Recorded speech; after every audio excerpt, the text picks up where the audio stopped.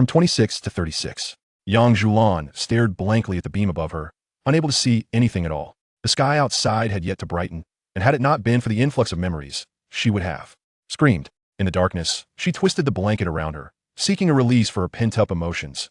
She had endeavored to save someone, yet instead found herself ensnared in an unexpected time travel, a singular experience, indeed. As she pondered this, she realized that if she had crossed over, then the man, who radiated warmth, must have also been unable to evade this fate. The thought brought a bittersweet pang to her heart. A muffled groan broke the silence, and Zhulian froze in place. The person beside her was none other than her original husband, and she cursed the man who had led her into this predicament in her heart. Only when the rhythmic sound of steady breathing returned did Zhulian breathe a sigh of relief. She had perused many novels, particularly those set in ancient agrarian societies, yet never had she imagined that she would find herself in such a scenario. What vexed her most was not the absence of a high-status transformation, nor did she yearn to be a wealthy heiress. Yet she lamented being thrust into the role of a mother without earning, and inexplicably aged by a decade from a single woman of 26 to a mother, and even more shockingly, at 36, she had become a grandmother, with more than one and child to boot. The evils of ancient society, where marriages were arranged in one's teens, left her to endure a life of solitude. With a sigh, Zhulian thought of her parents. Although they had divorced and remarried, each with their own children, they had treated her well. Her grandparents, fearing she might suffer, had bequeathed their wealth to her upon their passing. She harbored no worries for her parents, rather, her thoughts lingered on her maternal grandparents, who would undoubtedly be devastated by the news. Weeping from exhaustion, she was unaware of when slumber overtook her. The morning dawned as she was roused by the crowing of roosters, allowing her to discern the general state of her bedroom. Two adjacent wooden chests adorned the bed. Covered with tattered blankets in the corner stood a Kong table and a basket filled with sewing supplies. Upon glancing at the floor, she found it barren, devoid of anything. Even with the recollection of memories, Zhulian felt a tremor within her heart. In her memories, this household led a relatively decent life compared to others in the village. However, aside from its cleanliness, it was marred by an array of dilapidation. The plight of poorer families was far beyond her imagination. Observing the coarse, dingy blankets, she felt a profound disdain, yet it was a struggle for an ordinary family to find a quilt without patches. Outside, the sounds of feeding chickens mingled with conversations. Zhulian remained silent.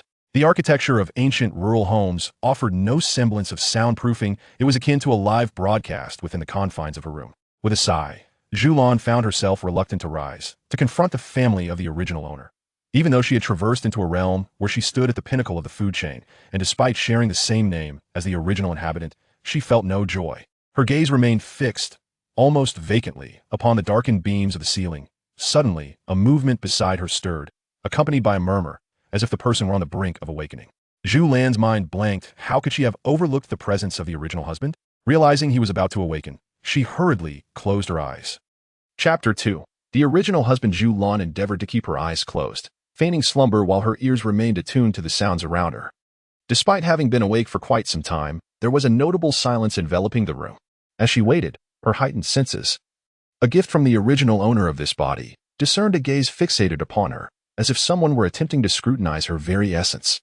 This realization rendered Zhulian motionless, a peculiar sensation washing over her. After all, the original owner had been married for over 2 decades. And even the strongest of affections did not typically manifest in such an intense morning gaze. A knock echoed through the space. "Mother, have you risen? It's time to prepare breakfast." Drawing upon her memory, Zhulian recalled that this eldest daughter-in-law was particularly favored by the original owner, sharing a temperament akin to that of the original owner as sister-in-law, albeit with a hint of cunning. The cautious tone of Li's voice indicated that the original owner's position within the family was firmly established. At this moment, Zhulian realized that her pretense of slumber was futile. She had no desire to be discovered as an intruder in this life, nor did she wish to be branded a demon and face the flames of persecution. It was better to endure in obscurity than to meet a grim fate. She attempted to mimic the original owner's tone. "I'm up. I'll be out shortly."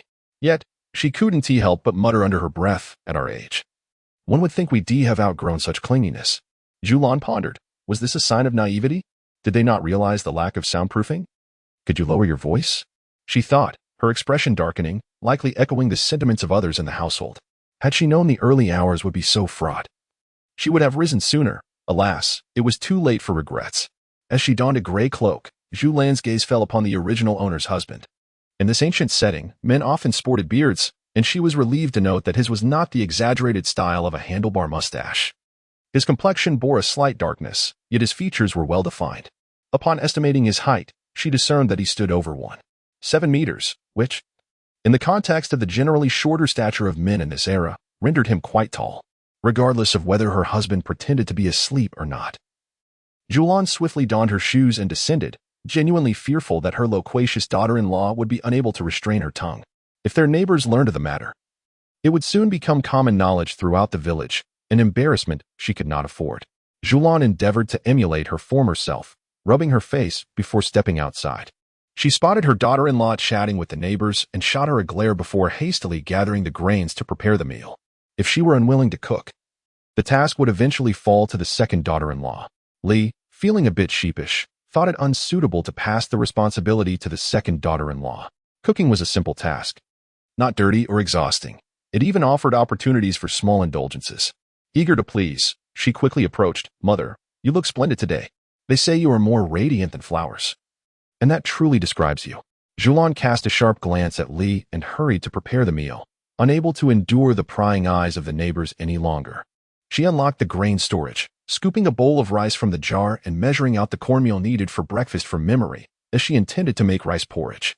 The era in which her former self lived was devoid of stability. The new dynasty had only been established for 11 years after a tumultuous transition. The previous dynasty's decline had plunged the land into chaos for over a decade, followed by another 10 years of conflict.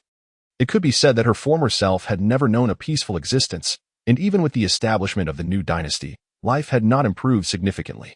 Despite 11 years of recuperation, the war-torn landscape had yet to flourish again.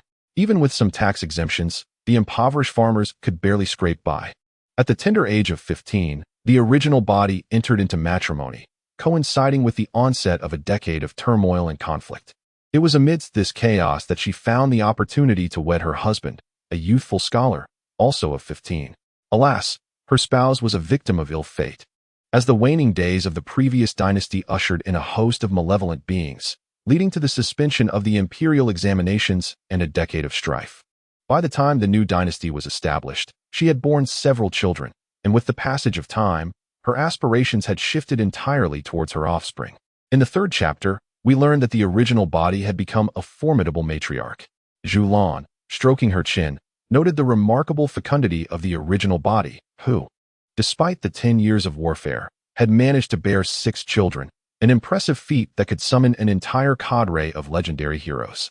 In this household, the eldest, at 21, exhibited a mindset akin to that of the original body. He was not particularly scholarly, but possessed considerable physical strength. Nevertheless, he had been educated in the fundamentals, having learned the 3-character classic, the 100 family surnames, and the 1,000-character classic. The eldest married at 15, taking as his bride a woman from the neighboring village, the Li family. After 6 years of marriage, they had welcomed 3 children, a 5-year-old grandson, a 3-year-old grandson, and a 1-year-old granddaughter. The continuation of the family line was of paramount importance, which was a significant factor in the Li family's sturdy reputation. The second son, aged 20, was a tragic figure, overshadowed by an elder brother and a younger sister, which led to his diminished attention. He was taciturn, having inherited the reserved nature of his late father. Despite being more intellectually gifted than his elder brother, he received little recognition and, having matured, married early as well, choosing a bride from the Zhao family, whom he acquired through the exchange of grain. They had a 3-year-old granddaughter, and presently his wife was expecting another child. Zhulian squinted her eyes, recognizing that the second son, though silent, possessed the most significant ideas within the household. The third child, a daughter aged 39, had married early and was the mother of 2 children. Zhulian fell silent. She was not merely a grandmother, but also a maternal grandmother. The fourth child, at the age of 44, was quite astute, rumored to have inherited the traits of the late matriarch, and currently attended school in a neighboring village. The fifth, age 51, was born in the era of the new dynasty, being the youngest son and a promising scholar, cherished as if he were a precious gem, treated with utmost care, and seemingly indifferent to the world around him. The sixth, a daughter of 7 years, possessed the endearing qualities of both parents and had been somewhat spoiled since childhood. Being the apple of her parents' eyes, Zhulian's head throbbed with thoughts. In her modern life, she had been accustomed to a solitary existence where one filled their own plate without concern for others. Now, she counted the members of her household, excluding her married eldest daughter. There were 13 individuals under one roof.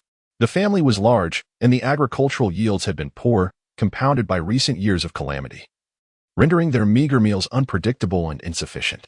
Rising from her seat, Zhulian realized she had yet to wash up. As she recalled her morning routine, she gazed into the basin, where her reflection appeared blurred. The original body she inhabited was considered tall, nearly 160 centimeters, yet exceedingly thin. Continuous childbirth had drained her vitality. And had the intervals between her last 3 children not been extended, the original owner of this body might have met an early demise.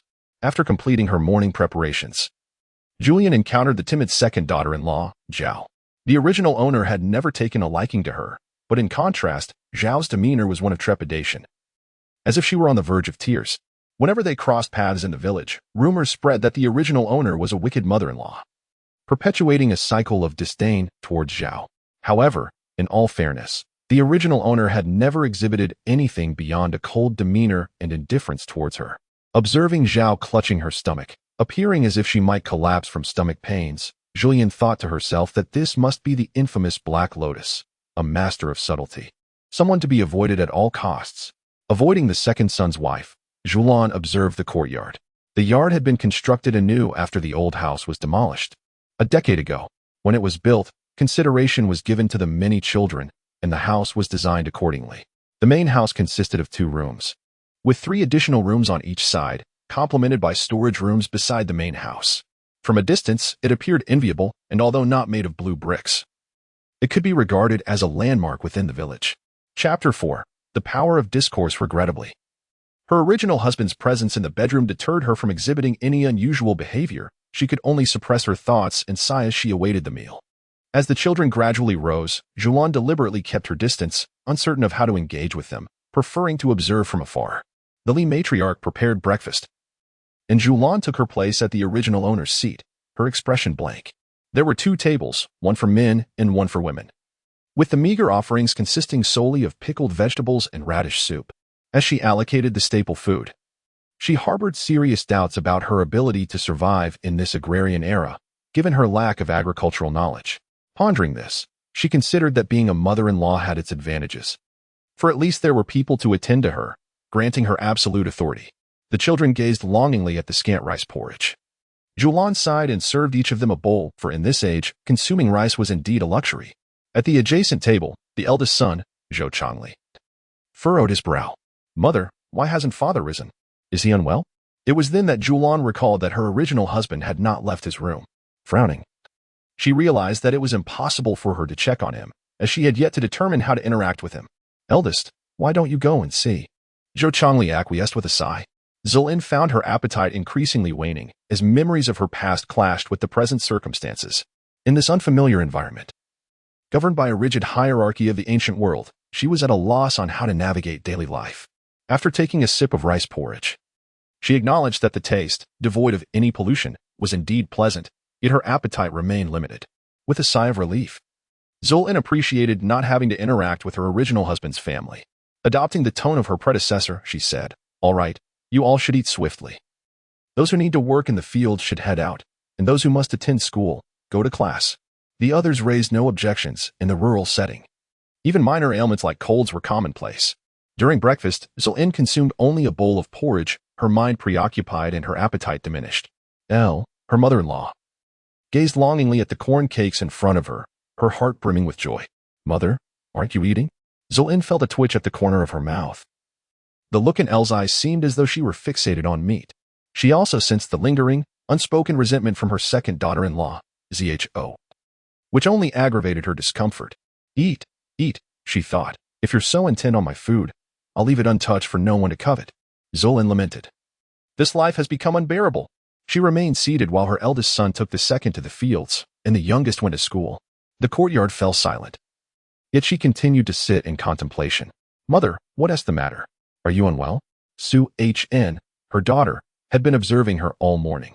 The once vibrant mother seemed lost in sighs and silence, staring into space, which was quite unusual.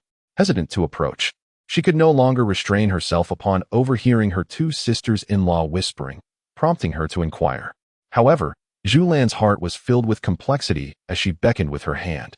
Thinking of her mother, there was nothing amiss. She simply wished to be near her. Zhou Xuehan responded with a bright and cheerful tone, affirming her presence.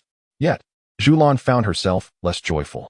She believed she had traversed into a parallel universe, unfamiliar with the dynasty, only to later realize that she had become a character in a story, a phenomenon known as a reader's traversal. Chapter 5. Building upon foundations, it appeared she had indeed entered a long-ago read agricultural narrative, seemingly titled The Female Supporting Roles Counterattack.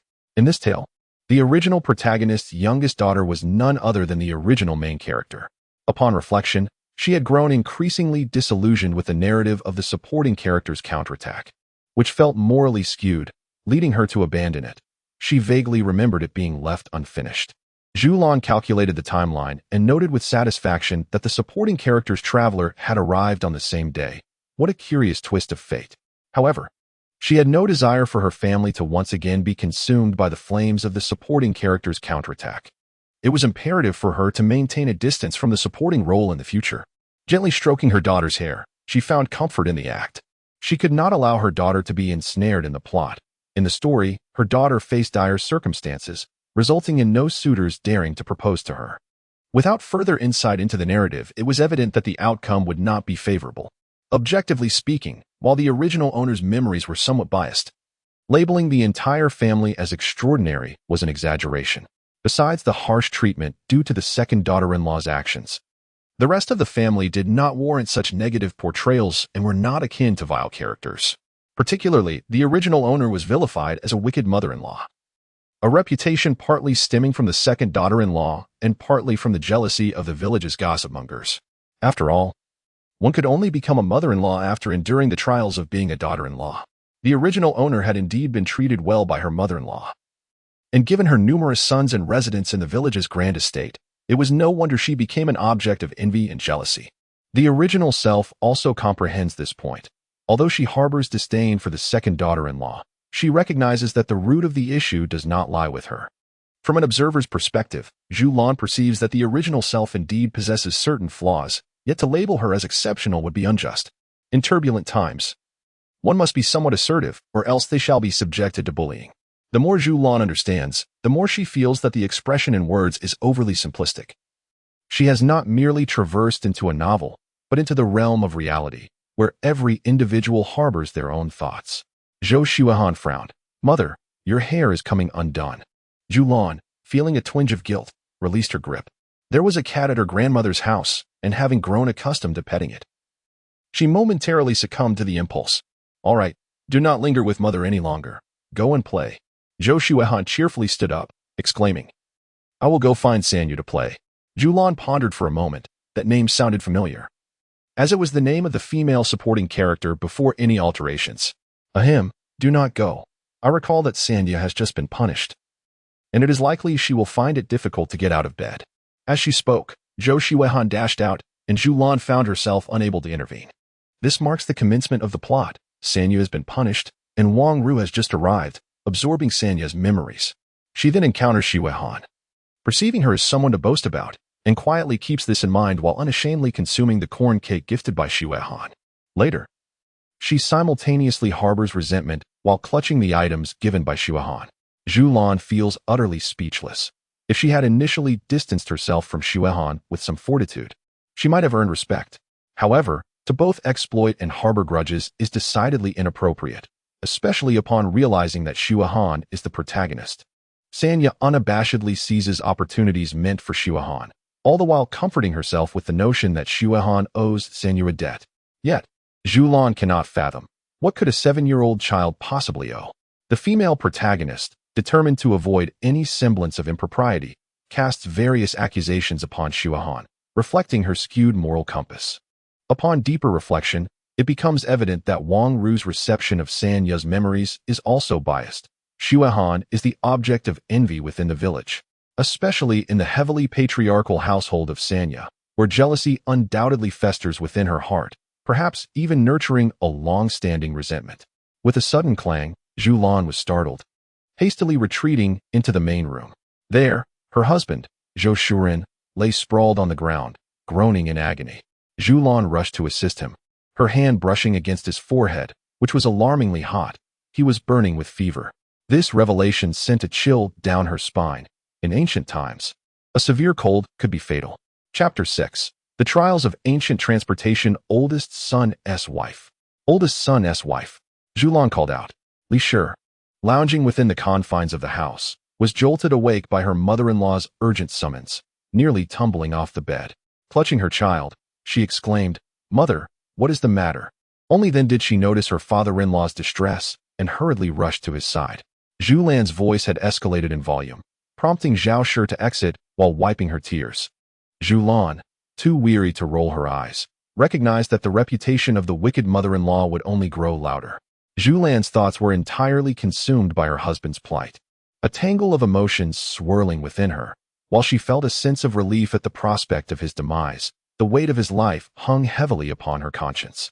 After several changes of handkerchiefs, her husband's forehead had cooled slightly, and he murmured, "Water, water."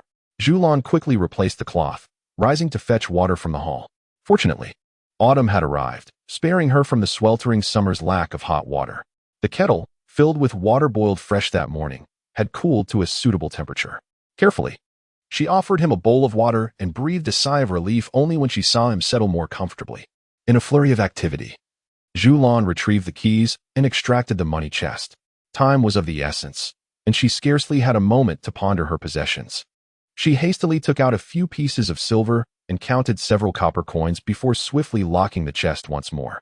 The ox cart was laden with straw, and she spread a quilt atop it. Directing the straw on either side to rise higher as a windbreak, she ensured nothing was left behind. She handed over the rations for both noon and evening to Mrs. Li, locked the door, and then climbed aboard the cart. Traveling by cart in ancient times was arduous. The rural roads were riddled with potholes, and the wheels lacked any form of suspension. The journey was bumpy, and even those untroubled by motion sickness, like Zhulian, felt a wave of nausea wash over them. After a little over half an hour, they finally arrived at the county town.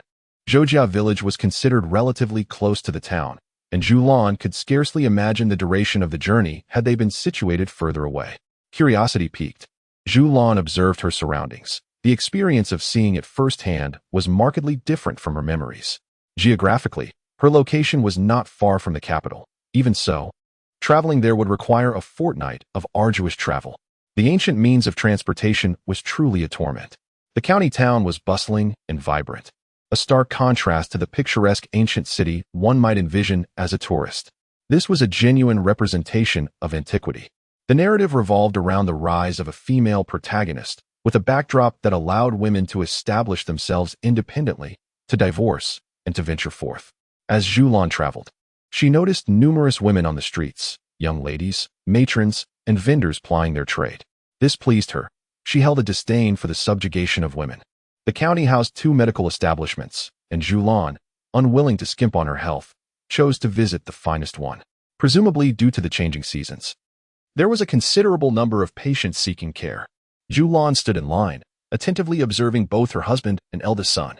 Due to her grandfather's medicinal cuisine establishment and his knowledge of traditional Chinese medicine, she has developed a deep admiration for it through constant exposure. Regrettably, she lacks the innate talent, and after 20 years, she has only retained a few recipes for health-tonifying dishes, learned primarily for the sake of her grandparents. Her second son rushed in, announcing that their father had arrived. Zhulian assisted her husband, feeling his forehead, which was no longer as hot, and sighed in relief as she led him inside to rest. However, anxiety soon returned as the doctor, stroking his beard in contemplation, remained silent, causing her great distress. Had she overthought the situation? The original self did not recall any troubles within the household.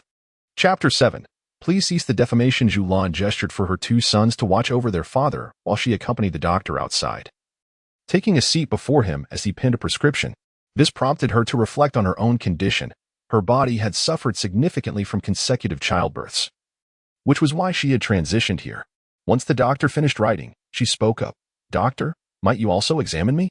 I feel utterly fatigued, with persistent lower back pain and night sweats, devoid of any strength." Zhulian spoke the truth. She had sensed it since morning. Otherwise, according to her memories, she would not require her son's assistance, as she had the strength to support her husband. The doctor, stroking his beard, extended his hand towards her. Zhulian's anxiety heightened, fearing that her health might be compromised. She had just begun to accept her identity and hoped her body would not fail her, lest she become utterly depleted. The doctor withdrew his hand, noting that her physical condition was severely depleted due to overexertion, though her foundation was still relatively sound. However, a gradual regimen to restore her vitality would be required, which would take time and come at a considerable expense. Would she like to proceed with the treatment? Zhulian gazed at her gray cloth attire, the work clothes she donned at home, realizing she had hastily departed without changing into finer garments. Indeed, it did not appear as if she possessed wealth, especially in the ancient countryside where few households could afford to indulge in luxury, particularly those of advanced age. Yet, as Zhulian contemplated the memories of her predecessor, she felt a sense of assurance. She was prepared to endure whatever came her way. The physician, taken aback momentarily, refrained from further inquiries and promptly prescribed a remedy for 3 days, instructing her to return after that period for a pulse examination. Very well, thank you, doctor, she expressed gratefully. Fortunately, Zhulian had brought sufficient funds. Her husband's medication was inexpensive, costing less than 101 for 3 days. However, her own prescription was considerably pricier, amounting to 1 tael for the same duration. It was no wonder the doctor had confirmed the dosage repeatedly, for a month's supply. It would total nearly 10 taels, causing her heart to tremble with apprehension. As noon approached, Zhulian instructed her eldest son to purchase meat buns. Upon reaching the meat stall, she touched her own thin arms and then observed her husband's gaunt figure. She decided to buy 4 gin of fatty pork along with 2 large bones, spending 42 when in total.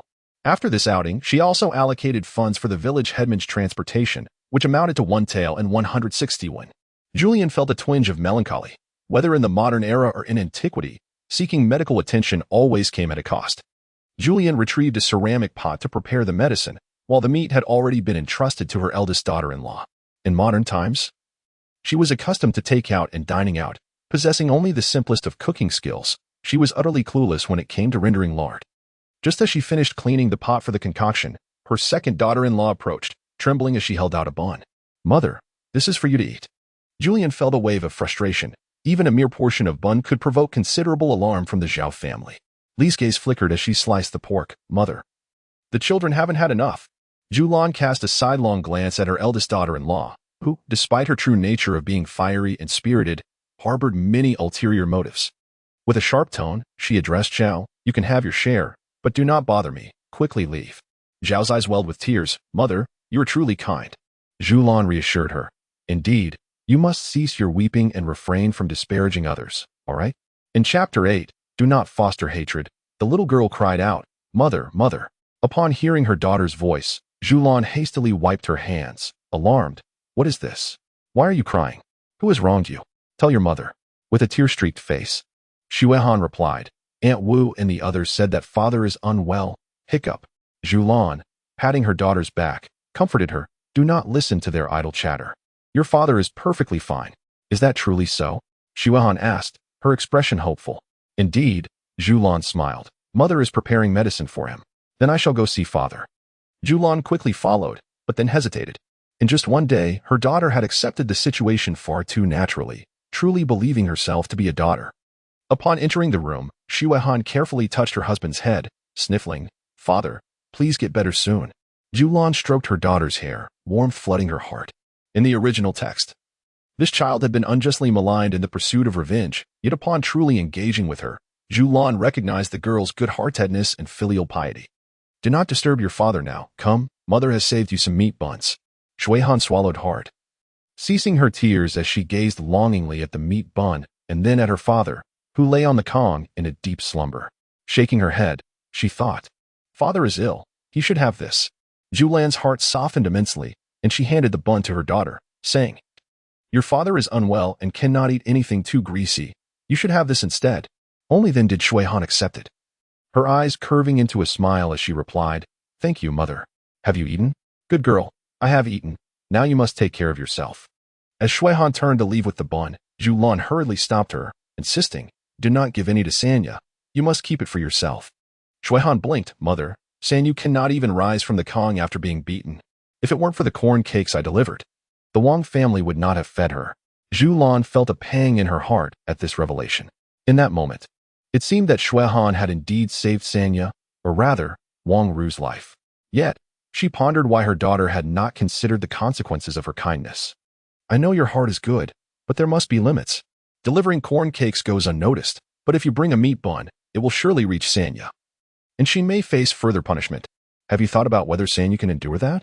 Shuihan contemplated this, recalling how she had stealthily eaten her corn cakes that morning, and how Wang Papa had questioned her when she left. Mother, I will heed your words. I shall not go. What a good girl. You may step outside.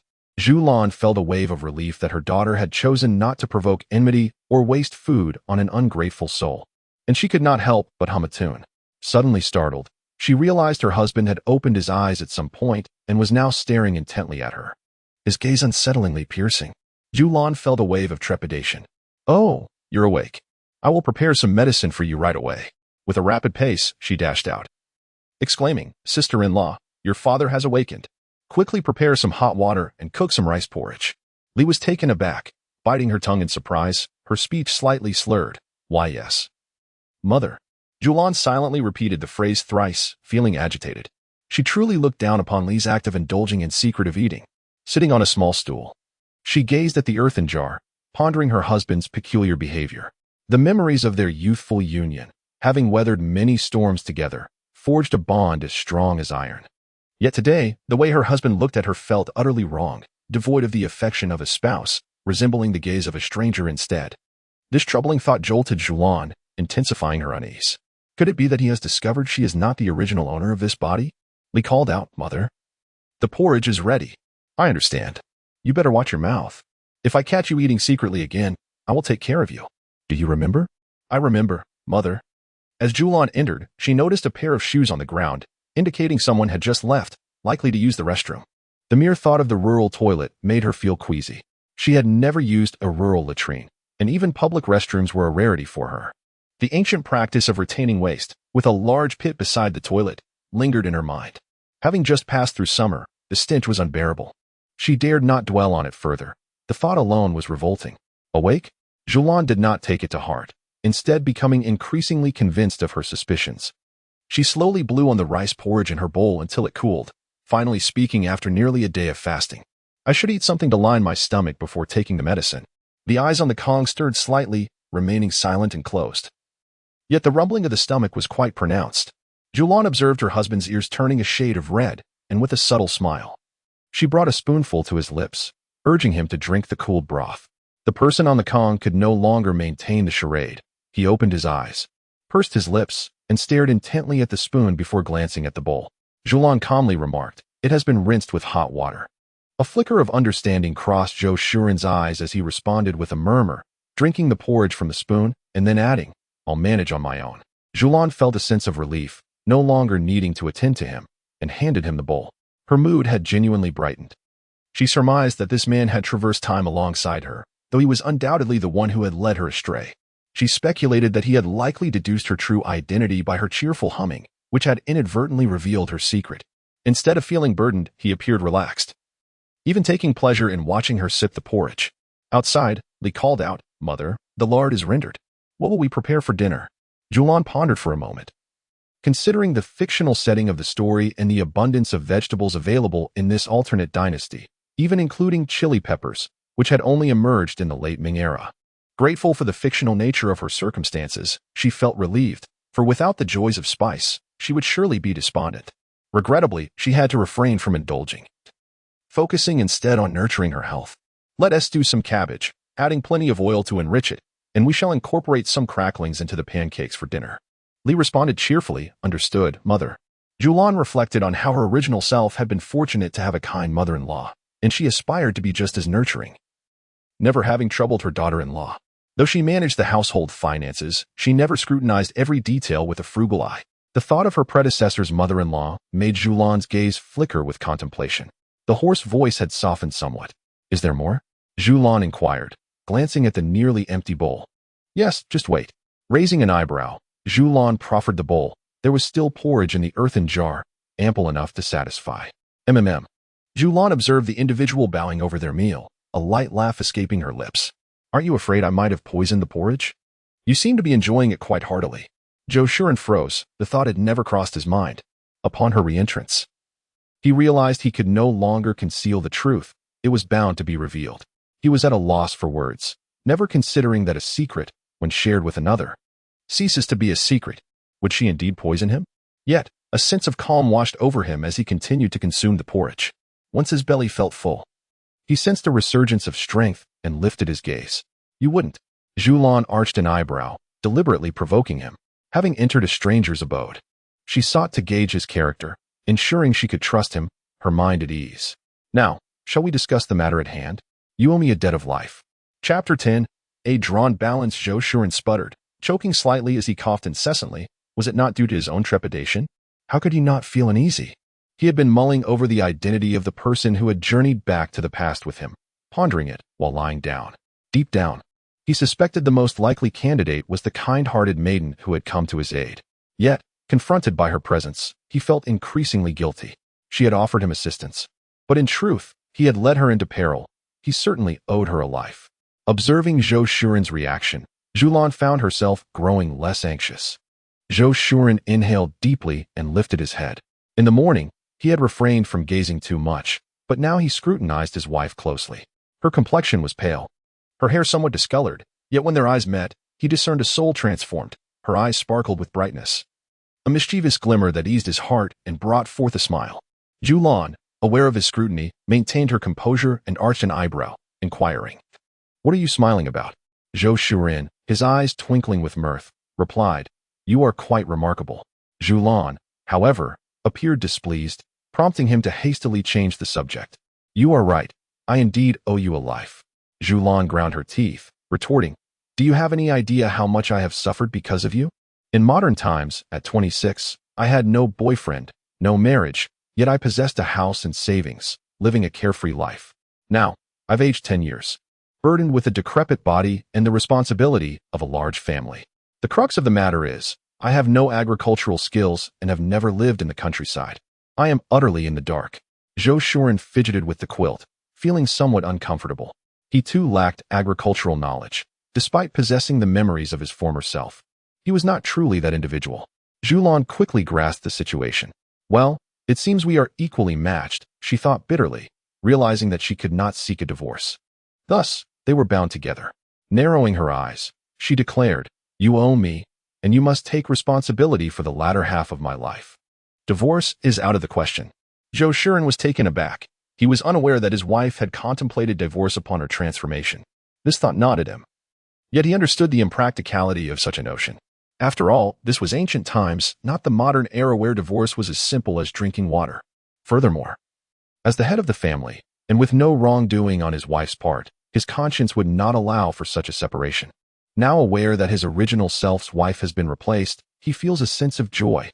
At least she is not a stranger. Even if he has changed, he will not be perceived as a monster, for they share a common origin from the modern world.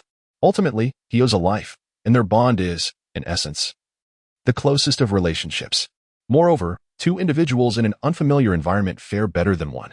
As a couple, they can conceal their thoughts from others while possessing an intimate understanding of one another, providing mutual support. In times of trouble, having someone to consult is far superior to facing challenges alone. Zhulian's musings lightened his tone considerably, which is only natural. Zhulian scoffed, asserting that he is not permitted to take a concubine. If he has brought her to this ancient time, he should dream of indulging in such whims. Her heart is not easily swayed. Since she is bound by the original self, he should remain honest and respectful. Zhulian was speechless.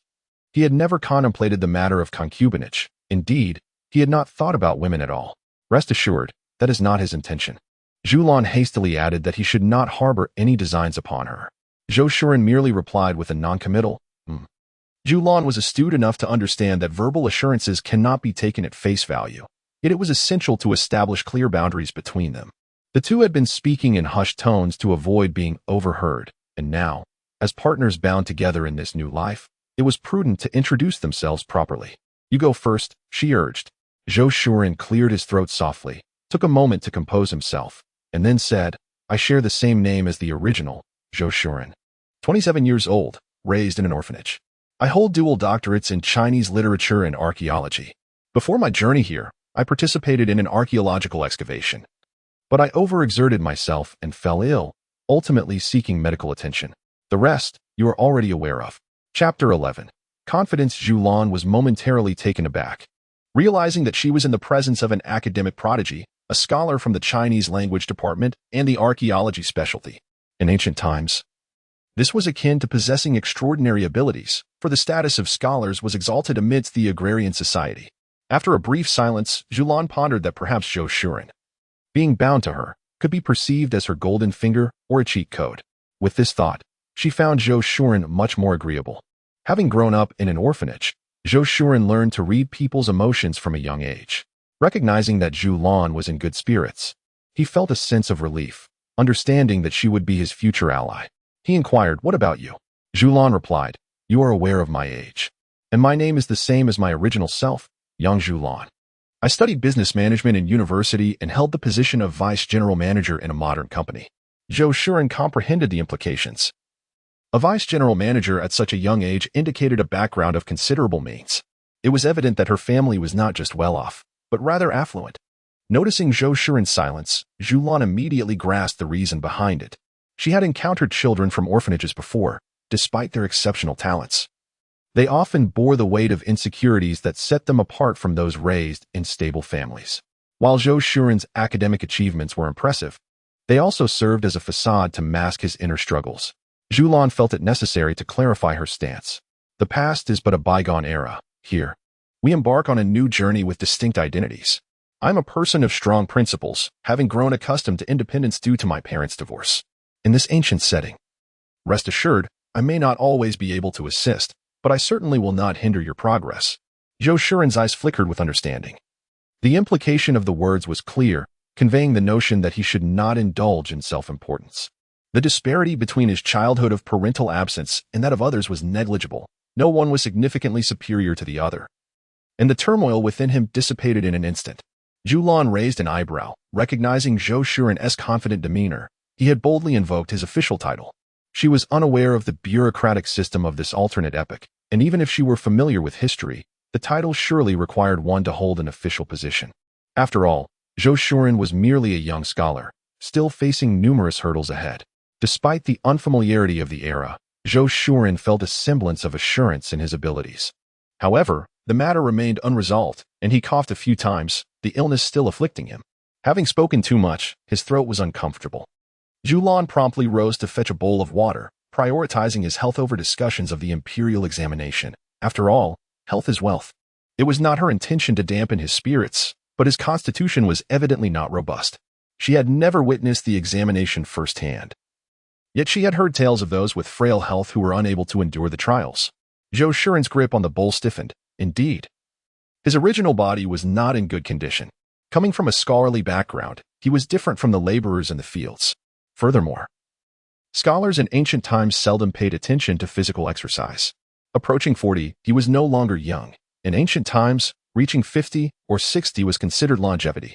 He had no desire for an early demise. Once he recovered, he would engage in physical training. Zhulian nodded, then smacked her forehead as she recalled the significance of what she had forgotten. Chapter 12. The divine teammate. Zhou Shuren noticed Zhulian's frustration and, with a puzzled hum, refrained from voicing his discomfort. His gaze inquired, "What is the matter?" Zhulian quietly elucidated the backdrop of her time travel. With the presence of a divine ally, she yearned to distance herself from the female antagonist and alter her fate with greater ease. Although she had not fully grasped the narrative, she possessed a fragment of foresight, and such information was indeed crucial. Zhou Shuren's lips twitched. He too indulged in novels, though predominantly of the xinxia genre, and had never ventured into the realm of female-centric tales. Despite his lack of familiarity, he understood the general principles: the protagonist's invulnerability, their propensity to attract calamity, and the incessant troubles surrounding them. These were immutable laws. He was utterly astonished to discover that his own daughter was the original heroine, while their entire family was relegated to the status of cannon fodder. After a moment's contemplation, he resolved that once he was ready, he would devote himself to his studies at home, gathering his books with the aim of passing the Imperial examination and attaining the rank of scholar. For only then could he officially participate in the Imperial tests. Zhulian smiled. "From your tone, it seems that even the first attempt is uncertain." Zhou Shuren rolled his eyes. "Do you think being a scholar is easy? Do you realize that, on average, each county only has 4 or 5 slots available? How many people remain stagnant as mere students for their entire lives?" Zhulian was taken aback. "Is it truly that difficult to pass?" Zhou Shuren nodded. "Difficult is an understatement. The examination for scholars is divided into 3 trials administered by the county government, each comprising 4 to 5 sections, covering topics such as the 8-legged essay, poetry, and strategy discussions. The material alone consists of hundreds of thousands of characters to memorize. Would you not agree that this is quite challenging? Zhulian gasped, inhaling sharply at the thought of memorizing hundreds of thousands of characters in classical Chinese. For her, the classical literature examinations had always been a matter of rote memorization, without any genuine comprehension. Now, her ability to retain knowledge was woefully limited. She had assumed that becoming a scholar was a trivial pursuit, influenced by the portrayals in television dramas where scholars seemed to abound effortlessly. In an instant, Zhulian's confidence wavered, and she could not help but inquire, "Have you studied all the material for the exam? Do you still remember it?" Zhou Shuren maintained a composed demeanor, knowing full well that it was impossible to recall everything. His brain was not a computer. Thus, he resolved to put in the effort to study. After all, didn't Kanshi have a set of texts that one must memorize 120 times? He found that notion quite appealing, as it was particularly suitable for him at present. Zhulian shivered at the thought, let alone 120 times. She grew impatient after merely reading a classical text once.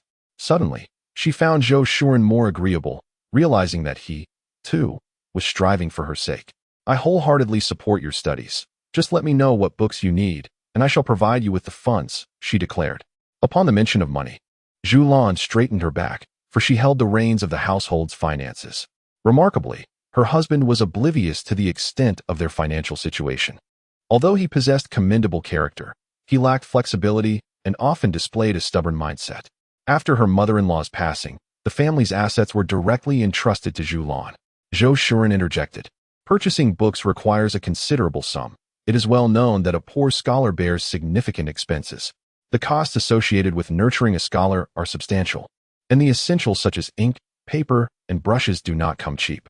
Furthermore, there are examination fees and lodging expenses to consider. My knowledge of our family's finances is rather limited. Perhaps you could enlighten me, as there is more than just my examination to account for. It would be prudent for me to ascertain whether I should seek ways to earn some money first." Zhulian was pleased with Zhou Shuren's straightforward inquiry, as it indicated a measure of mutual trust.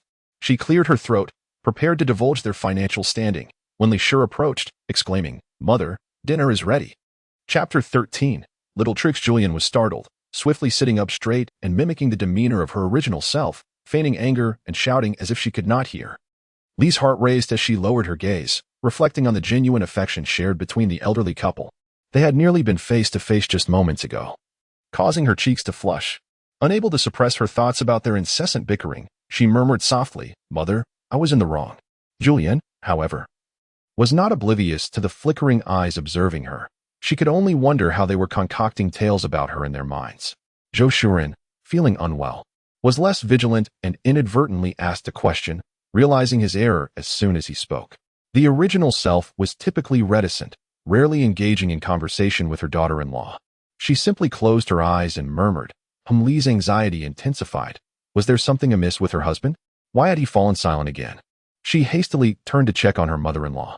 Zhou Shuren understood the situation and suggested that he rest for a while, assuring that any discussion could wait until evening.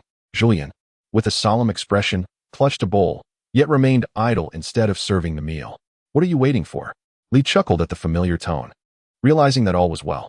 "Ah, the fourth son," Zhou Chonglian, the most astute of the family, anxiously inquired. "Mother, what did the doctor say about father's illness? Is everything all right?" Despite his sharp wit, he was still fearful concerning his father's health. He had yet to become a scholar or marry, if his father were to pass. How would he continue his studies? His elder brothers had already established families. Would they be inclined to support him? Even if they had not divided the household, it would be challenging for his mother to manage alone.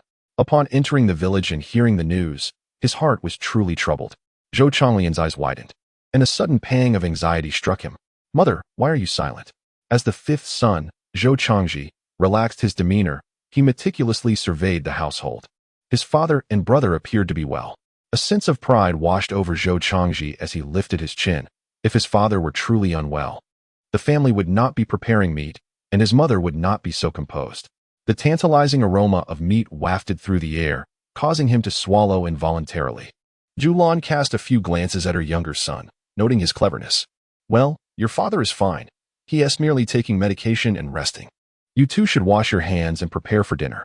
Zhou Chonglian's face lit up with a smile. All was well, all was well. Zhou Chongji, I will check on father first. Zhou Chonglian hesitated, his expression shifting, silently cursing the fifth son for his cunning ways. Mother, I cannot feel at ease without seeing him with my own eyes. I will wash my hands and eat afterward. Zhulian rolled her eyes inwardly. If she were truly deceived by the original owner, it would be regrettable, but such trivial tricks were hardly worthy of concern. She waved her hand dismissively. Off you go. Once the two children entered the room, Zhulian fell into silence. The fourth son was already 44 years old. In ancient times, he could have been married by now. Each child has their own strengths and weaknesses. The fourth and second sons were in similar circumstances. Were it not for the fourth son's shrewdness in planning for himself, he would have been as inconspicuous in this family as the second son. Chapter 14. Counting money in ancient times. Families like that of the original owner rarely enjoyed 3 meals a day. Most households managed with only 2, especially in the early days of the new dynasty, where being able to fill one's belly was a sign of affluence. The original self did not intend to be so ostentatious, yet the circumstances were exceptional. With a pregnancy in the family and the original self's frail health, the village barefoot doctor had suggested a few times that nutrition should be supplemented. However, there was reluctance to purchase supplements or meat. The original self merely believed that as long as 3 meals a day sufficed to stave off hunger, it would be adequate. Moreover, with young grandchildren, her affection for them led her to adjust the meals accordingly. At dinner, the men at the table could only be seen with chopsticks moving swiftly, while women with children did not yield. Zhulian savored her food delightfully. In modern times, it is difficult to find pure, unpolluted fare, yet in ancient times, it was easy. The cabbage was sweet and delectable. The staple food was indeed limited in quantity, despite 3 meals a day not being entirely filling. It could guarantee a state of 7 parts fullness. However, tonight, it could reach 9 parts, as the Li family's cabbage was generously abundant. And the remaining rice porridge was shared among the grandchildren, allowing the adults to indulge a bit more. Zhulian, needing to save her stomach for medicine, set down her chopsticks. She held a genuine fondness for children.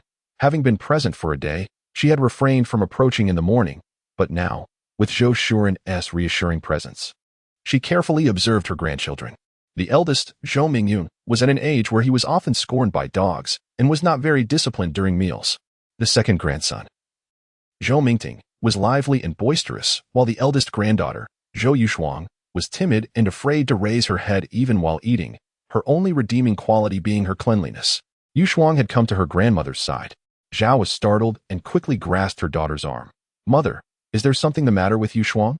Influenced by her mother's tone, the little girl trembled in fear. Had she not been biting her lip, she might have burst into tears. Zhulian felt an urge to scold someone. What had she said? She merely wished to grow closer to her granddaughter, yet this mother and daughter had frightened her enough to feel somewhat disheartened. Li gently pushed her youngest son forward, saying, Mother, today Mingteng has been incessantly yearning for you. Her second grandson, Zhou Mingting, aware of his grandmother's affection, rushed towards her, exclaiming, Grandma. Upon hearing his sweet voice, Zhulian could not resist the urge to embrace him. He was simply adorable. The little one giggled, finding the embrace ticklish. And as Zhulian listened to his laughter, her gloomy spirits lifted. Li observed her sister-in-law with a sense of satisfaction, her eyes filled with disdain. She truly looked down upon the second branch of the family, yet felt a sense of joy in their misfortune, as the more they faltered, the more their mother seemed to favor the eldest branch. Zhao, with her lips clenched, lowered her head, her eyes glistening with unshed tears. Zhulian, catching sight of this, felt utterly speechless towards the second daughter-in-law. Upon seeing Yushuang's tears fall, she silently recited the 3-character classic in her heart, lamenting that the good children had been spoiled by Zhao. Turning to Li, she urged, quickly clear the table. As she spoke, Zhulian set down her grandson, pried Zhao's hands apart, and lifted Yushuang into her arms, soothing her. There, stop crying. Li was taken aback. This was the first time this year that her mother-in-law had held the girl, and she dared not dwell on it, simply responding, Very well, mother. While Zhulian's attention was focused on Yushuang, she also surveyed the expressions of everyone in the room. Thankfully, they were merely surprised and did not delve deeper into their thoughts. This realization brought her a sense of superiority. Being at the top of the food chain meant she need not concern herself with others' opinions, and she could act freely without fear of reproach. Once she had calmed the child, she set her down, acknowledging that change would not happen overnight and that a gradual transformation was far more realistic. Zhulian had long awakened and, noticing the dim light of the oil lamp, observed Zhulian rummaging through the money box with increasing vigor. Was she counting their assets?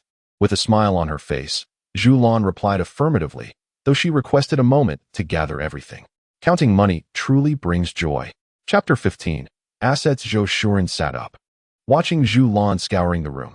She extracted a cloth bag from the earthen edge of the Kong, discovered another package from the wall, and found more on the floor and the beams above. The room had become unrecognizable, filled with pits and holes, even more than those for hiding mice. As Zhulian continued her search, panting and exhausted, it was evident that her health was fragile. No wonder she had refrained from work since the beginning of the year. After a short while, her back was soaked with sweat, and her legs felt weak. She leaned against the Kong, taking a moment to regain her strength. Zhulian's voice bore concern, as he recalled how delicate his wife's constitution was. "Are you all right?" he inquired. Zhulian waved her hand dismissively, assuring him she was fine. "There is still a ceramic jar in the room that I cannot pull out. It contains copper coins, neatly strung together, amounting to 5 taels. I have unearthed everything else." As she spoke, she slipped off her shoes and climbed onto the Kong, invigorated by the sight of the piled cloth bags. Zhulian's gaze followed hers. "What are these?" These are the family's liquid assets. During the chaotic end of the Wang dynasty and the tumultuous beginnings of the new regime. Although the previous owner may not have possessed great wisdom, he was exceedingly cautious. There were no banknotes in the household, only tangible silver. Zhulian mused to himself. "Isn't it rather foolish to dig holes in a single room? You mean to say that the household possesses enough wealth in silver notes?" He was taken aback. Indeed, the family seemed to have quite a fortune. In his recollections, there were no small denominations of 1 or 5 or 10 taels of silver. The least amount started at 50 taels, all substantial sums. According to the original memories, when the dynasty was founded, a considerable sum was invested in constructing a house and acquiring land. The family owned nearly 20 acres, comprised of 10 acres of rice paddies and 10 acres of dry fields, leading him to believe that they had depleted their savings. After the establishment of the dynasty, there was a 3-year tax exemption, making life somewhat easier. However, with many children and the considerable expenses of education and marrying off daughters-in-law, the original owner thought that given the favorable weather in recent years, having a little over 10 taels left would be quite satisfactory.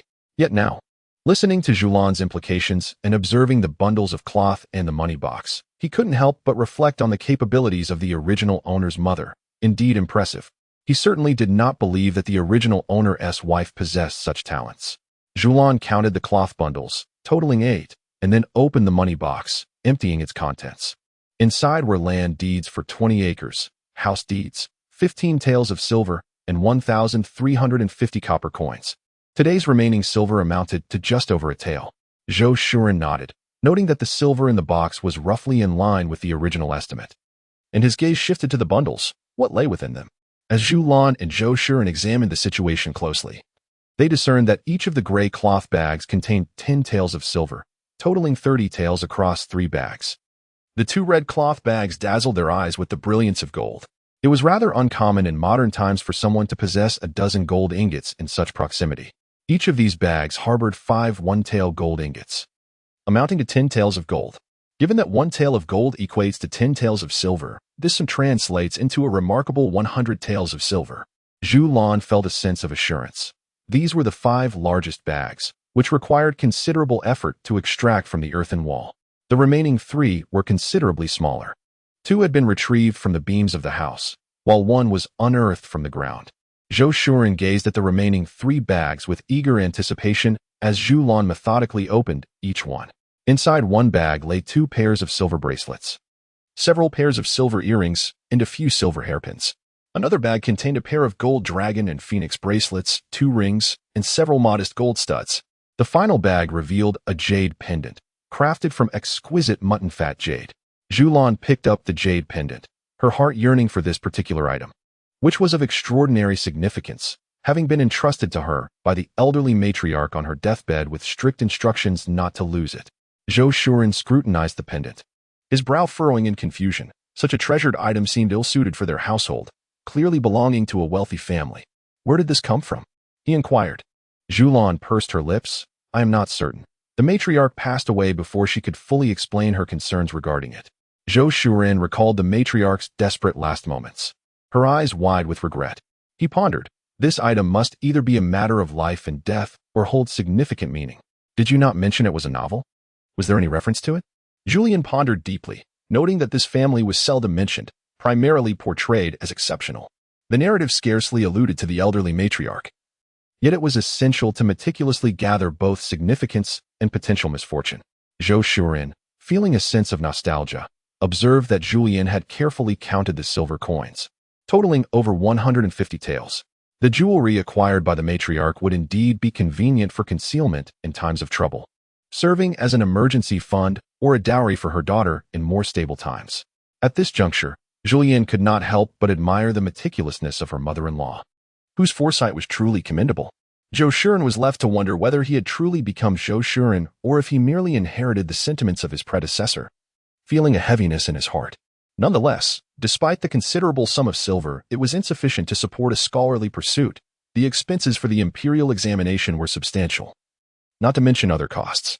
Zhulian observed Zhulian, contemplating that they were indeed two peas in a pod, if matters were not clarified today. A rift would inevitably develop in the future. Their already tenuous relationship could not withstand further strain.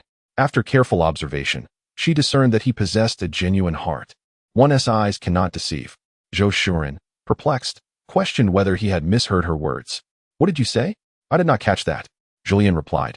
I said our family's wealth extends beyond what we have discussed. There are other assets that simply cannot be revealed. Zhulian abruptly lifted his head, recalling that her family was not of noble birth, nor was his own. His mother, though capable, had expended considerable resources during the turmoil, and to have saved this much was already quite remarkable. Do you imply that there is indeed more? Zhulian coughed softly and gestured to herself, reminding him that her original self possessed some martial skills, which made her appealing enough for a marriage proposal. Zhulian, not lacking in intelligence, pondered this and exclaimed, Ah, the spoils of war? He recalled that the original self had indeed been startled, suffering from a high fever that day, which clouded her memory. Zhulian explained, when my husband fell ill and no medicine was available, the original self was quite anxious. She implored her father and elder brother to descend the mountain, only to unexpectedly encounter a treacherous situation where they were outnumbered by bandits. Ultimately, only 2 bandits remained. Recognizing a few faces among them, her father took decisive action and eliminated the wounded ones, for letting them go would surely invite endless disaster, and there was a real threat of annihilation. Zhulian grasped the situation, deducing that this was the reason for the wealth acquired by his father-in-law. Chapter 17. The foolhardy Zhulian nodded, revealing that she had initially not intended to take anything, yet the desire for compensation was irresistible. However, taking everything would also bring misfortune, so she decided to claim a portion from each bundle, primarily silver. The original self, being a woman, had a fondness for jewelry and had secretly stashed away a considerable amount of ornaments. Fortunately, they were far from the village, otherwise, they would have attracted calamity. Zhulian couldn't help but twitch at the corners of his mouth, realizing that the original self's wife was rather recklessly bold. It would be more accurate to say that his father-in-law's family was somewhat foolhardy. They were fortunate to have something left after the encounter, for it was only a matter of time before the entire family would be discovered, either silenced or eliminated in retaliation. Zhulian pointed to their assets and inquired, Did you exchange the jewelry for this? Zhulian also felt a sense of joy, thinking that his master was indeed fortunate, supported by a caring mother above and a dutiful daughter-in-law below. Zhulian rolled her eyes inwardly, acknowledging that obedience was also to her mother-in-law, and cautioned against overly positive self-perception. She then lowered her voice, expressing her intention to unearth some items the following day and to re-hide the belongings within the house. For leaving everything exposed was unwise. Should a thief arrive, they would undoubtedly seize everything at once. It was far better to have multiple hiding places. Zhulian concurred, glancing at the numerous pits and silver coins scattered throughout the room, feeling a pang of anxiety. I will heed your advice, he replied. With a furrowed brow, Zhulian added, It is vital for a teammate to survive long-term. Your health requires proper nurturing and care. Zhulian shifted slightly and responded, Yes, I shall take good care of myself in hopes of living to the rare age of 70. She mused that 80 was beyond her expectations. Reaching 70 was already remarkable. It was not a lack of self-confidence, but rather a skepticism regarding the medical conditions of ancient times that tempered her optimism. The next morning, Zhulian awoke early, determined not to let her daughter-in-law call her, fearing the repercussions of any gossip. She wished to alter her circumstances, dressing quickly before stepping outside. As she was about to leave, she instinctively reached out to touch Zhou Shuren's forehead. Finding no fever, she felt relieved and departed promptly. Zhou Shuren opened his eyes, awakening at the slightest commotion beside him. He instinctively touched his own forehead, warmth flooding his heart at the thought that after so many years, someone cared for him. Zhulian was the earliest to rise, and with her daughter-in-law still asleep, she recalled the hidden jewelry. She headed directly to the old tree behind the house, where the treasures had been buried for over a decade. The task of unearthing them was daunting.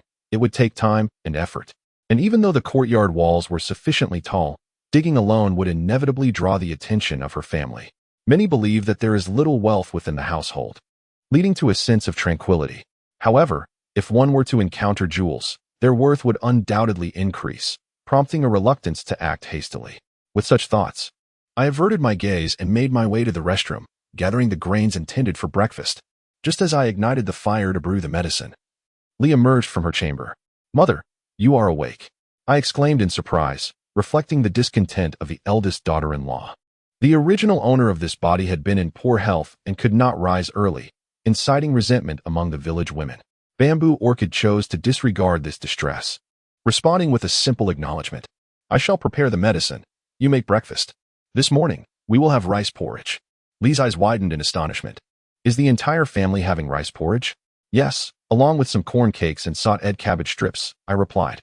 Upon hearing this, Li joyfully acquiesced and swiftly set about preparing the meal. A pang of sorrow gripped Bamboo Orchid's heart. The family possessed 10 acres of paddy fields, where the tax burden was lighter compared to dry land. Moreover, rice from the north was more expensive than that from the south, leaving the household with only a meager supply of rice each year, with the rest converted into cash. Despite the family's modest wealth, the original owner was frugal. Though not particularly astute, she benefited from the wisdom of a good mother-in-law who had endured the ravages of war and understood the essence of concealing one's wealth. Before long, the second daughter-in-law, Zhao, also emerged, her head bowed as she entered the kitchen. Bamboo Orchid had grown weary of watching, as the sounds of Li directing Zhao filled the room. Zhulian gazed at the jar, her thoughts drifting to Zhao's burgeoning belly, now 6 months along. She calculated that in a few short months, the child would be born. As she pondered the impending winter, she recognized the hardships of raising a child in such a season, particularly under the dire conditions of ancient times. Yes, she must also find a midwife in advance. With the autumn harvest approaching, the domestic affairs seemed to multiply. Breakfast was prepared swiftly, and one by one, the family members rose from their slumber. Zhou Shuren also got up to wash and freshen himself. The morning's flatbreads paired with white porridge were simple yet enticing, particularly with the cabbage shreds sautéed in lard, filling the air with an appetizing aroma. Zhou Shuren quickly settled into the rhythm of the day, lifting his bowl to eat. As the family engaged in their morning routine, Zhulian ladled out the porridge, the second to pick up her chopsticks and partake in the meal. In these times, survival hinged on filling one's belly, with food at hand. Conversation was scarce.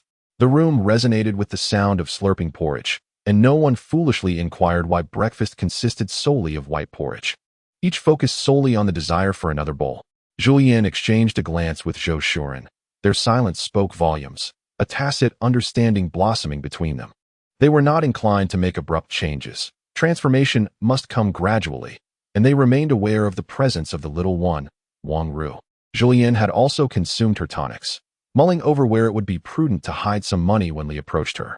"Mother, my younger sister has hidden half a corn cake and gone to the Wang family again. I'm not saying this lightly. The Wang family are ungrateful wretches. It is better to keep my sister at a distance." Li, pleased by her daughter's words, noted that in the past, her mother often found her chatter tiresome. Today, however, she graciously listened without reprimanding her. "Mother, shouldn't the big bones be prepared for lunch?" She had been thinking about it all night, tossing and turning, unable to find rest, her mind preoccupied with it. Li's face remained calm, devoid of any tremors, and she felt an unexpected sense of ease. This was the familiar demeanor of her mother-in-law, who even smiled, exclaiming, "Ah, what a good woman." The sweetness in her voice was palpable. "Zhulian." Xuehan pressed her lips together, remaining silent. In Chapter 19, titled The Difficulties of Women in Ancient Times, Shuehan was taken aback by the encounter with her mother. She had intended to sneak into the kitchen. Despite her seemingly bold nature, she harbored a fear of her mother. Enough, this conveyed her reluctance to speak. Zhulian gently caressed her daughter's hair, remarking on its softness. "You are planning to stealthily grab some cakes for Sanya, aren't you?" Shuehan realized she had unwittingly spoken out loud, her chubby little hands covering her mouth in surprise. Noticing her mother's expressionless face, she felt a pang of fear and cautiously tugged at her mother's sleeve. "Mother, please don't be angry." Zhulian's heart brimmed with affection, though her face betrayed no emotion. "Do you understand your mistake?" For the first time, Shuehan witnessed Zhulian's sternness, her eyes reddening as tears cascaded down her cheeks. I shouldn't have taken the food." Despite her young age, she understood the significance of grain. Zhulian reflected on her late husband, a scholar, and the two children they had who were also pursuing their studies. She had never neglected their education, knowing the importance of family values. In ancient times, the reputation of one's family was paramount, especially for women. Children, despite their differing personalities, understood the principles of propriety and integrity. Theft was absolutely intolerable, particularly for girls, even if it involved taking from their own home.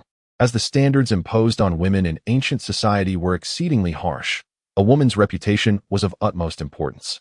Zhulian felt a surge of anger, while Shuehan remained hesitant. The original narrative depicted Wang Ru feigning vulnerability to elicit sympathy, her eyes gleaming with the prospect of exposing Shuehan to Wang Ru's true character. Failing to seize this opportunity would lead Shuehan to inevitable misfortune. Zhulian chose not to comfort her daughter, but instead adopted a more severe demeanor. "How can you still dare to cry?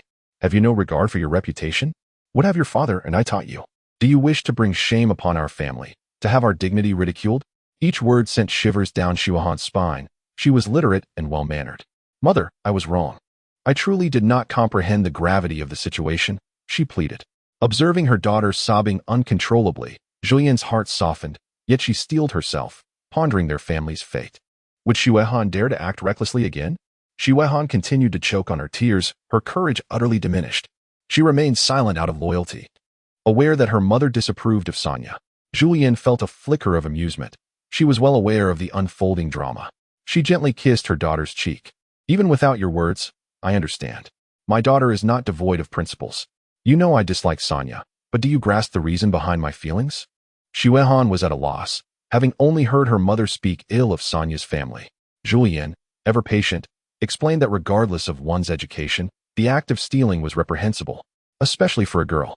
If Sanya accuses you of theft, your reputation would be irrevocably tarnished. No matter how our family tries to mitigate the situation, you will forever carry a negative image in the eyes of others. Once your reputation is damaged, what will you do? Shuehan felt a profound fear within her. Not merely apprehension, but a genuine terror. There was a notorious girl in the village whose reputation had plummeted. After a broken engagement, she had hanged herself. Yet, for the sake of her friend, she chose to defend that Sanya would not follow such a fate. Zhulian scoffed inwardly, questioning how Sanya could possibly be exempt from such a reality. Once Wang Ru had recovered, she carelessly shared her story with her companions. And soon the entire village was aware.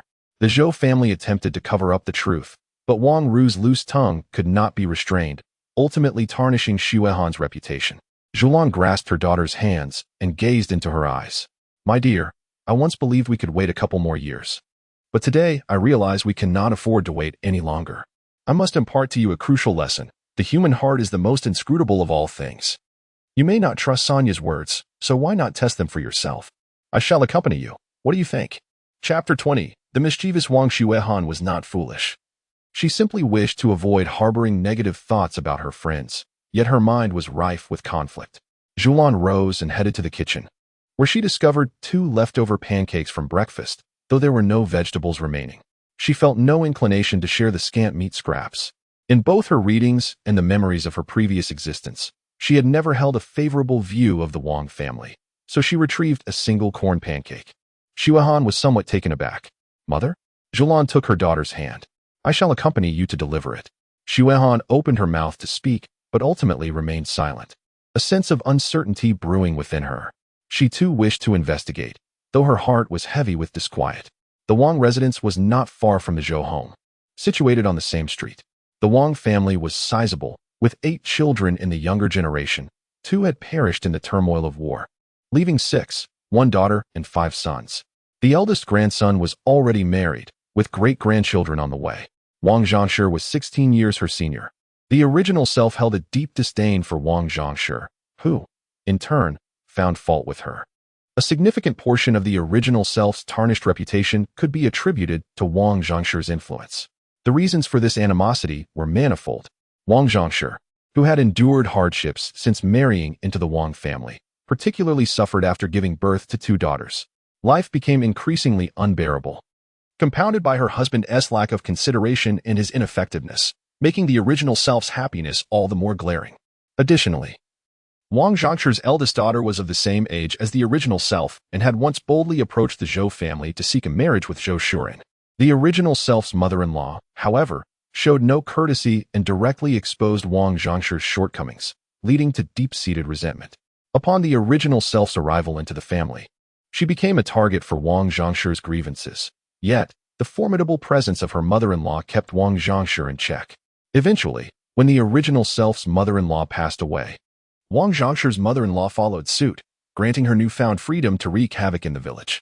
She became notorious in neighboring villages, not only exhibiting cruelty towards the villagers, but also towards her own children.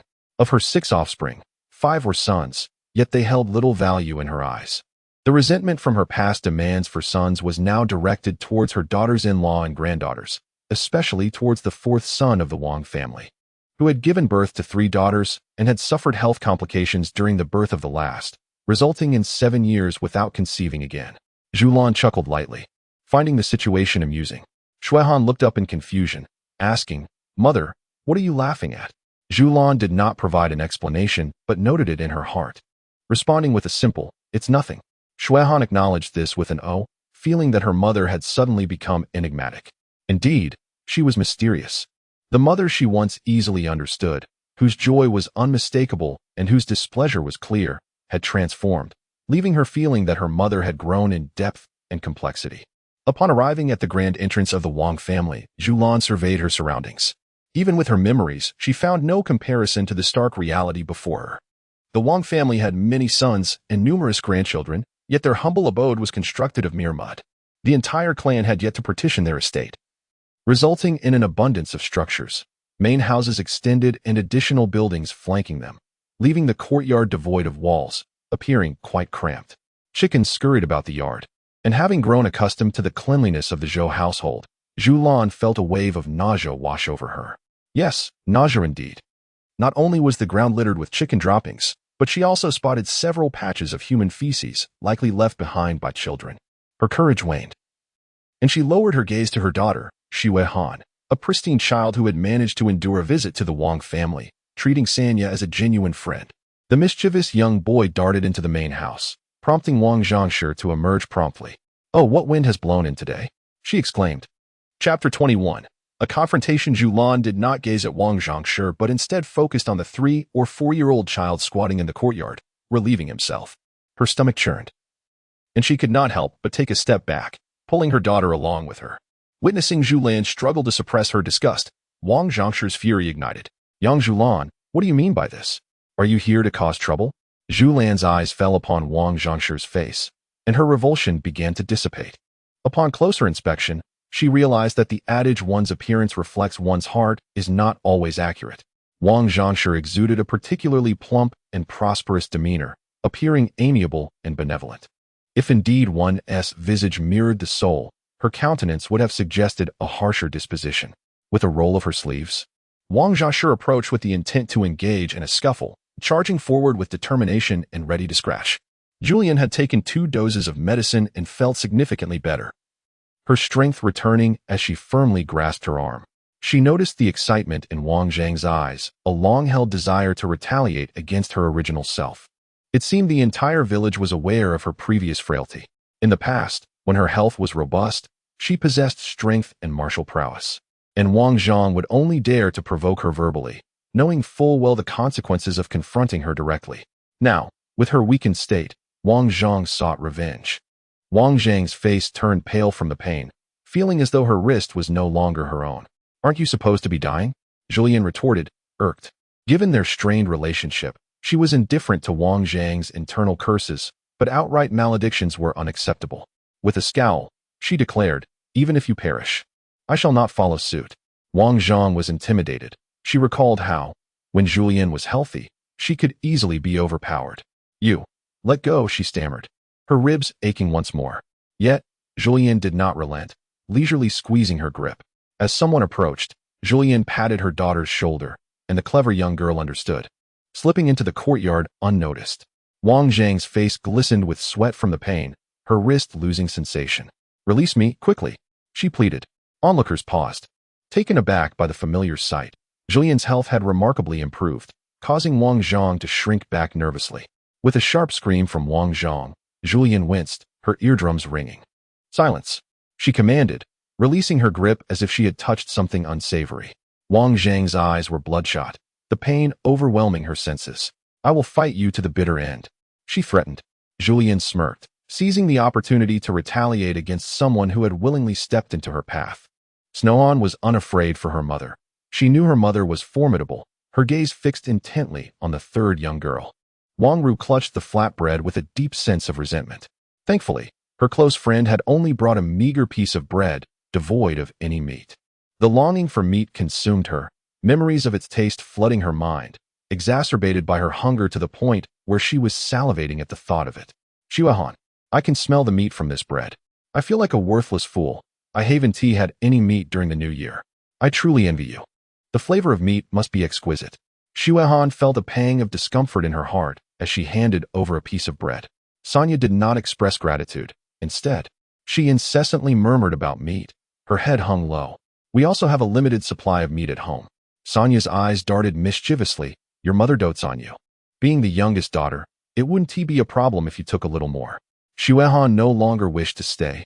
Sonia had changed, becoming greedy. Treating her like a fool. Once was careless, but what about the second time? Shuehan did not allow Sonia the chance to speak further and, feeling distressed, ran outside. Upon seeing that her mother was unharmed, Shuehan felt a sense of relief wash over her, akin to a victorious general, and her earlier gloom dissipated as she cheerfully responded. Chapter 22. Troubles. As she walked home, Li Shi hurried towards her, her face pale. "Mother, were you not taken advantage of?" Li Shi was genuinely frightened. This year, her mother-in-law could not lift a finger, utterly lacking strength. How could she possibly contend with Wang Zhang? If anything were to happen to her mother-in-law, wouldn't her father-in-law follow suit? She had contemplated the idea of separating to live her own life, but she was not foolish. Currently, her two younger brothers were unmarried, and one sister-in-law was still waiting to be wed, with young children who all required financial support. If her parents-in-law were to pass, the burden would fall entirely on her and her husband, and with too many dependents, they would surely be overwhelmed.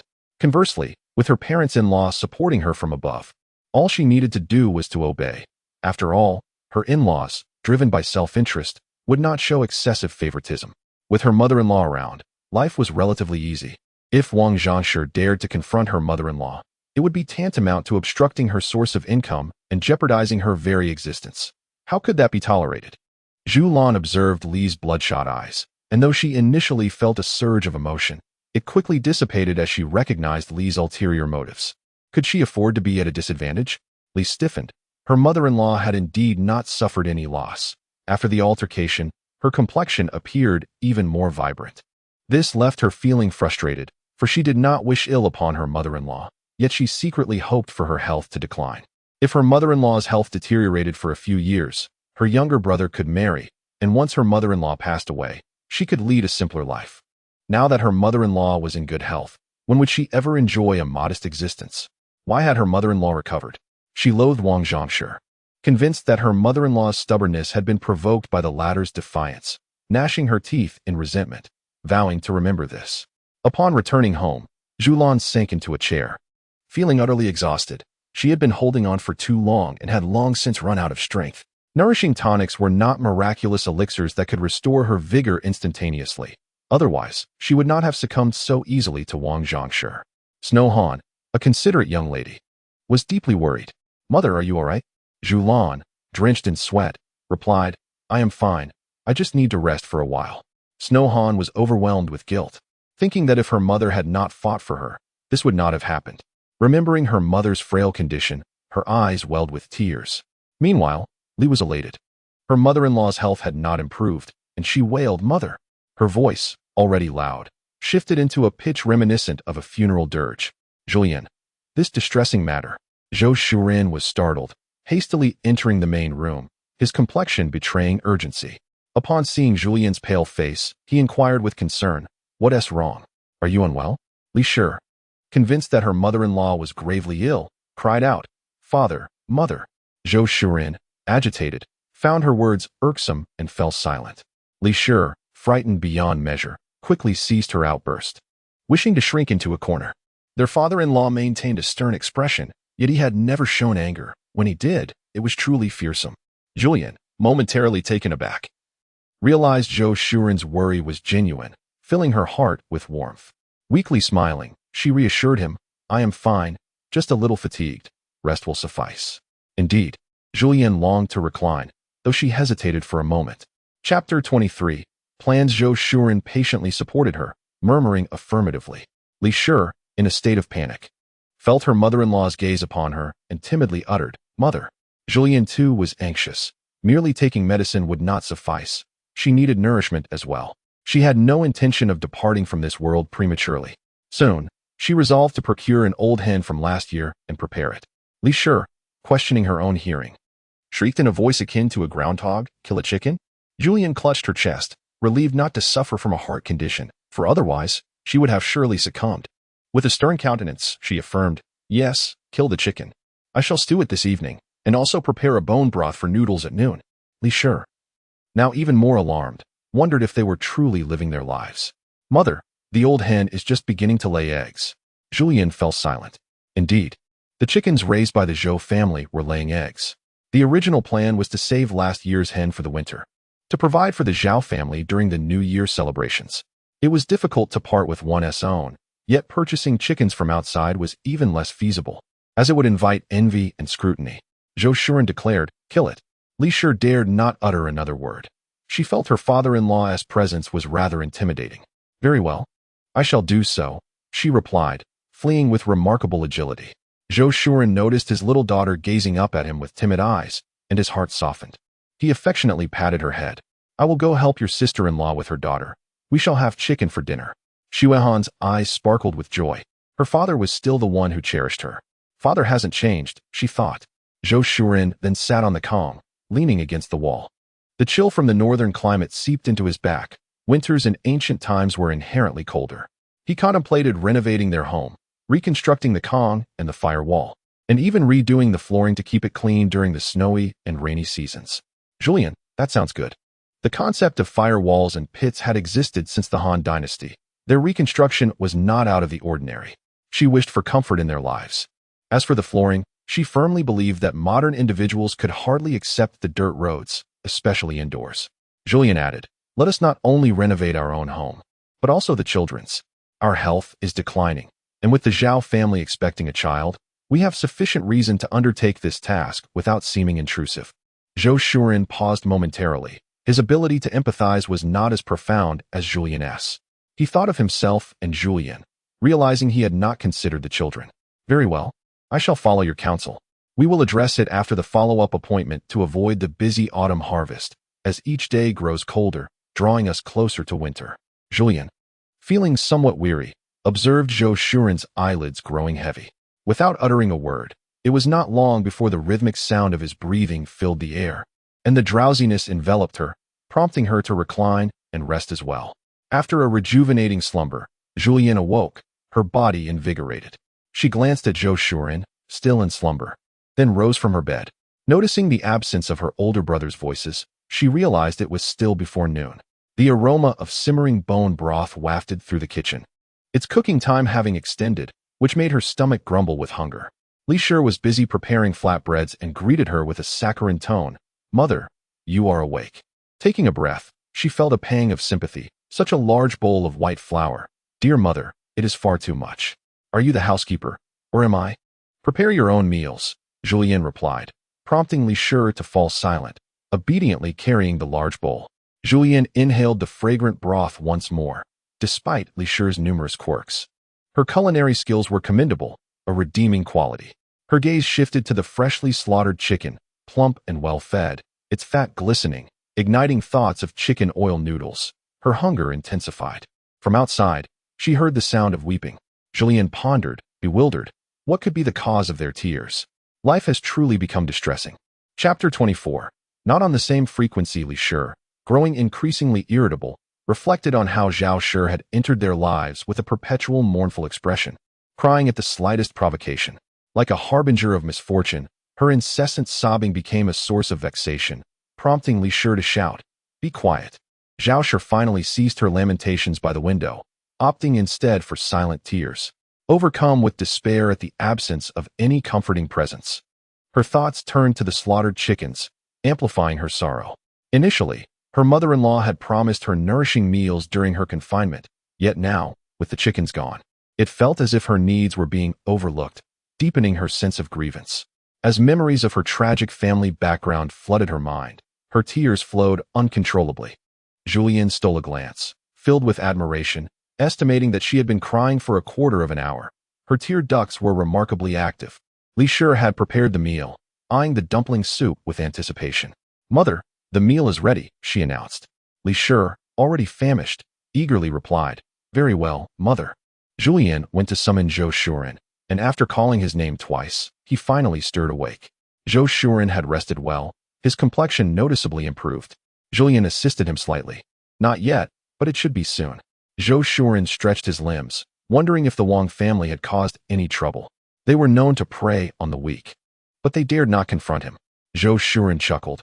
His eldest and second sons were not scholarly types. In their youth, they had trained in martial arts alongside their mother. And with years of labor in the fields, they were quite strong, capable of taking on several opponents without difficulty. The Wang family had been intimidated and truly did not dare to provoke him. A basin of dumpling soup awaited Zhulian's division. She portioned it into 2 equal halves, serving a bowl to each of her grandson and daughter-in-law first. As for Zhou Shuren, she did not attend to him. He served himself a bowl and, facing his 2 bewildered sons, instructed them to do the same. Zhulian saw no need to explain. If they wished to eat, they would, and if not, they could save it. The eldest, Zhou Chongli, fell silent, realizing they had already prepared the meal and fearing he might not be allowed to eat. He quickly filled his bowl, mindful to take only as much as his father had. The second son, Zhou Chongyi, followed suit, grinning foolishly. Zhou Shuren was already quite hungry and ready to eat. Zhulian had risen early and even engaged in a scuffle, so she was busy enjoying a few sips of the dumpling soup, which brought her stomach great comfort. The soup, entirely natural and untainted, was utterly delightful, leaving a lingering taste of perfection. As Xuehan observed her mother pouring another bowl after having already consumed one, she found herself momentarily perplexed. Wasn't this meant to be reserved for the 3rd and 4th brothers? Zhulian hesitated. With the limitations of ancient technology, fine white flour was a precious commodity, and even simple dumplings were hard to come by, let alone a nourishing bone broth. Gazing at the remnants at the bottom of the basin, she had never intended to reserve any, yet she felt compelled to do so. After all, even the daughters-in-law each had a bowl, not to mention the 2 scholarly young boys. She could not afford to compromise her reputation. Today's events were already rather overwhelming. Zhou Shuren set down his bowl, leaving it at the main table. He provided an escape for Zhulian, who now considered the contents before her. There was enough for 2 small bowls, having already divided it earlier. Any further distribution would seem biased. She descended to share equally with Zhou Shuren, who remained silent. Yet his heart was warmed as he slowly lifted his bowl to continue drinking. Outside the main door, someone called out, "Aunt." Chapter 25. Be more honest. Zhulian was momentarily taken aback before realizing the call was directed at her. She had only memories, devoid of any vocal familiarity, and truly could not discern whose voice it was. Hastily, she descended to investigate. The newcomer was Yang Wuchuan, the eldest son of her brother Yang Zhushan, now 23 years of age. "Wuchuan, is that you? What brings you here?" Yang Wuchuan secured the ox and began unloading goods from the cart. "Aunt, I was in the south on an escort mission. While there, I came across a shop dealing with leftover fabric from previous years. Thinking of how the 3rd brother, Wudong, is now of marrying age, I bought a few pieces to bring back. Grandmother asked me to deliver some to you." Zhulian regarded the sizable bundle, wondering if she had misconstrued something. Yang Wuchuan continued unloading, revealing that their grandmother, concerned about Zhulian's health, had sent a basket of eggs to nourish her, along with a message urging her not to be frugal with them. Zhulian listened in a daze, her heart heavy with a tinge of jealousy towards her original self. Though her modern parents did not neglect her, they were ultimately not attentive to every detail. Looking down at the array of items laid out, she noticed a considerable quantity, most of which were nourishing foods beneficial for one's health. Zhou Shuren gently patted Zhulian's hand and smiled as he urged, Wu Chun, stop your busyness and come in for a meal. Zhulian, yes, come in for lunch. We have the dumpling soup prepared. Wu Chun, surprised by the 3 meals prepared by his aunt's family, wiped the sweat from his brow and, without hesitation, said, I'll go wash my face. Zhulian hastily called out to Li Shi, please fry an egg. Li Shi finally diverted her gaze from the fabric and softly inquired, how many eggs should I fry? Mother? Zhou Shuren twitched at the corner of his mouth, signaling to Zhulian with 8 nods. Zhulian, 8. Li Shi's eyes nearly bulged in disbelief. 8? Under her mother-in-law's stern gaze, she dared not protest and promptly set to frying the eggs. Wu Chun felt a wave of comfort wash over him. This was the familiar demeanor of his uncle. Zhulian observed keenly. Zhulian, yes. Fortuitously, her memories remained intact. Otherwise, she would be utterly lost, for she understood nothing at all. Upon returning to the courtyard, Zhulian was struck by a moment of astonishment. The narrative primarily revolved around the Wang family, while the Zhou family was relegated to mere background characters, seldom receiving detailed descriptions. Yet significant events were occasionally mentioned. She gazed up at the sky, her face paling slightly. Chapter 26. A Life at Stake. Li Shi, noticing her mother-in-law's ashen complexion, hurried to support her. Mother, are you unwell? Zhulian shook her head. I'm fine. I was merely observing the sky, which seems to indicate a heavy downpour is imminent. I am concerned for the 3rd and 4th brothers. They haven't even taken an umbrella. Li felt a pang of discomfort. The intimacy of sharing a bowl of noodle soup at noon had dissipated. Her mother-in-law was, after all, preoccupied with her 2 younger sons, rendering her concern futile. Zhulian remained oblivious to the inner turmoil of her elder daughter-in-law, fixated instead on the unfolding narrative. Today marked the onset of the Zhou family's decline, merely alluded to in the original text. Wu Chun had ultimately failed to depart. An hour later, a torrential downpour ensued. With the aid of an ox cart, he attempted to retrieve his 2 scholarly children, but the deluge triggered a catastrophic flood, demolishing the bridge to the neighboring village. The ox was swept away, and in his effort to save it, Wu Chun was inadvertently pulled into the raging waters. When he was eventually found, he was gravely injured and devoid of life. The original protagonist shared a close bond with her maternal family, being their sole daughter. The Zhou family was not to be underestimated, not only due to their scholarly pursuits, but also because the Yang family possessed a modicum of martial prowess and was renowned for bearing numerous sons. The protagonist's brother had earned a formidable reputation during times of turmoil, making him a figure of respect across 10 miles and 8 villages. Consequently, the Zhou family inadvertently inherited a reputation for being formidable. However, the demise of the eldest grandson, Yang Wuchuan, left an irreparable rift between the 2 families. Subsequently, the protagonist's family's reputation deteriorated, mired in myriad troubles, further estranging them from the Yang family until they eventually relocated. Indeed, they moved away. Zhulian furrowed her brow. The portrayal of the Yang family in the narrative was woefully scant, perhaps intentionally so to serve the narrative of the female antagonist, which culminated in the untimely demise of Yang Wuchuan and the subsequent removal of the Yang family from the story. Otherwise, how could the elderly patriarch and matriarch bear to part with their only daughter?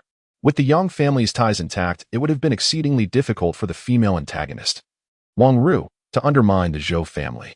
Zhulian calculated the passage of time. 1 hour in modern terms equated to 2 hours, and the journey to the neighboring village by ox cart would take merely 20 minutes. 2 hours would suffice. To alter the fate of her family, she must first transform Yang Wuchuan's destiny. This is no longer a mere tale. It is the realm of reality, regardless of the plot's relevance. She cannot stand idly by while a life is lost. Zhulian swiftly unloaded the vegetables from the cart, leaving Li Shi bewildered. Mother, what are you doing? Zhulian had no time to address Li Shi's confusion and called out to the house. Wuchuan, may I borrow the ox cart? Wuchuan responded promptly, what borrowing? Use it as you wish. The second son had just been concerned about their father's potential anger, but to his surprise, their father was supportive, leaving him momentarily dazed. Despite the apparent affection between their parents, their mother had never interfered with their education, especially regarding their studies, which were solely under their father's authority. The importance of education was something he had deeply understood, having experienced the consequences of not being academically inclined alongside his elder brother. The eldest brother, Zhou Chongli, nudged his younger sibling, urging him to hurry. Haven't you noticed father's grim expression? The second son, Zhou Chongyi, glanced at their father and shuddered before dashing outside. Zhou Chongyi realized the extent of their mother's influence. Even their father listened to her. This sentiment was shared among the Zhou family, as everyone placed Zhulian on a pedestal. Chapter 27. Acknowledging the logically sure had just elevated her mother-in-law's status to the highest regard and naturally dared not speak ill of her words. When it came to purchasing meat for everyone, she was wise enough not to question it. Yes, mother. This is because Zhou family village is a vast community, a gathering place for the Zhou clan. 2 decades ago, 2/3 of the residents bore the surname Zhou. Following the decline of the dynasty and amidst the turmoil of war, many more settled in Zhou family village, leading to an increase in surnames. Thus, the itinerant peddlers frequented Zhulian, and the village was well equipped with a butcher selling meat, albeit at a price slightly higher than that in the county town. However, a trip to the city required a bullock cart, leading most to purchase 1 or 2 pounds of meat within the village itself. There was also a tofu workshop. Indeed, one should not underestimate the wisdom of ancient people, for tofu dates back to the Han dynasty. Zhulian felt a craving for tofu and soy milk. A daily cup of soy milk contributes to one's well-being. She swallowed hard, her appetite now whetted for the stewed pig's trotters. Very well, let us prepare the trotters for dinner. You take care of that. Li, not to be outdone, recognized that Yang Wuchuan would not be leaving anytime soon. Mother, how should we prepare the pork belly? Zhulian had a stronger desire for spicy stir-fried meat, her thoughts lingering on her grandchildren, who were still quite young. Let's stew the pork belly with potatoes, but be sure to cut the meat into smaller pieces. Li planned to add more potatoes so she could indulge a little more. What about the old hen? In their home, there existed a large clay pot. Half of the chicken would be used for soup, while the other half would be chopped into pieces. Just a few days prior, they had collected mushrooms to make a delightful mushroom stew, and a stir-fry of cabbage would accompany it. Oh, and save the chicken fat for frying. Li's mouth watered continuously. It felt as if they were preparing for a feast akin to the new year, a pang of nostalgia tugging at her heart. Yet, the thought of a hefty bundle of cloth brought her back to balance. All right, I shall fetch half a bowl of flour to mix with cornmeal for steaming cornmeal buns. Zhulian was not excessively extravagant. The granary was indeed well stocked with provisions. Having endured the ravages of war, she cherished food even more than wealth. For those who have experienced hunger often develop a hoarding instinct. The original owner had merely grown accustomed to modesty, which fostered a sense of sufficiency in the household's food supplies. In reality, relying solely on the rice and flour stored in the granary for daily sustenance is impractical. However, indulging in 2 meals of dry provisions within a month poses no difficulties. The original owner had cleverly concealed these supplies, not to mention the cornmeal. Though not particularly astute, the original owner had managed to accumulate these resources over the years, ensuring that the old provisions were consumed before the new ones, wisely avoiding spoilage. Zhulian emerged with the flour just as the children finished their meal, calling out to Zhao, requesting assistance in clearing the table and washing the dishes, and asking her to help cut the fabric shortly. Zhulian was genuinely reluctant to seek Zhao's help, but with Li preoccupied, she found herself relying solely on the original owner's memories, lacking the original owner's skills. Unsure how to estimate the sizes for both adults and children, she feared revealing her shortcomings in cutting the fabric and reluctantly sought Zhao's assistance.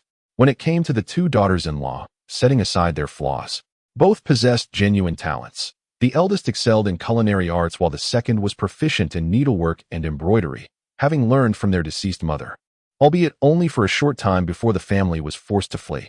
The original owner could manage sewing garments, but was inept at embroidery. One couldn't expect a warrior to wield a needle with finesse. Zhao responded cheerfully, her spirits lifting as she realized her mother-in-law held her in high regard. Having never been asked for help before, she felt a surge of emotion, her eyes welling with tears. Unaware that she had once again nearly caused her second daughter-in-law to cry, Zhulian stared blankly at the bundle before her, overwhelmed by its size.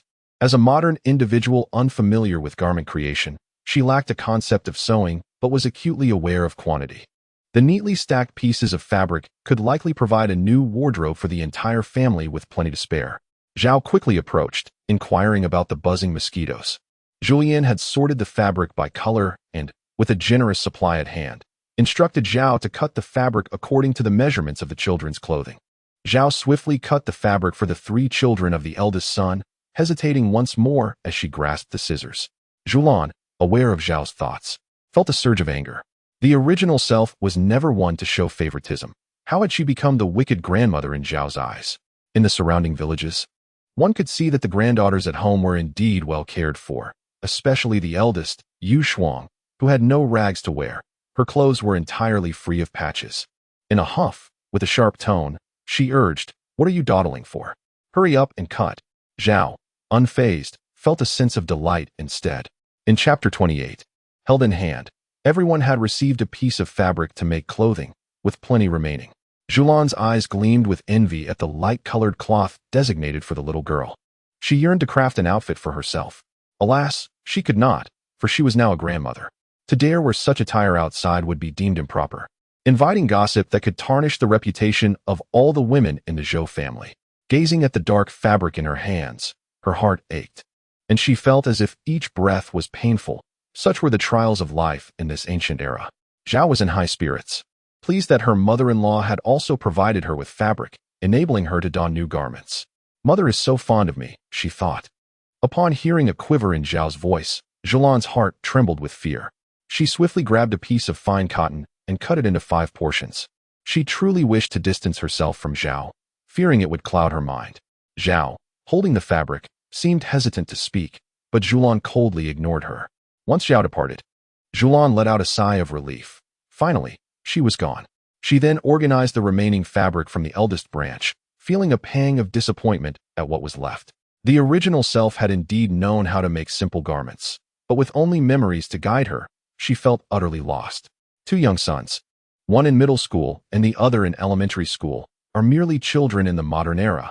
However, in ancient times, they would have been viewed with a sense of propriety by adults.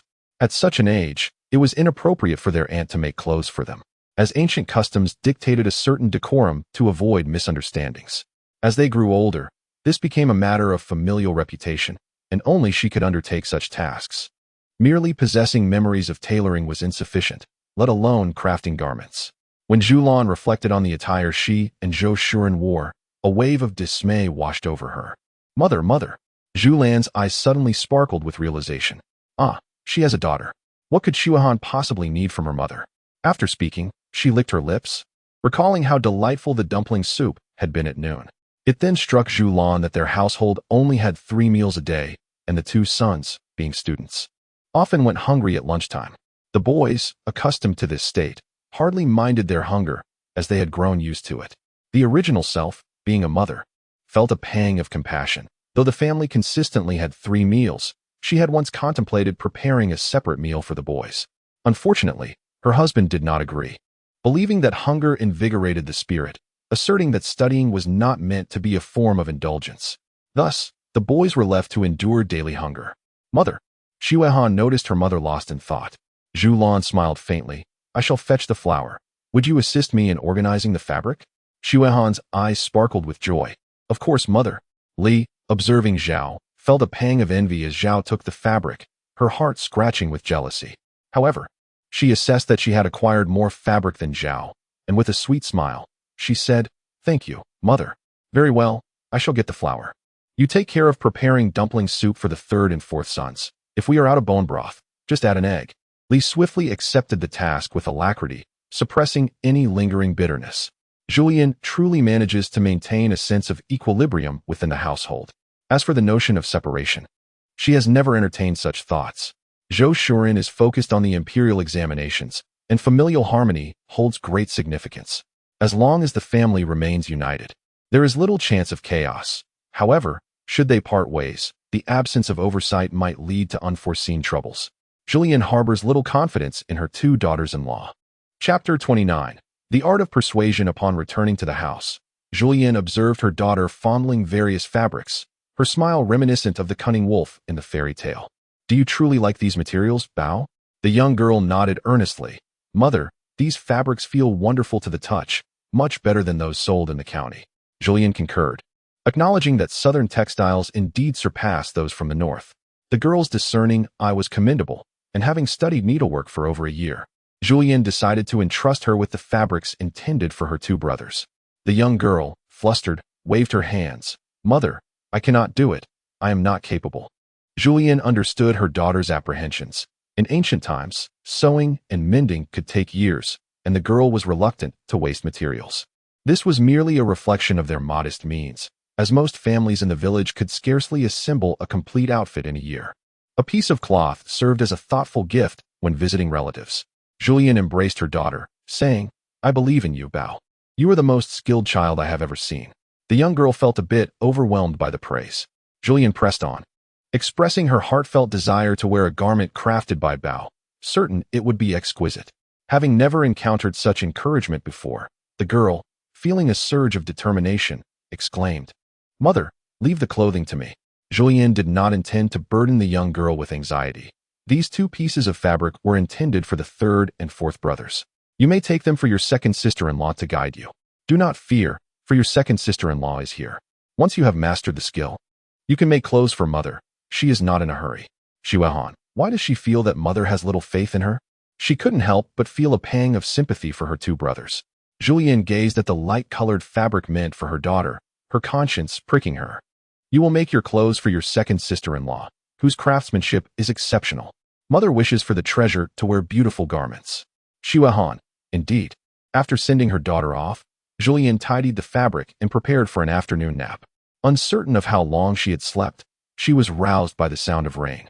Upon opening her eyes, she found herself face to face with Zhulian, feeling slightly dazed by their proximity. Zhulian also opened his eyes, awake. He had been lying still, weary from sitting for too long during lunch, while the third brother engaged in conversation in another room. Zhulian murmured in response, listening anxiously to the rain. The books had only mentioned a heavy downpour, yet this rain was torrential, akin to being doused with water. Zhulian, this rain poses a problem. It was a statement of certainty. Zhulian smiled indeed. Arriving in the ancient times, the heavy burden that weighed upon them had finally been lifted. They had feared the protagonist's aura, and now a sense of relief enveloped them. The ancient houses lacked sufficient brightness, and the visibility outside in the downpour was severely diminished, rendering the interior almost as dark as night. The sound of the deluge heightened their unease. Zhulian remarked softly, "Fortunately, we repaired the roof in early spring, otherwise, it would surely be leaking." Zhulian felt a sense of relief. "We are to reside in this courtyard for a year or two. In a few days, we might as well replace the roof with tiles." For the sake of her quality of life, Zhulian smiled. The torrential rain had indeed provided a compelling reason.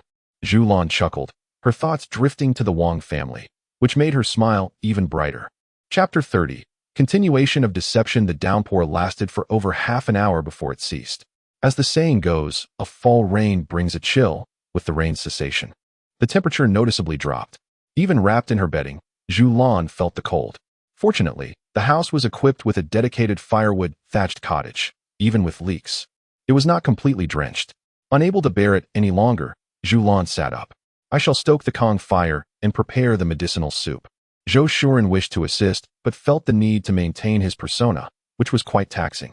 Zhulian laughed, finding it rather amusing. When she first arrived, she could hardly start a fire, but now, through trial and memory, she had become quite adept. The more Zhulian observed, the more he appreciated Zhulian's character. Not everyone could adapt so effortlessly. Watching her hurriedly step outside, he felt that her presence added a touch of warmth to his otherwise modern existence, which he found rather delightful. After stoking the Kong fire, Zhulian felt comfortable once more. Pushing open the door, she noticed the courtyard had collected some water, but thankfully not too much, as the Zhou family's residence was situated on higher ground, allowing the water to flow downwards. Zhulian recalled vividly how Wang Zhangshi had meticulously accounted for several rooms' private funds, while Wang Ru's room had none. Ironically, Wang Ru's quarters suffered the most from leaks. Igniting her desire to earn money, Zhulian placed a hand on her belly, pondering, delicious food shall soon be ready. Zhou's eldest and second sons consciously stepped out to clear the accumulated water in the yard, while Li was busy preparing dinner. As the meal was ready, The already overcast sky prompted the extravagant decision to light 2 oil lamps. The dinner consisted of 4 dishes and a soup, complemented by Lee's pickled vegetables, creating a total of 6 offerings, 4 of which were meat dishes, capturing everyone's attention at the table. When it came time to eat, the children were in high spirits. The 5-year-old grandson, Zhou Mingyun, swallowed his mouthful of chicken and exclaimed in a sweet tone, "Grandma, will we be able to eat meat every day in the future?" The little one was no fool. In just 2 days, he had realized that his grandmother kept her promises. When she said she would slaughter a chicken, she indeed did. Asking his grandmother was a foolproof strategy. Zhulian chuckled. Her eldest grandson, robust and spirited, was truly endearing. As the first grandson, he showed no signs of timidity. "You want to eat meat every day?" she asked. The little one nodded enthusiastically. Zhulian hesitated, saying, "But Grandma lacks the means." The child's eyes dimmed momentarily before Zhulian continued. "However, Grandma believes you have the ability, and I await the day you can honor me with meat every day." Shuahan. She couldn't shake the feeling that this sentiment sounded familiar. The little boy, buoyed by her praise, puffed out his chest and declared, "Grandma, I definitely have the ability." Zhulian smiled warmly and replied, "Very well." The child, turning his gaze, added earnestly, "Grandma, I'm still small and need to eat more meat to grow taller. Can I have a few more pieces?" Zhulian, taken aback, chuckled softly. The child was quite astute. One could hardly judge a 5-year-old by contemporary standards. Shuehan burst into laughter, and Li, seeing her son join in, couldn't help but smile as well. Zhulian carefully selected several pieces of chicken from the soup and distributed them among the children. After 2 days of delightful feasting, the little ones surrounded Zhulian, affectionately calling her grandma and nanny, with even her granddaughter Yushuang daring to inch closer. In truth, children are the most perceptive. They can sense kindness with remarkable acuity. Due to the torrential rain, the eldest and second children refrained from going to the fields, while the third and fourth children were spared from attending school, making it a rare occasion for the Zhou family to be united during the day. With some leisure time on her hands, Zhulian decided to observe Zhao's sewing. Initially reluctant to learn, the need to create her own garments compelled her. Bolstered by the memories of her former self, she gradually gained confidence, believing she could master the craft. Shuehan, are you home? In Chapter 31, titled Promissory Notes and Borrowing, Zhulian first heard the call and glanced at her daughter, who was intensely focused. It dawned on her that her little girl indeed possessed a natural talent for embroidery. Just yesterday, Zhao had spent the entire afternoon guiding her. And today, Shuehan was already making commendable progress. The sounds from outside grew louder, startling Shuehan as she nearly pricked her finger. Zhulian retrieved the needle and thread, sensing that it was likely a little girl from the neighborhood seeking her daughter's company. "Go on," she encouraged. Shuehan was taken aback. Did her mother not recognize the voice of Sonya? Upon reflection, she realized that Sonya had never dared to visit their home or approach her mother, making her mother's unfamiliarity understandable. Yet, Sonya had changed. Her once high-pitched voice had transformed into a clear, confident tone, as if she had gained newfound assurance. Zhulian paid no heed to her daughter's expression and promptly set about mending clothes. After a brief moment, and with the aid of her original memories, she realized that she possessed a measure of talent. With a few experimental stitches, she quickly found her rhythm, her eyes gleaming with delight as she discovered her skills surpassed her expectations. She suddenly found the art of needlework quite fascinating. Zhao, finally discerning the moment, offered a rather conventional compliment, praising the quality of the sewing. Zhulian raised an eyebrow, surprised that the second daughter-in-law had chosen to speak up. She then inquired, "Why haven't you gone out to play?" Shuehan sat quietly by the calm, pursing her lips and remaining silent. Zhulian noticed something was amiss. The young girl seldom sulked. "Have you been wronged?" she asked. "Mother, it was Sanya who asked to borrow money from me when I insisted on writing an IOU.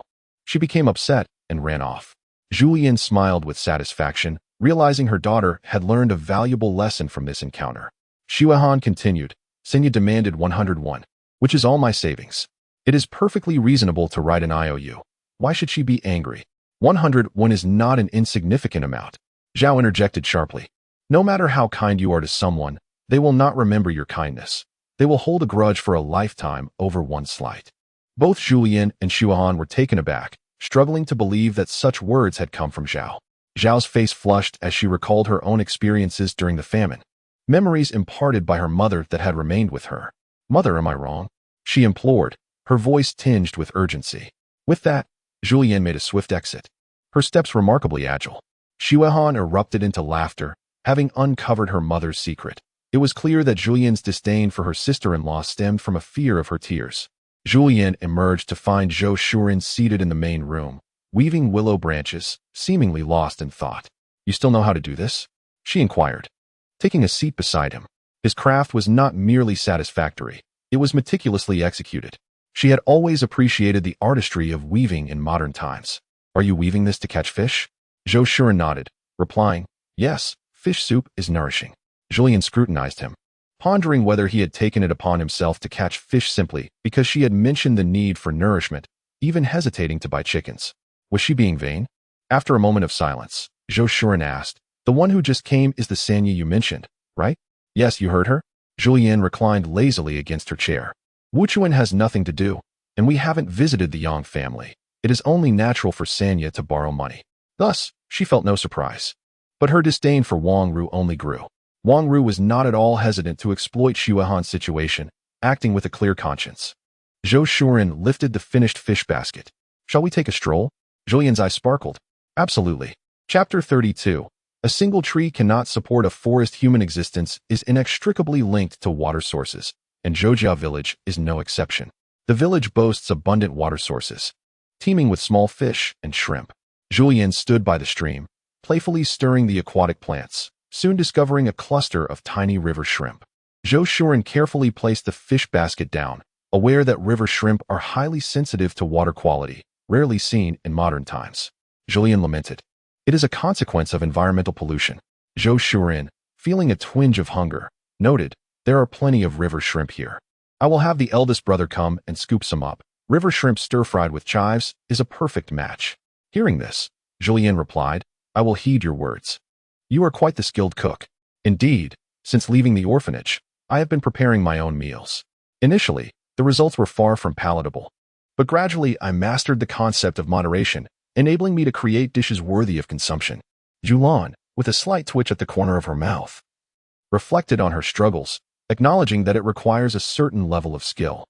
"You have done remarkably well. I, on the other hand, lack your perseverance and have yet to achieve proficiency. Out of necessity, I learned to cook to save money, and as my financial situation improved, I developed a fondness for culinary endeavors." Zhulian pondered her own circumstances, recognizing the distinction between having a safety net and being without one.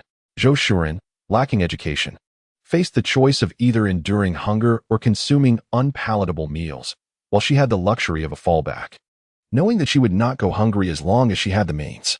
Zhou Shuren tilted his head, curious about her thoughts. Zhulian smiled. Having gleaned some insights, adversity fosters growth, while complacency leads to stagnation.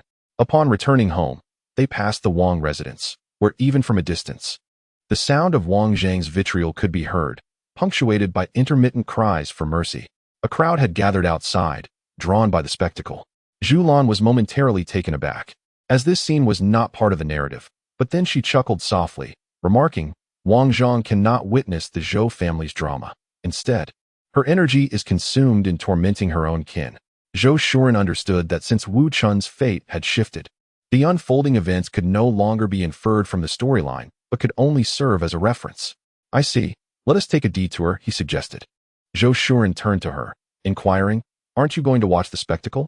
Zhulian rolled her eyes, declaring, "The protagonist's performance is lackluster. I wouldn't even allow my daughter to cultivate animosity. Why would I bother?" "Quite astute," he acknowledged. Zhulian's lips curled slightly. She found her interactions with Zhou Shuren to be quite enjoyable. If they hurried, they could feast on some river shrimp by noon. Upon arriving home, Zhulian noticed that Li Shi was absent. Being a gossip enthusiast, she was undoubtedly at the Wang residence. "I shall go and cut some leeks," she thought. Zhou Shuren gently pulled Zhulian aside and lowered his voice, inquiring whether there was an ample supply of white flour at home. Zhulian responded, "Why do you ask this?" Zhou Shuren continued in a hushed tone, "It isn't acceptable for the third and fourth children to go hungry every day. The original owner's perspective is misguided. Hunger does not foster focus. I thought if there isn't much white flour, we should buy some. If there is enough, we can steam some buns in the morning using a mixture of cornmeal and white flour, filled with a vegetarian stuffing." Zhulian recognized that this was Zhou Shuren's seasoned advice. So, you hold high hopes for these two children? Zhou Shuren nodded. The third child is quite thoughtful. If his energies are directed appropriately, he has the potential for success. The fourth child is indeed a promising student, possessing considerable intelligence. Zhulian was aware that Zhou Shuren had assessed the two children yesterday. This insight stemmed from his own observations rather than the original owner's memories. All right, I understand. There is sufficient white flour at home. The warmth in Zhou Shuren's eyes deepened. This was the essence of their unspoken understanding. No words were necessary to convey meaning. He was acutely aware of the futility of relying solely on one person. Had it not been for the inadequacies of the eldest and second children, he would have sought to make full use of all the males in the family. As Zhulian ventured to the backyard to cut leeks, her mind wandered to the filling for tomorrow's buns. The third and fourth children could handle spicy food, and a filling of spicy pickled cabbage would be delightful. However, she dared not voice this thought until Wang Ru arrived. "Mother, mother," she called out. "Why are you shouting? Are you calling souls?" Chapter 33. A chaotic scene. Li's heart quivered with trepidation, yet her curiosity proved insatiable. "Mother, mother, there is great commotion at the Wang family." Zhulian, however, found Li's tendency to chase after every spectacle quite distasteful. Noticing her mother's indifference, Li quickly seized a handful of chives. "Mother, I'll help with the picking."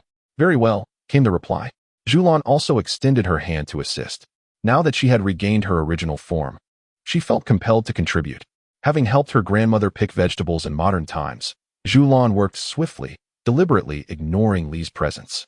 Li, feeling stifled, finally uttered, "Mother, are we having chives and shrimp for lunch?"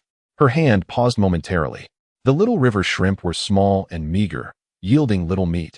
Preparing them well would require excessive oil.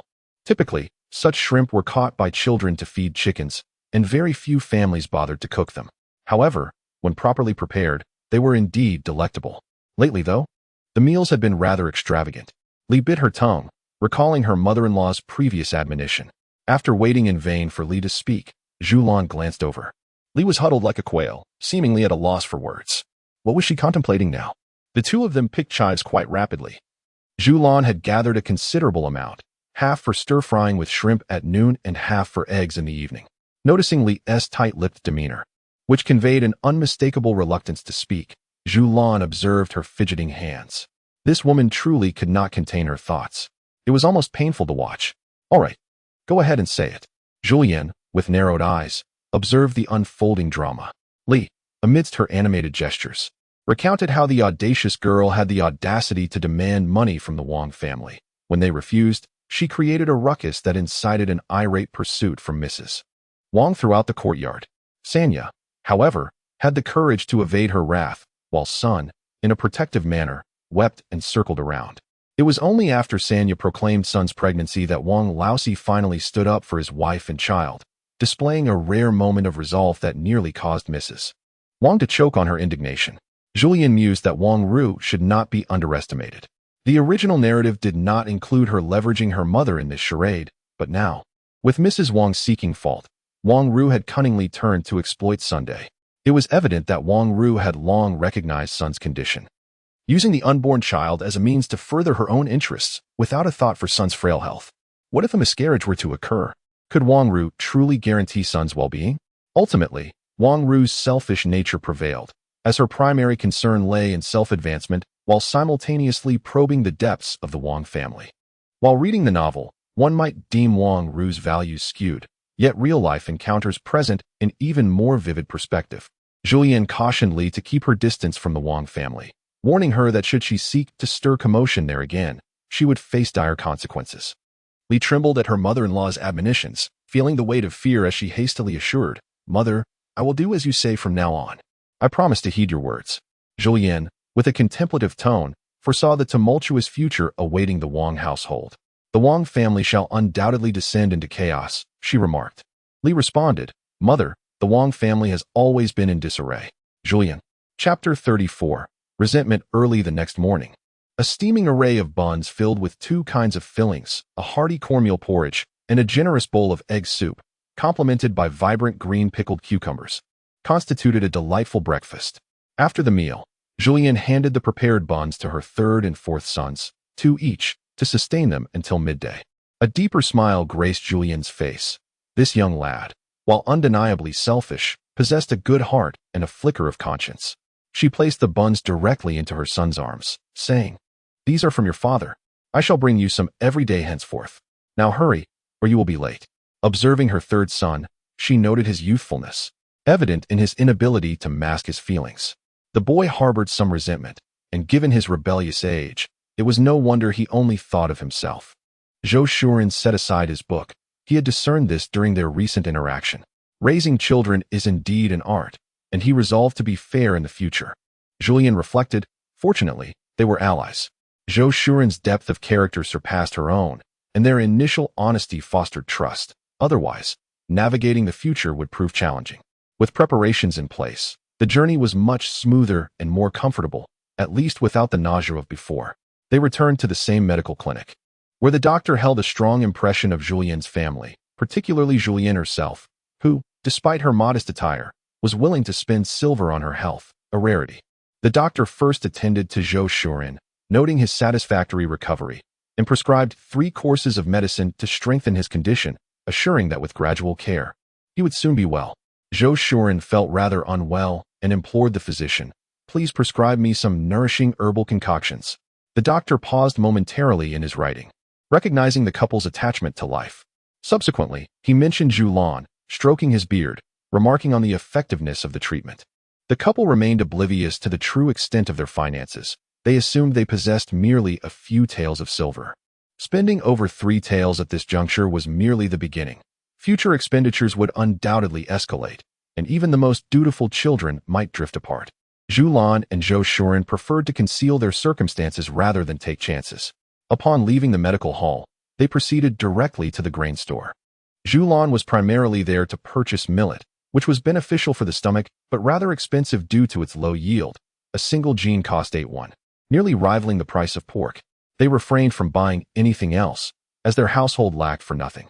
Zhulian wore an expression of delight, feeling that the quantity was excessive. She understood that this was for their 2 sons who were pursuing their studies, yet there was a cunning element involved, a way to make their sons feel cherished and valued. Chapter 35. There is profound meaning here. Zhulian, with his experience, decided to manage the remaining resources wisely, taking advantage of the favorable weather to dry them for winter consumption. He encouraged his elder and younger sons to catch and dry some small river shrimp to prepare nourishing soups during the colder months, a prudent choice. Zhulian readily agreed.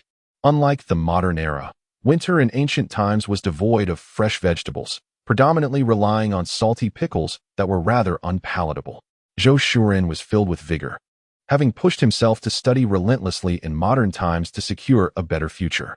Finally, in this ancient setting, he felt at ease, rekindling fond memories of childhood food storage and developing a particular enthusiasm for fishing. In the evening, there were fried small fish in lard, tofu fish soup, and braised crucian carp, accompanied by millet porridge and cornmeal pancakes. Zhulian listened as Zhulian spoke. "The fish caught this morning, we didn't eat at noon, waiting for the whole family to gather for a delightful meal." She added, "All right, I shan't say more. Look at how eager my eldest grandson is." The eldest grandson, Ming Yun, unexpectedly called out and turned crimson, feeling somewhat bashful. He dared not act spoiled with his grandfather and could only call out, "Grandma."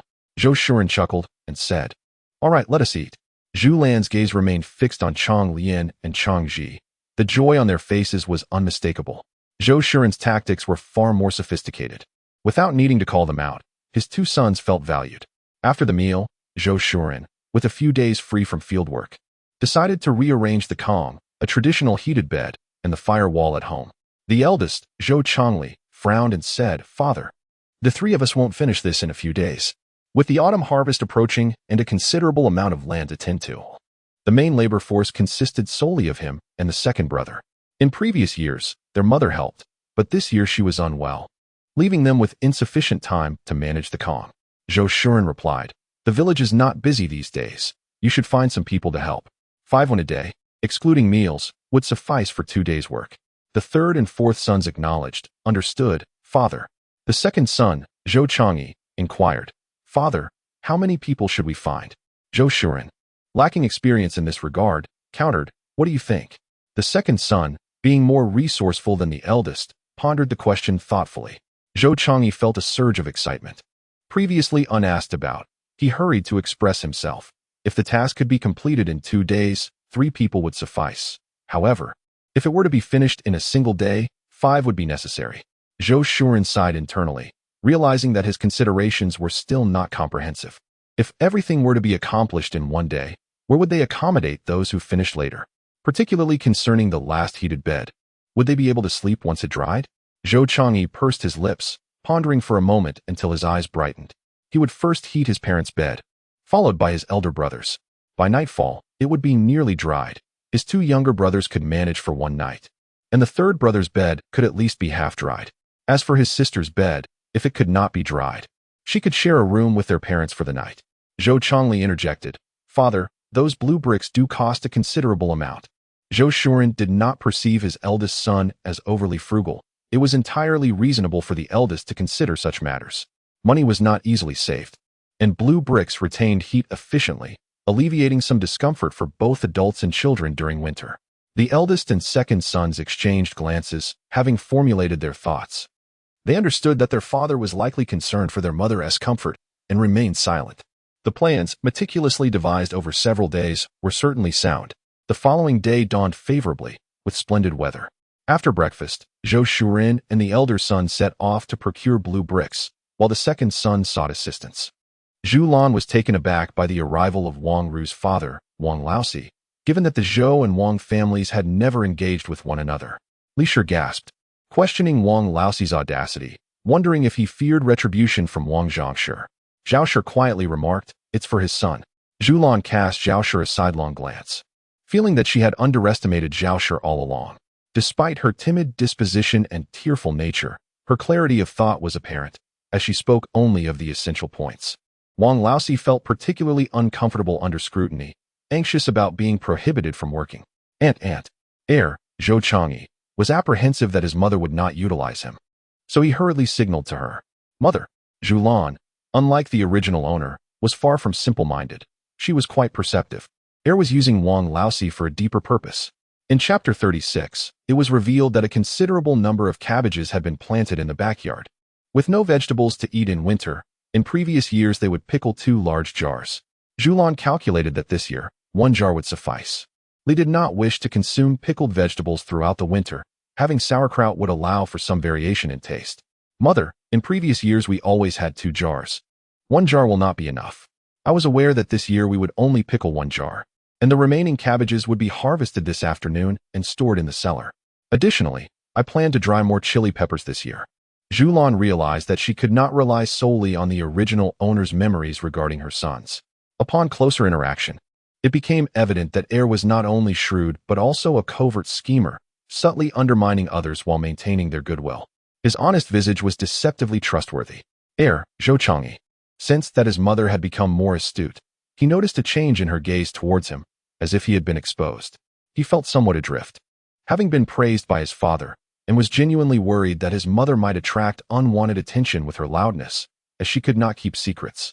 Heir became frozen, staring blankly at his mother. Just moments ago, he had signaled her without expecting her to comprehend, believing she had ignored Wang Laosi out of indifference. Now, he realized that she had understood and grasped the implication of his gaze, as her meaningful look had seen right through him. He fancied himself as someone who understood his entire family, yet in recent days he has faced a series of humiliating revelations, first from his father, then from his mother. The old adage rings true: a father is always a father, and a mother is always a mother. Previously, he had merely chosen to disregard them, but he no longer dared to underestimate his parents. Zhulian observed with satisfaction the cautious demeanor of the second son. Dealing with someone like him required a sharper wit and deeper insight. As they prepared pickled vegetables, Zhulian assisted in separating the cabbage leaves while Li was busy with the rest. Li had her own secrets when it came to pickling, and from the memories of the original owner, she recalled having tasted various pickled cabbages, with Li's being the most delectable. The children, upon hearing this, were even more enthusiastic about gathering the damaged leaves to feed the pigs. Li glanced up at the sky, calculating the time, and asked, "Mother, what shall we prepare for lunch?" Zhulian, surveying the neatly arranged cabbage leaves, replied, "We'll make cabbage stew with potatoes and a cabbage and egg soup." Subsequently, Zhulian went inside to stoke the fire. Her room had been finished and would be warm enough to occupy by evening. At lunchtime, the family at Zhulian's home had to eat, and those who helped with the work continued to labor. No one from the Zhou family extended kindness to invite anyone for a meal. Once it was agreed that meals would not be provided, that promise remained steadfast. In the afternoon, Zhulian and Li cut cabbage, harvested radishes, and picked chilies, ensuring that even the good chili leaves were collected for pickling, leaving no waste whatsoever. The Zhou family's cellar was quite spacious, and with the backyard nearly cleared of vegetables, there remained ample room. Zhou Shuren interjected, noting the approaching winter. As long as the weather permits, we should gather as much as we can. The eldest son acknowledged, understood, father and mother. Zhulian, however, had no intention of following them to the mountains. She was focused on nurturing her health. Li felt that there was nothing left to do at home. Mother, tomorrow I shall go mushroom picking with Aunt Wu. It will be the last of the season. Very well, do go, her mother replied. Li's spirits soared. She had been cooped up for days and was finally able to gossip with Aunt Wu. The next morning, not only did Wang Laosi come to work, but Wang Ru also arrived. Zhulian, I'm here to see Xuehan.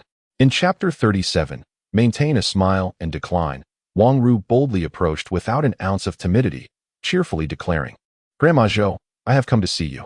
Zhulian noted that, according to modern standards, Wang Ru was 3 years her senior. Li responded, Oh, it's you, Sonia. If it weren't for your continued gaunt appearance and your shabby attire, I might not have recognized you. In just a few days, your courage has grown considerably, and your words have become much sweeter. Zhulian wore a stoic expression. Li's words were hardly commendable, which explained why Wang Ru bore the brunt of her ire. Wang Ru felt a surge of anger. The Zhou family was not only insufferable, but also devoid of warmth. Just yesterday, they hadn't even called their father to dinner, lacking any semblance of familial kindness. If Zhulian were aware of Wang Ru's thoughts, she would certainly chuckle.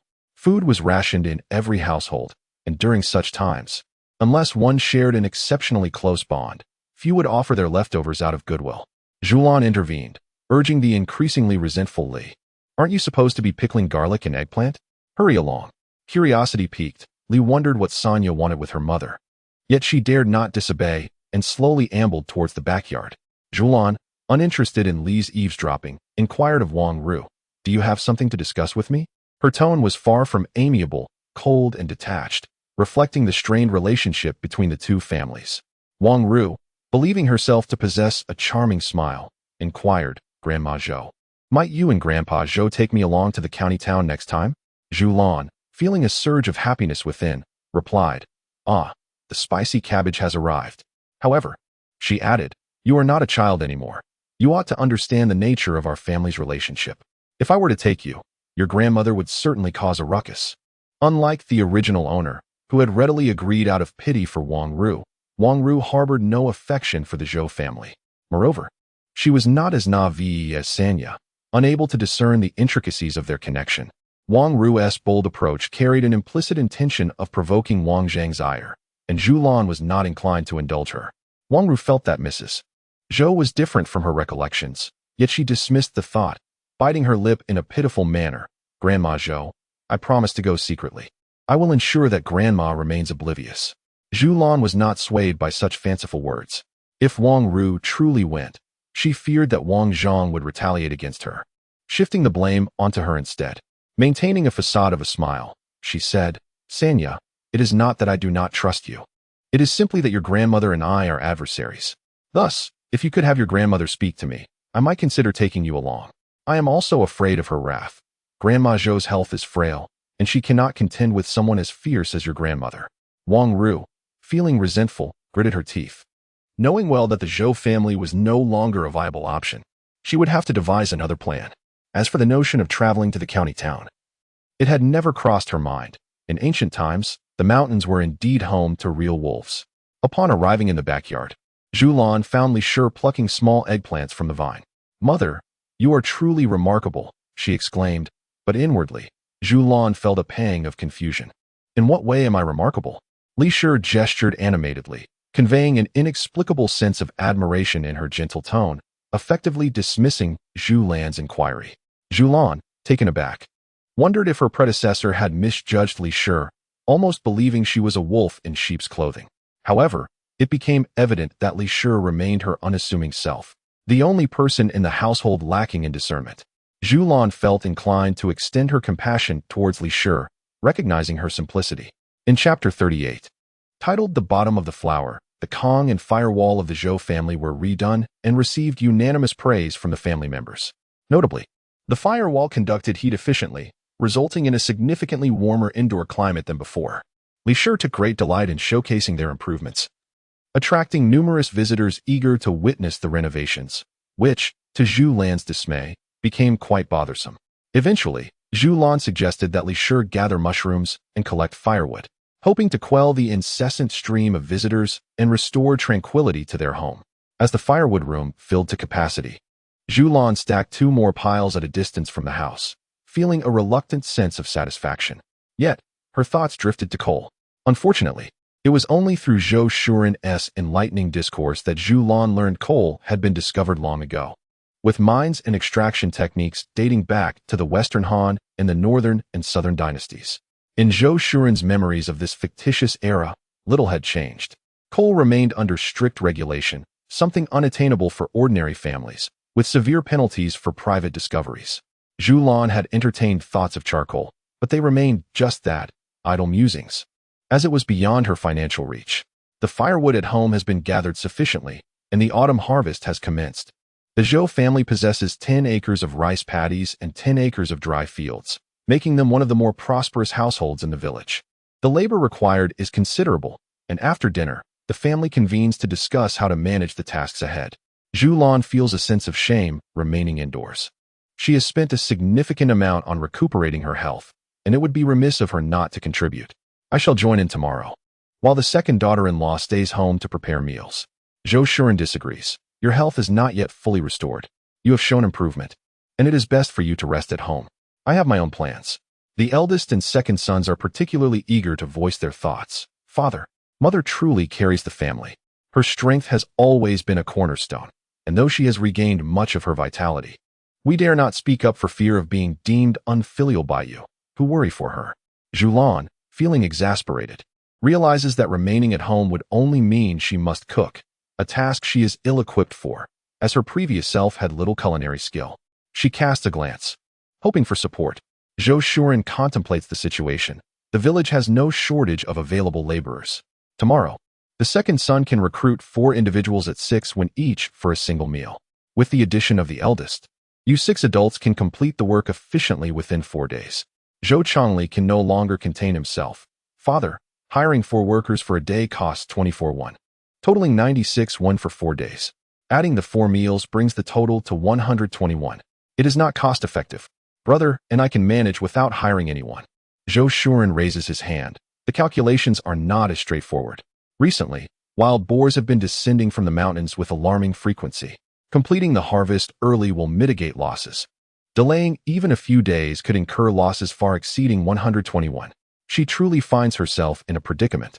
As a culinary expert, Wang Ru, the female supporting character, hesitates to entrust her culinary endeavors to the Li family. Although the original character possesses martial skills, she is far from adept in the art of hunting. Indulging in the occasional hunt for recreation is one thing, but relying on it for financial gain is utterly unrealistic. As for embroidery, that is even more out of the question, leaving her with no choice but to rely on Zhou Shuren. Zhou Shuren had never contemplated the issue of making money and fell into a deep reverie. Let me think, he murmured. Zhulian's eyes sparkled with inspiration as she clapped her hands. I've read about individuals who earn by transcribing books. Why don't you try that? Zhou Shuren found himself at a loss. In a county with a population exceeding 10,000, the proportion of literate individuals is alarmingly low, with most hailing from impoverished households. Generally, they borrow books to copy for study, with very few purchasing them. Bookshops do not employ scribes. Thus, this avenue proved unfeasible. Zhulian, genuinely perplexed, inquired, "Don't we have a considerable collection of books? Are they all borrowed and copied?" Chapter 39. Generating hostility. Zhou Shuren was taken aback. You lack memories of this? Zhulian shook her head, indicating that the original character had not paid much attention to such matters. I truly admire your foresight. Indeed, it was quite insightful, though regrettably, the collection remained scant. Pursuing the Imperial examination necessitated purchasing books. Zhulian, It all boils down to money. I find myself utterly helpless. My understanding of ancient times is akin to being blindfolded. I must rely on you. Zhulian tapped his fingertip against his palm. In the hierarchy of scholars, farmers, artisans, and merchants, engaging in trade is not an option. With 3 scholars in a household that has yet to partition, they must avoid the stigma of being merchants. The most prudent course is to invest in land and rental properties. Zhulian twitched at the corners of her mouth, lamenting the meager profits from real estate, which barely sufficed, and in the event of a disastrous year, could lead to ruin. Renting a shop seemed a more viable option. Yet the scant sum of over 100 taels at home could only procure a modest establishment, yielding insufficient rental income to cover expenses. Zhulian sighed, reflecting on the harsh reality of ancient commerce, where earning a living proved exceedingly challenging. Zhulian contemplated her hidden treasures, should it come to pass. She could sell the concealed jewelry to amass enough capital to purchase a shop or a farmstead, which, over the course of a year, could generate a substantial income, likely sufficient to cover the costs of the Imperial examination. What do you think? The more she pondered, the more feasible it seemed. Zhulian felt a sense of dependency wash over him, aspiring to be someone Zhulian could rely upon. He contemplated his own capabilities when an idea struck him, and he chuckled. Wu Chun had mentioned the possibility of a caravan heading to Jiangnan after the autumn harvest, and he intended to accompany it. Zhulian envied Zhulian's expertise, but felt compelled to temper his enthusiasm. Not all scenarios lead to fortune. What if they failed to discover anything? What if no one sought his appraisal? Zhulian smiled knowingly, suggesting that he believed she had come to understand him quite well. Zhulian, indeed, had formed a profound understanding. He possessed a remarkable depth of cunning and could easily deceive others. She found herself devoid of worry. Unbeknownst to her, Zhulian had only mentioned supporting her, not the entire family, before she drifted into a hazy slumber. After breakfast, Zhulian ventured out in search of companions.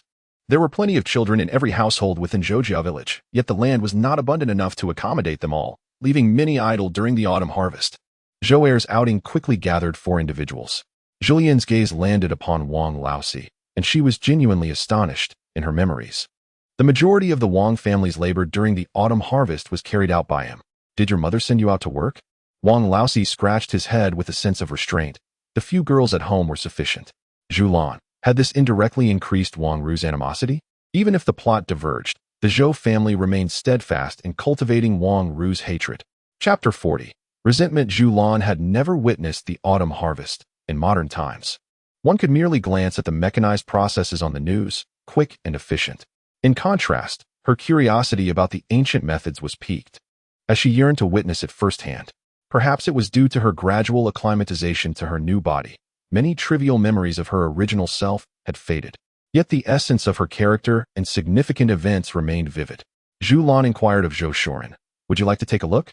She retrieved the grain intended for their lunch and handed it to Li Shi, also counting out a few coins for her to purchase tofu and meat, before proceeding with Zhulian towards the fields. The Zhou family's village lay in the north, where the leaves had turned a golden hue, creating a particularly stunning landscape, one that only Zhulian and her husband could appreciate, while the villagers were diligently immersed in the autumn harvest. The Zhou family's land was easy to locate, vast and contiguous, and with 6 able-bodied men, the efficiency was remarkable. They had already harvested 2 acres of rice. Wild chickens, fond of the grains, were startled into flight as the rice stalks were cut down. Zhulian had never tasted wild chicken. Catching a few would suffice. The taste of the wild must be exquisite. Zhulian, possessing experience in bird catching, wondered, "Would you like to eat some?"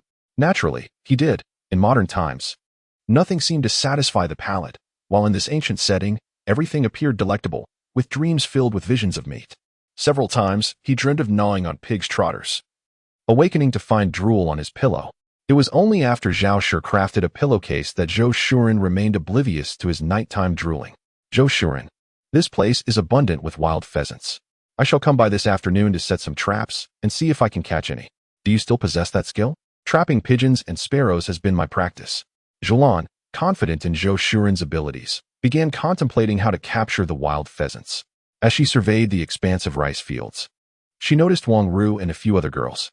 It then struck her that the Wang family's land was adjacent to the Zhou family's, making their connection inescapable. The 3 young women struggled to harvest the rice seedlings, and Wang Ru, inexperienced in labor, had made little progress, frequently glancing resentfully at Wang Laosi. Her gaze was filled with contempt. She had indeed come to harbor animosity towards him. The dynamics had shifted dramatically, as the original narrative depicted the Wang Laosi family as harmonious and loving. Now that the Zhou family no longer captured the attention of Wang Zhongshi, she fixated solely on Wang Laosi's family, pressuring him severely. Even before the child was born, the situation was already dire. If a boy were to be born, Wang Ru and the others would ultimately find themselves sold off. Zhulian muttered to herself, "No wonder." Zhou Shuren, with keen ears, inquired, "No wonder about what?" Zhulian hesitated, asking, "Do you mean that Sun sure will encounter trouble?" Zhou Shuren remarked that Wang Laosi and his wife were entirely preoccupied with the idea of having a son, showing little regard for their daughter's well-being, which Wang Ru could no longer tolerate. Zhou Shuren patted Zhulian's shoulder, assuring her, "I will be there for you." Zhulian felt conflicted, unsure whether to accept his support. Zhou Shuren noticed the turmoil within her and felt a surge of happiness. He was not afraid of kindness, but rather of malevolence, which truly instilled fear. He gently squeezed Zhulian's hand, stating, "We cannot assist in this matter. The root of the problem lies with Wang Laosi and his wife, who bear a significant portion of the responsibility." Chapter 41. A divine turn of events. Zhulian had come to a realization, smiling as she said, "I am perfectly fine." At noon, the Zhou family prepared a meal of braised cabbage with tofu and pork stewed with potatoes, leaving some for the household and sending the rest to the fields for the workers.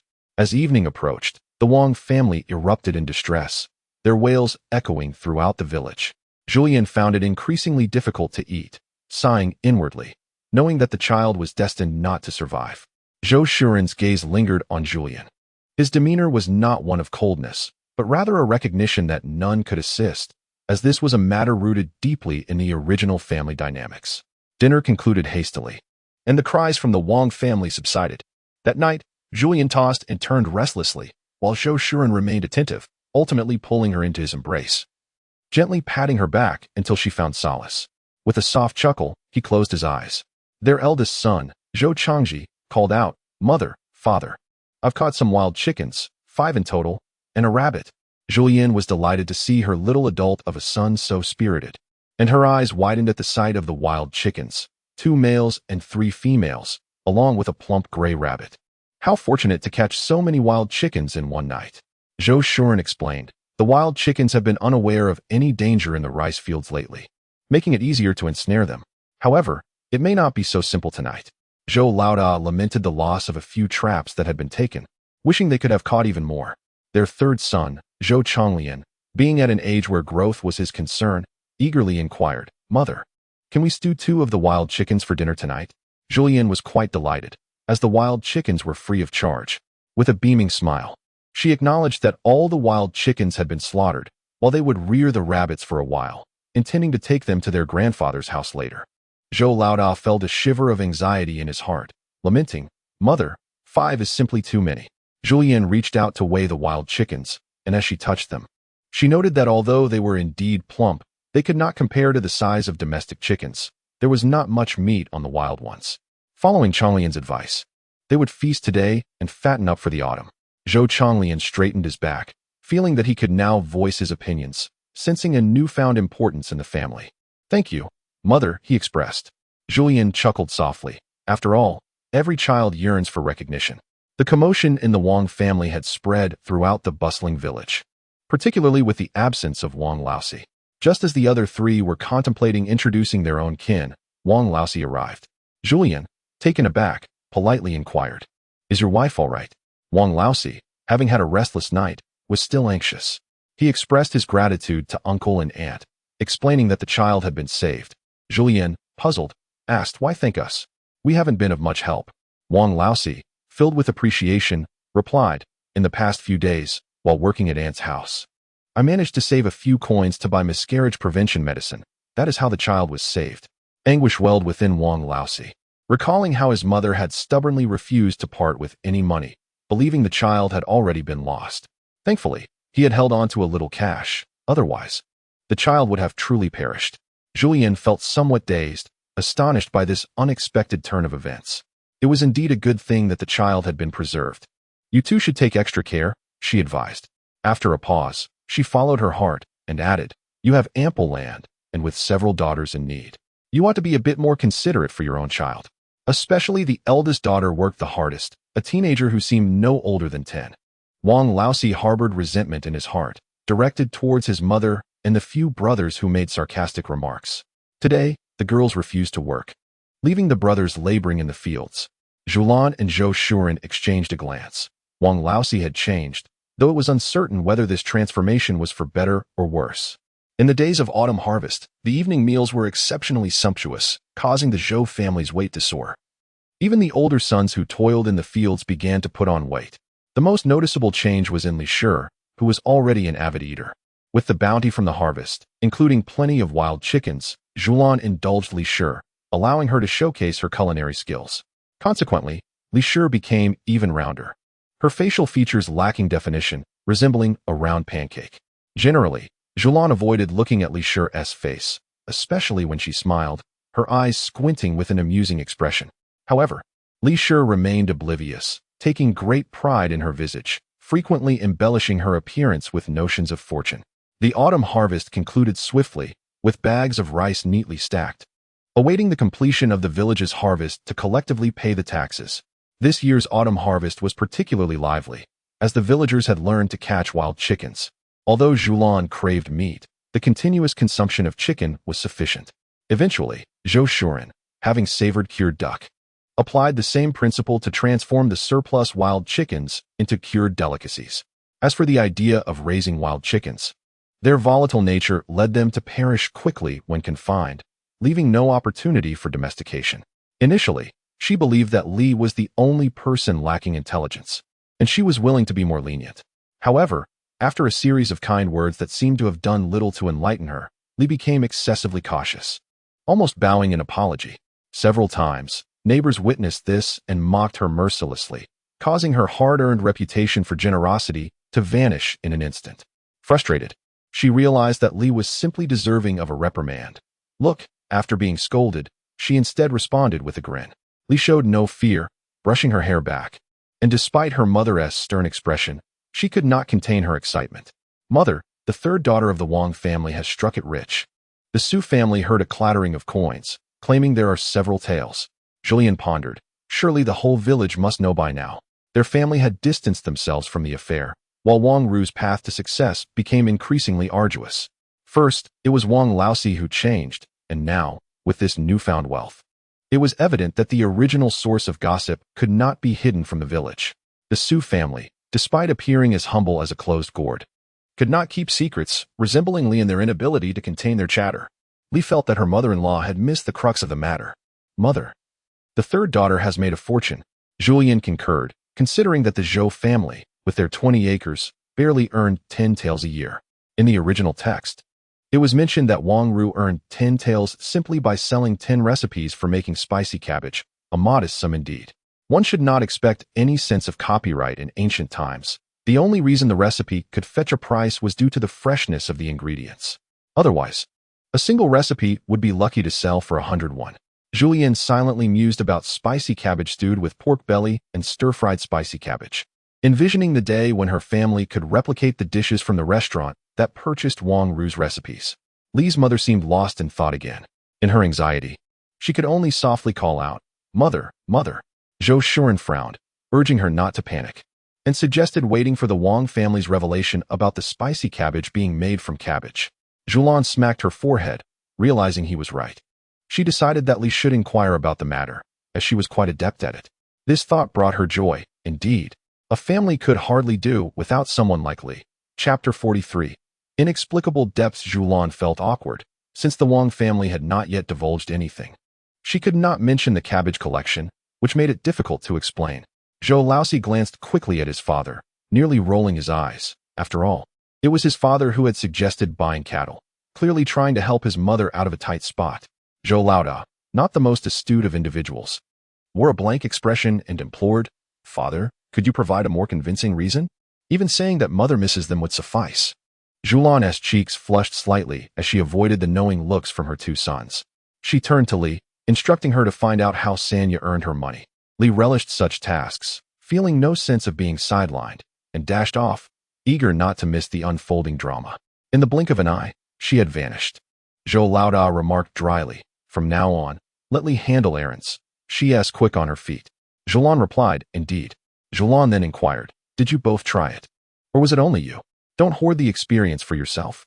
The research conducted by Zhulian on the spicy cabbage revealed that it possesses minimal technical complexity. It won't be long before skilled chefs master its preparation, rendering it a fleeting venture. Upon returning indoors, Senya successfully concocted the spicy cabbage, which Li Shi found delectable. Senya subsequently earned a considerable sum from sales, illustrating the dish's popularity. Seizing the moment before the community caught on, the eldest and second sons ventured to nearby villages to procure all the available cabbages, anticipating a price surge within a day. Zhou Er, quick-witted, exclaimed, "Mother, my brother and I shall set off immediately."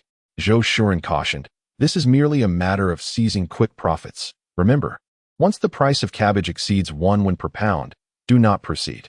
Half of the profits must be contributed to the communal fund, while the remaining half can be divided between you." Zhou De remained silent, as everyone desires a stash of personal funds.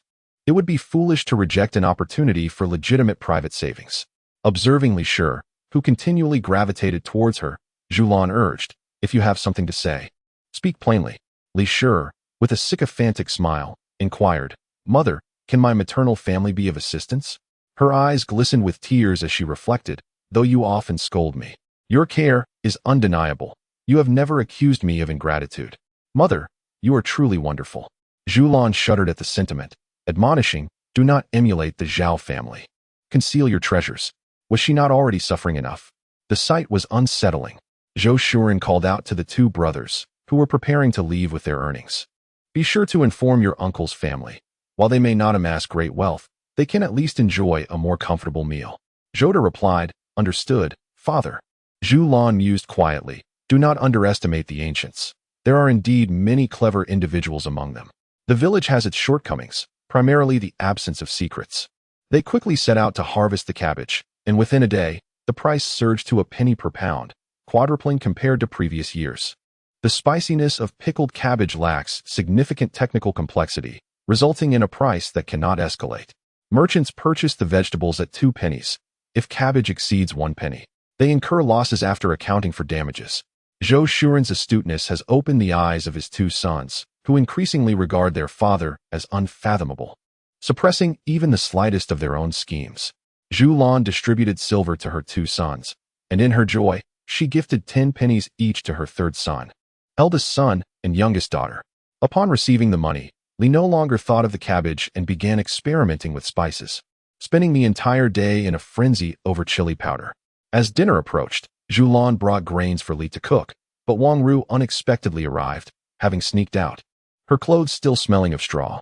Shuihan's resentment towards Wang Ru deepened, her expression indifferent as she said, "Mother, Sanya is looking for you." Zhulian, aware of the likely mischief, suspected that Wang Ru harbored some ill will towards the Zhou family, the first to sell cabbage. Chapter 44. The darkness of the heart. Wang Ru clenched her palm, her heart ablaze with frustration. Ever since her arrival in this ancient time, she had not known a moment's ease. While she had read novels where the female protagonists thrived after traversing through time, her own experience felt like a continuous streak of misfortune. She could not remain passive. After much contemplation, she decided to approach the Zhou family. Wang Ru pinched herself painfully, tears welling in her eyes, her disheveled face adorned with a pitiful expression. "Grandma Zhou, I fear for my grandmother. You are the only one who can save me in this village. I beseech you, have mercy and rescue me. My grandmother intends to harm me." Zhulian tugged at the corner of her mouth, not oblivious to Wang Ru's subtle gestures. She too could feign ignorance. "My dear child, please cease your tears. While Wang Zhang is indeed a wretch, he would not dare to take a life. To kill would not only cost him his own life, but would also tarnish the entire Wang family's reputation, and for the sake of their standing, Wang Zhang would refrain from such acts. Despite his propensity for scolding and striking the maidens, he would not truly resort to lethal violence. After all, the grandsons of the Wang family are on the verge of marriage, and there are several granddaughters destined to wed as well. Wang Zhang, no matter how unruly, would not dare to brazenly commit murder. Wang Ru cast a swift glance at Yang, pondering if such words were uttered by a simpleton. A heaviness settled in her heart as she knelt abruptly. "Grandma Zhou, While my grandmother may not dare to kill me, she could very well starve me. As long as it remains undiscovered, no one can challenge her. Please, kind-hearted lady, save me. Zhulian's heart raced. Today, Wang Ru knelt before her. And the person she despised most had now become her own tormentor. Once Wang Ru ascended to fortune, she would surely wish to forget the one who had knelt before her. A wave of discomfort washed over Zhulian. She had not sought out this trouble, yet it had found her. With a cold demeanor, she pulled Wang Ru to her feet. Look at you, child, speaking such foolishness. Everyone in the village knows that Sanya has become quite prosperous. Your grandmother is exceptionally shrewd. How could she let you starve? You must have frightened yourself with your own imaginings. Zhulian quickly interrupted Wang Ru, calling out to the second son, heir, hasten and summon Wang Laosi. I cannot fathom how he manages fatherhood, seeing how terrified Sanya is. Zhulian, having listened for a while, found Sanya to be nothing but a nuisance. He feared that his mother might relent and acquiesce to her pleas. He swiftly tossed aside his axe, declaring, I shall go at once. Wang Ru, consumed by resentment, has come to realize that the seemingly simple-minded members of the Zhou family are, in fact, cunningly deceptive. Thus, she feels no moral qualms about her scheming. Grandma Zhou, Xuehan is my friend, and you are her mother, known for your kindness. You are aware of my financial success. If you assist me, I shall share my formula with you, allocating 70% to the Zhou family and 30% to myself. Zhulian scoffed. Your friend must be extraordinarily unfortunate to be entangled with you. Releasing Wang Ru, she added coldly, Sanya, our Zhou family boasts 3 scholars. We are not merchants. The distinction between scholars, farmers, artisans, and merchants is clear. Do not take offense, Sanya. Just refrain from making such statements in the future. Selling one's own produce does not constitute being a merchant. For instance, even if a landlord operates a grain store, it does not qualify them as a merchant because the output is from their own land, unprocessed. Zhulian's family, having merely traded a batch of cabbage, cannot be classified as engaging in commerce, as the cabbage is their own agricultural yield. In rural areas, selling vegetables, grains, and poultry is commonplace.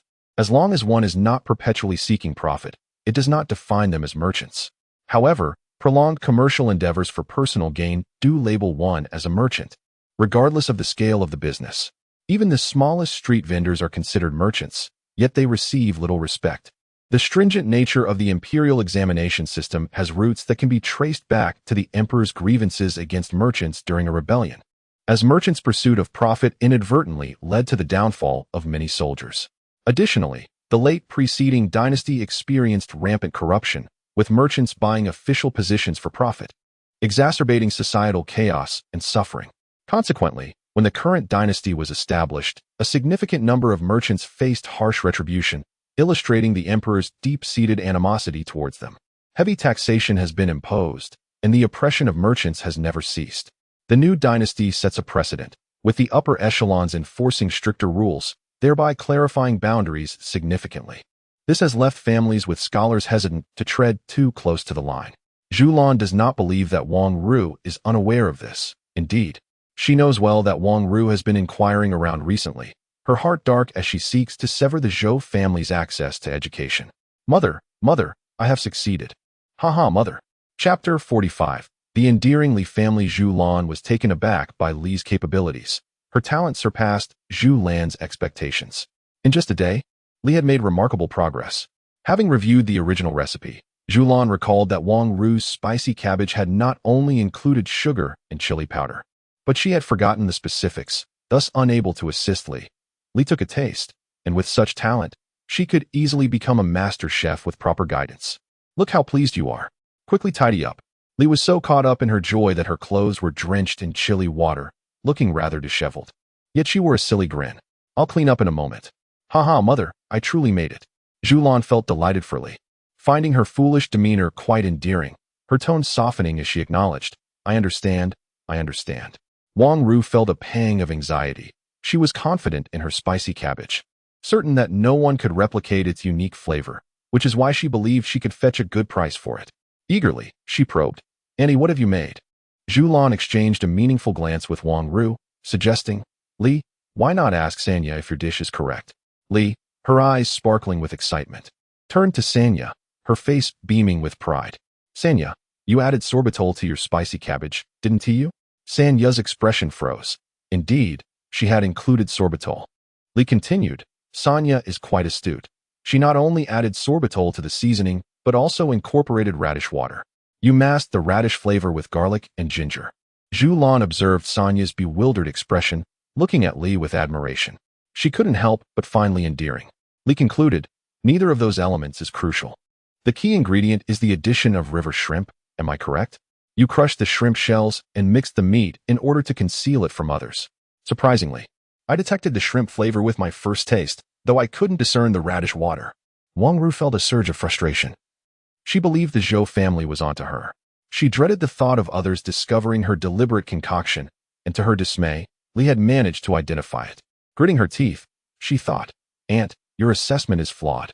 Li, taken aback, insisted, that's impossible. I precisely adjusted the seasoning. It must be my flavor, Mother. Zhulian found Li's fervent assertion charming, saying, Mother trusts you. Sanya's denial is merely to protect her secret recipe. Once you create it, we shall see if it holds true. Li displayed no awareness of how her revelation might jeopardize Wang Ru's financial prospects, feeling rather triumphant instead. Once I produce it, let's see what you have to say. Zhulian mused, this animosity is noteworthy. I must be more protective in the future. However, since Sanya just cleverly dealt with the Zhou family, she has now faced a significant setback. The crisp autumn air invigorates the spirit. Wang Ru tasted a blend of sweetness and bitterness in her mouth, feeling heated and determined. Even if Aunt figures it out, the Zhou family won't be able to conduct business. Zhulian gasped, realizing that Sanya was aware of their family's dealings, which were indeed reprehensible. Wang Ru, quick to react, feigned ignorance, claiming she only learned of it from Grandma Zhou. Did I speak incorrectly? Wang Ru no longer underestimated any member of the Zhou family, having thought that the most gullible, Zhou Xuahan, would not turn against her. In their confrontations with the Yang family, it became evident that Yang was shrewd and calculating. There was not a single honest person in the Zhou household. Feeling disheartened, she lowered her head, vowing to keep her thoughts to herself in the future. Li, with a disdainful tone, interjected, remarking that she had believed Sanya had become wiser and would not repeat her foolishness, only to find she remained as naive as ever. Our family does not engage in commerce, but my maternal family certainly could. After all, they are not the brightest, owning only a few acres of land. It would be better for someone in the family to take up trade. Once my brother-in-law becomes an official, our family would have even more support. And despite their lower status, no one would dare provoke them.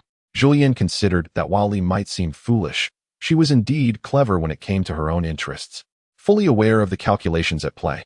Chapter 46. The return is impossible. Li's loud voice attracted the attention of Zheng, who approached the wall.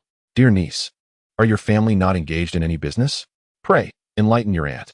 Zhulian stared blankly at the towering wall, contemplating that once Zhou Shuren traveled south, she would instruct her eldest and second brothers to raise the wall higher, to prevent Zheng from peering into their family's affairs and reveling in their commotion, which was quite bothersome. When it came to matters concerning herself, Li clammed up, insisting, Aunt misunderstood. I was referring to Sanya's business endeavors. Zheng was captivated by Sanya, and the gossip surrounding her remained the most fervent in the village. Sanya extended a hand to uplift her aunt's household. However, her aunt did not engage in trade. Sanya, remember to recruit her aunt when seeking workers. Though Zhulian had not been in this era for long, she dared not underestimate the ancients. Each dynasty possessed its own survival instincts, particularly among the lower classes, who were acutely aware of the taboos imposed by those above them. Zheng, being a child bride, naturally adopted her husband's surname. The youngest son of the Zheng family entered school at the age of 8 and harbored modest aspirations of passing the Imperial examinations to attain the status of a scholar. Thus he could not engage in trade himself. With their own land, the family had no shortage of labor, and many villagers sought odd jobs without issue. As for the Zheng family, it was inconceivable that they would arrange for their son to marry Sanya for the sake of better living conditions. This brings to light the regulations regarding merchant relatives in the context of the Imperial examinations. Sons-in-law of merchants were prohibited from taking the exams or holding official positions, thereby eliminating the possibility of minor officials marrying into merchant families for financial gain. As for concubinage, that was another matter altogether. Merchant offspring held a lowly status, and children born of merchant concubines would also face disdain. In ancient times, one's social standing was a lifelong burden. Those aspiring to rise above their station faced insurmountable obstacles, and individuals of merit were as rare as phoenix feathers. Of course, merchants could leverage their daughters by marrying them to commoners to invest in their grandchildren. Yet the number of reputable families willing to take a merchantess daughter as a legitimate wife was scant, rendering such unions unlikely. Moreover, merchant brothers were also barred from the imperial examinations. If one brother harbored ambition, it could lead to familial strife, severing the path to success and fostering enmity. The concerns of those who turned to commerce midway were manifold. Certainly, the world revolves around profit, and merchants wield control over the economy. The regulations contain numerous loopholes. The emperor, aware of the fickle nature of human sentiment, refrains from oppressive measures that might provoke backlash. A subtle suppression that achieves its intended effect suffices. Once a dynasty is established, those within educated households are acutely aware of these dynamics, lest their promising futures jeopardize their entire family. Lia's mother, lost in thought once more, prompted the first daughter-in-law, who could only offer continual reminders. "Mother, Wang Laosi has arrived." Wang Laosi, his face flushed with embarrassment, found that Aunt Zhou's tactful words cut deeper than harsh ones. "Zhulian, please, I am not in good health and wish to live longer. I want no involvement with your Wang family. Take care of the children and your mother in the future." "I understand," Aunt came the reply. Wang Laosi, feeling humiliated and seething with anger, dragged Sanyu away in disgrace. Zhulian scoffed softly. Wang Laosi had not improved, his temper flaring as he sought control. It was no wonder Wang Ru sought cooperation elsewhere.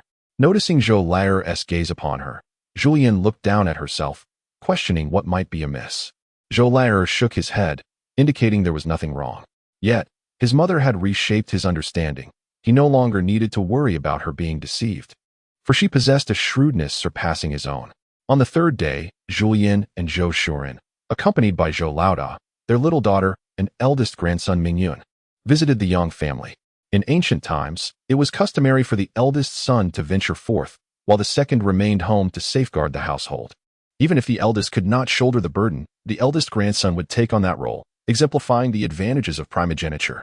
In impoverished agricultural families, where monogamy was the norm, the eldest son and grandson held an unequivocal status.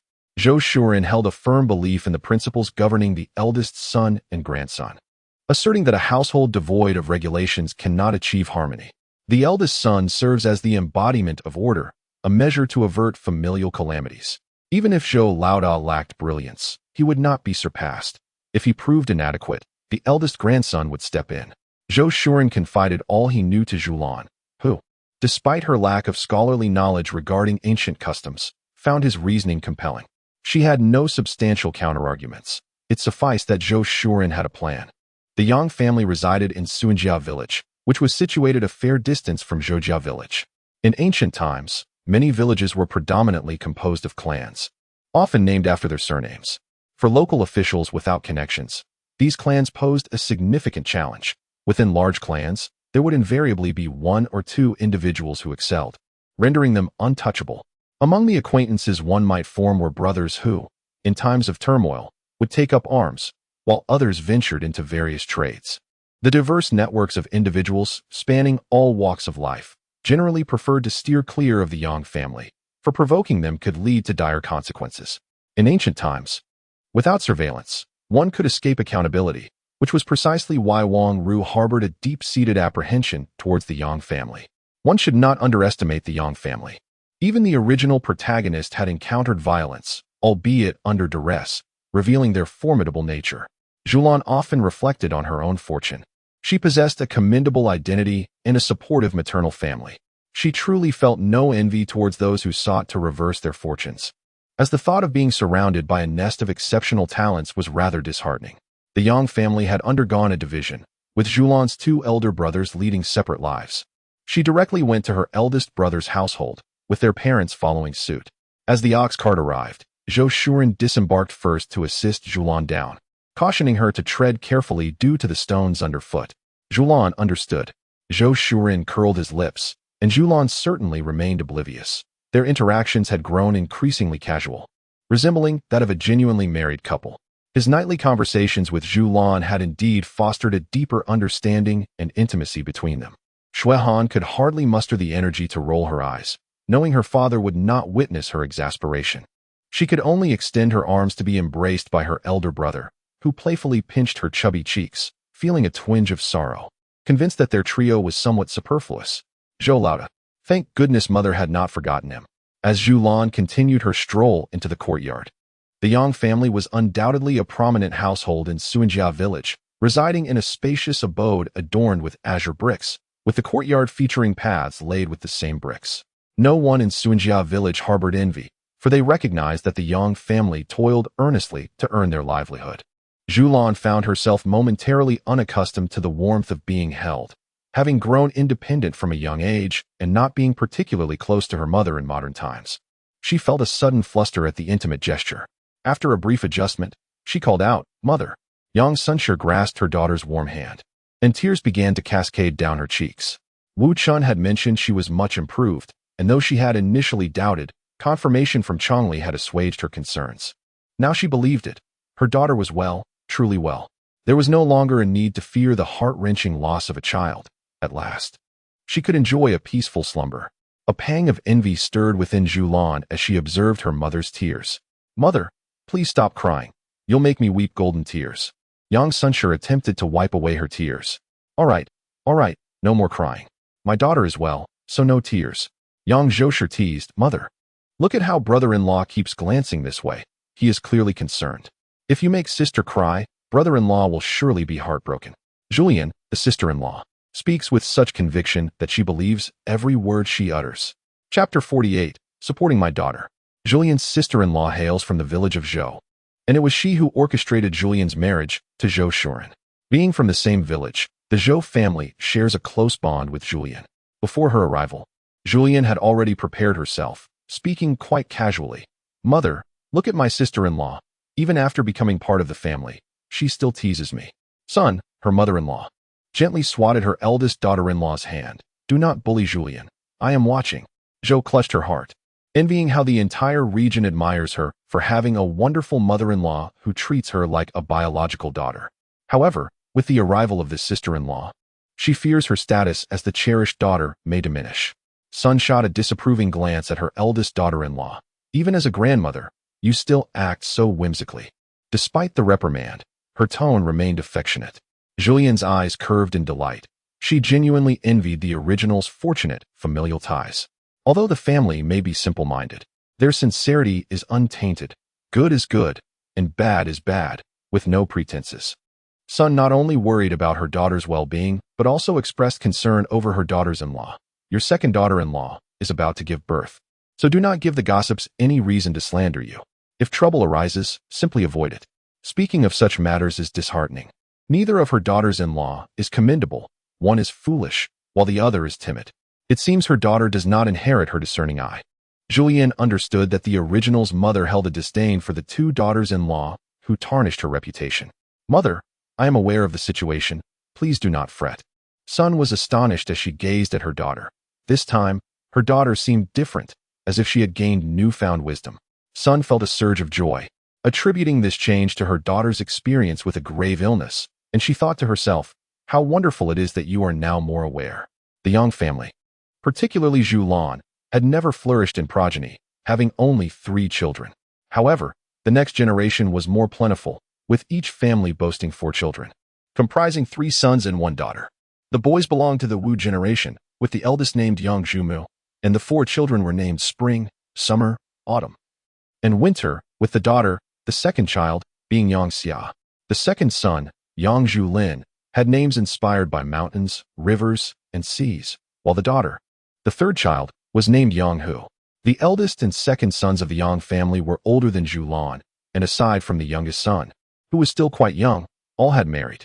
Before long, Yang Heir and his family arrived, filling the 2 rooms with people. Zhulian felt a buzzing in her head. There were many from her own family, but even more from the Yang family. In modern times, distant relatives were less significant than close neighbors, and the bonds among relatives had gradually weakened. Aside from a few prominent families, the New Year celebrations were particularly quiet. Zhulian thought she had grown accustomed to the lively atmosphere of the Zhou family, yet she still found it overwhelming, yearning for tranquility amidst the chatter. Sun had been keeping a watchful eye on her daughter, and upon noticing her pallor, felt a jolt of concern. Are you unwell? Zhulian couldn't confess that it was simply too crowded. That would be ungrateful.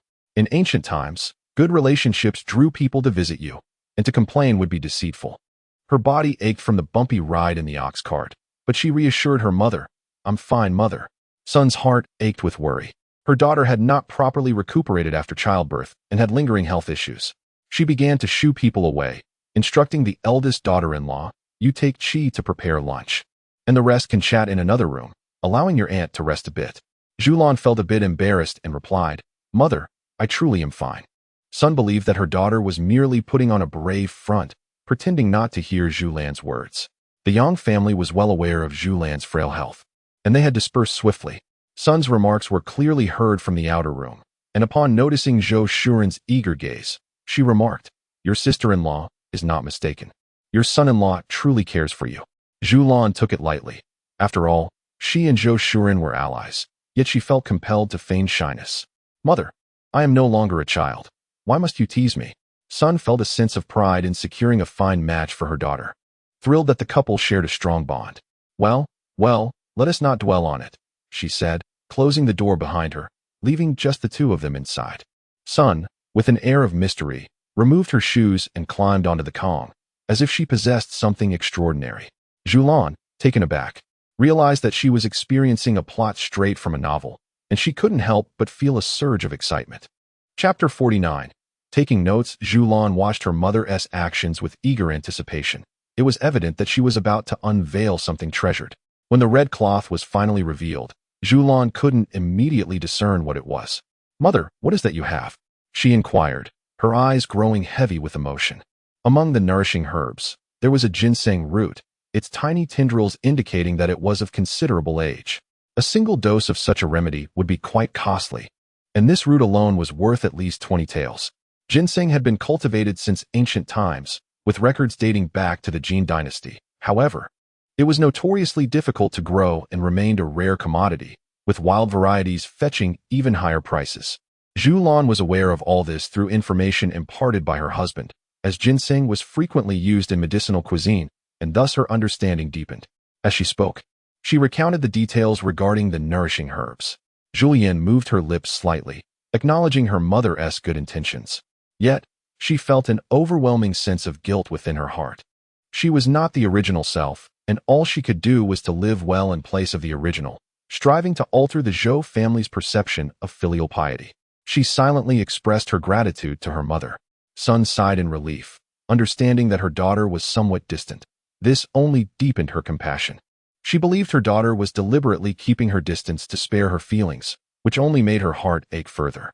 The Yang family's lunch was lavish, abundant with meat, reflective of their prosperous lifestyle. Zhulian's stomach was full, though she had tried to restrain herself from overeating. However, she could not withstand her mother's insistence that she had not eaten enough, resulting in her indulging more than she intended. As they returned home, the ox cart was laden with numerous items, and Zhulian felt her cheeks flush. She turned to the sobering Zhou Shuren beside her and remarked, "Why do I feel as though we have come here merely to take advantage of the autumn wind?" Zhou Shuren, unaffected by the alcohol, wore an expression that seemed to speak volumes, his eyes sparkling with mirth. The Yu family had often sent provisions to their home in the past. Zhulian acknowledged this truth. The original family had been the weakest, and the most vulnerable child had received the most favoritism. Even if circumstances improved, the elders' perceptions would not shift significantly, as the original self had always relied on assistance. Zhulian held a firm belief in Zhou Shuren, her eyes gleaming with conviction. Meanwhile, Xuehan noticed the blush on her parents' faces as they exchanged glances and swiftly covered her nephew's eyes, exclaiming, "No inappropriate viewing." "Close your eyes quickly," Zhou Mingyun, bewildered, asked Aunt. "Why should I close my eyes?" As he shouted, Zhou Laoda trembled with laughter, having just been overwhelmed by his parents' affectionate banter, now finding amusement in the situation. Zhou Shuren cast a sidelong glance at his daughter, closing his eyes in weariness. In the solitude of modernity, he was acutely aware of his innermost desires. He genuinely cherished the feeling of living amidst the flickering lights of life. Yet, it was rare to encounter a harmonious connection with Zhulian, and with a single shout, the atmosphere he had painstakingly cultivated dissipated. These bothersome distractions. His little daughter ought to start learning arithmetic, and his eldest grandson should be practicing the three-character classic. The eldest son must also remain occupied with some tasks. Apart from Zhulian, the other three on the ox cart inexplicably sensed the chill of autumn in the air. Zhulian, however, felt no concern, for she and Zhulian were bound together, the most trusted companions to each other. Observing her daughter's exaggerated expressions, Zhulian maintained a smile, embodying a sense of solitary clarity. The ox cart meandered for an hour before nearing Zhou family village. And as Zhulian embraced her daughter and grandson, she began to drift into slumber, when suddenly the cart came to a halt. Zhulian opened his eyes first, and upon seeing that they had not yet arrived home, he questioned, "What is the matter with the eldest son?" Zhou Laoda jumped from the cart, exclaiming, "Mother, this is the eldest son of Zhang Dadi. The child is burning with fever." Zhou Laoda's touch sent a shiver through him. The child was scorching hot. Zhulian pondered for a moment before recognizing who it was. Before she could speak, Xuehan, unable to bear it any longer, cried, "Mother, please save him." Chapter 50. The most unfortunate child. Zhulian, responding a beat slower than her daughter, urged, "Eldest, quickly bring him here." Zhou Laoda untied the firewood from the child and tossed it onto the cart, lifting the child into his arms while muttering, "What a calamity. We must lower his temperature first. If we go to the doctor directly, there are no miracle cures in ancient times. And brewing medicine requires time. I'm truly afraid we will delay and cause further harm." Fortunately, they were close to home now. Upon arrival, Zhulian gestured for Xuehan to fetch water and signaled for old Zhou to carry the child into the main room. Zhulian addressed the approaching Zhou, instructing him to first unload the items from the cart, and then to go into town to summon a doctor. Zhou, calculating the expenses in his mind, knew that hiring a doctor would be costly. People tended to be selfish, and he could only think of his family. However, he found it increasingly difficult to understand his father, so he simply replied, "Yes, father." Upon entering the main room, Zhulian took some silver to give to Zhou for the doctor, as the child was too frail to endure much more distress. Zhulian placed a cool cloth on the child's forehead, her fingers brushing against the bony frame, stirring a feeling of unease within her. Old Zhou stood hesitantly at the door, asking, "Father, should we notify Zhang Dadi's family?" Zhulian pondered for a moment. Zhang Dadi's wife was notoriously unreasonable. He advised old Zhou to refrain from mentioning that they had saved the child, lest they provoke a scene claiming that they had harmed the child. Instead, he suggested saying that the child had been startled by the cattle, which had caused Xuehan to fall, and then to ask Zhang Dadi's family for money, subsequently informing them that the child had developed a high fever and was at risk of becoming delirious. Old Zhou nodded, understood. After all, he thought, his father was indeed meticulous, yet he couldn't quite grasp the deeper implications, feeling as though he had overlooked something important. Xuehan, overhearing the conversation, blinked and reassured, "Father, don't worry, I will play the part convincingly."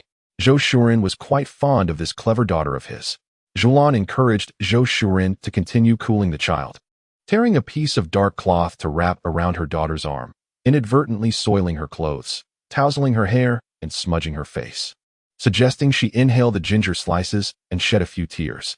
Zhulian felt quite satisfied. It was far simpler than modern makeup techniques. Zhulian gestured for Zhulian to take a seat, for the child was indeed pitiable, having never known the affection of her parents. Upon her return, she had become estranged from her own mother and father, purchasing land and constructing a home of her own, subsequently giving birth to 2 sons. The elder son, deemed worthless, was compelled to labor by Zhang Dadi and his wife, faring worse than the household maid. In fact, the third daughter led a more fortunate life than this child, who was the most unfortunate in the village.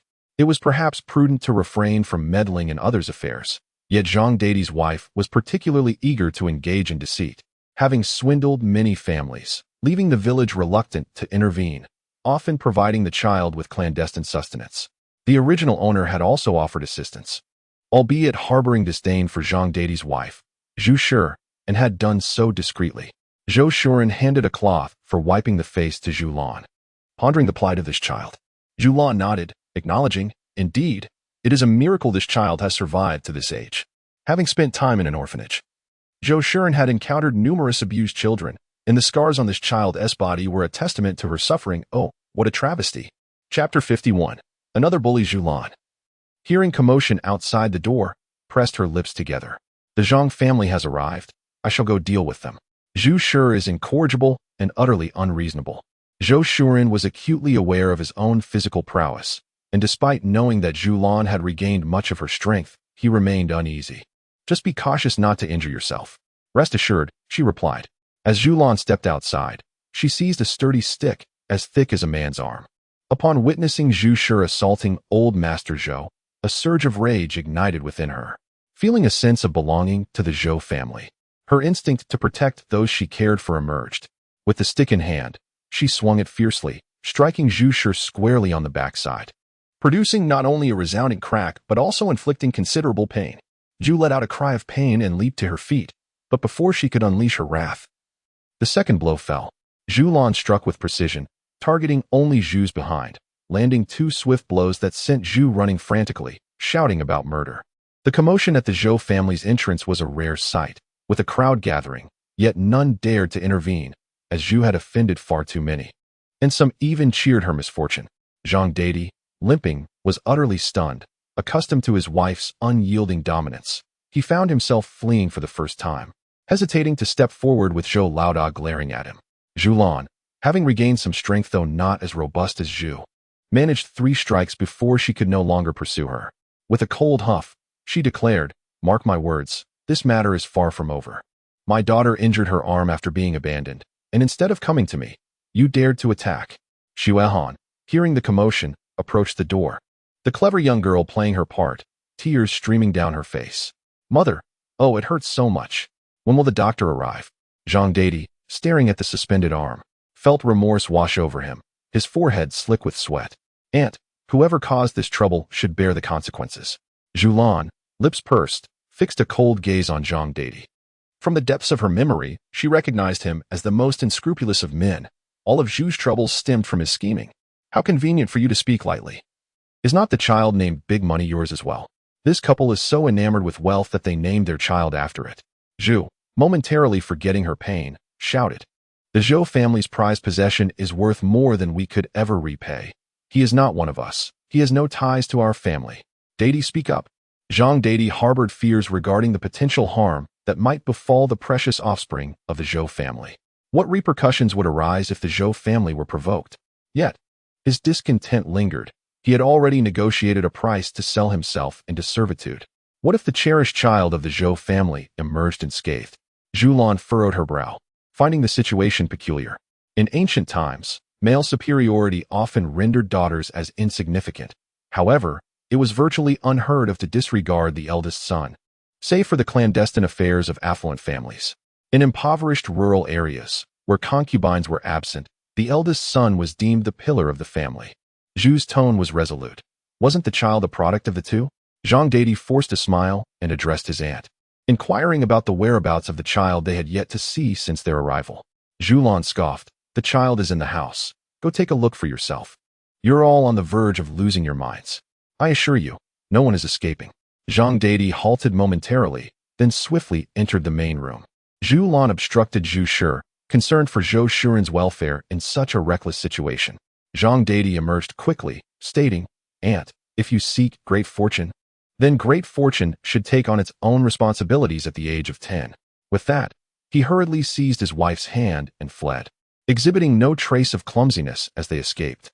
Zhulian chose not to pursue them, turning to the onlookers. Having witnessed the commotion, they dispersed, well aware that Yang's health had returned, making her a formidable presence in the village. Chapter 52. In a daze, Zhulian nearly sputtered her drink, contemplating the likelihood that Zhou Shuren had not traversed time. The current Zhou Shuren would certainly not entertain such thoughts. Upon catching Zhou Shuren's discreet signal, Zhulian chuckled, noting that Deqian had awakened, his ears flushed with color. Zhulian blinked, contemplating her son-in-law, a child husband akin to a biological son. A child husband is advantageous. In the future, she need not worry about her daughter being mistreated. Deqian's ears flushed crimson, his entire being suffused with warmth, grappling with whether to open his eyes. He recognized the voice that spoke. It belonged to a kind soul from the Zhou family. He was not foolish. In fact, he was quite astute. Aware that his father intended to sell him, deliberately, he bathed in the frigid river water, unwilling to accept the fate of servitude, no matter how arduous life might be. Having endured until the age of 10, he believed that with a few more years, he could sustain himself. To be a servant meant losing the freedom of life and death. Should he encounter a vile master, his existence would be utterly doomed. Zhulian observed that Dakian soon calmed, lying still and motionless. The original self had been a rather simple individual, unable to perceive the complexities around him, merely feeling pity. The fact that his parents, who treated him so poorly, allowed him to survive was no small feat. His unwavering composure was intriguing. No wonder Zhulian had taken a liking to him. Noticing Zhulian's gaze, Zhulian smiled and nodded in acknowledgement. Dakian hurriedly rose, expressing gratitude to Grandma Zhou. Zhulian mused on his impressive acting skills. His expressions were remarkably well executed. Lie down quickly. Whatever has transpired, your grandfather Zhou will explain to you. I shall prepare dinner. Zhulian, pressing gently on Dakian's shoulder, lacking meat, remarked that his parents had come and no longer wanted him. Rest easy. Dakian, who had long mastered the art of disguise for survival, felt a crack in his facade. How could this be? Had they truly forsaken him and his worth? At last, Zhulian understood why Zhang Dadi was so insistent on seeing Dakian. It was to ascertain whether Dakian could endure such a heartless act. Her tone softened with compassion for Dakian. Do not worry, my dear child. Zhulian's eyes sparkled with an even deeper mirth. This child's ailment was quite deliberate, indeed. How remarkable it is to be so resolute against oneself. Heeding your grandmother Zhou's advice, rest for now, and do not concern yourself with the matters that remain. Qian was utterly bewildered. What did it mean to not have to worry? Was he still dreaming, or had he passed away? A sharp pinch to himself confirmed the reality of his situation, which left him feeling somewhat dazed. Zhulian, the elderly lady, was being overly courteous. Li Shi was quite delighted. Mother, shall we slaughter a chicken today? After a moment's hesitation, Zhulian nodded. Observing Li Shi fetching a knife from the kitchen, she approached. What prompted you to send me a hen? Is there something afoot? With deftness, Li Shi dispatched the chicken before it could even register the act. She then set it down, initially bashful, then adopting an expression of resolve. Zhulian, having laid the groundwork, she felt a surge of fear. Li Shi's eyes glistened with tears. Mother, I have come to realize that you are the best mother-in-law. I should not have spread gossip. Nor should I have scolded you at my maternal home, and certainly not cursed you. Grandmother said that you have always cared for your daughter-in-law, without holding it against me. Such a mother-in-law is almost extinct. Allow me to treat you as my own mother henceforth. Zhulian clutched her heart. This was indeed distressing. Had the original self been present, it would have surely been infuriated. Chapter 53. Sending you to the rankings. The volume of Li Shi's voice, coupled with the final struggles of the chicken, rendered Zheng Shi unable to discern the conversation as she climbed the wall. All she could perceive was Li Shi's tearful and aggrieved expression. Li Shi, what has befallen you? The spirit of gossip was palpable. Li wiped her tears and said, Aunt, it's nothing much. I merely hope my mother-in-law lives a long and healthy life. In the future, I shall diligently show my filial piety. I even brought a hen from my family to nourish her. Zhulian felt a pang in her heart, wishing Li would cease her words. Could she not merely refrain from further disparagement? Zhang, with eyes as bright as 800-watt bulbs, remarked, Sister-in-law, I must say, it is rare to see a daughter-in-law bringing a hen from her family as a gesture of respect for her mother-in-law. You should be content and refrain from belittling others. In our humble abode, such grand displays of piety are unnecessary. One must learn to be satisfied. Zhulian maintained a smile but shot a fierce glare at Li, silently pleading for her to stop explaining. Without education, do not speak so pretentiously. The more one explains, the worse it becomes. Taking a deep breath, she resolved to build a wall 2 meters high in due time. Li shuddered, sensing her mother's rising fury. She was perplexed, wondering how her seemingly kind words had been twisted. Zhulian chose to disregard Li, no longer wishing to salvage the image of a wicked mother-in-law. People only desire to hear what they wish to hear and see what they wish to see, creating their own filters and narratives. No amount of explanation would clarify her stance. With a forced smile, she declared, Sister-in-law, I cannot compare to you. You are the best in the village. You do not allow your daughter-in-law to cook or wash clothes, preferring to do it yourself. Not only do you permit private savings for each household, but you also generously give your daughter-in-law pocket money of 5 coins each month. Zheng stared blankly, her expression one of confusion, unable to comprehend. Zhulian's voice grew louder, drawing the attention of neighbors who began to gather at the door, as if to say, on this stage, if it doesn't ruin you, then you are not worthy of the name Yang. Zheng finally came to a realization, her face a mask of disbelief. Is this Yang? Zhulian smirked. truly thinking she was naive. She had long wished to settle scores with Zheng, but had found no time. Noting her surprise, Zhulian was well aware of Zheng's greatest desire, for the village's matriarchs to learn from her. Rest assured, we all look up to you. With that, Zhulian retrieved 10 coins from her pouch, counting out 5 for Li. Aunt Zheng is the foremost good matriarch. My mother cannot overshadow her. From this day forth, my mother will learn from you, Aunt Zheng, and will bestow upon you and Zhao 5 coins each month. However, my mother is not in good health and cannot cook well, so the household meals will remain your responsibility. You are the chef of our family. Li's mind was in a whirl. She could hardly comprehend her mother-in-law. Yet, who would refuse money? She grasped the coins, delighted. Mother, you are truly wonderful. Zhulian smiled, saying, indeed, send this 5 coins to your sister-in-law. Li departed joyfully, and Zhulian felt elated that her troublesome ally had left. Zheng's hands trembled as she pointed at Zhulian, stammering, You. Zhulian relished the confrontation. The trap had been successfully laid. From this moment on, she would no longer be the most despised woman in the village. Zheng would firmly claim that title, inciting the village matriarch sire. What joy! Her sister-in-law was ecstatic. But Zhulian advised her to descend carefully lest she tremble and fall. Alas, Zheng tumbled from the wall. As Zhulian noted the gathering dispersing, she finally saw that old Shou and the others had arrived, leading their oxen, having previously been blocked at the entrance. Zhou Laojiu gazed at his mother with a certain warmth in his eyes. He had been pondering who he resembled more, his father or someone else, only to realize today that he took after his mother, both equally mischievous. At that moment, he felt an extraordinary closeness to her. Good mother. Do take care not to tire yourself too much. Zhulian found herself somewhat perplexed. Why was the second son suddenly so emotionally expressive? Hadn't he always been reserved? In chapter 54, The Obedient Daughter-in-Law, Zhulian recognized the doctor, and a subconscious trust took root within her. The doctor had successfully treated Zhou Shuren and prescribed remedies to improve her health. Consequently, Zhulian held the physician's medical skills in the highest regard, extending utmost courtesy and warmth. You are the one whom Laojiu invited. Please, come in after your arduous journey. The doctor stroked his beard, nodding appreciatively before slowly making his way into the main room. Zhulian did not follow. Upon seeing Li Shi accompanied by the tearful Zhao Shi, she felt a shiver run down her spine and promptly turned toward the grain storage. Zhao Shi was so overwhelmed by grief that she had forgotten to wipe her tears. Mother, woo-woo, mother still does not welcome me, she lamented. She clearly saw me yet chose to walk away briskly.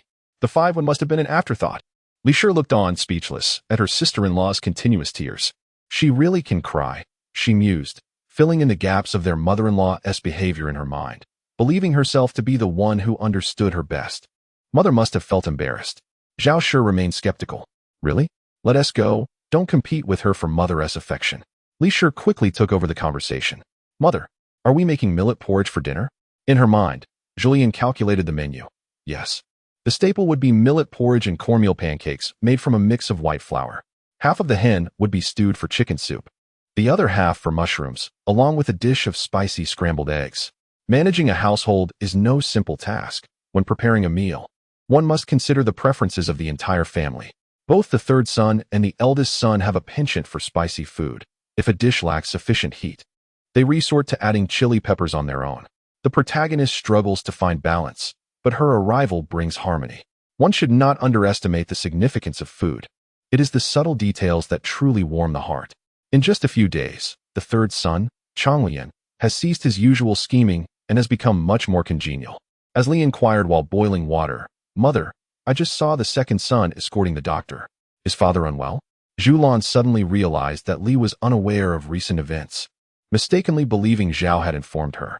Upon reflecting on Zhao's reticent nature, Zhulian recognized one of Zhao's virtues and decided not to conceal the matter of the substantial sum of money involved.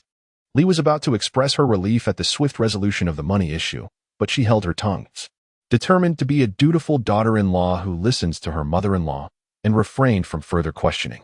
Zhou Shuren spoke with a tone of gratitude, noting that typhoid fever was not particularly concerning, though the underlying health issues were more severe. Fortunately, the child had built a foundation of good health in childhood. It was not too late to properly care for him. Recovery would take several years, and he should avoid strenuous labor in the future, lest it jeopardize his longevity. The doctor had remarked that it was fortunate the condition was discovered early. Had it continued for a few more years, The child might not have reached the age of 30. Zhulian exhaled in relief, feeling grateful that Zhang deity had treated the eldest son well during the time before the second son was born.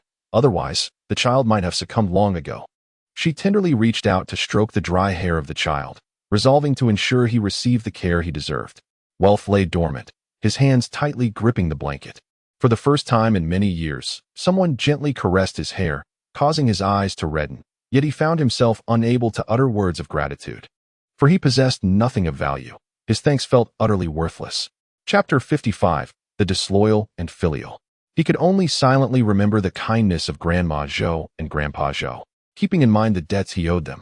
Currently, he lacked the ability to repay, yet he vowed that in the future, when he had the means, he would certainly repay them. Zhulian, fearing that Dakian might overthink, refrained from asking how much silver had been spent. Instead, she remarked, "It is best to take care of Dakian's matters promptly. We should visit Zhang deity's home to resolve everything at once, lest prolonged delays lead to unforeseen complications." The Zhou family had summoned a doctor, and in a village where secrets were hard to keep, it was common knowledge that the physician was sought for Xuan. However, the villagers also recognized that the Zhou family was not one to abandon those in need, yet they worried that Zhang deity might still harbor intentions of selling Dakian, which could lead to unexpected developments. Zhou Shuren rose to find fabric suitable for making a complete outfit. "We shall first visit the clan leader's residence and seek his assistance in addressing this matter collectively, thereby resolving it all at once." Zhulian understood that Zhou Shuren intended not only to separate Dakian from Zhang deity's influence, but also to sever all ties entirely, ensuring that Dakian would no longer be associated with Zhang deity's family, and thus would not be ensnared by them. Regarding the Zhou clan, Zhou Shuren's branch was a distinct lineage. His ancestors were not originally from the local Zhou family, but had relocated from elsewhere. A family cannot exist without its clan. And over time, they gradually integrated into the local Zhou community, though they remained somewhat estranged from it. As the relationship soured with Zhou Shuren's father's generation, there was little interaction, primarily due to the fact that Zhou Shuren's father was the sole heir and in frail health. The clan harbored hopes for his early demise. But unexpectedly, a twist of fate brought forth Zhu Lan's mother-in-law, who not only bore Zhou Shuren, but also allowed his father to survive until Zhou Shuren established his own family. The clan's aspirations were dashed, and they felt humiliated by the Zhou family, leading to a significant reduction in their interactions. Presently, the children of the Zhou family have yet to enter the clan school, and their connections with the clan have diminished to mere formalities. Zhu Lan discovered some fine fabric, and the Zhou family, when seeking assistance from the clan, did not beat around the bush. They always brought along benefits to facilitate matters. It was a mutual understanding that simplified interactions. Holding the fabric, Zhou Shuren inquired of Daqian, "Can we endure? A grand performance awaits us."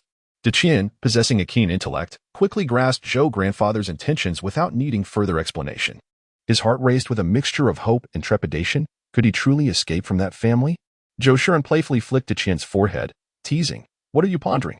You look as furrowed as an old man." Daqian struggled to breathe, anxiety overwhelming him. He had once believed that Zhou grandfather was merely comforting him by stating that his parents did not want him. To his shock, it seemed to be the truth. With reddened eyes, he asked, "Am I to change my surname?" Zhou Shuren was taken aback. The thought of altering a child's surname had never crossed his mind. A surname is a lifelong commitment, not something that can be casually changed.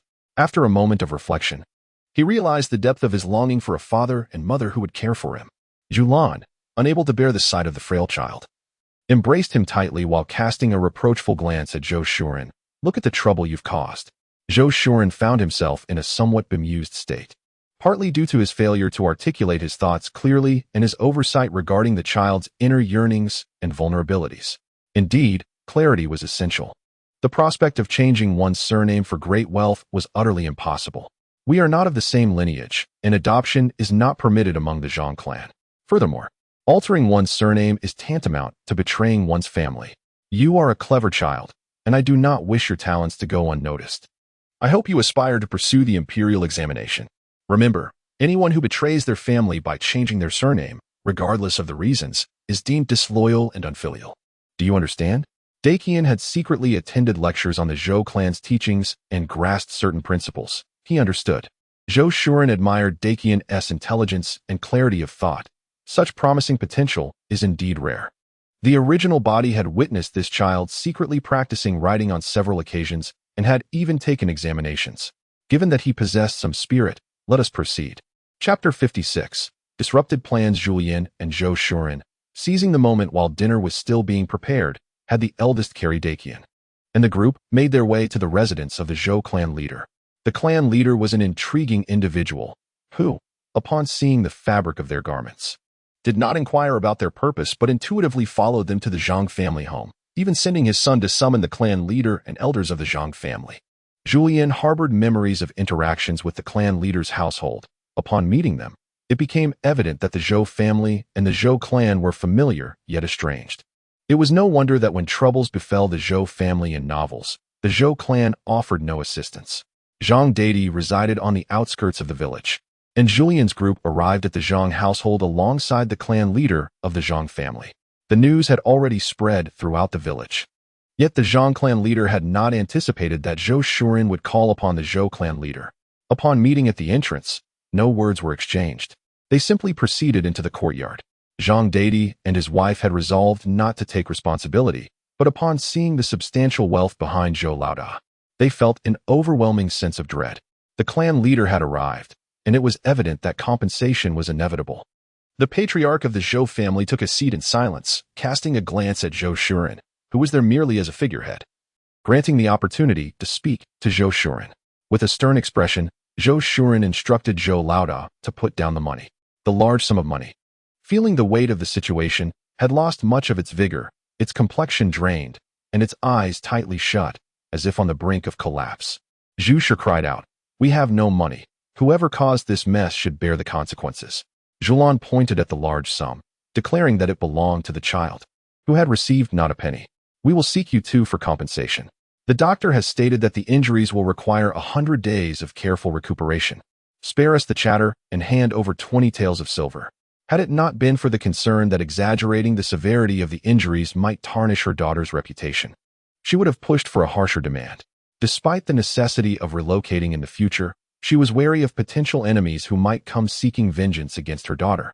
Thus opting for caution, Zhu Shi clutched her chest, gasping for breath as if the demand for money was a matter of life and death. 20 taels? Why don't you go rob someone instead? Zhou Shuren, his eardrums aching from Zhu Shi's tirade, was reluctant to waste time on her words. He fixed a cold stare on Zhang deity, stating, "Do not think to use the child as a means to settle your debts. The large sum has been reduced to this state. The doctor has just examined it and stated that the cost of treatment will be 5 taels of silver, and afterward, no strenuous labor can be undertaken, lest it affect one's lifespan. Considering we live in the same village, I have summoned both clan leaders to mediate. If you refuse, the Yu family will come to speak with you tomorrow." Zhang deity, the clan leader of the Zhou family, cast a surprised glance at Zhou Shuren, exclaiming how the once straightforward Zhou Shuren had resorted to threats, indicating a moral decline. Stroking his beard, he mused that while he did not fear straightforwardness, he was wary of ulterior motives. He shifted his gaze and resolved to be less indifferent in the future. After some contemplation, the Zhou clan leader addressed Zhang's clan leader, stating that their two families had long been intertwined through marriage, with most being related by blood. Neither party wished to escalate tensions, yet the deity family must provide an explanation to Shuren regarding the matter at hand. He proposed that the deity family offer 5 taels of silver to treat the child's illness, and upon recovery, the child would gradually repay the remaining debts to the Zhou family, thereby resolving the issue. Zhulian thought to herself that the clan leader was astute. Zhou Shuren had yet to formulate a plan, yet the leader had already anticipated the general direction of the situation. Those who held such positions were not ordinary individuals. Zhang deity, quick-witted as he was, realized that if he were not clever, he would have faced death rather than merely a broken leg. Upon hearing the Zhou clan leader's words, he instantly grasped that Zhou Shuren's primary objective was to acquire the child. Zhou Shuren's meticulous calculations had overlooked the leader's shift from a mere figurehead to an ally who supported him, recognizing that the Zhou family was in a stronger position than the Zhang family. Thus, without any pretense, the leader had laid bare his intentions. Observing the frantic movements of Zhang deity's eyes, Zhou Shuren couldn't help but smile internally. With the shift in perspective, there was no need for further scheming, as Zhang deity would have to suppress his thoughts. Zhang deity pondered extensively, but could not discern the advantages of the large sum of money. The only conclusion he reached was that perhaps the Zhou family's daughter had sustained severe injuries, thus compelling the large sum to assume the role of a child husband. Feeling he had grasped the crux of the matter, he declared his dissent, asserting that he had painstakingly raised his child and would not relinquish them to the Zhou family for free. Zhou Shuren ignored Zhang Deidi, directing his gaze towards the clan leader Zhou, conveying a silent message that the matter was now in his hands. The clan leader understood the implication and did not feel that he had recklessly disrupted Zhou Shuren's plans. He trusted his instincts, sensing a change in Zhou Shuren. If he did not establish contact promptly, he would miss his chance entirely in the future. Conversely, this could also present an opportunity to ease the situation, and he subtly indicated to Zhou Shuren to leave it to him. In Chapter 57, One Must Have a Thick Skin, Zhulian stood as an observer, keenly noting the expressions of everyone in the hall, including those of the Zhu family. It was evident that once the clan leader spoke, the Zhu family recognized the gravity of the situation and chose to remain silent. This individual, despite his brashness, possessed a distinct survival strategy that should not be underestimated. The clan leader had no need to converse with Zhang Deidi. His attention was solely on Zhang. He was well aware of the unfolding events, understanding that substantial wealth does not materialize without reason. Zhou Shuren, known for his benevolence, could not bear to see a child perish prematurely, yet even his compassion had its limits. Zhang Deidi offered 5 taels of silver for the child's treatment, a modest sum. He refrained from mentioning the 20 taels, as Zhou Shuren and his wife appeared calm while seeking him out, indicating that Xu Weihan was likely safe. He even suspected that the couple's apparent indifference was a deliberate faade. If that were indeed the case, he would need to foster a closer relationship with Zhou Shuren in the future. The clan leader and Zhang Deidi shared similar thoughts, mistakenly believing that significant wealth could be equated to a child bride. However, they underestimated the situation. The clan leader believed Zhou Shuren had prepared for both outcomes. Should his daughter not recover swiftly, the wealth would serve as a child bride, but if she did heal, it would be transformed into a long-term worker. He sympathized with the young child, acknowledging the difficulties ahead. Zhulian felt a deep sense of melancholy. Indeed, the disparity in status dictated differing approaches. According to her and Zhou Shuren's methods, matters could be resolved after a bit of groundwork, and if an entire village could be so easily settled, one could only imagine the situation in the county or even the capital. In the ancient world, where imperial authority reigned supreme, power was manifestly evident. Thus, Zhou Shuren diligently pursued the imperial examinations. Otherwise, no matter how much silver the family amassed, it would be akin to an infant clutching a golden ingot, fragile and easily lost. Zhang Deidi, though begrudgingly defiant, dared not voice his dissent. He refrained from opposing his clan, merely accepting the financial terms. Zhulian saw through Zhang Deidi's thoughts. They did not seek vast sums, yet he perceived their request as troublesome.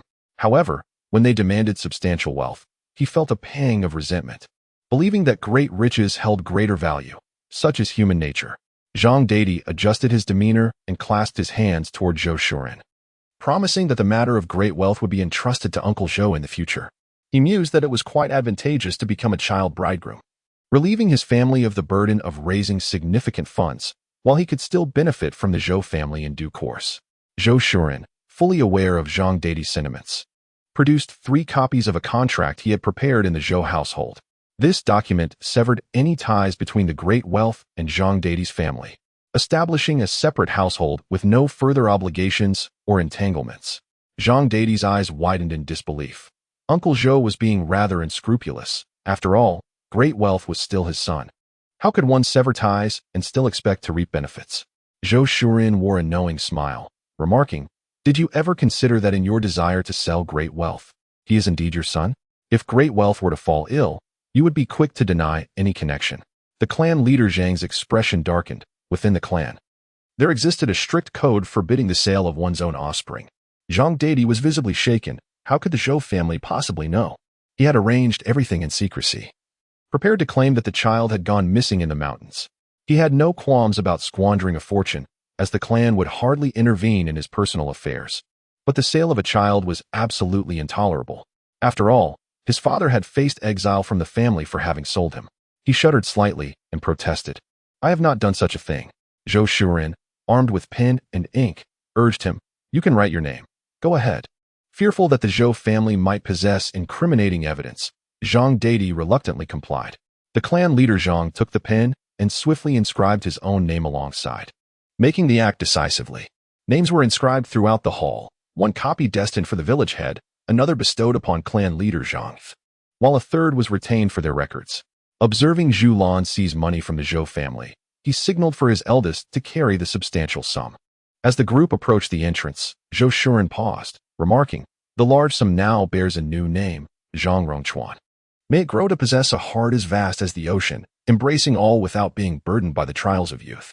He then addressed clan leader Zhang, "Uncle, today's events have been numerous. I shall personally visit tomorrow to pay my respects." Clan leader Zhang understood that this pertained to the naming of the child and their separation. He reflected on the Zhou family's customary generosity, smiling warmly, "Very well, uncle shall await your visit." With a deep gaze at Zhou Shuren, he recognized that the names served as a reminder that the past was behind them. Zhou Shuren, embodying a magnanimous spirit, smiled in return before departing. Having been compelled to owe a favor, he expressed his gratitude. "Thank you for your assistance, clan leader."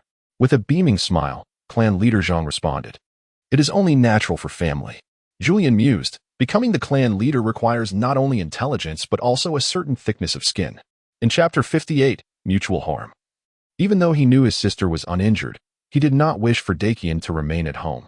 Healing required funds, sustenance demanded resources, and with his inability to work, every coin spent at home diminished his own share of resources. Zhulian reflected that her third son still needed refinement.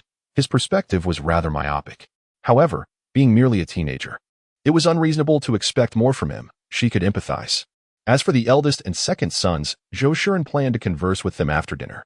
The discussions would differ in depth. The younger sons would focus on their studies, while the elder ones would discuss familial matters, rendering them unable to connect. Zhou felt sympathy for the ox, which had been overworked that day. He gently caressed its belly, knowing it carried a calf, an investment in wealth. Zhulian also felt a pang of regret for spending 10 taels of silver on it. She resolved to provide it with an extra meal of corn. "Good, mother," Zhou replied. Zhulian turned but paused, reflecting on how, in modern times, money was merely a figure, whereas in ancient times, every coin was meticulously accounted for. She realized her circumstances were becoming increasingly dire, which was unacceptable. One must strive for improvement. She resolved to encourage Zhou Shuren more fervently in the evening, for their well-being this year rested upon his shoulders. With this thought, Zhulian smiled to herself, recognizing that daily motivation was essential. Dinner was prepared, and Dakian, or rather, Zhang Rongchuan, first savored a bowl of millet porridge adorned with shredded chicken before succumbing to sleep after consuming his herbal medicine. At the tender age of 10, Rongchuan should not be left in the main residence, regardless of Zhulian's status akin to that of a grandmother in ancient times, especially when the child appears no older than 7. Fortunately, the Zhou family possesses considerable wealth, with an abundance of bedding available. The original owner was known for her cleanliness and diligence, ensuring that the fine linens were dried and fresh, comparable to newly made ones. After arranging for Rongchuan's comfort, Zhulian and her family finally sat down for dinner. In rural customs, there is no rule against speaking during meals, so they discussed their upcoming journey to Jiangnan while eating. The 4 sons of the Zhou family were taken aback. Their father, a man who had lived a stable life, seemed to have become quite capricious upon becoming a grandfather. The eldest son worried about their father's health, especially since he had just recovered from an illness, concerned that the rigors of travel might be too taxing. The second son, with a glimmer of mischief in his eyes, felt compelled to accompany their father, believing that his presence would provide a measure of comfort and care. The third son, Zhou Chonglian, felt a twinge of annoyance at the second son for interjecting. He sensed a change in him, as he was once a man of few words but now spoke with intent. He voiced his concerns about their father's well-being, mentioning that the second sister-in-law was expecting and would be unable to accompany them. He insisted on joining, believing that one cannot be solely devoted to books and that this journey would be an opportunity for growth and experience. He silently commended his own cleverness. As for Zhulian, she mused that aside from the eldest son, whose intellect remained intact, the other 3 were as cunning as a hive of wasps, turning dinner into a veritable game of palace intrigue. After 120 iterations, he had enough. He had tested the waters himself, realizing that 100 iterations sufficed. Aside from the elder Zhou, who seemed hesitant to speak, the other 3 brothers wore expressions of discomfort, as if they were suffering from a toothache. "Father, please articulate your thoughts clearly," they seemed to implore, as they inadvertently stepped on each other's toes. The three brothers exchanged glances. For an elder brother ought to care for his younger siblings. Zhou, with a smile, assured, "Father, I will keep a close watch on the third and fourth brother's studies. Not a single lesson shall be missed." They were quite adept at undermining their elder brother, reveling in mutual harm. In Chapter 59, Indulgence, Zhou Shuren's eyes crinkled with delight, recognizing the significant potential in his sons, which pleased him greatly. Zhou Changji lamented, "They pick on the youngest. Alas, he truly has no brothers." Zhulian stifled a laugh. Her lips pressed together as she found amusement within. At the women's table, Li was wholly unconcerned with the men's affairs, focused instead on ensuring her children received ample portions of meat.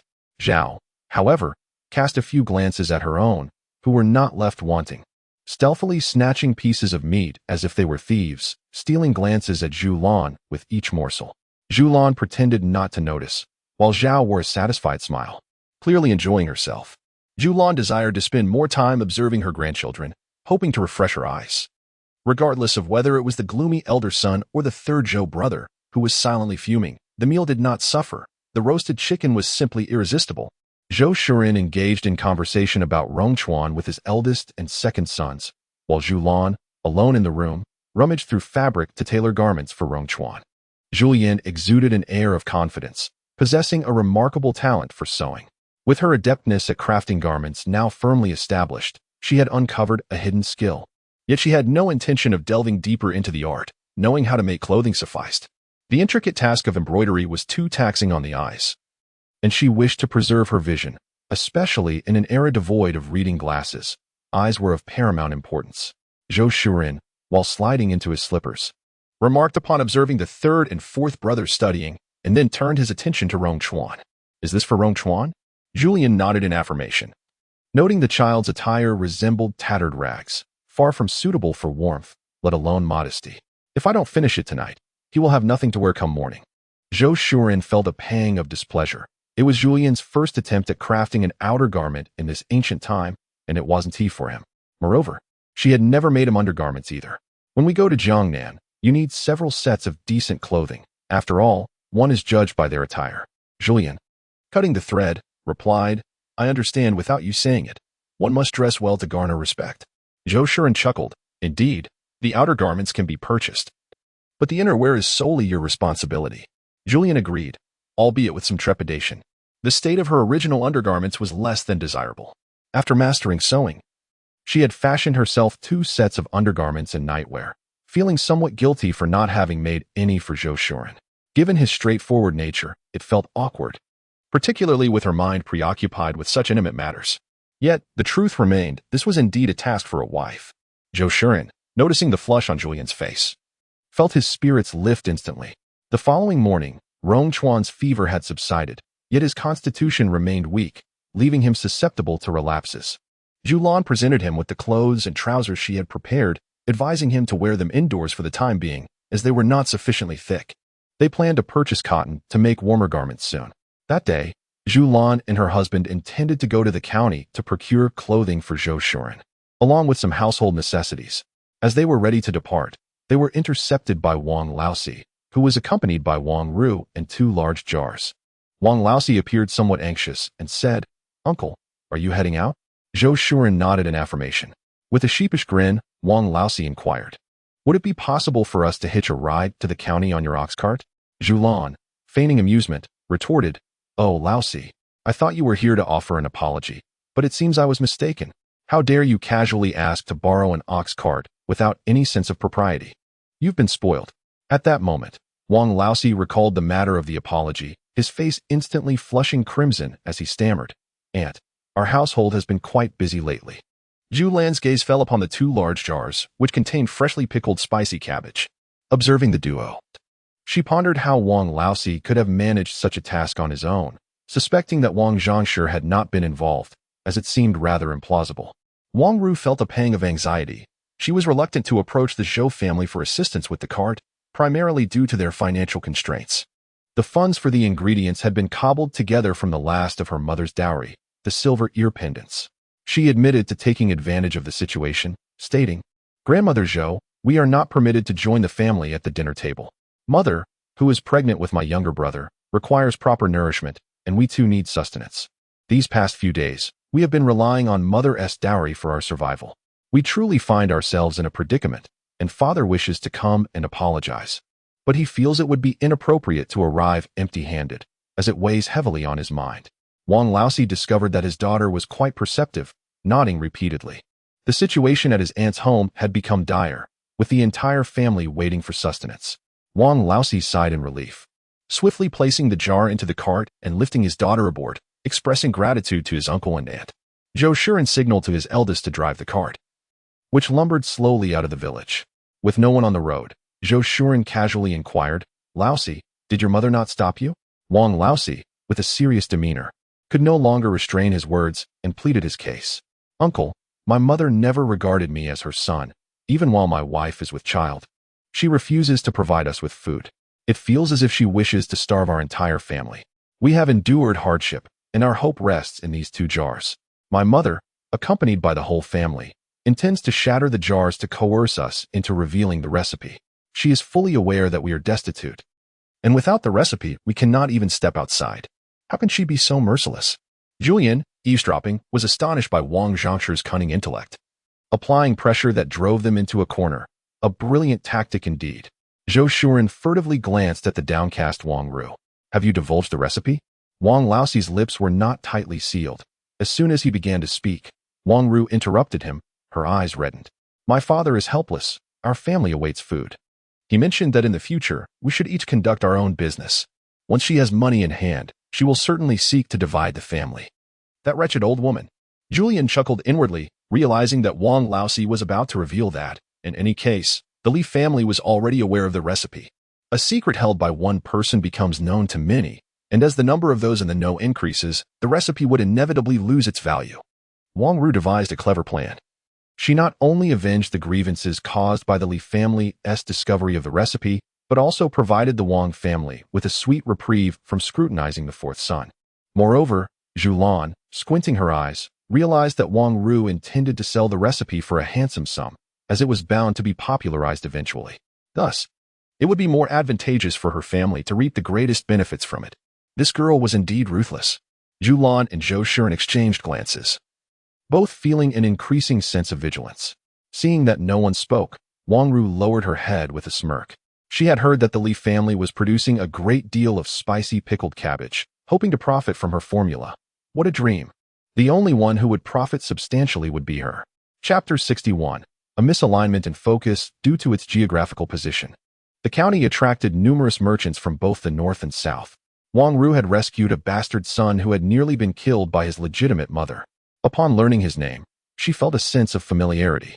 This bastard, a fierce individual, had not only slain his legitimate brother but had also become embroiled in a power struggle, ultimately meeting his demise, one of the antagonists. Wang Ru then realized she had traversed into a narrative, understanding that Shui Han was the protagonist, who would later target her and the Zhou family. Zhulian was plagued by toothache and regretted her circumstances, feeling as though her breath had become labored. She was vexed that the novel did not clarify who ascended to the throne at the outset, and she lamented not having persevered to the end. Even if she had encountered a pitfall, she could have deduced who claimed the empire from the subsequent plot developments. Zhulian clutched her chest, but it was too late for regrets. Zhulian was deeply concerned about Zhulian's sudden change. He inquired about her discomfort. Zhulian, fearing Wang Ru might discern something, felt nauseous from the bumpy ride. She had indulged at breakfast, having excessively consumed a bowl of steamed egg cake.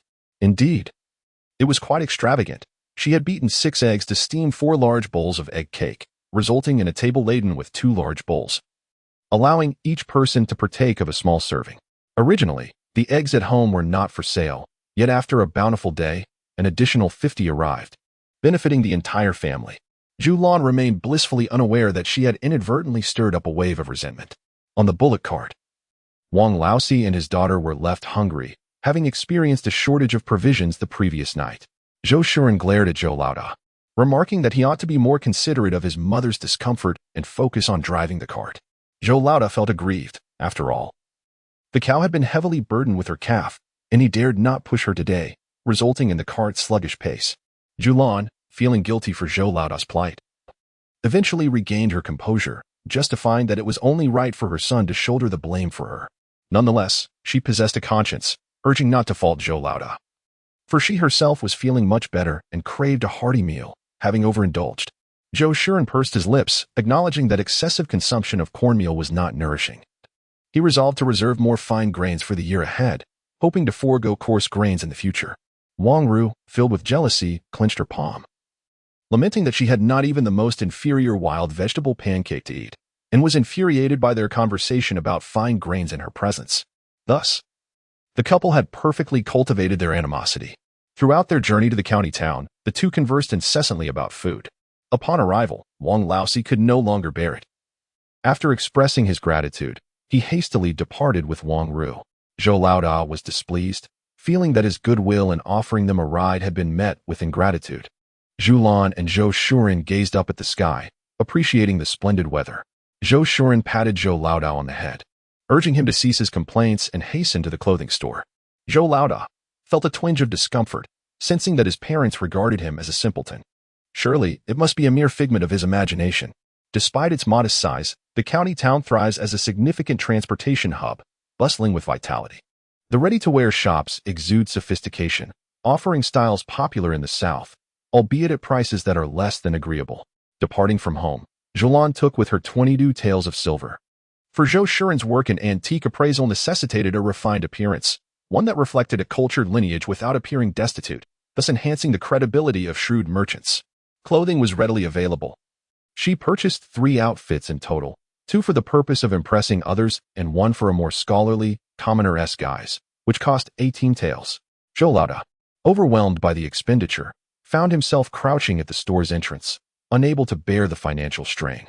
He was oblivious to the recent 10 taels spent on cattle, and now, with his parents having spent an additional 18 taels, their household savings had taken a significant hit. Zhulian's expression turned stern. Her eldest son seemed to be missing the point. Her intention in bringing him along was to subtly reveal a fraction of their financial situation. Zhou Shuren's mouth twitched in distress, vowing to keep his eldest grandson close in the future. Chapter 62.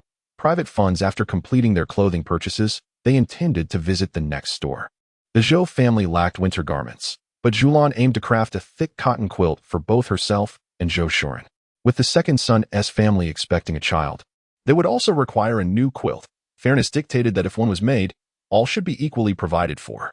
Additionally, with Rongchuan included, the decision was made to cater to all. For 2 individuals accustomed to modern winters, the memories of ancient winters were daunting, particularly the harsh northern snowfalls that often rendered roads impassable. In ancient times, aside from the privileged elite, few appreciated the beauty of snowy landscapes. In contrast, Zhulian found modern thermal wear cumbersome, while her mind was filled with thoughts of cotton clothing and thick quilts in the past. Zhou Laoda's face paled in anguish, his fingers trembling as he wondered aloud, "Father, Mother, are we truly living? I never expected that the frugal old woman, who had lived a life of thriftiness, would begin to squander her wealth as soon as her health improved." Zhou Shuren felt compelled to confide in his eldest son, otherwise, the son would inevitably uncover the truth. "Calculate how much we've spent. 10 taels for the cattle, and considerable sums on medical expenses and medicine, not to mention today's expenditures. What is the total?" Zhou Laoda's pupils constricted as he grasped the significance of the matter. 30 taels, you mean we have this much money? Zhou Shuren replied, "We are not wealthy per se. Some of it is genuine, but listen closely, my son. As the eldest, I shall confide in you alone. Do not disclose this to your wife." Zhou Laoda, feeling a sense of anticipation rather than trepidation, assured his father, "I will keep this to myself." Zhou Shuren, feeling relieved, continued, "We possess over 80 taels of silver. I do not have much skill. Most of it comes from your mother's dowry and your grandmother's support. Just keep this in mind." Zhou Laoda. Thus, he realized his calculations were accurate. He had deduced that the father earned a certain amount, while the remainder consisted of the mother's money. So, father is currently spending mother's funds? So this is the kind of father you are? Zhou Shuren's hands itched, thinking that Zhulian had mentioned Li Shi's mental deficiencies, which he believed were transmitted from the eldest son to Li Shi. Zhulian, uninterested in the father-son conversation, proceeded with her shopping plan, acquiring 2 ceramic jars, 3 large urns, 5 earthenware bowls, 3 basins, and a large bathing tub. She had long yearned for these items, having grown weary of constant cleaning. Fortunately, her mother-in-law was particular about such matters, keeping the washing basins and foot basins separate, Otherwise, Zhulian would have truly reached her limit. The cart is filled to the brim, and one might mistakenly believe it is a dowry being prepared. Zhulian has ventured out to procure various condiments, particularly an ample supply of salt, as the salt at home has been entirely consumed by Li for pickling vegetables. Ultimately, she sets out to purchase paper for her 2 scholarly sons. Unable to afford the finer quality, she settles for the commonplace variety, priced at 2 won per sheet, amounting to 200 won for 100 sheets. The thought of exquisite rice paper is beyond her reach. Alongside 2 new brushes, her expenditure totals 221. With a cart laden with goods, only 30 won remain from her initial funds. Passing by the butcher's stall, she refrains from making any further purchases, having already acquired pork belly and large bones, leaving her with not a single one to spare. Zhou Laoda, despite having a father to confide in, feels a shiver of anxiety. He senses that his mother, now in good health, has become more generous, not only in her consumption but also in her spending. A twinge of discomfort arises within him. Previously, she had saved for the benefit of her sons, but now she seems to indulge without restraint. Does she believe that their past lack of filial piety caused her sorrow during her illness? Zhulian. A hidden stash of money. Zhou Laodao is astounded. Li has managed to save 30 when in secret. How deceptive appearances can be. Yet, what thoughts plague Zhou Laodao's mind? Chapter 63. A sweet burden. Zhulian's expression reveals her discontent. Why does this couple indulge in such baseless assumptions? Observing his mother's distress, Zhou Laodao grows increasingly uneasy. Mother, it is the fault of your unfilial son. I have not shown you the care you deserve during your illness. Zhulian waves her hand, wearied by his sentiments. This has nothing to do with you. Attend to your own matters. With that, she casts a lingering gaze at Zhou Shuren. Hidden funds? Zhou Laodao shrinks back, feeling the weight of his own shortcomings. He feels unworthy of his father's trust and grapples with the pangs of unfiliality. Zhou Shuren cast a glare at the peaking Zhou Laodao, who, along with his partner, proved to be a pair of bumbling allies. After returning home with a cartload of goods, their pace had slowed, and by the time they finally arrived, it was already noon. The village entrance, which typically bore little activity, was bustling with men and women of all ages that day. Zhulian pressed her forehead. Perplexed by how such a heavy load had been entrusted to her, now there was no time to change course. Particularly disconcerting was the sight of Zheng Shi, who harbored animosity towards her. Zhulian understood that Zheng Shi loathed her, for she had become the target of the village's matron's ire due to Zhu Lan's influence. Although Zheng Shi had gained the affection of the young brides, her satisfaction was overshadowed by the fact that the better these brides fared, the more difficult life became for Zheng Shi. Zhulian held the position of Zheng Shi's foremost adversary. Indeed, Zheng Shi called out from a distance, "Sister-in-law, have you gone to the county to prepare the dowry?" Yet, she soon realized her error. With a child husband coming to marry, the daughter's dowry was spared. Zheng Shi watched as the ox cart departed, her expectations dashed. She had always regarded the Zhou family's daughter as being raised like a lady of a wealthy household, projecting her own assumptions onto others. She had believed that Yang Shi sought to elevate her status through her daughter. The gossip from Zhang Tai's Zhu Shi regarding the child husband was met with skepticism. The Zhou family, with 4 sons, would never accept a son-in-law in such a manner. Zheng Shi's intent was to vex Yang Shi, and by exploiting Yang Shi's straightforward temperament, she attempted to twist the narrative of the child husband into something partially credible, hoping to infuriate Yang Shi with the ensuing confusion. However, it was Yang Shi who remained unperturbed, while Zheng Shi's frustration mounted, leaving her feeling faint and hurriedly retreating homeward. Zhulian, on the other hand, paid little heed to the rumors. Even if the tale were to become reality, she and Zhou Shuren would embrace it willingly. Especially after observing each other, their light-hearted banter had turned earnest, leading them to unanimously conclude that childhood friends were far more dependable than the typical romantic hero. Well, both individuals are rather fastidious, especially upon learning of Wang Ru's remarkable turnaround, who has usurped Shui Han's designated partner. The male protagonist remains unchanged, while the female lead is transformed into the ascendant Wang Ru, leading to the exclusion of the male lead from the ranks of potential sons-in-law. Both are acutely aware of their circumstances. The matter of formal titles is not pressing, for they have their own plans that will not tarnish the daughter's reputation. Upon returning home and enjoying their lunch, they divided the items from the car, most of which were household necessities. The 2 daughters-in-law, having not yet had the chance to lament, were instead delighted with the cotton and coarse cloth apportioned to each family. Zhou Laodao raised his head to the sky. feeling the weight of his responsibilities, yet secretly reveling in a joy known only to him. A bittersweet burden indeed. Zhulian accidentally sprayed water from her mouth, choking slightly as she gazed at her eldest son with wide eyes. What did you just say? Mother did not catch that. Zhou Laodao's face turned crimson, stammering, sweet as honey under the weight of his obligations. Why is mother here? Zhulian covered her mouth, stifling her laughter. Her eldest son was a character, amusing her greatly. Seeing the mirth welling in his mother's eyes, Zhou Laodao felt as if he were on fire, mortified beyond measure. Mother, I must go chop firewood. Zhulian couldn't contain her laughter any longer, prompting Zhou Shuren to inquire, what is so amusing? After a prolonged moment of chuckling, Zhulian refrained from sharing, believing it prudent to spare her eldest son some dignity. After all, as the eldest, preserving one's face is of utmost importance. It's nothing, but as the head of the household. The matter of private funds remains unresolved. Zhou Shuren entered the house and spoke. Chapter 64. The division of property upon entering the bedroom. Zhulian beheld the silver coins upon the Kong table, her fingers deftly counting them, and to her astonishment, there were 300 won. Zhou Shuren touched his nose, feeling an inexplicable sense of guilt despite not being responsible. The original owner had accumulated a significant sum over half a lifetime, and though he thought it was not much, he refrained from mentioning it, not out of intention to conceal. Zhulian remarked with a hint of profundity, do all married men have a penchant for hiding their savings?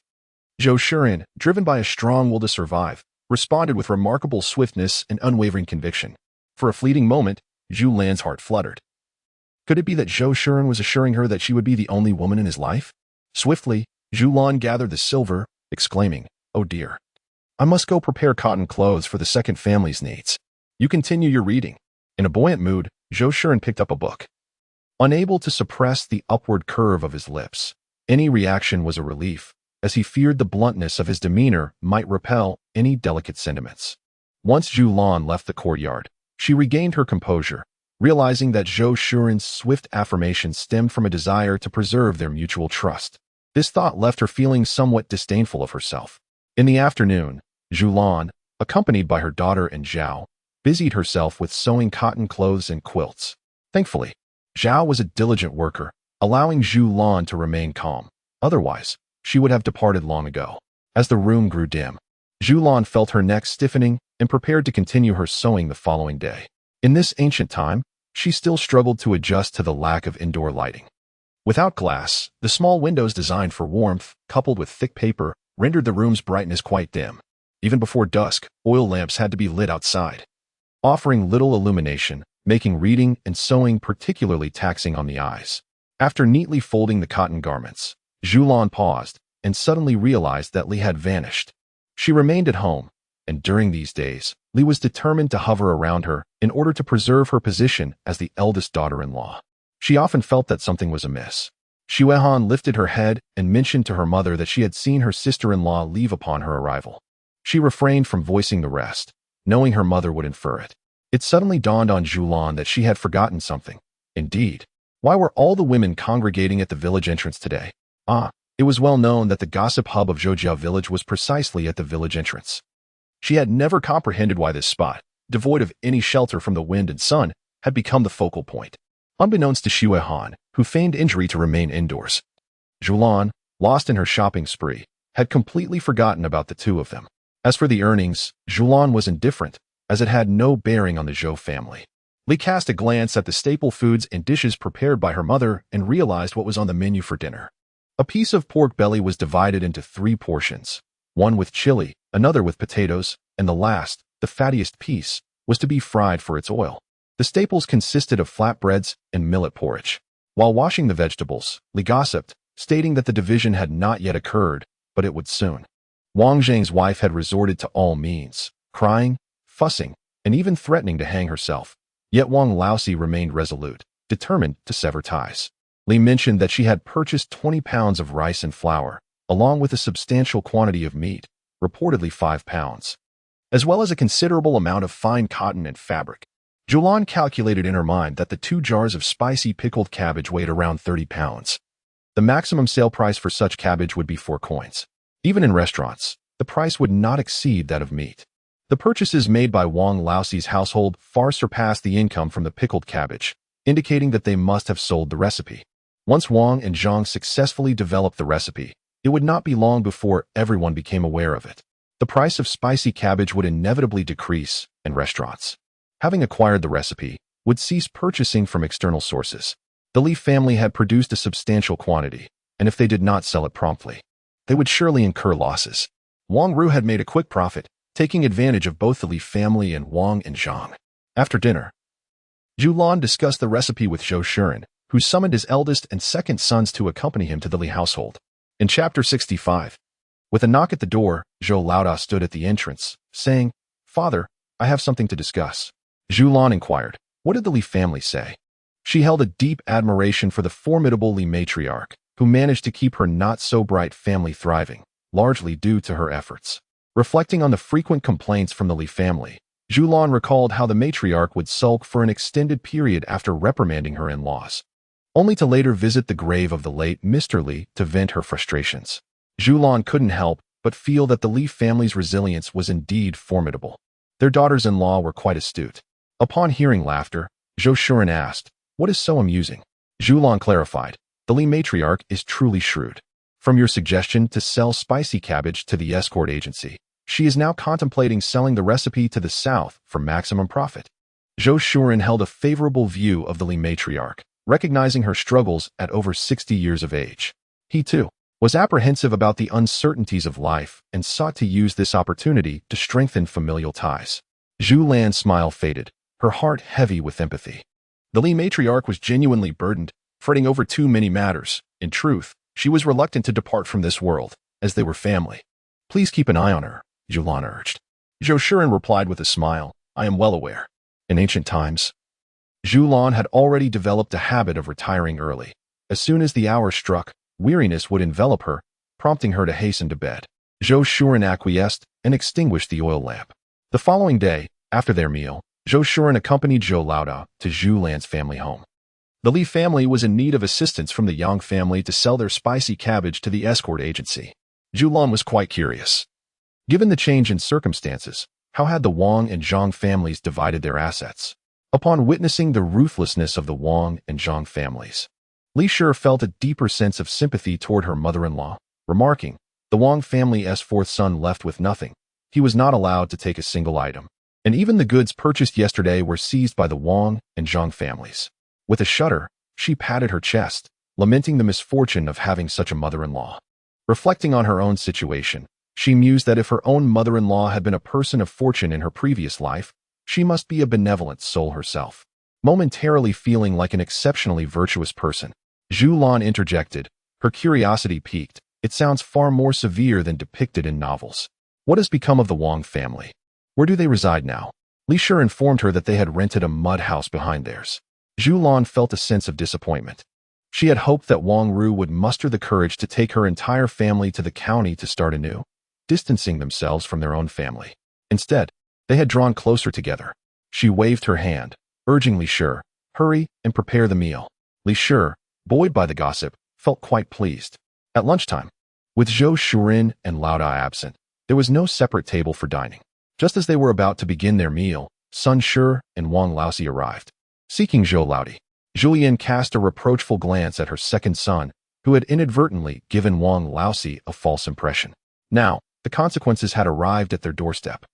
Zhou Laodi was engulfed by regret. He had never failed to deceive others before, yet he had fallen victim to Wang Laosi's machinations, tarnishing his own reputation. Hadn't Laosi separated from the family? Why was he here now? After years of repression, Wang Laosi had become particularly perceptive.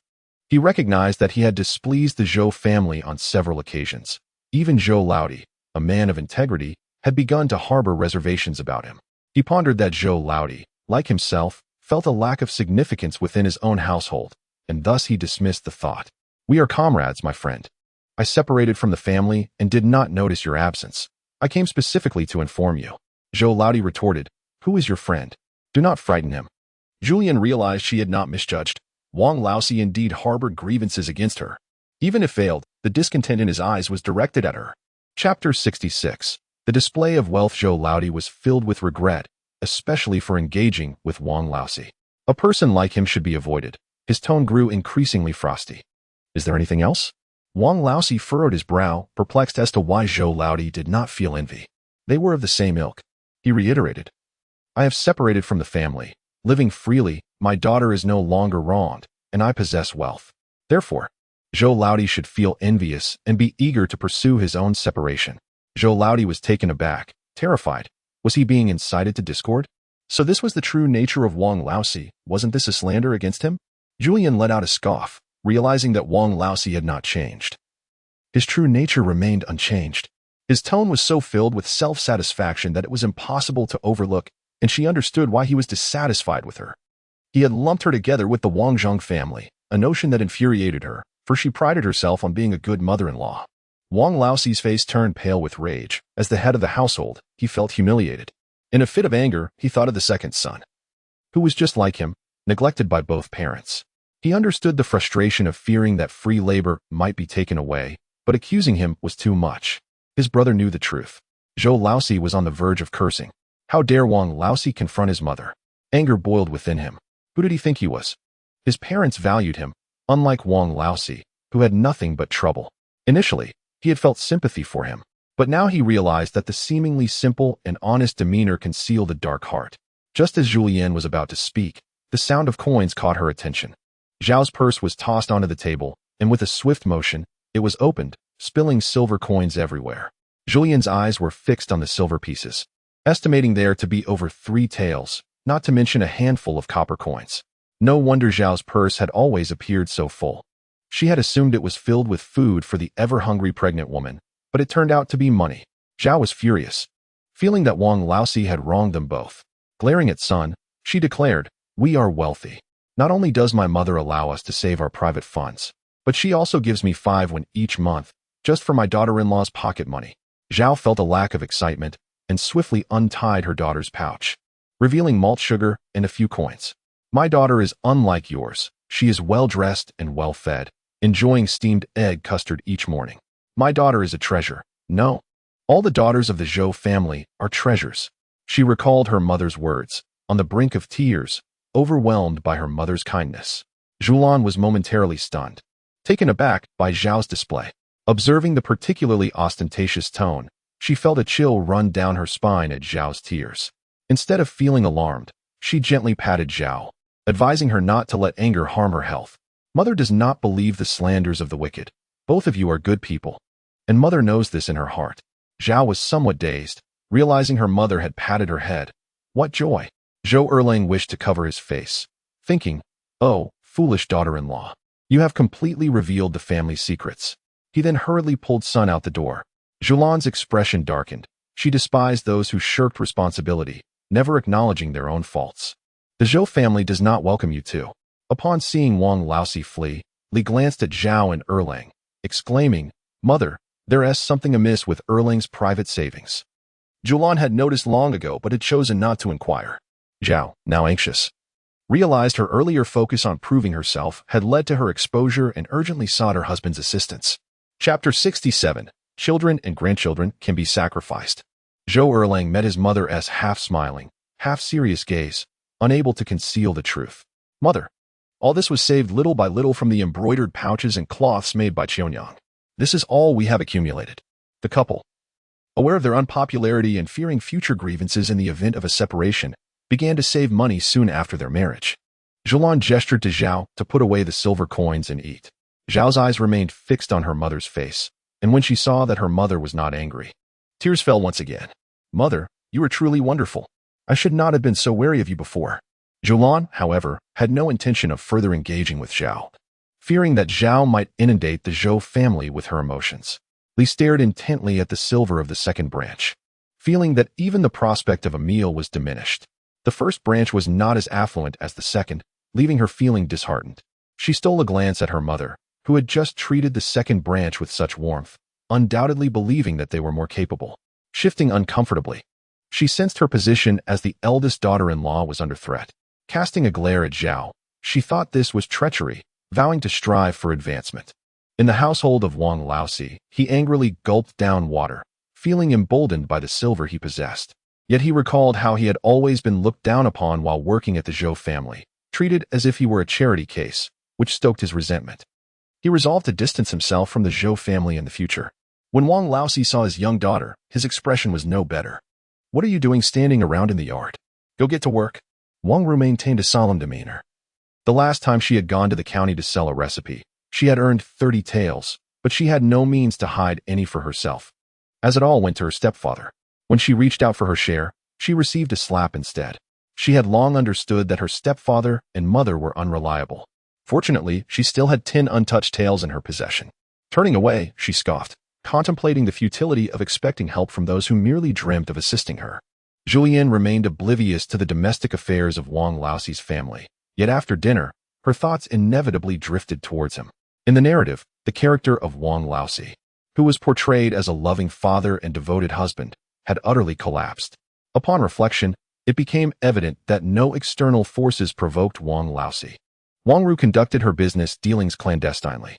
When the unfortunate news of the lost child emerged, Wang Laosi contemplated marrying off his capable daughter, thus preserving his image as a good father. However, the situation had drastically changed. A near miscarriage served as a harsh wake-up call, and the unborn child within Sun's womb had gained immeasurable value. Wang Laosi had deprived Wang Ru of opportunities for growth, leading to an escalation of conflicts within his household. Zhulian found herself secretly hoping for internal strife to consume Wang Laosi's family, wishing to spare her own family from their misfortunes. Zhou Shuren grinned, recalling the impressive capacity for alcohol of his former self. Though he had seldom indulged in the past, he had now realized his limits after a slightly excessive evening. He felt quite pleased with himself. Having consumed some drinks, he pondered whether he had missed dinner. Zhulian scrutinized Zhou Shuren's eyes, relieved to find he was not intoxicated. She had a strong aversion to drunken antics. "Not yet. The porridge is still cooking." Her eyes sparkled at the thought of ancient cuisine, which was inherently pure, safe, and devoid of additives. The meals prepared at home were commendable, and she had long harbored a desire to experiment with the offerings from the tavern, yet had never dared to invest in them. Now, she truly appreciated the thoughtfulness of her companion. Meanwhile, her eldest grandson Mingyun was drawn to the aroma of roasted chicken, his little mouth watering in anticipation. "Did Grandpa buy this for us?" Mingyun's eyes widened in surprise. Was he not the eldest grandson? He felt a sense of betrayal. Zhou Laodao was instantly amused, chuckling at his foolish son. "Oh dear, in your grandfather's eyes, only your grandmother holds importance. The offspring can be disregarded." Chapter 68. A father departed, a mother lost. Time passed swiftly, and within the blink of an eye, a week had elapsed. After settling the grain tax, only half of the household's provisions remained, and they had sold off the surplus. In ancient times, the yield of grain was exceedingly low. Even those unversed in agriculture, like Zhulian, were aware of modern production levels. In a year blessed with favorable weather, her fertile land yielded merely 320 jin of rice per mu, while corn fared slightly better, reaching just under 550 jin. After selling half of her harvest, Zhulian's earnings amounted to slightly over 7 taels. Once the costs for seeds and other expenses were deducted, her annual profit barely exceeded 6 taels, insufficient to cover a year's expenditures. With a scholar in the family, the annual tuition alone for her 2 sons was 1 tael and 4, not to mention the costs for writing materials and inkstones. These 2 sons were like bottomless pits, consuming her resources merely for the sake of education, without even considering the imperial examinations.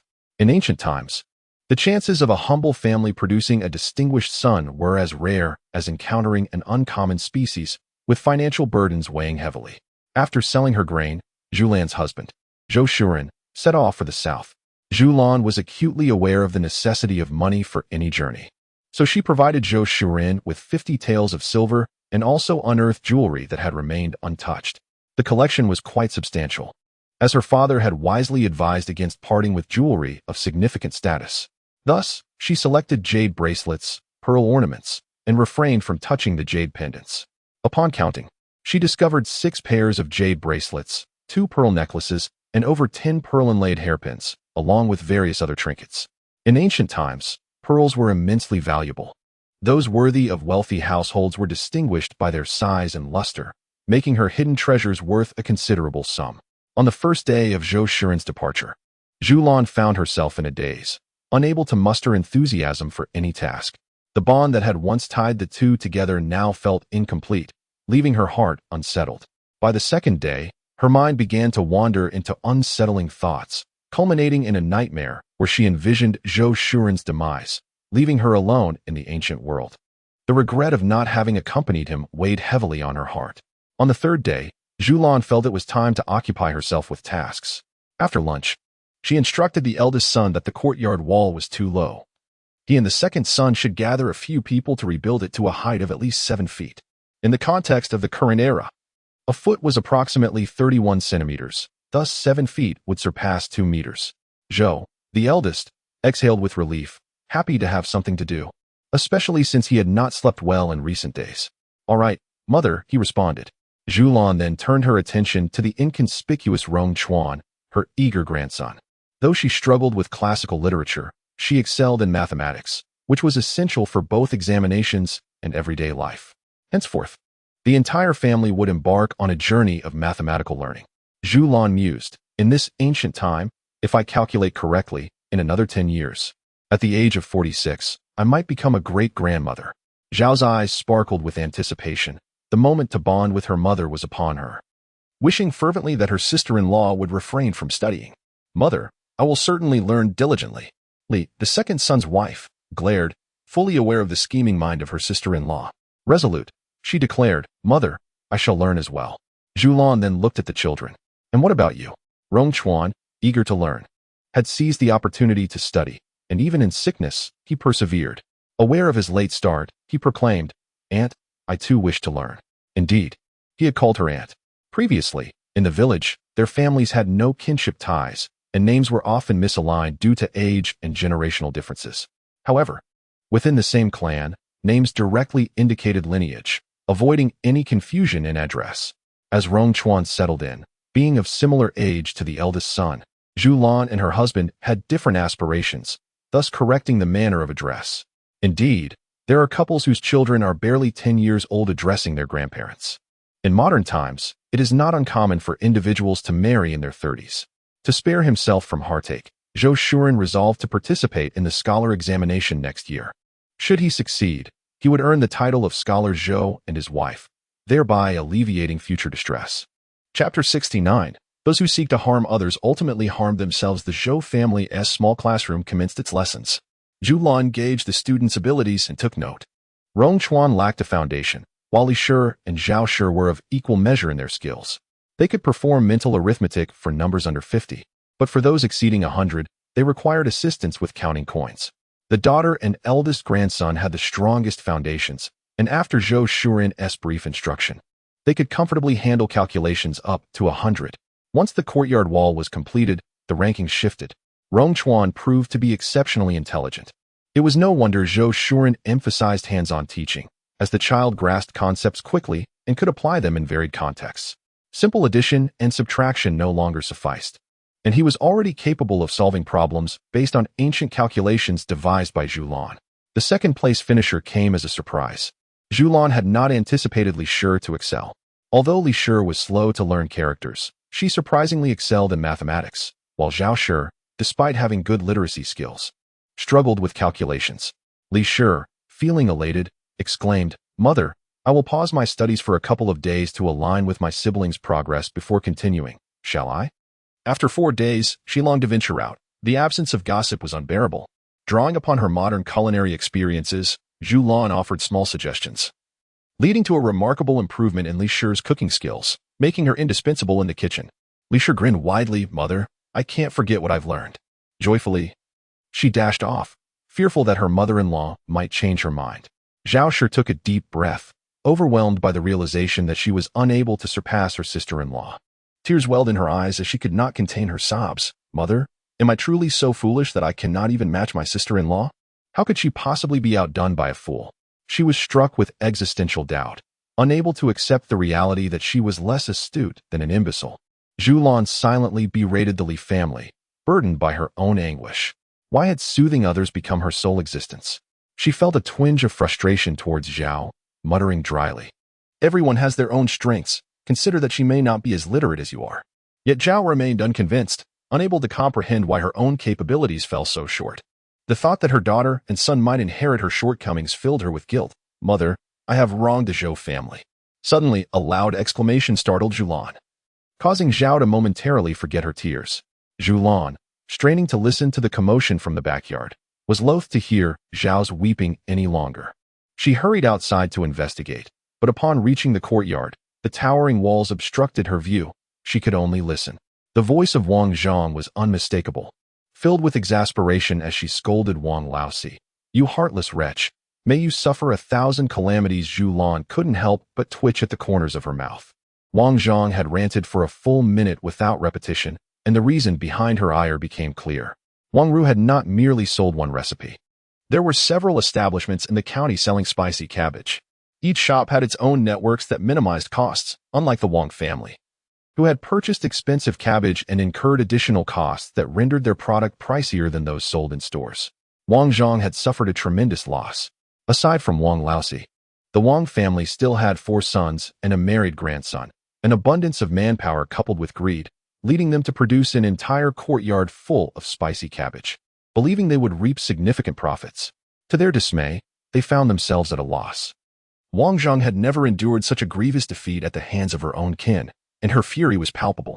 Zhulian perked up her ears, catching the sounds of sons weeping, Wang Ru's shouts, and the anguished cries of Wang Laosi, who was being beaten, alongside the cacophony of smashing and chaos.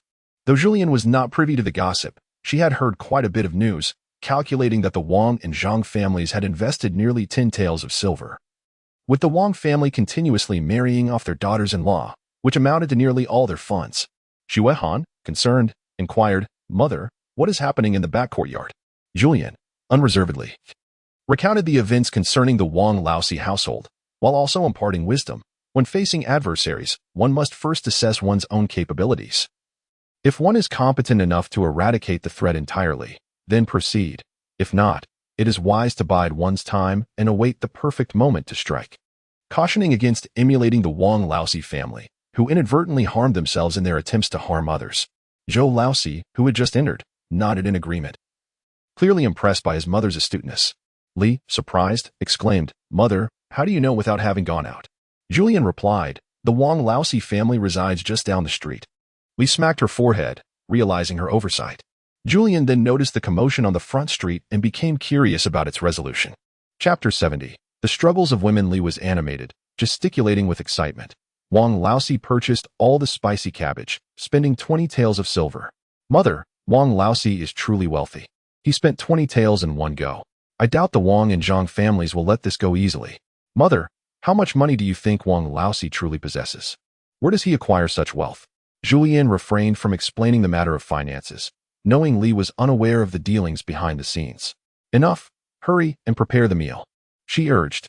Li, believing her mother was uninformed, happily rushed to make lunch, having realized that merely standing by to witness the spectacle was quite exhausting. She was already quite hungry.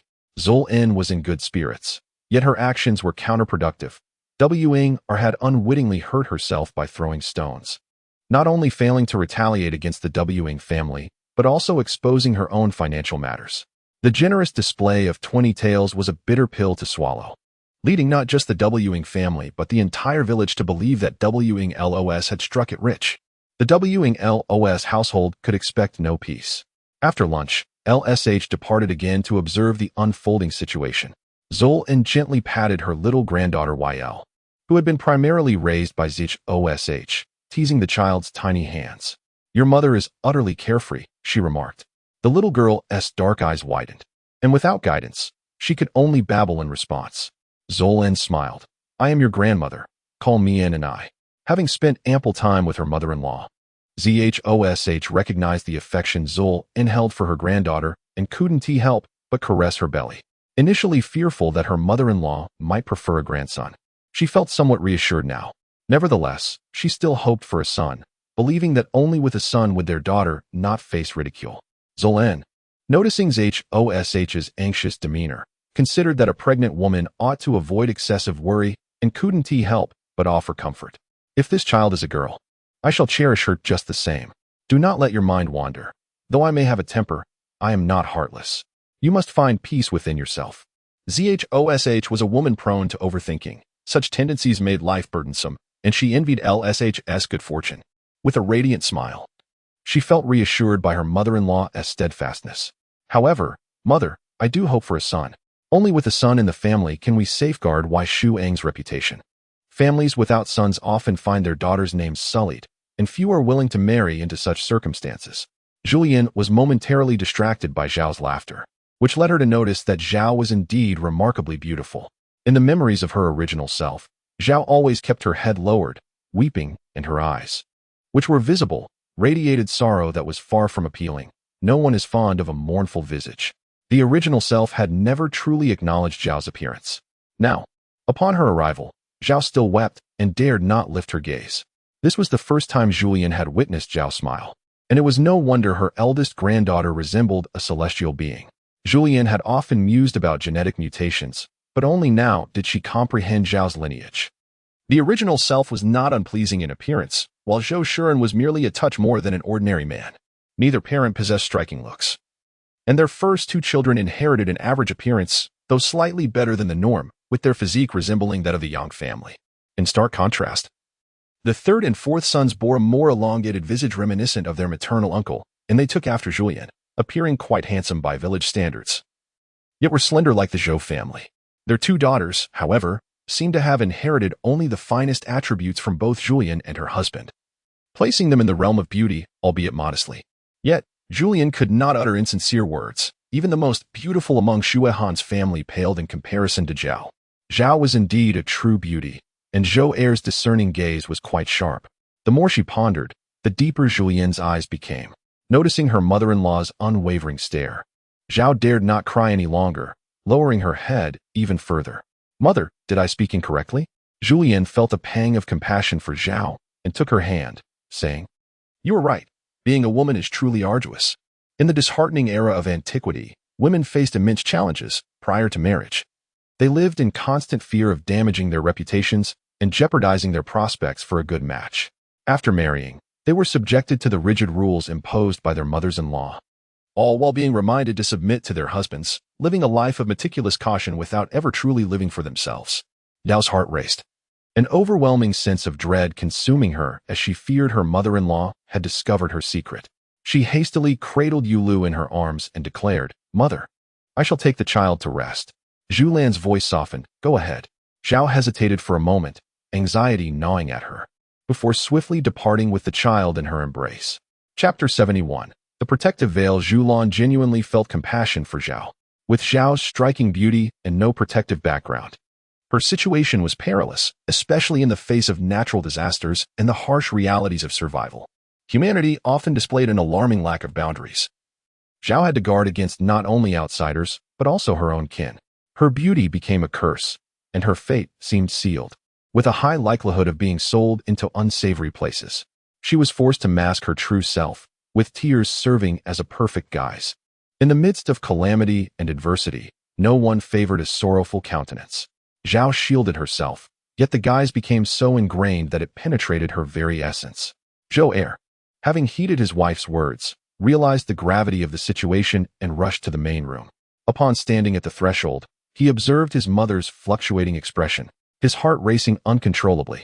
He knelt down and confessed, "Mother, I have erred." Zhulian, Zhou Er, indeed the most astute in the household, understood that she had uncovered Zhao's beauty. Seeing his mother's impassive demeanor unnerved him. She was no longer the mother he once knew. "Mother, I am powerless in this matter.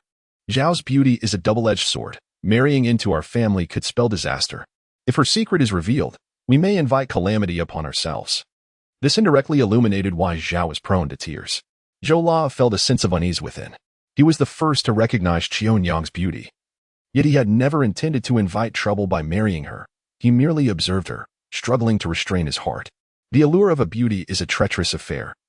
And though he was a man of simple tastes, he possessed a conscience that deterred him from causing strife at home. Thus he refrained from taking any action. Ironically, it was Qianyang who discovered him and approached him directly. Outwardly, he appeared to be the most honest person in his family. However, deep down, he was the most rebellious and determined. Especially after encountering his sister-in-law, he became resolutely intent on finding himself a clever wife. It was often said that beautiful women lacked intelligence, but he soon realized that Zhao Shi's tears were a mere fade. As he interacted with her, he was captivated by her intellect, leading to the exchange of grain for a bride. Eventually, although his mother was initially displeased, she consented. Yet Zhao Shi could not remain indoors indefinitely.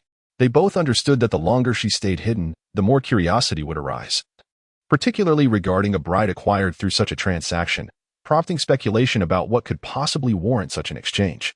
Consequently, they had no choice but to venture outside, accompanied by his mother, for she was a formidable presence that deterred others from approaching. As for the subsequent mistreatment of his wife, his mother became the archetypal wicked stepmother, and neither he nor Zhao Shi anticipated that his mother would bear the blame. Initially, they believed that the timid, tearful young wife was simply unappealing and thus overlooked by the villagers. Who could have foreseen that the malicious older woman harbored such jealousy towards his mother? The more Zhou Lao pondered, the more guilt he felt. His mother remained silent, leaving him to kneel in remorse. Zhulian contemplated how, had her original self been alive, she would have been infuriated, not by Zhao Shi, but by her son's lack of trust. Now, in her stead, she felt that Zhou Lao deserved punishment and should kneel. It was the original self who should kneel, not her. He should continue kneeling until he had done so long enough to reflect on his wrongdoings. Even as he grows older, a son still requires education. This inexpensive son, lacking in presence since childhood, has had a meager sense of belonging to the family. One cannot entirely blame Zhou, as his original parents had their own issues. Fortunately, it is not too late. The inexpensive son has begun to show more concern for the Zhou family. Zhulian leaned against the wall, closing her eyes to rest while mentally estimating the passage of time. After approximately half an hour, she noticed the inexpensive son had yet to rise. Upon opening her eyes, she observed that his expression was not quite favorable. His knees could no longer endure the kneeling position. Acknowledging his mistake, he contemplated atoning for his transgressions through this act of reverence. A smile flickered in Zhulian's eyes, a testament to the efforts she and Zhou Shi had invested. Rise, she urged with a more pronounced smile. Do not be upset, my child. I too have my faults. During the years of turmoil, giving birth consecutively led to my neglect of you. I apologize. Please do not harbor resentment towards me. Zhou's eyes glistened with unshed tears. Reflecting on the hardships faced during the years of strife, where sustenance and warmth were scarce, he realized he had never truly experienced hunger. He recalled his mother foraging for food, never once exhibiting favoritism. A pang of sorrow gripped his heart as he whispered, "Mother, I was wrong." Zhulian froze momentarily as the inexpensive son wept upon her lap. Even if he was merely acting, the original self was still present, struggling to adapt. As he cried, the emotional atmosphere enveloped them, prompting Zhulian to gently stroke his hair, unable to suppress a smile. In truth, it was not only the children of the Zhou family who were transforming. She and Zhou Shi were also evolving. She realized she had begun to embrace the essence of motherhood, no longer merely playing a role. Chapter 72. The first heavy snow. The first snowfall Zhulian experienced in ancient times was a flurry of goose feathers, blanketing the earth in a fresh white coat overnight. Upon rising in the morning, she found the door nearly unyielding. The snow had piled up to her calves, requiring considerable effort to push it open. Mother, you have risen. I cannot help but reflect on the advantages of being at the pinnacle of the food chain. Zhou Lao rubbed his hands together, exhaling with contentment. Good morning, mother. The firewood at home was neatly chopped and stacked, making it convenient to gather during winter while sparing them from excessive toil. Zhulian ignited the kindling, and both Lao and Rong Chuan awoke, first tending to the fires in their respective rooms. The three of them commenced shoveling snow, and halfway through, the third and eldest sons rose to join their efforts. A smile played upon Zhulian's lips. She felt reluctant to see her two scholarly sons laboring. Yet since Zhou Shi's departure, she had frequently enlisted their help. Only through personal toil can one truly appreciate the arduous nature of labor. It is unjust for those who study to feel they have made significant contributions without understanding the effort involved. The results were evident. The third son became more diligent in his studies, while the eldest learned to show consideration for others. During breakfast, Zhou Lao inquired, Mother, in previous years, the first snowfall was traditionally accompanied by pig slaughter. Should we not follow suit this year? Zhulian had long been preoccupied with the thought of butchering a pig. She had yearned for the indulgence since winter's onset, eagerly awaiting the snowfall to commence the process. Zhou Lao expressed his concerns. They say that a timely snowfall heralds a bountiful year, but this first snow is rather formidable. At this rate, it may lead to disaster. Zhulian gazed up at the roof of their home with trepidation. In ancient rural areas, most houses were made of mud, and the roofs were not particularly sturdy. It was common in her memories for roofs to collapse under the weight of winter snow. Eldest, You and Lao Air should clear the snow from the roof shortly. The eldest son was equally concerned. Understood, mother. Zhou Lao Air frowned as he looked at his two scholarly brothers, realizing they would not be able to attend school today. Zhulian had no choice but to wait until the roads were passable. Zhulian possesses a vivid recollection of her former self. It is not uncommon for the private school to take a break during the winter months. After all, the transportation in ancient times was rather inadequate. In her memories, she recalls a year when a catastrophic snowstorm rendered the roads impassable for 2 months, leaving her household devoid of salt. Contemplating this, Zhulian felt apprehensive about the lack of weather forecasts in the past. She resolved to procure supplies from the county once the roads were cleared, preferring to purchase in abundance rather than risk scarcity. After breakfast, the entire village buzzed with activity as families diligently cleared the snow from their rooftops. Anxious about the potential collapse, Li's anticipation grew. Mother, just wait and see. I shall certainly save enough silver to buy meat. She was preoccupied with thoughts of bargaining and completely overlooked the reason for purchasing such an abundance of furs. Zhulian praised her efforts. Well done. Li set down the furs and inquired, Mother, why are you buying so many furs? Li felt a pang of distress. But mother, we already have cotton shoes. She marveled at her mother-in-law's sudden penchant for extravagant purchases. Chapter 73. The troublemaker Zhulian immediately thought of the Wang family's residence, which had remained unoccupied for quite some time. The family had moved in without any financial investment in renovations. It must be the Wang family. Li stared blankly, reveling in the misfortune of others. The Wang family is truly unfortunate. Mother, I shall go take a look. Zhulian, indifferent to Li's excitement, did not concur with the notion that the Wang family's misfortune was solely responsible for their roof's collapse. After all, Wang Laosi was a genuine farmer. How could he be unaware of the need for maintaining his home?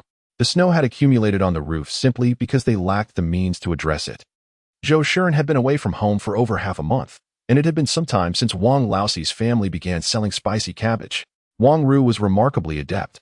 By the very next day, she had sold the spicy cabbage. Although she did not earn a profit, she managed to break even. And the immediate cash flow from selling the spicy cabbage allowed Wang Zhangshi to witness the fruits of their labor. Throughout these 2 weeks, Wang Zhangshi had been restless, devising various schemes solely to acquire money. Those in the village eager to take advantage of the situation quickly joined in, and for the first time, Wang Laosi, buoyed by the support, foolishly lent out a considerable amount of money. Zhulian gathered a wealth of information from Li Shi's conversations. Initially, the village had rallied around Wang Laosi, but soon rumors began to circulate about his stinginess, tarnishing his reputation further. It became apparent to her that Wang Laosi had little silver left.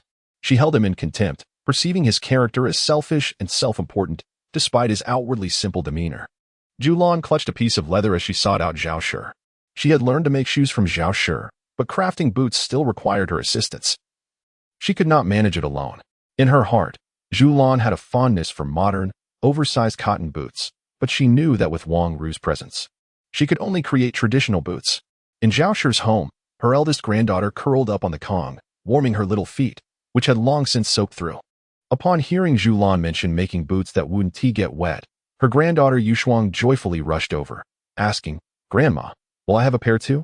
Zhulian melted at the sound of the child's sweet voice, replying, Yes, everyone at home will have 1 pair each. Yushuang was elated, exclaiming, I can play outside now without worrying about my shoes getting wet. Zhulian gently caressed her granddaughter's small head, finding her irresistibly adorable. She playfully pinched the little one's cheeks and touched her ears, causing the young girl to giggle uncontrollably. After a bout of playful antics, the little girl soon grew tired and fell asleep. Zhao whispered softly, Mother, the leather has been cut. Zhulian picked up the smaller piece of leather, intending to craft something for the children first. Observing her daughter's frost-bitten feet, Zhao recognized the size of the leather and smiled. Very well, Mother. Creating shoes proved to be a challenging task, particularly since the soles of the cotton boots were quite thick. Zhulian and Zhao spent an entire day crafting just 2 pairs for the children, one for Yushuang and the other for their second grandson, Mingting. As they prepared dinner, they made dumplings with flour that was entirely free of cornmeal. The dumpling wrappers were crafted from pure flour, though not entirely white, as they bore a slight yellow tint. While wrapping the dumplings, Li spoke of the commotion at Wang Laosi's home. After a full day of cleaning, the house remained uninhabitable, yet fortunately, no one was injured. Though many possessions had been ruined, and some helping hands had taken advantage of the situation, Zhulian inquired. Where will Wang Laoxi's family stay tonight? Li, having observed the chaos throughout the day, shook her head. I have no idea. Initially, I thought they could clear out a room to stay in. But it turned out to be impossible. I didn't make a decision when I left. Zhao expressed her apprehension. Mother, Wang Laoxi has been in financial turmoil and has offended quite a few people recently. I fear that troubles may arise. And I certainly do not wish to be entangled with Wang Laoxi's family. They wouldn't come to our home, would they? Zhao truly wished to avoid foolishness, especially that of a particularly misguided sort. What if they do show up? In the yard, Zhou called out, Old Air, Old C is looking for you. Zhulian. Li lamented about Zhao, sister-in-law. You have a knack for uttering ill omens. Zhao clutched her chest, repeatedly reminding herself not to engage with the foolishness. Yet, the imbecility was infuriating. What a preposterous notion of ill fortune. It was merely a logical deduction. In her vexation, her eyes reddened, tears streaming down her face. Sister-in-law, you are unjustly accusing me. Zhulian. She desperately wished to express that the kitchen was far from soundproof, particularly with Li's boisterous voice, compounded by the ajar door, allowing those outside to hear every word. Li had once again stirred animosity. Wang Laoxi, his face flushed, didn't wait for Zhou Lar to emerge, casting a bitter glare towards the kitchen. We cannot be unlikable. Zhulian smiled at Li. Well done. Li, mother, what have I done? Zhulian. Do not anger the fool. Chapter 74, Living Next Door. Zhao ceased her tears, realizing her lament was futile. It was not worth being upset over a simpleton, and continued to wrap dumplings. Zhulian clapped her hands, hearing commotion from the Zheng household, gesturing for Li to check. Zhao scoffed. Who told Wang Laoxi to act so magnanimous? As if he were wealthier than a landlord? If not him, who would Zheng's wife take advantage of? She held Wang Laoxi in disdain, thinking it absurd that he did not protect his wife, nor did he seem to notice his daughter's plight. In her eyes, he was nothing but a coward. Her own husband, however, was commendable. He shielded her and their daughter, always discreetly bringing home treats for them. The thought of her husband made Zhao blush. In the evening, 2 large pots of dumplings were prepared, and the plates brimming with dumplings filled an entire table. Each of the 4 sons devoured 2 hefty plates, not to mention several bowls of dumpling soup. The eldest granddaughter, though still quite young, managed to eat 7, and had she not feared an upset stomach later, she would have indulged further. In the end, not only were the 2 large pots of dumplings completely consumed, but every drop of soup was savored as well. Zhulian looked on with a twinge of sadness. A simple meal of dumplings hardly compared to a grand feast, yet it was a struggle to satiate their hunger. After the meal, no one wished to move. The youngest grandson, patting his round belly, mused about how wonderful it would be to enjoy dumplings every day. Li Shi gently patted her son's head, dreaming of such delights. After all, enjoying a few meals of pure flour dumplings in a year was already quite fortunate. In other households, one could be lucky to savor such a dish even once during the new year. Reflecting on this brought her joy, as her sisters envied her fortunate marriage. Since Zhou Laoda became aware of his family's standing, he felt reassured and no longer scrutinized every little thing. A couple of meals of dumplings held little significance. He smiled at his son's puffed-up demeanor and recalled a question his own father once asked. Mother, do you think father has reached Jiangnan? Zhulian had specifically inquired with her eldest nephew. The journey by horse-drawn carriage from the county to the canal took about 10 days, and traveling downstream to Suzhou and Hangzhou required at least another 10, assuming favorable winds. If the winds were contrary, it could take nearly 20 days. Calculating in her mind, she estimated that his father was still on the boat and would not arrive for some time. Indeed, transportation in ancient times was fraught with difficulties, and that was with the canal already excavated. Without it, the journey would have been even longer.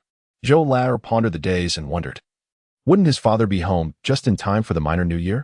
Suddenly, Zhulian recalled the enchanting beauties of Jiangnan and wondered whether Zhou Shiren would be overwhelmed by such splendor. It mattered little. They were bound to each other, rendering Zhou Shiren's distraction inconsequential. Li Shi, possessing keen intuition, sensed her mother's discontent and remarked, Good mother. As soon as Zhulian stepped out, Li Shi began to lament her husband, unearthing old grievances, lamenting that mother and father had never been apart for such a duration, which only stirred her longing for him. Zhulian had not ventured far when she nearly slipped and fell. Who was thinking of Zhou Shiren? On the boat, Zhou Shiren felt the weight of the silver notes in his possession, reflecting on his fortunate circumstances. Zhulian, as a hub of canal trade, thrived with merchants aplenty. replete with both opportunity and deceit, particularly within the counterfeit industry. During his respite at the escort agency, he had chanced upon a market selling fake antiques. Rather than bluntly confronting the seller, he cleverly posed as the friend of a buyer, thereby steering the buyer away and avoiding deception while also assisting with discerning authenticity. As a gesture of gratitude, the merchants rewarded him with a total of 200 taels of silver. Zhulian marveled at the opulence of the merchants, praising their shrewdness, recognizing that this abundance was indeed a fortunate encounter. In the aftermath of the new dynasty's establishment, the merchant's status had notably declined, making it all the more crucial not to offend scholars, from whom he had managed to gain some advantage. Li Xuan entered, exclaiming, "In-laws, I inquired about our journey. The passage has been smooth, and we shall arrive in 2 days." Zhulian felt too weary to comment on the travel conditions.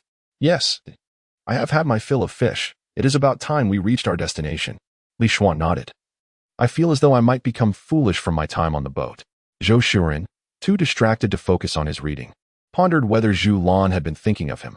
The following morning, the sky was clear, and Zhulian finally felt at ease, no longer burdened by the worry of snow disasters, instead embracing the auspicious sign of a bountiful year heralded by the falling snow. The post-snow weather turned even colder, with temperatures sufficient to freeze meat, creating an ideal opportunity for pig slaughtering. After breakfast, Zhulian instructed her eldest to summon the butcher, Li, for the task at hand. Zhulian's 2 pigs were well fed, each weighing approximately 250 pounds, a considerable size in ancient times. Standing at the entrance of the pigsty, her mind swirled with thoughts of blood sausage, steamed pig's blood, stir-fried intestines, braised pork, sweet and sour ribs, chilled pig ears, and sauced bones, causing her to involuntarily swallow. Chapter 75. A heart truly largely, feeling a pang of sympathy, mumbled that it would have been better to use their own meat for dumplings. Lamenting the previous day's decision not to buy meat and enduring a day without it, wasting money unnecessarily, Zhulian rolled her eyes in exasperation, questioning why such sentiments were not expressed during the meat purchase or at the time of eating dumplings, an afterthought. Was her own meat not worth anything? Noticing her mother's displeasure, Li quickly changed the subject, inquiring how much meat they should reserve this year. Zhulian had not truly considered this before. In previous years, they had not kept much due to the financial drains at home. Typically, they could only set aside a few pounds of meat from the 2 fattened pigs they raised each year. Calculating the time until winter's end and the thawing period in her mind, she acknowledged her love for meat and recognized that their own was cheaper than purchased. The more they reserved, the more they saved.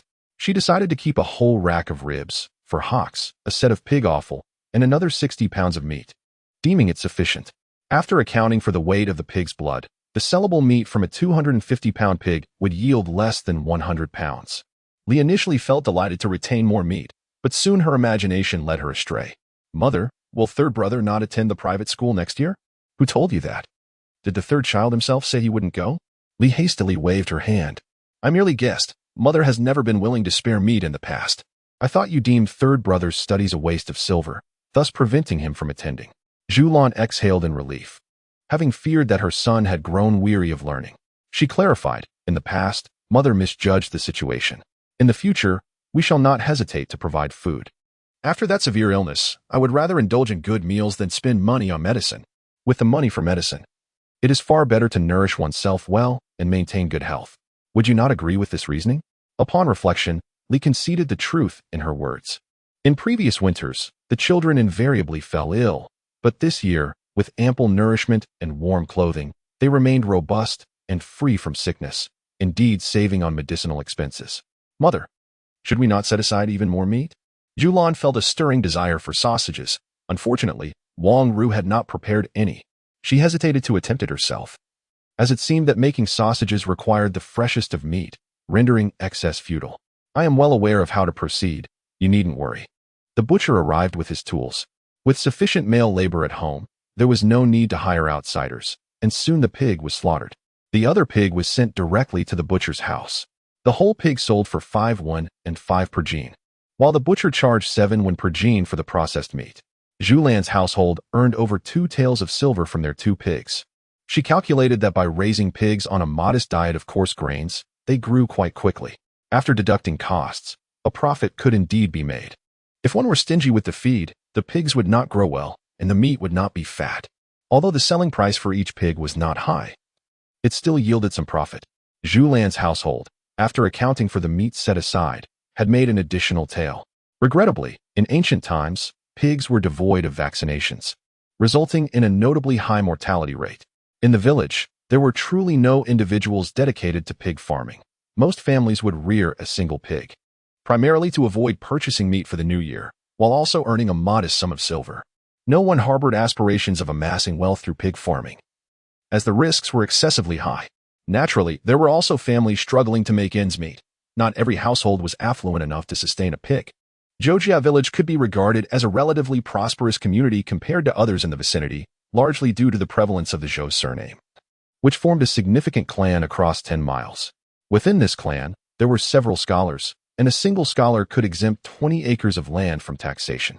The village boasted 5 scholars, including the elder Zhou and a few newcomers, collectively possessing nearly 100 acres of tax-free land, resulting in a considerable annual profit compared to neighboring villages.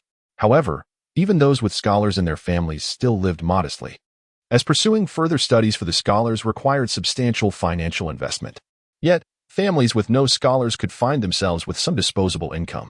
After Zhou the elder bid farewell to the butcher Li, Zheng arrived with her daughter-in-law Sunday. Taking advantage of the situation, Zheng exclaimed, "Sister-in-law, I heard the pig was slaughtered quite clearly from home. It must have been a hefty one. Your pig is truly exceptional. Look at all this blood. Could you spare a little for me?" In her heart, Zhulian scoffed at Zheng's audacity and resolutely declined. Zheng, feeling slighted, huffed in response, calling her stingy. Zhulian, however, was not one to take offense over trivial matters, choosing to ignore the comment entirely. Wang Ru absent-mindedly tousled her hair, realizing that despite her prolonged efforts, it remained unkempt. As she gazed at the pig's blood, she recalled its nourishing properties and affordability. However, she was acutely aware that the Zhou family would never part with it, and thus, she refrained from making a fool of herself. Instead, she resolved to visit the butcher Li's home to procure some. Her visit had a specific purpose. She recalled that Granny Zhou mentioned Aunt Li's family sold spicy pickled cabbage. Yet there had been no news for over half a month. Suddenly, Li's brush slipped from her grasp, and she exclaimed, "Oh dear, how could I have forgotten this matter?" Zhulian had to admit that Li was genuinely generous. Li appeared bewildered, asking, "Mother, how did you know?" Zhulian waved her hand dismissively, urging her to go.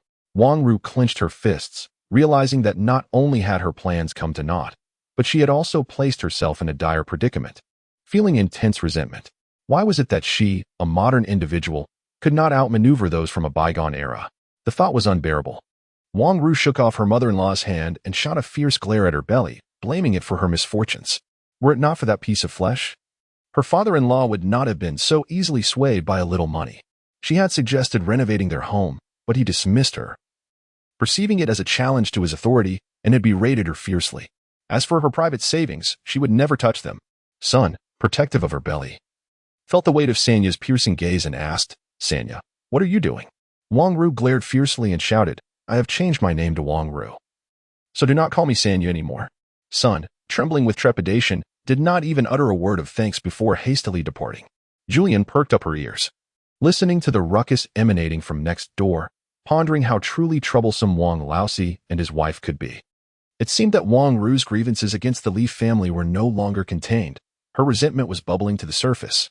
Zhulian lamented that Wang Ru could not simply leave home, for in ancient times, one required travel permits and household registration to wander freely.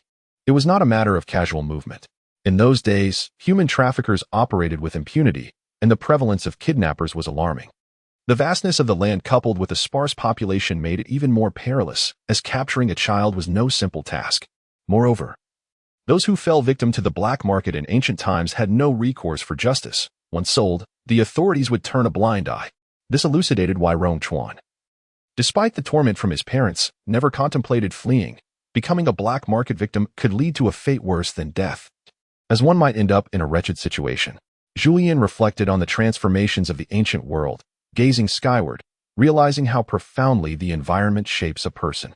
Her eldest grandson, Mingyun, observed his grandmother placing meat into a jar, and his hopeful little face fell. "Grandma, are we not having meat for dinner?" Zhulian glanced down, noticing that she had not saved a single piece for him.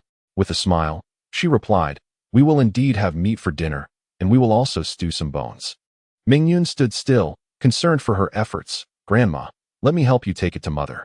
Zhulian chuckled softly. The little one was wary of her, trying to coax him. He may be small, but his thoughts were many, a true child of the Zhou family. Fortunately, the Zhou lineage was stronger than the Li's. Otherwise, Sun Shuren would have truly wept. "All right, dear, Grandma will bring this to you right away." Chapter 77. The tale must reach the sky. Zhulian prepared a sumptuous dish of pork belly stewed with sauerkraut, accompanied by 2 spare ribs and several pieces of spine bones. The spare ribs were meant for the children, while the spine bones were for the adults to gnaw on, enhanced by the addition of homemade blood sausage. This was a rather lavish feast typical of a pig slaughter. Recalling that frostbite was exceedingly common in ancient times, Zhulian felt a pang of sympathy for Rongchuan, who suffered severely from it. Regrettably, her lack of medical knowledge rendered her helpless. She was oblivious to any folk remedies and could only mentally note her need to visit the county town to consult a traditional doctor for some medication. Zhulian's situation was further complicated by Aunt Zheng, who frequently brought up Rongchuan and Xuahan, sowing seeds of doubt among the villagers regarding the rumors of him being a child bridegroom. Initially, the community was skeptical, but their disbelief gradually waned. Rongchuan, feeling increasingly anxious, noted that neither Uncle Zhou nor Aunt Zhou had made any clarifications regarding these whispers. Though not foolish, he began to grasp the implications and, despite his initial reluctance, found himself increasingly attentive to Xuehan as he continued to study with a smile playing on his lips. At Zhulian's home, a large pot of sauerkraut simmered at noon. Though she lamented the absence of vermicelli, ultimately, she underestimated the appetites of the Zhou family, as they devoured the entire pot of sauerkraut. Given such an insatiable appetite, she feared there would not be enough to last until the new year. The aroma of meat wafted throughout Zhulian's home, enticing passers-by to stop and indulge in the fragrance, while children could not resist peeking through the door. However, Zhulian was wise enough to recognize that such generosity could not be openly displayed. If she opened the floodgates, there would be no end to it. Moreover, with more children visiting, the entire village would soon know what her family was consuming, making it an unmistakable display of wealth. Such ostentation was to be avoided. Humility, after all, was the true path to virtue. Li was aware that her father had followed her father-in-law to the south of the Yangtze River and that the family supply of spicy kimchi had been entirely transferred to the escort agency. With a bountiful stock of cabbages at low cost, they had profited 10 taels of silver solely from the spicy kimchi. Not to mention her father's venture south to sell his recipes. Li felt assured that a sum of silver would soon grace her hands. And with her in-laws contributing to her family's fortune, her confidence soared. What is costly or not? My parents have aided my family immensely. Anything given is merely a token of gratitude. In my opinion, 1 pound is hardly sufficient. It should start at 10 pounds at the very least. Zhulian chuckled, observing Li's newfound bravado, her pride soaring high. However, as chapter 78 unfolds, the autumn winds return, and Li's fervent heart suddenly cooled. In that moment of clarity, she recalled her grandmother's insistence that the matter of the southern journey must remain confidential. Just moments ago, in her excitement, she had nearly let it slip. In a subdued tone, she called out, "Mother." Zhulian, satisfied, thought her role as deputy manager was not in vain. As a newcomer to the company, young and freshly graduated, she had to earn respect through her diligence. Gradually, she had learned to maintain a serious demeanor, exuding an aura that effortlessly intimidated Li. As she weighed the lamb in her hands, Zhulian acknowledged its value. Such meat was a luxury reserved for the privileged. A little over a pound of lamb would only suffice for broth, and she decided to set it aside for colder days when it would be perfect for warming the body. Reflecting on her time in this ancient world, Zhulian noted the scarcity of lamb. It was not available in markets, and nearby villages rarely butchered their sheep for sale. Instead, they were sent directly to taverns or the grand households in the county, where selling an entire sheep commanded a higher price. Lamb was indeed a prized commodity, especially as a nourishing option during winter. Zhulian harbored a desire to procure some mutton, yet she hesitated to purchase an entire lamb due to its exorbitant price, which was a significant sum of silver. Such ostentation was contrary to her principles of existence. The option of acquiring pre-slaughtered meat was unavailable to her, leading her to contemplate mutton and then beef. In ancient times, the slaughter of cattle was strictly prohibited for personal consumption, rendering beef even more elusive than mutton. Only the privileged elite, adept at navigating the policies of their time, could indulge in such luxuries. Regrettably, Zhulian's family belonged to the common folk, where even the slightest misstep could result in dire consequences. The following morning, with the roads cleared, Zhulian packed the prepared pork along with a jar of pickled spicy cabbage made by Li, and instructed her eldest to deliver it to her maternal home, inquiring if they could procure any slaughtered mutton while there. Having pondered over mutton throughout the night, she found herself yearning for hot pot, her thoughts drifting to modern times where desires could be fulfilled at will. After venting her frustrations about Zhou Shuren multiple times, her craving for mutton intensified, prompting her to rely on her family's fortune. Ultimately, her maternal grandfather's affection for her mother was evident, and Zhulian felt a surge of gratitude for her parents' love. She resolved not to burden her family with requests in the future, as she possessed a sense of pride. The winter roads grew increasingly treacherous, and after nearly an hour's journey to the county, Zhulian, with foresight, had wrapped a thick scarf around her face. Though her skin remained unscathed, her body felt numbed by the cold. Determined to purchase more supplies, Zhulian decided she would not venture out during the harsh winter months, preferring the comfort of home and wishing to avoid the biting winds of the ancient world.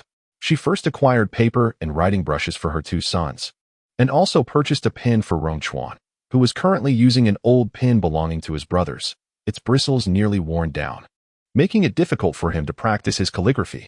Subsequently, they ventured to the grocery store to procure salt and other condiments. In ancient times, salt was both impure and expensive, making salt merchants among the wealthiest. Once they had gathered a sufficient amount, Li Shi hesitated and said, "Mother, I wish to visit the jewelry shop." Zhulian scrutinized Li Shi, questioning, "What makes you want to go to the jewelry shop?" Unbeknownst to Zhulian, Li Shi harbored her own thoughts, and with a hint of pride, she decided to proceed to the jewelry establishment. There were two reputable jewelry shops in the county. Upon arriving at the entrance of the Feng's jewelry shop, Li Shi felt a wave of trepidation. Even clad in her finest garments, she felt inferior to the maidservants accompanying the young ladies, whose disdainful glances caused her to withdraw. "Mother, I no longer wish to buy anything," she murmured. Zhulian observed her daughter's demeanor with concern and admonished her, "Stand tall and hold your head high." Li Shi, compelled by her mother's words, obediently straightened her posture, which pleased Zhulian, and together they entered the shop. Li Shi admired how her mother remained unfazed by the maidservant's scorn, her gaze filled with admiration for her mother's composure. Without hesitation, she followed her inside. The jewelry shop boasted 2 stories. The ground floor catered to the common folk, while the upper floor served the affluent and distinguished. The ground floor was sparsely populated, as ordinary families seldom had the luxury to browse jewelry unless it was for a wedding or significant occasion. The shopkeeper, noticing Zhulian's humble attire, did not treat them with indifference. Rather, the declining status of merchants had led to an increasingly courteous demeanor towards customers. The shop displayed an array of the latest jewelry designs. "Which pieces do you ladies fancy? I can present them to you," the shopkeeper offered. Zhulian gestured for Li Shi to step forward, as she had no intention of making a purchase. Li Shi, now emboldened and captivated by the dazzling ornaments, pointed to an intricately carved silver hairpin and inquired, "How much does this hairpin cost?" The shop assistant, with an air of flattery, remarked on the exceptional taste of the elder sister-in-law, highlighting that this particular piece was the best-selling item, priced at a considerable sum when including the craftsmanship. Li's heart ached slightly at the thought of such an expense, having added so much to the cost. The assistant continued, explaining that this exquisite item was personally carved by a master artisan, which naturally commanded a higher price, compounded by elevated taxes, allowing us only a meager profit. Zhulian felt a sting of humiliation. Initially, she believed that Li's intentions were to secure a precious item for her granddaughter, but it turned out to be for her own vanity. She disapproved of Li's desire to boast, while this individual had instead sought to flaunt her jewelry. Her expression darkened as she recalled Li's previous assertion about saving the jade due as a dowry for Yulu. Li, blissfully unaware of her mother-in-law's displeasure, remained cheerful, stating that since Yulu was still young, she would simply hold on to the piece until Yulu's marriage, at which point she would have it melted down to create something new. Zhulian, disinterested in Li's musings, chose to close her eyes and rest. Li, feeling quite clever, had already devised a plan for how to boast about her acquisition. Determined to make the rounds of the village, albeit only twice and not 4 times. Eventually, Zhulian made her way to the medical clinic. As her supply of tonics had run out, her health had improved significantly, and it was time to switch to a new prescription, thanks to the ginseng her family provided. Zhulian had saved a considerable amount of silver on her restorative medicines. The doctor examined her pulse and prescribed a new remedy primarily focused on replenishing her vital energy and blood, along with some additional tonics. After 7 days of medication, which cost 200 coins, she also purchased the doctor's frostbite ointment, totaling 230 coins. While waiting for her medicine, Zhulian spotted Wang Ru emerging from an inner room, bloodstains on her attire, anxiously searching for the doctor, oblivious to Zhulian's presence. It suddenly dawned on Zhulian that Wang Ru must have encountered the merchant's illegitimate son, and it was likely she had come to learn that Xuehan was the female lead. The thought of the future, with constant scrutiny directed at the Zhou family, filled her with a sense of dread. Zhulian, weary of her circumstances, wished to escape the county without delay. Her countenance was clouded, and Li's demeanor had turned subdued, fearing the reproach of her mother-in-law. Upon returning home, Zhulian felt a profound discomfort, acutely aware of the presence of someone intent on undermining her. The challenges surrounding the Zhou family had intensified, casting a shadow over her mood. In Chapter 80, Zhou Lao'er, despite his inquiries, found himself in a haze of confusion. Yet, he felt compelled to inform his mother about the matter concerning Rong Chuan, summoning the courage to knock on the door. "Mother, I have something to discuss."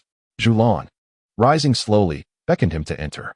He understood that his parents had their suspicions, yet due to the circulating rumors, they had refrained from addressing it openly. However, things had shifted. Zhu's outcry at the threshold signaled that the family required an explanation, lest it tarnish his sister's reputation. Zhulian pondered the misfortunes befalling Wang Ru's family, who had lost their dwelling, and surmised that Wang Ru would be too preoccupied to visit the county. Yet, she found herself entangled with the antagonist, suggesting she would still encounter Xuehan, the official match for the male lead, who would inevitably usurp her beloved. She felt grateful for having secured a child husband for her daughter. Reassured, Zhou Lao'er resolved to proceed, indifferent to the timing. No longer burdened by concerns for his sister's honor. "Mother, please rest. I shall venture out to work." "Go ahead." In ancient times, a woman's reputation held greater significance than life itself. A husband chosen of one's own accord would often face disdain from his in-laws, and his respect for her would be scant. Submission was never a transaction. Traditional customs emphasized the importance of parental consent and matchmaking, with the requisite rights forming the foundation of a union between families, ensuring the husband would harbor genuine respect. In ancient times, marriages were often arranged without the couple's consent. Zhulian and Zhou Shuren could only seek a childhood companion for their daughter, fostering a bond of affection. Zhou Shuren also aspired to take Rong Chuan, a promising talent, as his apprentice, given that a master is akin to a father. With Rong Chuan lacking family ties, they were unfazed by any harshness he might show toward Xuehan. Should fate lead Rong Chuan to true love, he would be wise enough to tread carefully, for the reverence for heaven, earth, family, and teachers runs deep. The debt of gratitude from his childhood would weigh heavily on him, compelling him to honor his master and not forsake his future. Should he succumb to the folly of romantic infatuation, Zhou Shuren would not hesitate to intervene decisively. Zhulian and Zhou Shuren explored every conceivable outcome, ultimately settling on Rong Chuan as their son-in-law. Furthermore, they wished to minimize any entanglements with Wang Ru. The male lead's ability to exchange Wang Ru for true love indicated that he and their daughter were not destined to be together, and Zhulian and her husband sincerely sought to avoid any connections. Rong Chuan was momentarily overwhelmed by this unexpected turn of events. He anxiously feared that any hint of affection might be thwarted by his mother, but to his surprise, his uncle and aunt had already made their decision. Even in the face of overwhelming emotion, he hurried to reassure them. "Rest assured, I am no ungrateful wretch. If I ever treat Xuehan poorly, may I be struck down by heaven." Zhulian, however, remained skeptical of oaths. If they held true, countless would perish under the wrath of thunder. She placed her faith in her own judgment. The more she interacted with Rong Chuan, the more she appreciated his virtues, recognizing his steadfast spirit forged through childhood hardships. With his intelligence, she believed he would surely soar to great heights if given the opportunity. The more she observed, the more satisfied she became with this rare gem of a son-in-law. "Very well," she concluded, "Aunt believes in you." Chapter 81. The Nemesis in the following days. Zhulian consciously paid attention to the activities next door, knowing that Wang Ru would travel by ox cart to the county every day. It was unclear how Wang Ru managed to persuade Wang Laosi, but the latter was now seen wandering around the village with his hands behind his back. completely shedding the timidity he had displayed in previous days. It seemed that Wang Ru had devised a way to earn money. Zhulian calculated the passing days. Zhou Shuren should have arrived in Jiangnan by now. The northern region was draped in a silvery cloak, while the southern lands of antiquity remained a mystery, eliciting envy for Zhou Shuren. Having spent 3 days in Jiangnan, Zhou Shuren had begun to grasp the affluence of this ancient region. Distinguished establishments were abundant, and the rivers teemed with bustling merchants far exceeding expectations. He witnessed extravagant displays of wealth from reckless young scions of wealthy families, tossing money around as if it were mere paper. Zhou Shuren reflected on the abundance of scholars in Jiangnan. The environment for study was one factor, but crucially, the availability of financial resources played a significant role. Jiangnan's economy was the most prosperous, allowing families with surplus wealth to afford educational expenses, thereby naturally increasing the number of scholars. However, the downside was that the imperial examinations in Jiangnan were notoriously challenging. Time flew by swiftly. After spending 8 days in Jiangnan, Zhou Shuren completed 10 jobs, earning a remarkable 1,000 taels of silver. He also assisted some minor officials in appreciating literary works free of charge, receiving books and writing materials in return. Additionally, he managed to sell a considerable number of family recipes, primarily to small merchants, with the only substantial transaction being with a Tibetan merchant, who exchanged precious gems for silver instead of cash. The journey to Jiangnan had proven to be immensely fruitful for the Li family, netting them a total of 120 taels of silver. On the final day, Zhou Shuren accompanied his in-laws on a shopping spree. He pawned the jewelry gifted by Zhulian, for ancient pearls were indeed of great worth. A single necklace paired with a fine set of bracelets fetched 150 taels. With the additional 50 taels in his possession, his total amounted to 1,400 taels. After spending a mere 20 taels on travel expenses, he found himself with ample funds and thus indulged in a shopping spree. Ultimately, he even hired a carriage from a security company to transport several large boxes of goods. The Li family purchased less, but given their rare visit to Jiangnan, where prices were more favorable than in the north, they managed to acquire a box of items as well. Ever since Zhulian learned that Wang Ru was aware of her daughter's identity as the female protagonist, she had been wary of Wang Ru's potential schemes. It was uncertain whether this was due to Shuahan severing ties with Wang Ru, which made it difficult for her to calculate her moves, but Wang Ru remained rather straightforward. It wasn't until the sausages were produced ahead of schedule that Zhulian realized Wang Ru's intentions were not to plot against the Zhou family, but rather to collaborate with her illegitimate son. In the novel, Wang Ru initially dealt in spicy cabbage, transitioning to sausages only when the former ceased to be profitable. Unfortunately, the storyline diverged due to Zhulian and Zhou Shuren's escapades, leading to an abundance of spicy cabbage, leaving Wang Ru with no choice but to present sausages instead. Li Shi felt helpless, yearning for the sausages, which stirred her frustration. "Mother, I shall go buy sausages. Sandy refuses to sell them to me and even proclaims that whoever offers them will not sell to her family. To make matters worse, she not only refuses to sell to me, but also to our family and my maternal side. Is this not blatant bullying?" Zhulian silently observed Li Shi, recalling the previous experience with spicy cabbage. She pondered that if she were in Wang Ru's position, she too would be reluctant to sell to Li Shi, who seemed to be a persistent adversary to Wang Ru. Chapter 82. Gratitude. Zhulian had savored an array of sausages, sweet, spicy, garlicky, pure meat, and fatty varieties. Now, Sonia not only sold her creations, but had also partnered with the illegitimate son. Wang Ru mentioned that even without sales, it had begun to yield some results. And as the supply of sausages increased, it would be impossible to contain them. Zhulian felt reassured. After all, sausages were made from meat. With the right blend of filling tailored to individual tastes, she believed they could be crafted with finesse. Perhaps they would be even more delectable than those made by Wang Ru. Li clenched her fists, standing resolute. "Mother, rest assured, I shall create sausages that are far superior. I am off to purchase meat." Once the sisters-in-law departed, Zhao furrowed her brow. "Mother, rather than Sonia targeting my sister-in-law, it seems she is using her as a pretext to openly confront our family. What does Sonia intend?" Zhulian regarded the second daughter-in-law with appreciation. Her instinct for self-preservation during the famine was commendable. Regrettably, the truth could not be spoken. Perhaps it stemmed from jealousy over their family's prosperity. Zhao accepted this reasoning, aware that indulging in dark thoughts would only lead to a path of despair. "Mother, the presence of the Wang family's fourth son next door is not ideal." Zhulian offered Zhao a reassuring glance. Zheng was not one to be trifled with. Zhao felt a lightness within her, dismissing thoughts of the Wang family. Before long, Li burst in, carrying meat. Mother, oh my! Sonia has rescued a noble, and the noble has come to express gratitude. The impressive steed aside, the bolts of fabric she brought are truly dazzling, and there are several ornate boxes whose contents remain a mystery. There is no need to fear that Wang Ru and the illegitimate son have formed a close alliance. Nor should one worry about Wang Ru leveraging her connections to ensnare the Zhou family. Li felt a pang of envy mixed with determination as she concocted a recipe.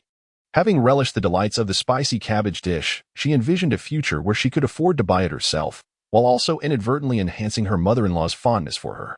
Mother, when I have money, I shall procure splendid items for you as well. Zhulian felt a warm glow in her heart, regardless of Li's ulterior motives. Her flattery had become habitual and genuine. Very well, mother shall await it. Li raised her chin towards her sister-in-law, confident that she remained her mother-in-law's favorite. Zhao, perceiving the situation clearly, pressed her lips together, reluctantly admitting that while her elder sister-in-law was indeed foolish, her foolishness was not irksome.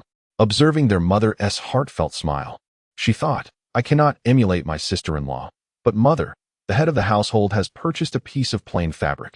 I shall make you a complete outfit, and it will be ready by tomorrow. Zhulian knew Zhao was astute and had likely noticed her aversion to dark clothing. She had long wished to change her wardrobe, but lacked the justification to do so. In the oppressive norms of ancient village life, a woman over 20 who donned bright colors was deemed improper, and the elder generation was confined to wearing somber hues. Zhulian felt a profound dissatisfaction. Thus, she resolved not to hold back with her mother, albeit with the caveat of not making it a habit. Zhao smiled, acknowledging her sister-in-law's sentiment with a simple humility, counting on her chubby fingers. Realized she had not shown her mother any tokens of respect since marrying, feeling a twinge of guilt as she shot a glance at her sister-in-law, who she dared not confront further. In the afternoon, the commotion next door finally subsided, and Zhulian was taken aback by the arrival of Wang Ru. Wang had come in search of Xuehan, whose arm was no longer in a sling, yet she still feigned a lack of strength, particularly with her left hand. Having been cooped up for days, fearful of being discovered, Xuehan had been practicing calligraphy in her room. She was surprised to see the girl she had severed ties with. Frowning, she asked, "What brings you here?" Chapter 83. Wandering Souls. The atmosphere was thick with unwelcome sentiments. Xuehan had truly seen through Sanya. It was no longer Wang Ru. Wang Ru had undergone a transformation, adorned in a resplendent emerald dress, complemented by a blue cotton jacket. Her sparse hair was neatly arranged, and a delicate pouch hung gracefully at her waist.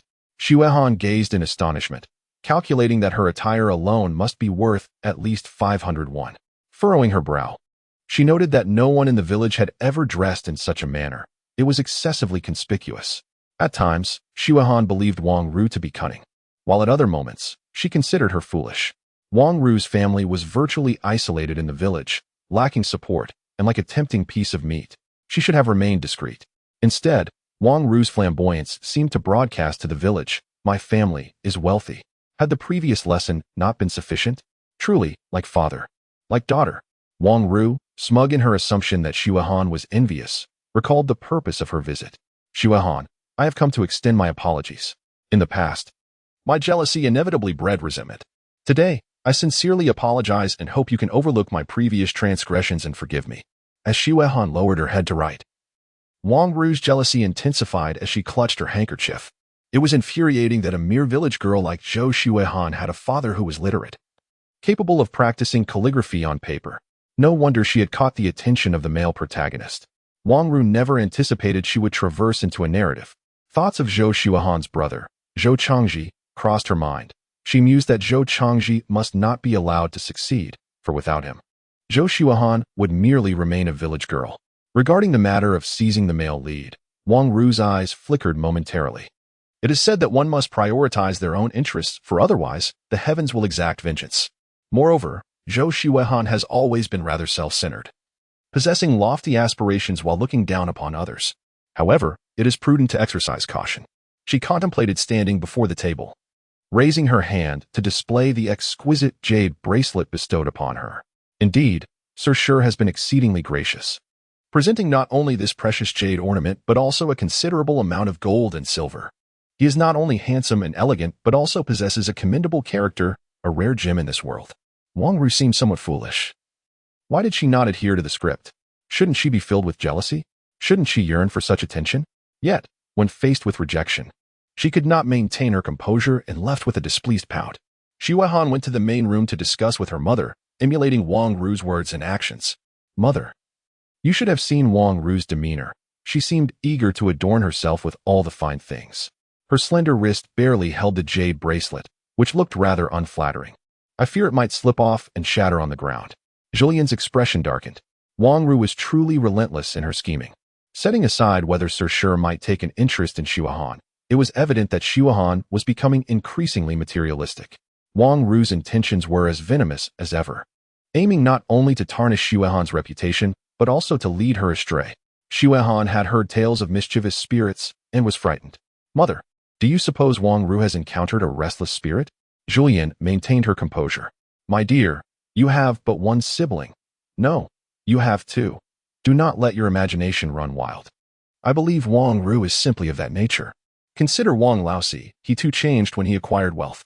Are the father and daughter not quite similar? Upon reflection, Xu Han realized the truth in her mother's words, though she remained tight-lipped. In the past, she had been unable to comprehend the situation, but she resolved that she would not allow Wang Ru to visit her in the future.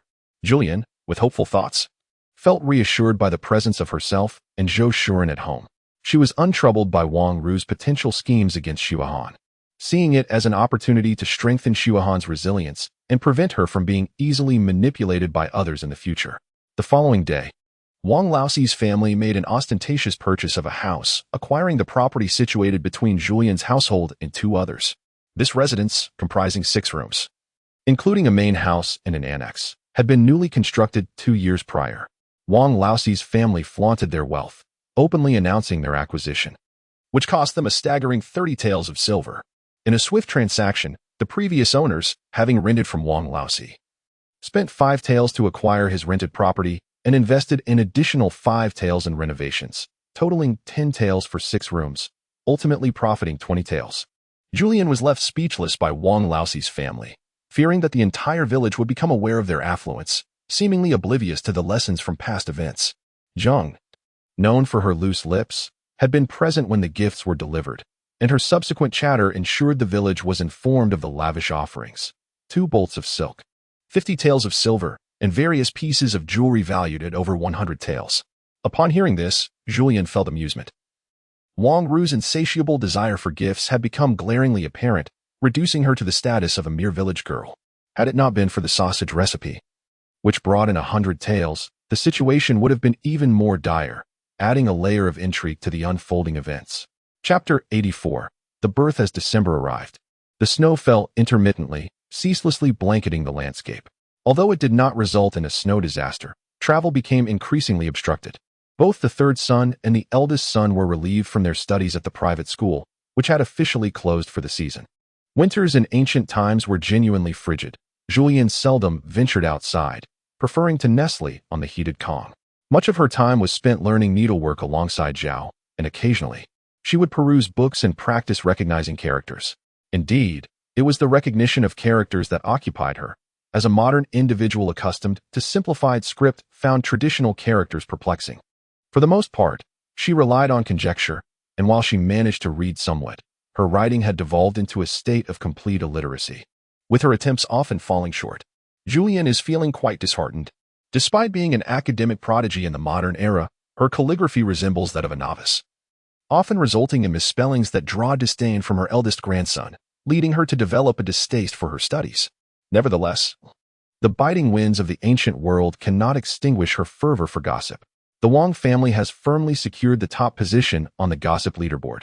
Ever since Zhulian elevated the Zheng family's status, she has been spared from the sour remarks and the unwanted attention they attracted. The other members of the Zhou family have come to a collective understanding. They relish their comfortable lives and prefer not to provoke jealousy, opting instead for a low-profile existence akin to mere background figures in the village. In stark contrast, the Wang family has made significant strides, first acquiring property, then purchasing cattle and carts, followed by a lucrative partnership with the Shi family. Their financial gains remain a mystery, but it is evident that Wang Laoxi has taken to buying land impulsively.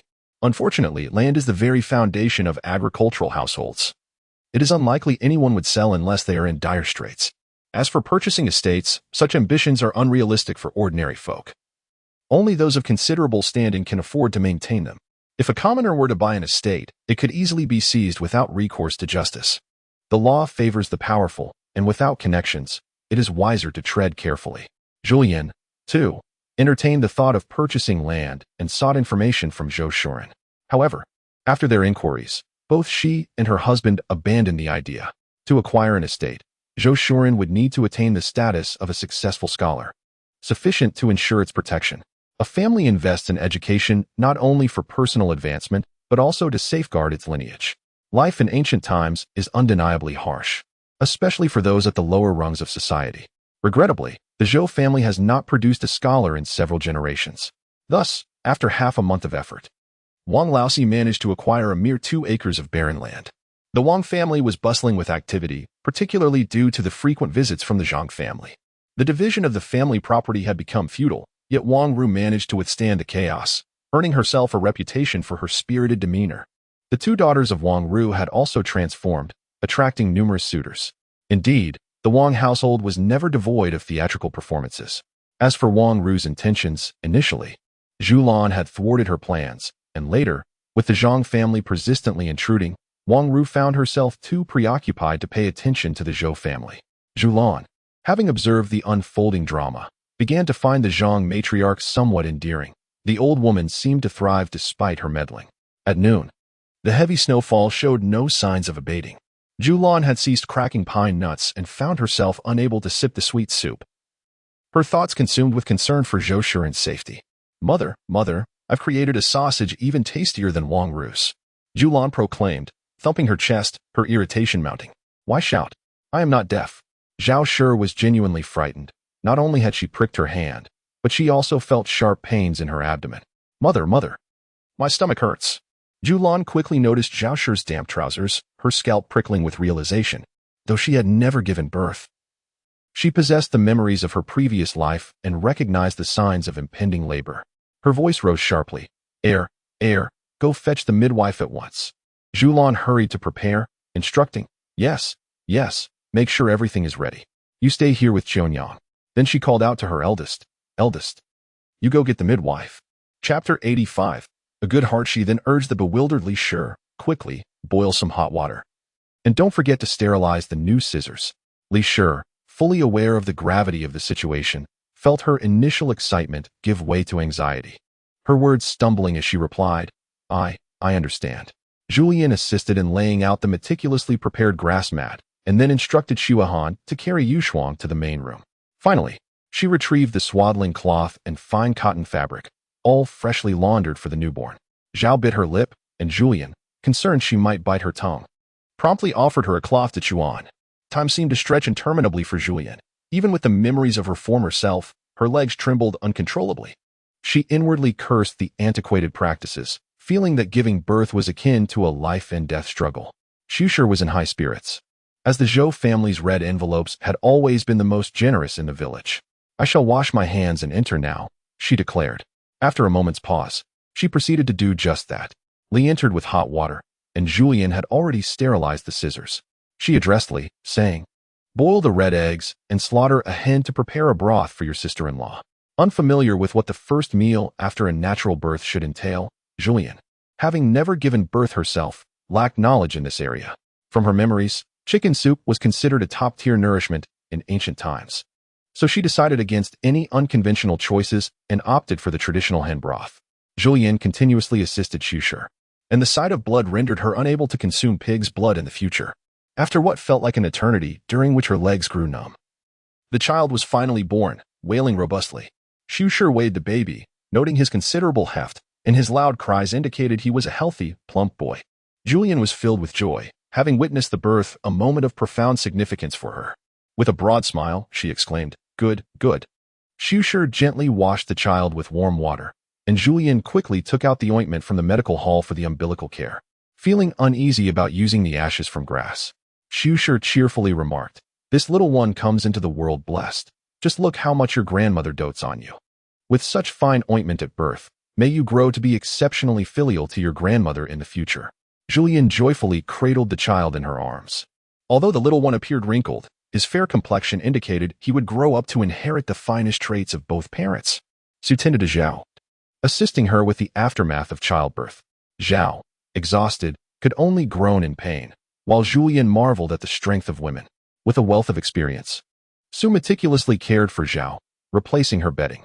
Upon seeing Zhulian using a thick cloth pad for Zhao, Su gave her a thumbs up, proclaiming, "You share the same kind-heartedness as your mother-in-law." Zhulian smiled, replying, "I learned from her." Chapter 86. The Path of Humility as Zhulian gauged the passage of time. The sky grew darker. Zhao's delivery had been smooth, lasting around 2 hours. Rather than resting, Zhao lay watching her newborn. "Let your wife drink the chicken soup first. It will help her recuperate," suggested the second son. Zhulian, though physically unwearied, felt mentally drained, anxiously awaiting the moment Zhao could enjoy her soup. A smile lingered on Zhao's lips. Having given birth to a son filled her with a profound sense of security. With a brother by her side, her daughter would have greater support in the future. Had she had brothers, her mother would not have been sold, and those who sought to exploit her family would have thought twice. Ultimately, life was arduous for women. Zhou'er paused for a moment, reflecting that with nature's assistance, everything would be well. He quickly dismissed any lingering concerns, urging, "Mother, you should rest. I will take care of things tonight." Zhulian recalled that for Zhao's first child, it was also the second son who had provided care. It must be said that he was a rare husband who truly cherished his wife. Zhulian, not wishing to be presumptuous, agreed. "All right, I entrust it to you." Li shivered, fearing her mother had come to settle accounts. "Mother, I was wrong. I promise I will no longer startle at every little thing." Li wanted to question why Zhao and the children seemed unaffected, but upon meeting her mother-in-law's gaze, she fell silent. "Mother, I understand." With each word uttered, her heart ached. It was her hard-earned money at stake. Finally, Zhulian spoke up, "Let me taste the sausage." Li dared not sneak a bite. The sausages she prepared were always set aside in the kitchen after being tasted. In recent days, Li had procured sausages from Wang Ru's family and had long since mastered Wang Ru's recipe. However, the profit margin on sausages was significant compared to the uncomplicated spicy cabbage. Where fewer interests were entangled, without substantial profit, no one would investigate. The sausage recipe, while not particularly difficult, yielded a considerable profit. Wang Ru sold to the Shi family, which Zhulian recalled had a prominent background as royal merchants, lending the Shi name an air of intimidation. In ancient times, many individuals possessed remarkable skills. It was not solely Li who could replicate recipes. Numerous people could.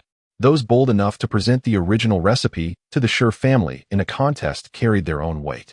The Li family, lacking connections, could not sell the original recipe. Encroaching on interests could easily lead to the Shi family falsely accusing one of theft, with dire consequences. Life at the bottom of society in ancient times was particularly harsh and brutally realistic. Sausages made from the original recipe could only be consumed within one's household. Li devoted herself to researching new recipes, oblivious to the village's commotion, focusing solely on sausage making. Zhulian broke off a piece and her eyes lit up. Indeed, it was far superior to the sausages sold by Wang Ru, more flavorful and with a better texture. "Not bad," she remarked. Li beamed with delight. This new recipe meant prosperity. Li understood that her culinary skills were not particularly exceptional. Nevertheless, she felt it was time to reward herself. "Mother, we have some sausages stored at home. Shall we take out a few of the ones we made earlier to enjoy?" Zhulian, who had recently welcomed a grandson, felt a surge of joy. "All right. This evening I shall slice 2 plates of sausages, and with the leftover pancakes from noon, a pot of corn porridge will suffice." "Very well, Mother," Li replied. Zhulian emerged from the kitchen as the snowflakes gradually ceased falling, relieved that it had not escalated into a snow disaster. Counting the flavors, Zhulian realized that in less than a month, Wang Ru had almost perfected the modern tastes. With the absence of her life-saving grace, the mercenary nature of business was starkly evident. The unscrupulous Shi family was exploiting Wang Ru, and Wang Ru was certainly aware of this. Yet, regrettably, there was little she could do. The Wang family had seen Wang Ru send off Shi Qing's steward only to turn around with a scowl. Shi Qing, indeed, was a petty villain with a heart of malice. Wang Ru cursed him as an ingrate while lamenting the dwindling silver coins she received. Reflecting on her misfortune, she wished she had sold her recipe outright rather than investing in a share that only yielded her a mere 2/10 of the profits. Naively, she had believed that Shirqing, owing to her life-saving kindness, would not betray her. How could it be that her sausage recipe yielded only 50 taels in a month? Shirqing had evidently regarded her as an ignorant village girl. Considering the 6 recipes she had provided, she mused that had she chosen to sell them directly, she would have easily garnered several hundred taels. Now, she was anxious. Should she fail to present a new recipe, Shirqing might very well dismiss her, leaving her without any future profits. Chapter 87. The Homebody in the Zhou residence. Zhulian remained oblivious to Wang Ru's profound regrets. As she attended to her postpartum recovery, she marveled at the wonders of life. The transformation of the newborn was astonishing. Initially wrinkled and fragile, within mere days, the child's features became more distinct, resembling 70% of the Zhao lineage. Every time Zhulian gazed upon her grandson, she would remind Zhou Shuren to strive for progress. For danger lurked not only for beautiful women in ancient times, but for men as well. With the arrival of the child, time seemed to accelerate, and before long, it was the end of December, the coldest month of the year, when Zhulian found it increasingly difficult to leave her warm bed each morning. The winter days rendered her ever more lethargic, as she clung to the cozy embrace of her blankets. Blushing, Zhulian remarked, "Are you trying to suffocate me?" Zhou Shuren chuckled softly, loosening his grip. His demeanor was rather unyielding, and turning to his sons, he commanded, "Bring the boxes from the cart into the hall." Li Shi approached, inquiring, "Where's my father?" Zhulian waved her hand dismissively, recognizing Li Shi's transparent intentions. "Go on." Once the boxes were moved into the main hall, Zhulian's nephew, Wu Chun, departed alongside the caravan. Zheng Shi entered the courtyard, her eyes fixed on the main house, completely ignoring Zhou Shuren. "Sister-in-law, has your family prospered as well?" Furrowing her brow, Zheng Shi sensed that Yang Shi had not spoken the truth. However, the Zhou family rarely ventured out since winter's onset, making it difficult for her to gather information. Undeterred, she pressed on, "What good fortune have you encountered? Share it with us. We yearn for a glimpse of it." Zhulian, unlike the original owner, could not be brought down. With a scoff, she remarked that she feared her sister-in-law might become envious if she saw. And for the sake of her sister-in-law's peace of mind, it was better not to look. "All right then, let's not indulge in the spectacle on this frigid day," she urged, prompting the second brother to hastily close the door. Zheng was infuriated, feeling as though this was a veiled insult to her superficiality. With a resounding slam, the door shut, leaving Zheng's face pale with anger. The closing of the door severed their line of sight, and the onlookers dispersed, leaving no one to notice that Zhou Shuren had been absent for nearly 3 months. Zhulian claimed that Zhou Shuren had gone to the Yang family, and no one questioned it, attributing it to Zhou Shuren's reclusive nature. He rarely ventured out, especially in winter, preferring the confines of his home.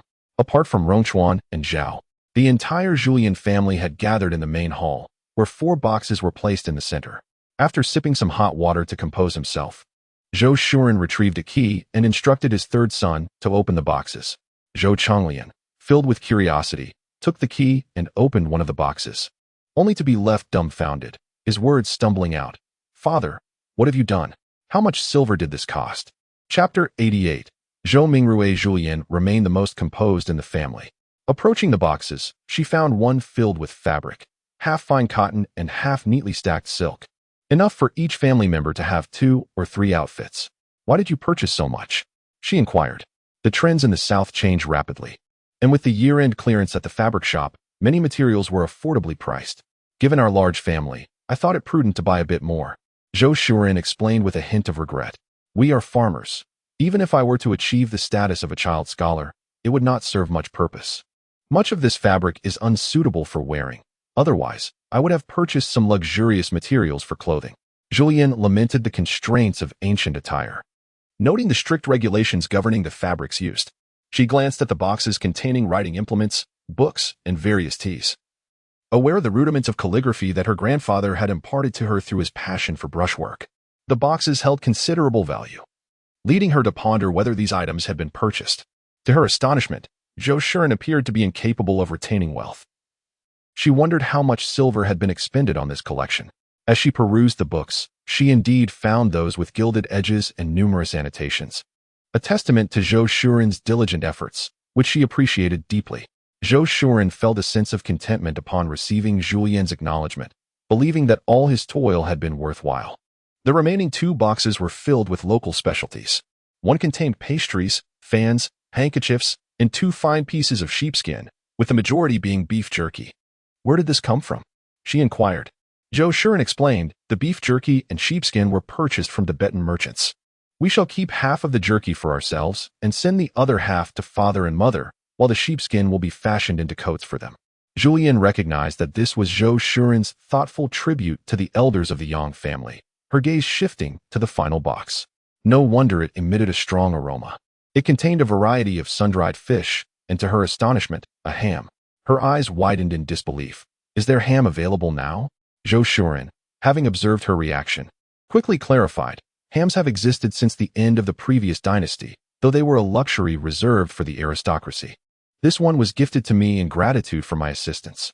Zhulian was utterly delighted, and the last item revealed was a selection of dried shrimp. Though the assortment appeared abundant, it was primarily the boxes that created the illusion of plenty. In truth, the contents were modest. Meanwhile, Li was growing increasingly anxious. Eagerly anticipating the division of the items, her eyes already fixated on the fabrics and fans. Mother, she urged.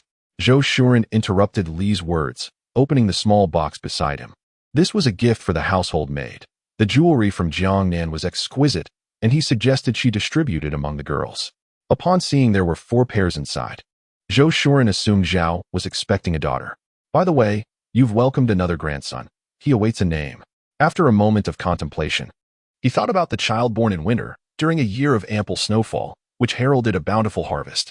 Zhou Mingrui, he mused, wishing the child a life of smooth sailing. Zhou grinned, grateful to his father for the auspicious name. Zhulian also divided the jewelry. Each daughter and 2 granddaughters received a share, with an extra set saved for future girls. Each was gifted a pair of silver bangles, a pair of silver earrings, and a silver lock. She then inquired if Zhulian had eaten breakfast, suggesting they rest after sharing a meal together. Li looked at the 2 boxes filled with fabric pastries, her feet unmoving, her eyes seemingly rooted in place. Zhulian urged her to hurry, saying, wait for me to finish distributing before you call them. There's no use in just looking. Go and prepare the meal. Only then did Li shift her gaze. Forcing a smile, Mother, you mustn't show favoritism. Li realized she had forgotten to ask her father-in-law how much silver her father had earned. But as her father-in-law entered the room, she hesitated to pursue the matter, left anxiously pondering instead. Chapter 89. One cannot compare to another. Zhulian had been thinking about this all along. Zhulian and her daughter tidied up the table, with Rongchuan also lending a hand. In ancient times, children matured early, especially someone as astute as Suichen. Even without explicit instructions from Zhulian, the little girl instinctively understood the situation, often noticing the fleeting blush on Rongchuan's face. Zhulian nearly suffered a heart attack. The precocity of children in this era was astonishing. Once they finished tidying up, Zhulian promptly dismissed Rongchuan, feeling a sense of relief wash over her. In the main house, Zhulian returned home without the anxiety of being waylaid or losing his life. Zhulian entered to find him sleeping soundly and peacefully. Beside his pillow lay a pouch taken from his inner garment. Upon opening the pouch, Zhulian discovered silver notes wrapped in several layers of paper, further encased in coarse cloth, and finally enveloped in thick oilcloth, a total of 1,000 taels of silver notes. She also picked up the cotton cover that Zhulian had removed earlier, which contained 10 gold pieces weighing 1 tael each. On the surface, the pouch she typically carried contained 5 taels of gold and some small silver coins. Lastly, there was a small box, a gift intended for her, containing a hairpin adorned with gemstones.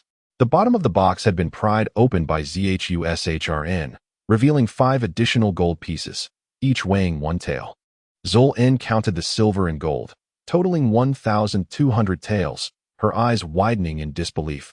She had never anticipated such a fortune, not even accounting for the money Zhulian had already spent. Clutching her chest, she lamented that it was incomparable, truly incomparable. The other family members dared not approach the main house. Zhulian meticulously secured the money, waiting for Zhulian to wake and discuss matters with her. In the hall, 4 neatly arranged chests caught her attention. She called her daughter for assistance, opting not to touch the chest containing books until Zhulian awoke to make arrangements. Little Suichen, still a young girl, held on to a fan in fascination, exclaiming, Mother, these fans are truly beautiful. The pavilions and towers depicted on the fan are truly exquisite, adorned with embroidered flowers that appear almost lifelike. It evokes a longing for the picturesque landscapes of Jiangnan, yet she soon returns to her senses. Xuehan reluctantly places the fan down, a smile gracing her lips. Mother, I love them all. I cannot take them all for myself. Perhaps you should divide them.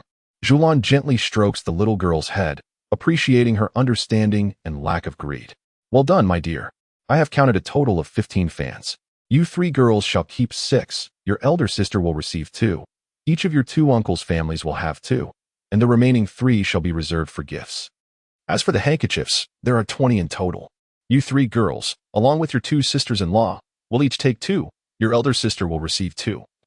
And your 2 uncles' families will also get 2 each, leaving 4 for future gifts. Xuehan, momentarily taken aback, inquires, Mother, what about you? Zhulian, while cherishing these items, understands the constraints of her status as a farmer in ancient times. Though I admire these bright handkerchiefs, they are more suited to your youthful years. I am no longer so young.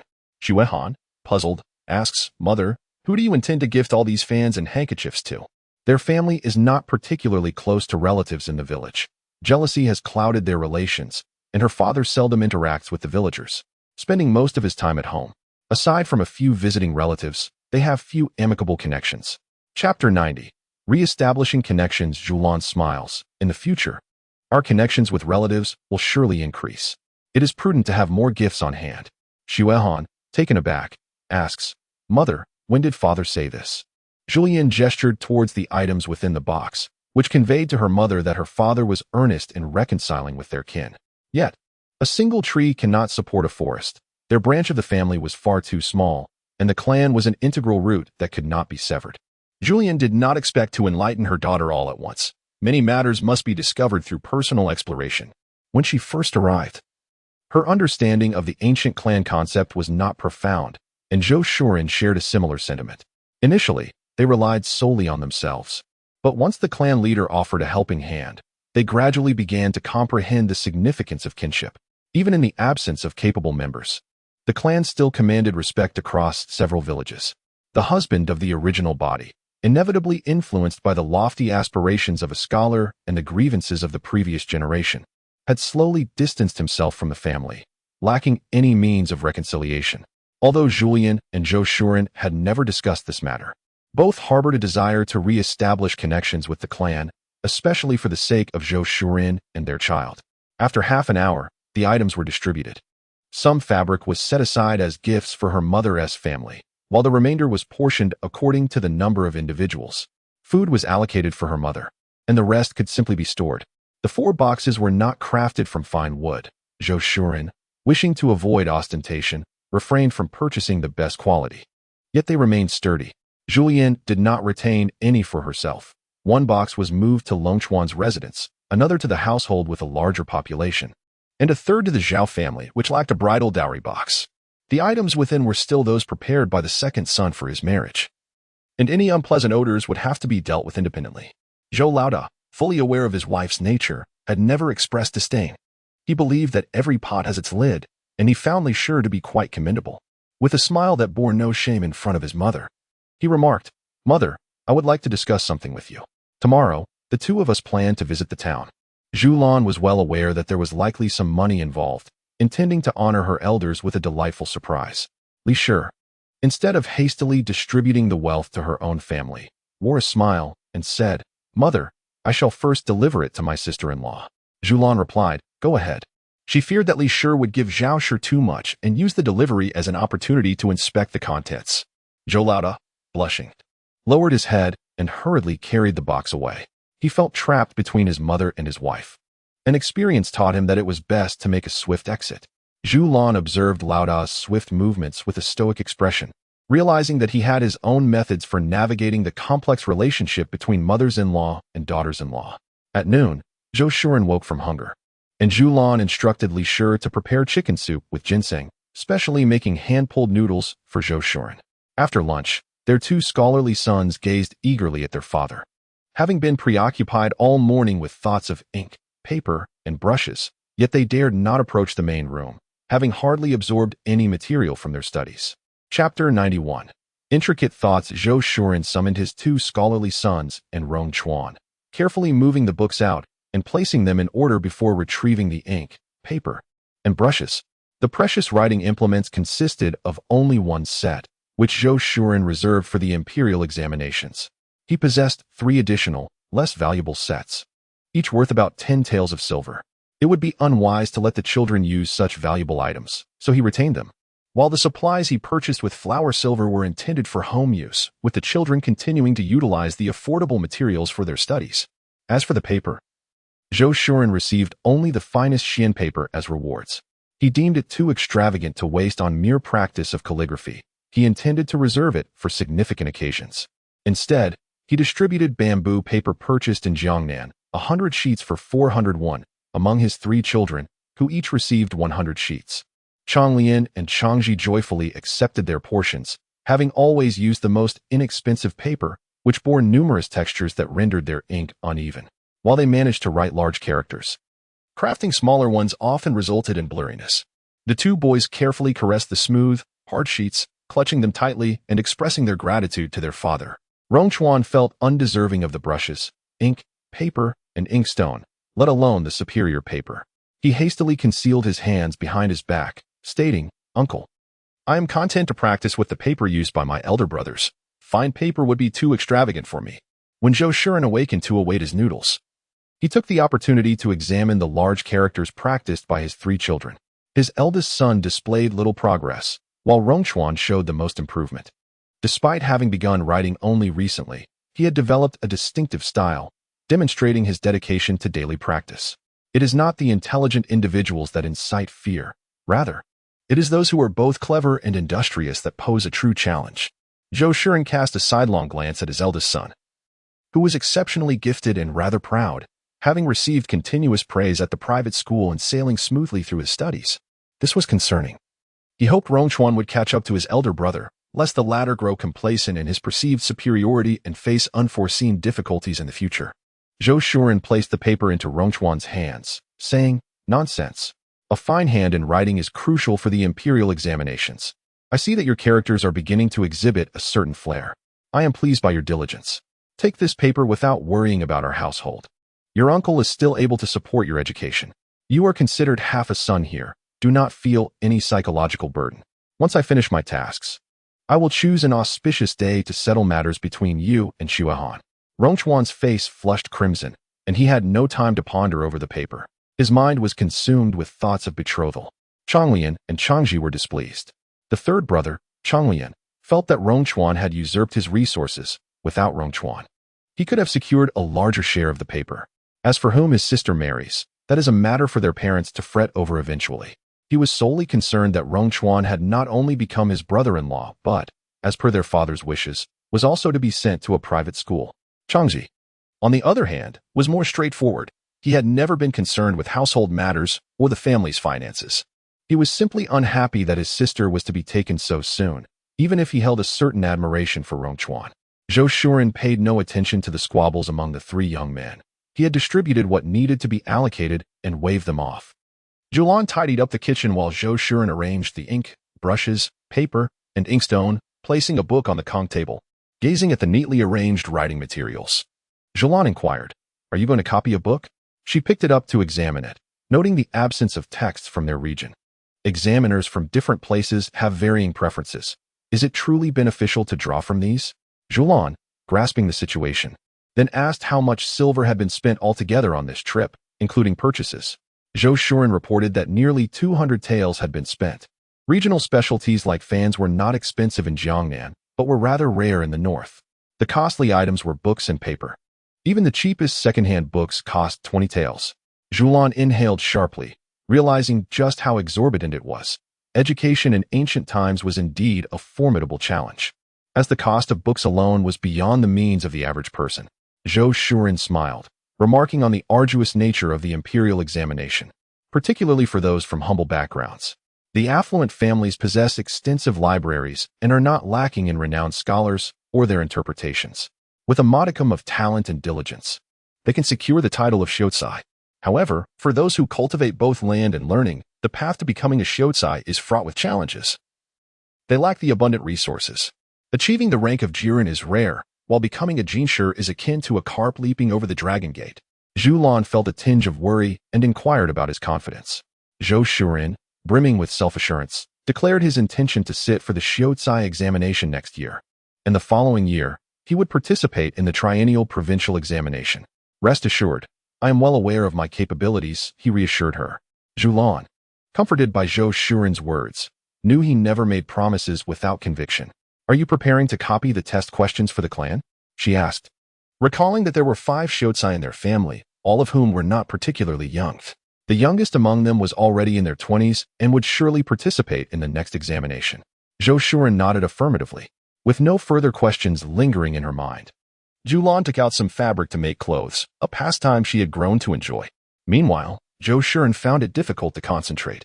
He raised his gaze towards Zhulian several times, prompting her to inquire, is something on your mind?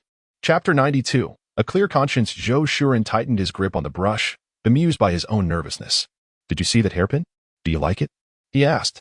Zhulian was taken aback. They had shared conversations every evening, discussing various topics, sometimes modern affairs, other times personal preferences. With such frequent exchanges, she had lost track of their discussions. To her surprise, Zhulian had remembered. A warm smile spread across her face, reaching her eyes. It felt wonderful to be cared for in such an unfamiliar era. His thoughtfulness was indeed heartwarming. Zhulian twitched at the corners of his mouth.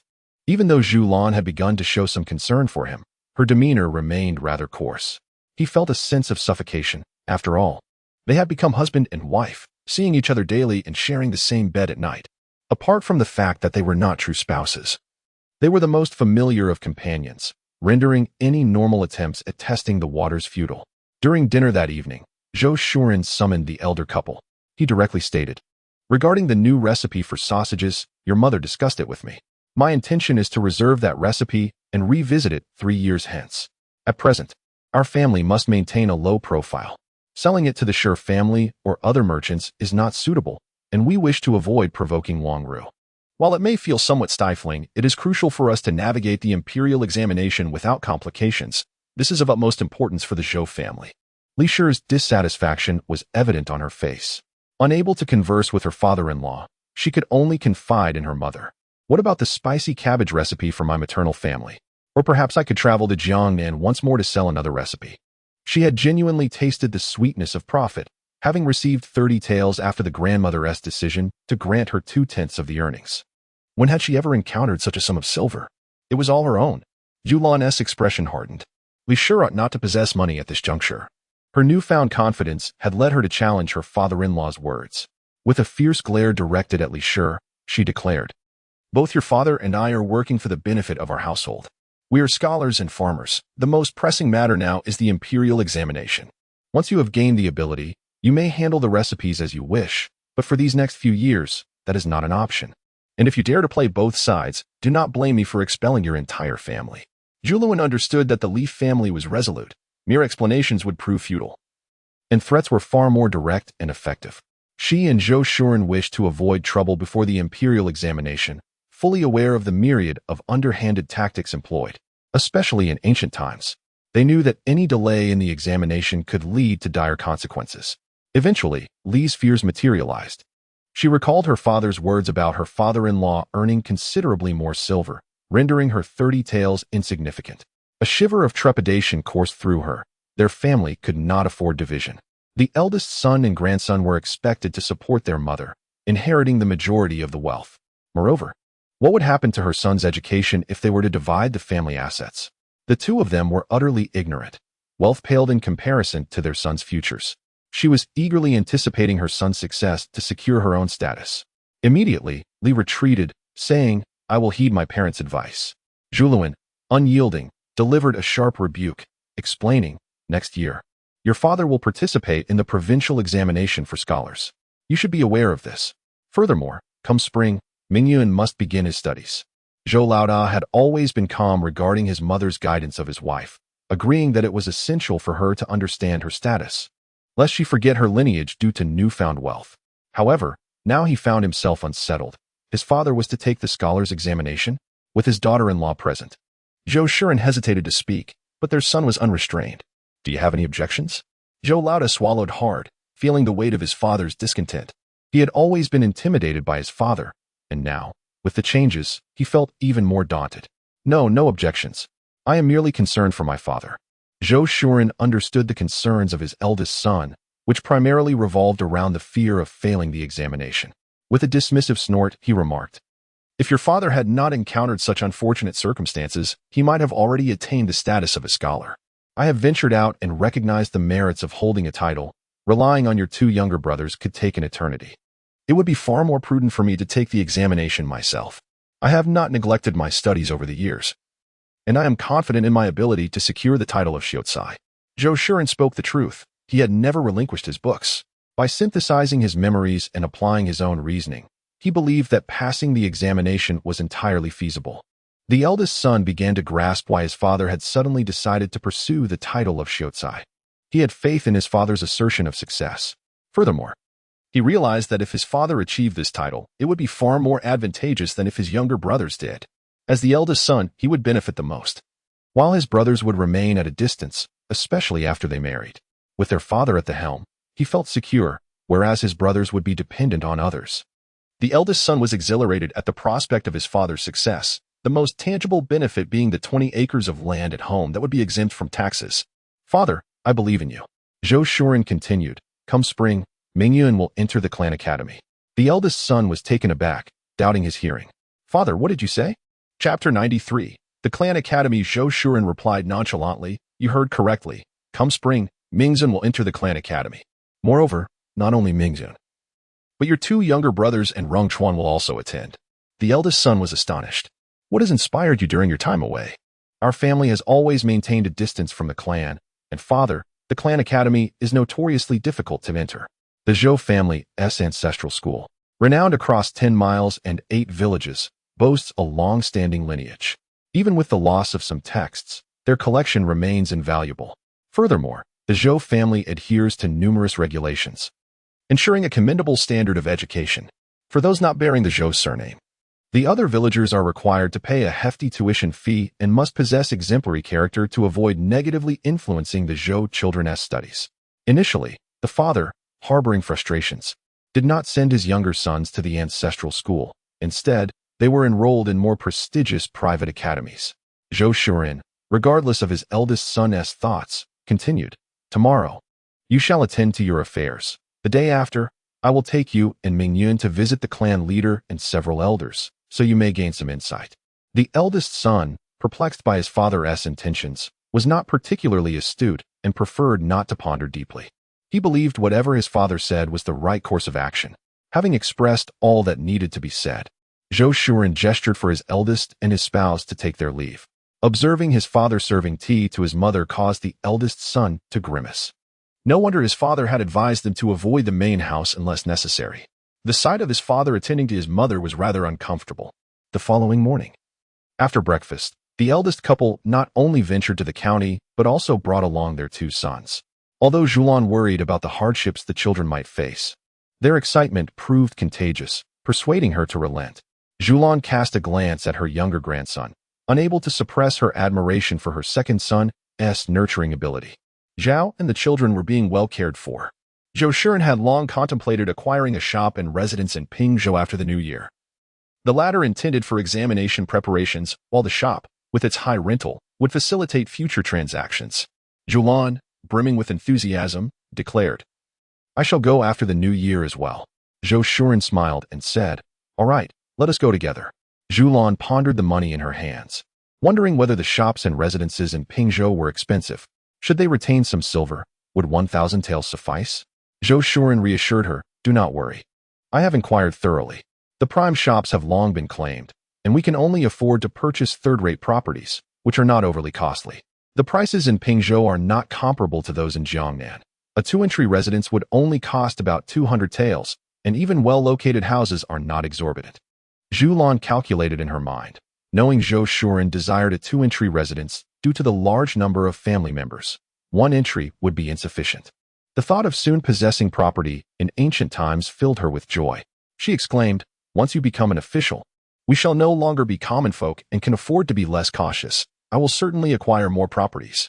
As she spoke, a frown crossed Zhulian's face. For many sons in their family were burdened with debt. Zhulian, with a gentle smile, appreciated Zhulian's concern for their family. At noon, Zhulian prepared lunch. After spending several months in the kitchen under the guidance of Li, her culinary talents had yet to fully blossom.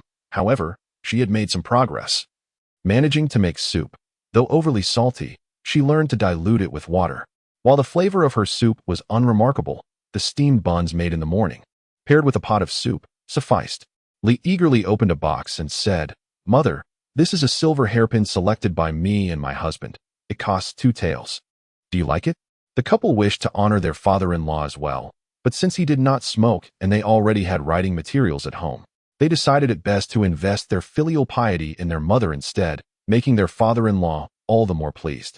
Seeing her father-in-law's gentle demeanor, Li felt assured that their gesture was well received. Zhulian cast a glance at Li. The sound of 2 taels of silver clinking was weighty enough. It was indeed rare to possess a silver hairpin carved with wax plum. Holding it in her hand, Zhulian expressed her gratitude, saying, "You two have put in considerable effort. Mother will be pleased." Li's heart swelled with joy, and the pain of expenditure lessened significantly.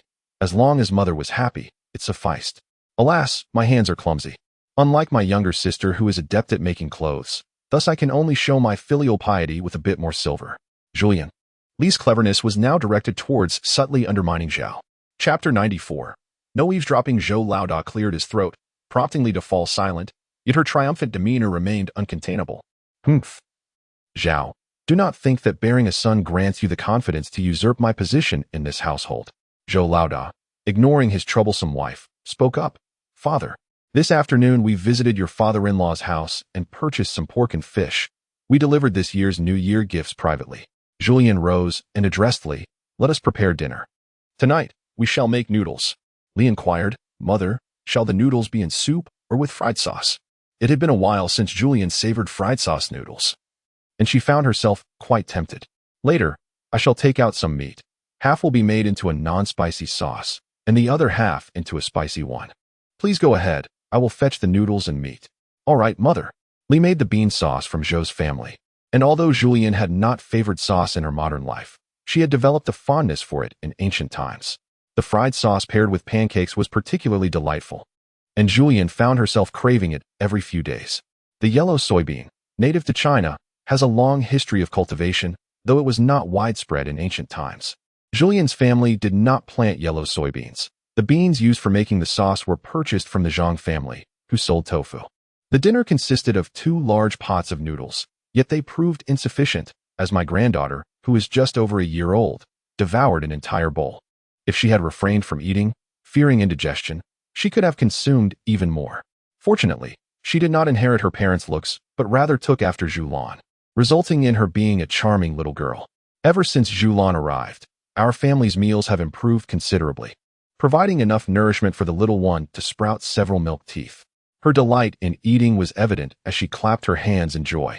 Zhulian, having overeaten, observed the others in the household, her belly feeling like a bottomless pit. Particularly, the eldest and second child could have consumed 2 more bowls had there been any left in the pot. Zhulian thought to herself how fortunate it was that Zhou Shuren was capable and that the Zhou family was affluent. Otherwise, the expense of mere meals would have been untenable. The following morning, after breakfast, Zhulian prepared gifts for the clan leader's family, a piece of silk fabric and a pound of pastries. She brought nothing else. For the scroll Zhou Shuren had transcribed held significant value. This act would not only facilitate their reintegration into the clan, but also benefit the entire lineage, thereby securing Zhou Shuren a prominent position and engendering a sense of indebtedness from the clan. It was truly a multifaceted gain. Zhulian set aside a fan, intending it as a wedding gift for the clan leader's daughter, who would marry the following year. Zhou Shuren and Zhulian awaited the arrival of their eldest son and grandson, and together they proceeded to the clan leader's residence. They timed their arrival perfectly, as the clan leader was just returning home. The clan leader's eyes sparkled with anticipation. He had been eagerly awaiting Zhou Shuren's visit for months, having assisted him in various matters. It would have been disingenuous to claim he was not disappointed, for he had believed Zhou Shuren had changed. To his surprise, Zhou Shuren remained the same, and just when hope seemed lost, he arrived at the door alongside his eldest son and grandson, indicating a willingness to engage with the clan. The clan leader remained silent, sipping his tea leisurely, while Zhou Shuren took his time as well. The matriarch of the Zhou clan greeted Zhulian with a smile, inquiring what had brought them there on such a day. Based on previous experience, Gifts were typically presented when business was at hand. Zhulian placed the basket into the embrace of the Zhou matriarch and replied, "As you say, we are all kin of the same surname. With the new year approaching, is it not permissible for us to pay a visit?" Taken aback, the Zhou matriarch realized they were not there for business. Unsure, she turned to her husband for guidance. The clan leader signaled that it was a rare occasion for Shu Rin and his wife to visit, suggesting she prepare a fine meal for them to share at noon. The Zhou matriarch found this quite delightful and responded with a smile, "Very well, I shall graciously accept. I will have the eldest prepare everything.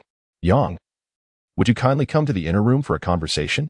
Zhulian silently lamented the disheartening reality of ancient times, where a woman's status was indeed low.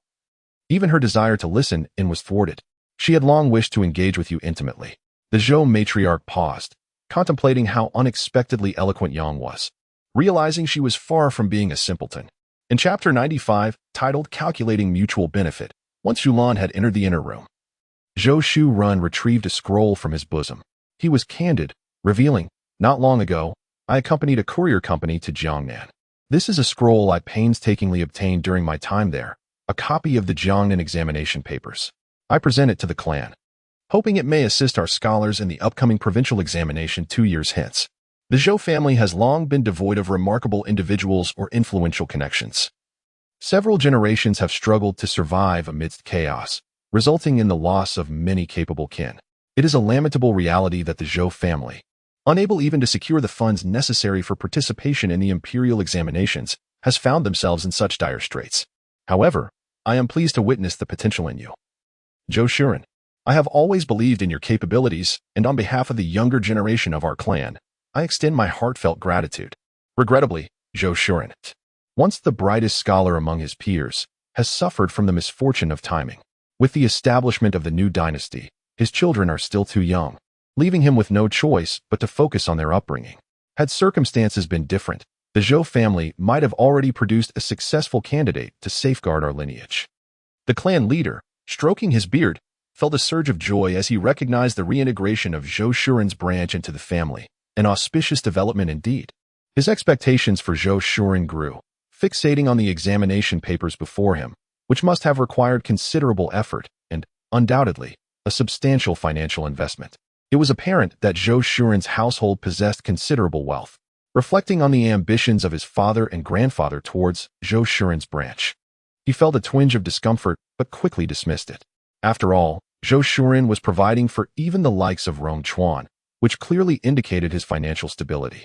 The clan leader pondered the considerable expenses associated with the examinations. Zhou Shuren's family, being well off, would find it easier to produce a successful candidate. Should fortune smile upon them and a scholar emerge, the Zhou family could transform their fortunes entirely. Zhou Shuren rose to express his gratitude, thanking the clan leader profusely. The clan leader, with a beaming smile, responded warmly, inviting him to call him brother. Within the confines of the household, Zhulian discovered through conversation that their lineage bore a faint kinship with that of the clan leader, reaching back several generations. When the Zhou family integrated into the community, many generations had wed daughters of the Zhou clan, and Zhou Shuren's great-grandmother was indeed related by marriage to the clan leader's lineage. Despite the passage of time and the many generations that had come and gone, a thread of connection remained. Zhulian, taken aback by this revelation, realized that such details were absent from her memory. The original matriarch had never mentioned them. However, given the distance of several generations, such ties had long since faded into insignificance. Had it not been for Zhou Shuren's reintegration into the clan leader's family would not have brought it up. At noon, the Zhou clan leader's household prepared a lavish feast, featuring hearty dishes such as chicken and meat stew, presenting a total of 8 sumptuous courses. The clan leader also summoned several esteemed elders from within the clan. Upon seeing Zhou Shuren and recognizing the situation, the wise elders understood everything without the need for explicit explanation. Zhulian, inherently capable and resourceful, garnered the admiration of all the women in the clan. With a radiant smile, she reflected on how her predecessor had lacked support and faced unrelenting hostility without allies. The tides had turned. Zhou Wangshe had already reprimanded the unscrupulous women in the village and assured that anyone who dared to malign Zhulian would face consequences. Zhulian felt a surge of joy. Zhou Wangshe held significant influence in the village, and the clan leader's wife was the daughter of the village head. Henceforth, those who contemplated harming Zhulian would think twice. Both Zhou Shuren and Zhulian returned home with a sense of accomplishment, and Zhou Laoda, having gained a deeper understanding of the responsibilities of the firstborn, had begun to appreciate the essence of honor and dignity. In the subsequent days, Zhou Shuren and Zhu Lan took their eldest son and grandson to visit several elders within the clan, presenting practical gifts of fabric sufficient to make a complete outfit for an adult, allowing them to venture out in respectable attire. All graciously accepted Zhou Shuren's kind gestures.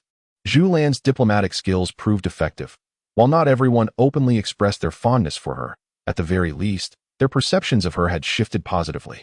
The couple's efforts bore fruit as their connections within the clan deepened, leading to a swift change in the village's attitude towards Zhulian. The Zhang family no longer dared to cast sarcastic remarks in her presence, and Zhulian encountered others with newfound politeness. After a week's worth of bustling activity, Zhulian and Zhou Shuren finally took a respite. The week had been rather exhausting. At last, they could remain comfortably at home. And Zhulian found it difficult to leave her warm bed during this particularly frigid winter period. Zhou Shuren was in the main room, and no one from the younger generation dared to intrude. After her meal, Zhulian nestled into her cozy bedding, turning to Zhou Shuren, who was engrossed in his book, and said, "We have visited everyone we needed to. With the new year approaching in 10 days, and considering that in 2 days we have an auspicious occasion, have the matters concerning Shui Han and Rong Chuan been settled?" Zhou Shuren set down his book and replied, "Indeed. Tomorrow I shall have the second son take Rong Chuan to deliver New Year gifts to your parents, and it would be a good opportunity for them to meet Rong Chuan. As for the clan matters, the eldest will be responsible for that." Noticing Zhou Shuren picking up his book again, Zhulian interjected, "Have you forgotten to inform someone very important?" Chapter 96, Shuemei. Zhulian balanced her thoughts. It was not that she was heartless, for even Zhou Shuren had overlooked their eldest daughter, Zhou Shuemei. Zhou Shuren, taken aback, slapped his forehead and exclaimed, "If you hadn't mentioned her, I would have completely forgotten." Zhulian felt a profound sense of guilt. She and Zhou Shuren had usurped the lives of the original couple, neglecting their beloved daughter. Fortunately, the original self had chosen a suitable match for her daughter. Shuemei's mother-in-law was reasonable, and her husband, the youngest son of the Jiang family, displayed a particular fondness for her. Shuemei had not endured hardship and led a relatively comfortable life. Otherwise, if her circumstances had been dire and they had forgotten her, their hearts would be restless. Zhulian nodded, acknowledging that she was 22 now. From the memories of the original self, Jiang Sheng had treated Shuemei well. Zhou Shuren tapped his hand with a book, recalling that Jiang Sheng possessed decent talent. Yet his family was impoverished, lacking both sufficient education and esteemed teachers. Without the Zhou family's books, it would have been arduous for Jiang Sheng to even pass the Imperial examinations. Zhulian sighed, recognizing that Jiang Sheng epitomized the struggles of the underprivileged. The Jiang family had few relatives in Wangjia village, having no clan to rely upon, leaving them solely dependent on their own efforts. Jiang Sheng had chosen to marry late, having set his sights on Shuemei early on, valuing Zhou Shuren and the Zhou family's literary resources. Otherwise, he would not have waited until the age of 20 to wed. Jiang Sheng's parents had truly devoted themselves to their son's welfare. Alas, in ancient times, there was no compulsory education, and it was exceedingly difficult for children from humble backgrounds to pursue their studies. Their educational opportunities were limited, unlike those of children from noble families who lacked no resources from an early age. If a family elder had achieved success in the Imperial examinations, the advantage was immediately apparent. It was not uncommon for aristocratic families to produce young scholars in their teens, while for those from humble origins, becoming a scholar around the age of 20 was considered remarkable.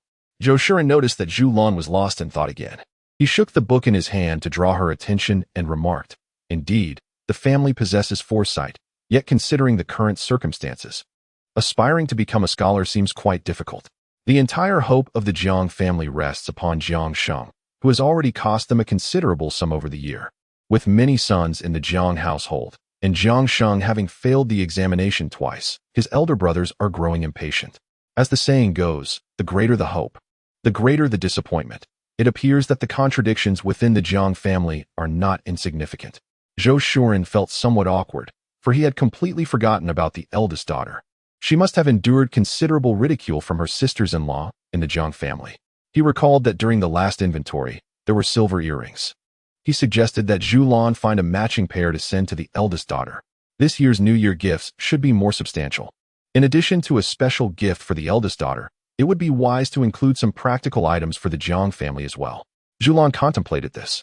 The eldest daughter and her in-laws would not have much to eat, especially since the Jiang family had limited resources and were supporting Jiangxing's education. She decided to purchase more pork and additional rice, ensuring they could enjoy a good meal during the new year. The daughter and children would also benefit from a little extra. The day after tomorrow, she would have the second son notify Shui Mei about the betrothal and conveniently send the gifts along. Zhulian was cautious not to take too much, as she only possessed the memories of her previous self and had yet to meet her future son-in-law. Nonetheless, she trusted her own judgment more and preferred to wait until she had personally assessed the situation before considering how to contribute further. Zhou Shuren nodded in agreement. Chapter 97. Undignified in the blink of an eye, 2 days had passed, and the news of Shui Han and Zhang Rongchuan's betrothal had spread throughout the village. In the span of 2 days, Zhulian and Li Shi prepared the menu for the betrothal ceremony, which would see a considerable number of guests in attendance. Zhulian's family alone comprised many members, and relatives from the Li family would also be present, alongside several elders from their clan who had previously paid visits. Counting the guests, excluding children, it amounted to at least 5 tables. The tables and chairs were borrowed from within the clan, illustrating the advantages of reintegration into the community. When one family has an event, many lend a helping hand. Without Zhulian needing to ask, the tables, chairs, plates, and bowls were promptly delivered. Zhulian's family hall could accommodate 3 tables, while an additional table was set up in her bedroom and another in Li Shi's room.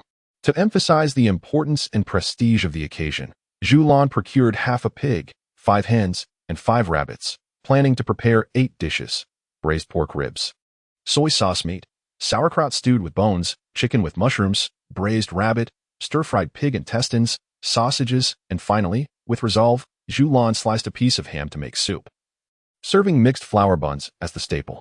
Early in the morning, Li Shi and the eldest daughter-in-law of the clan leader busied themselves in the kitchen, while the second and third daughters-in-law of the clan leader lent a hand. Zhulian was responsible for entertaining the female guests, but Zhao Shi, who was nearing the end of her confinement period, was unable to assist. The betrothal had little to do with Shui Han due to her youth, and as Rongchuan effectively served as a substitute for Zhulian's elders. Early in the day, after the clan leader's family arrived, Shui Han went to accompany Zhao Shi. Rongchuan was to receive guests, donning new attire as he remained by the side of Zhou Shuren. Zhulian and the clan leader's wife engaged in conversation in the bedroom, with Zhulian expressively stating, "Today, I must extend my heartfelt gratitude to you, Aunt. Without your family's assistance, I surely would have been overwhelmed." Zhao Shi, still recuperating, and Li Shi were indeed quite busy. Zhou Wangshi felt quite pleased with herself. She had successfully raised all 8 of her children, 6 of whom were sons.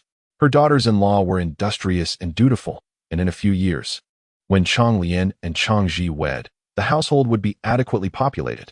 However, Zhulian mused that relying on her 2 sons to marry and assist was less expedient than hoping Zhou Shuren would achieve success and procure a cook to help with meals.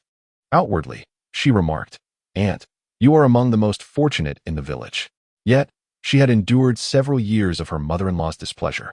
Perhaps she should have refrained from mentioning fortune. Fortunately, the Yang family arrived, prompting Zhulian to rush outside to greet them. Supporting her mother, she exclaimed, "Mother, why have you and father come personally?" She had expected only her 2 elder brothers to accompany their wives and children on such a frigid day. Sun Shi, however, was displeased. "Am I not allowed to personally see my granddaughter's betrothal?" She retorted, "I am simply concerned for you and your father's well-being." Sun Shi was genuinely upset. She had only just learned of her granddaughter's engagement, and although she found Rongchuan quite agreeable, she scoffed, "My health is far better than yours. You ought to be more concerned about yourself." Zhulian assisted her mother into the house, quickly kneeling to remove her shoes. "The Kong is warm. Please take a moment to warm up while I fetch some more tea." Sun Shi grunted in acknowledgement, still harboring her displeasure.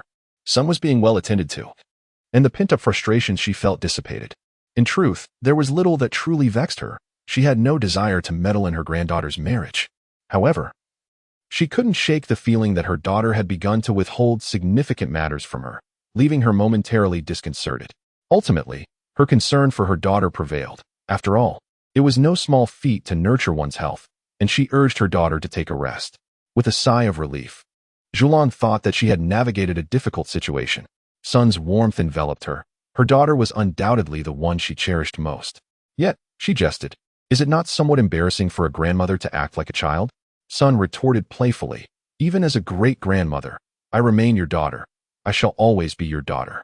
Sun chuckled, playfully tapping her daughter's forehead, joking about the ridicule they might face. Zhou Wang was momentarily taken aback. While the rumors of Yang's favor at the Yang family were indeed not unfounded, it was best not to linger, for jealousy might ensue. The Li family also made an appearance, with the matriarch herself visiting, followed by several others. Suddenly, Zhulian's standing diminished, and she found herself without a place to sit. The engagement token exchange between Xuehan and Rongchuan was a jade pendant, procured by Zhou Shuren himself from the county at the cost of 10 taels of silver. The marriage certificate, pinned by the clan leader, was presented as the two children exchanged tokens in the presence of witnesses. The certificate was entrusted to Zhulian for safekeeping, marking the conclusion of the engagement. Alas, there was little recourse, as Rongchuan had no elder to advocate for him. The Zhang clan was aware of the engagement, but they also knew the price Rongchuan had paid to the Zhulian family.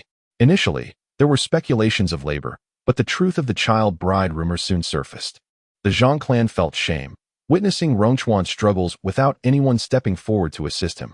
Furthermore, the concept of a child bride was hardly respectable, prompting the Zhang clan to avoid any confrontation, let alone a visit. Zhulian listened to the tales of the Zhou family, recounting how Zhang deity and the Zhu clan had been warned by the head of the Zhang family, which is why they refrained from causing a ruckus. Deep down, Zhulian understood that the head of the Zhang family did not harbor a particularly deep affection for Rongchuan. In the past, he had not prevented the Zhu clan from secretly troubling Rongchuan. Ultimately, it was Zhou Shuren's reintegration into the family that made the Zhang family more cautious, as they wished to avoid enmity. Thus, they kept Zhang deity and his wife in check. After all, the Zhang children were studying at the Zhou clan's academy. By the time everyone had finished their meal, it was already afternoon.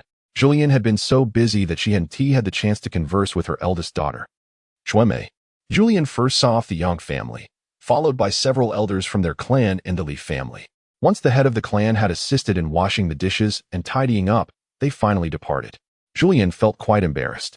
She had initially intended to tidy up with her two daughters and Madame Li. The head of the clan had been a tremendous help, and Zhulian was not one to be stingy. Since there was a surplus of dishes, she filled 2 large bowls with leftovers and brought a couple of taels of tea as a token of gratitude to the head of the clan's family. Chapter 98. A sense of injustice. Zhulian took a moment to carefully observe her eldest daughter. The girl, resembling her mother-in-law, possessed an admirable beauty. According to the memories of her former self, her daughter had been nurtured by her mother-in-law for a few years, inheriting a temperament that was gentle on the outside yet resolute within, with a strong sense of independence. Unfortunately, her mother-in-law had passed away early, leaving little time for guidance. Nevertheless, the memories revealed that even at a tender age, she demonstrated remarkable acumen and had been of considerable assistance to Zhulian's former self. Zhulian held a deep affection for her eldest daughter, who was perceptive, filial, and devoid of jealousy. Today, as Zhou Shuren presented a jade pendant as a token of trust, she meticulously observed the several children in the household. The eldest, possessing increasing knowledge and confidence, appeared more and more like a true firstborn, while Zhou Shuren consistently exhibited a demeanor befitting a cultivated individual. The second son possesses the deepest thoughts and is exceptionally astute, even without explicit communication. He has grasped certain nuances, though he does not display them outwardly. The youngest son, being still quite young and inherently selfish, harbors an aversion towards Rongchuan, his expression shifting subtly. The eldest son remains composed. This lad is remarkably indifferent to wealth. The eldest daughter exhibits no envy. Rather, she is closely observing Rongchuan, as she is keen on safeguarding her younger sister. In the bedroom, Zhou Shuren, upon hearing a noise, noticed Zhulian ushering the eldest daughter inside, and he swiftly closed his eyes, not intending to vacate his space for the two women. Though he had not consumed an excessive amount of alcohol, he had engaged in conversation throughout the morning and felt quite fatigued, preferring to remain still. Zhulian, oblivious to Zhou Shuren's actions, gestured for the eldest daughter to take a seat. Xuemei glanced at her resting father and remarked, "Mother, father is resting. You have also exerted yourself throughout the day, so please take a moment to rest. I shall step outside for a while." Zhulian interjected, "It's all right. Your father sleeps soundly, and our conversation will not disturb him. Xuemei's eyes glistened with unshed tears as she replied, Mother, the family has already provided me with ample support. I cannot accept this money. If it were not for the need to assist her, why would she send New Year's gifts to the Jiang family? It was well known that the conflicts within the Jiang household were largely due to her, and this year's contribution was even greater than in previous years. Her mother was concerned for her and her children, providing her with support. Zhulian felt a pang of bitterness in her heart. The money was not intended for her, but for her grandchildren. When summer arrived, both children had appeared quite thin. Snowmay felt a pang in her heart, tears welling up in her eyes. She wished to express that the hidden silver would not fail her children, yet the words eluded her. The 10 taels of silver, her last reserve, had vanished. This year, her husband would again attempt the scholar's examination, but the family simply could not muster the funds. Her in-laws contemplated selling land, and her sisters-in-law united in a tumultuous outcry that lasted several days. Even borrowing money proved futile, and in a moment of desperation, the eldest sister-in-law threatened to hang herself with her child. Her husband, overwhelmed, declared he would forego the examination. What could her in-laws do but concede? Yet, she felt a deep-seated dissatisfaction. Her husband was both talented and diligent, and she detested the thought of him giving up. Ultimately, she not only relinquished her hidden silver but also pawned the bridal hairpin bestowed by her mother to gather enough funds. Regrettably, they fell just short of success. Had it not been for the turmoil at home affecting her husband, he would have surely passed this year. Upon witnessing her daughter weep, Zhulian felt her own eyes redden. The girl had lost considerable weight since July, her hands calloused from toil. Her son-in-law appeared gaunt to the point of unrecognizability. Even when the second son mentioned the changes in his elder sister and her husband, it could not compare to the reality before their eyes. Embracing her daughter, she murmured, You've endured so much, yet you remain silent. Why must you bear such burdens alone? Snowmay sobbed uncontrollably. Her gentle exterior masked a resilient spirit that could no longer withstand years of oppression. When had she ever faced such indignities in her family? In her in-laws' home, she felt truly wronged. They were not merely students. Her husband had never neglected his farming duties, and she had assisted him. The pursuit of education was her in-laws' idea. How had it come to pass that the blame lay solely on them? The thought of their hungry children deepened her sorrow, and her tears flowed even more freely. Zhulian felt a deep pang in her heart, increasingly regarding the Zhou family's children as her own. Last night, after hearing the second son speak of the eldest daughter's changes, she stayed up late sewing clothes for her 2 grandsons, having already discussed the finances with Zhou Shuren. As she touched her slender daughter's frail body, her heart ached even more. Enough, don't cry. Your mother's heart breaks for you. This year, all the changes in the Jiang family have been shared with me and your mother. Zhulian was startled to see Zhou Shuren sitting up. Did I wake you? Chapter 99. Escalating matters. Zhou Shuren could not claim to have eavesdropped. He merely grunted in acknowledgement. In his memory, the original body held a profound fondness for his eldest daughter, not only for her appearance, but also because she was the first daughter after 2 sons. Truly a different experience. Seeing her daughter in a daze, Zhulian urged, Please, tell us more. You still have your father and mother, as well as brothers. We shall support you. Xuemei's tears streamed down uncontrollably. Her heart ached for her husband and children. If not for the bitter cold today, she would have taken her 2 children out for a nice meal. Choking back her emotions, she recounted how the sisters-in-law of the Jiang family had caused a ruckus, how her brothers remained silent, and how her in-laws had compromised. Ultimately, she felt deeply wronged. Initially, it was her in-laws who insisted on education, with her brother's agreement.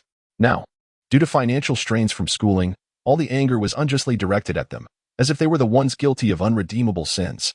Father, my heart aches for your grandsons and granddaughters. This year, I have no money left, and the 2 children have never been fully fed.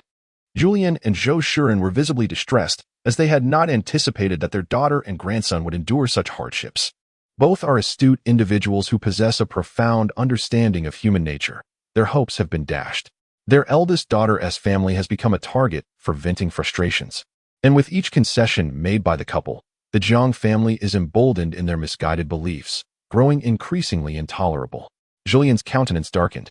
She had previously regarded her in-laws as reasonable, only to realize now that they are quite the opposite. Aware of the mounting grievances within the family, they have become overwhelmed, clinging to the delusion that the couple should suffer to alleviate tensions, while naively hoping for harmony and prosperity. Such aspirations are more fanciful than realistic. Zhulian was genuinely irate. The second child only noticed the weight loss in the eldest daughter and her husband, oblivious to the underlying issues. Both Zhulian and Zhou Shuren understood that the couple was enduring hardships, but they had not anticipated the extent of their suffering. The inaction of the elder Jiang couple is, in part, a reflection of their disappointment in Jiang Sheng's lack of ambition. Upon hearing that their 3-year-old grandson was barely satiated, and that their 1-year-old granddaughter had never tasted an egg since birth, Zhou Shuren felt an acute sense of concern. With their eldest daughter no longer able to nurse, the little girl was subsisting on coarse cornmeal broth. Time was of the essence, and Zhou Shuren worried for the well-being of the 2 children left in the Jiang household. "We must prepare some food. Those children must be starving," he said. Zhulian nodded, rummaging through 2 old quilts and retrieving a worn cotton coat before putting on her shoes to head to the grain storage for easily digestible snacks. She called out to Li Shi to boil some water for the children, as she held little hope that the Jiang family would provide hot water for them. Shuimei had not found an opportunity to speak until her mother was fully prepared. "Mother, we cannot celebrate the new year here." She understood that her parents' concern for her and her child stemmed from good intentions, yet it was a significant affront to the Jiang family. How would they manage their relationship with her in-laws moving forward? Moreover, her husband aspired to take the Imperial examination, and the shadow of unfilial conduct would weigh heavily upon him, potentially exerting a detrimental influence. When Zhulian heard Zhou Shuren's initial remarks, she sensed that he had a plan in mind. Aware of her daughter's apprehensions, she offered reassurance, saying, "Rest assured, your father is well aware of the situation. His decision is not a fleeting impulse. We shall personally go to meet them and clarify everything. Do not fret. Jiangxing has imbibed quite a bit, so you should tend to him." There was no alternative. Changlian harbored a deep-seated aversion towards Rongchuan, and she felt uneasy about the 2 of them staying together. Changji furrowed his brow, concerned that their studies might be disrupted. However, upon observing his elder sister's frail demeanor, he realized she must have endured quite a bit of distress. "Very well, I shall assist Rongchuan in relocating his belongings," he declared. Zhulian's face brightened with a smile. "Good son, you are truly obedient." Changji's cheeks flushed crimson. "Mother, I am an adult now." Indeed, you are an adult, my dear son." Changji, though evidently shy, felt an undeniable joy in his heart. Rongchuan, being attentive, said, "Aunt, I will fetch some firewood to warm the house." Zhulian smiled. "Good, you are all such well-behaved children." Changlian felt a pang of discomfort. He too had received his mother's praise. "Mother, I have an unused quilt in my room that I shall carry over for my sister." Zhulian smiled. "Very thoughtful of you." "Changlian, you are all good children." Changlian's ears turned red. He found the sensation quite pleasant. Zhulian had laid a quilt in the car to cushion against the bumps, and had also blocked the area of the carport where the wind could enter. Only after securely covering the thermos filled with hot water to prevent it from cooling did they set off. Zhou Laer was persistently urging the ox forward. The cart belonged to the clan leader's family.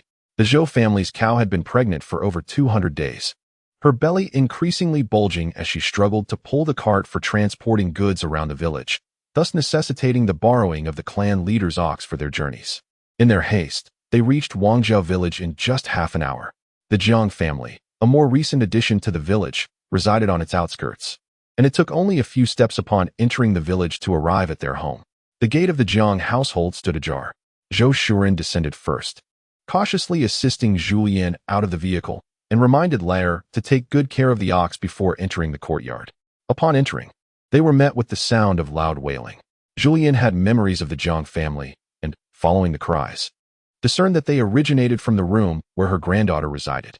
Ignoring the people emerging from the main house with sullen expressions, she quickly entered the dwelling. It was somewhat chilly inside, and 2 children were nestled under a quilt, with her granddaughter in distress and her 3-year-old grandson attempting to comfort her. The little girl's face was flushed from crying. Zhulian's heart sank as she rubbed her hands together to warm them, then placed a hand on her granddaughter's forehead. Relieved to find she did not have a fever, she checked her grandson as well, discovering he too was free from illness. Exhaling deeply, she felt the quilt, which still retained some warmth, likely from the time her daughter had stoked the fire before leaving. The thought of the 2 young children left alone in the house, unattended and without warmth, ignited Zhulian's anger further. The 3-year-old Jiang Du, upon seeing his grandmother, expressed his distress, crying alongside his sister, "Grandma, Grandma, I miss you so much." He had always yearned to visit his grandmother's home, yet his mother forbade him. He longed for steamed egg custard and delicate pastries, as well as the affection of his beloved grandparents. Zhulian gently wiped away her grandson's tears while soothing him. It's all right. Don't cry. Grandma will take you to her home. Be good and stop crying. The little granddaughter, sniffling, also ceased her tears. Children are the most sensitive. Clinging tightly to Zhulian's clothing, unwilling to let go. The little girl, with her limited vocabulary, sobbed while patting her flat stomach, indicating her hunger. Zhulian's face darkened. The child had not eaten enough that morning, and her stomach had been grumbling incessantly. She hurriedly retrieved some candy from her pocket to give to the child, suggesting, "Have some candy to ease your hunger while Grandma prepares your clothes. Soon you shall have a snack." Jiangdu obediently embraced his sister, his eyes fixed on their grandmother as she sorted through their garments. He feared he was dreaming. Swallowing the sweet syrup in his mouth confirmed it was not a dream. His emaciated smile brightened, for he would not go hungry at Grandma's house. Zhulian held the key bestowed by her eldest daughter, fortunately. The Jiang family was not so lacking in decorum as to rummage through her belongings. The lock was securely fastened to the trunk. As she touched the dowry chest, she reflected on how it had been prepared by her original self.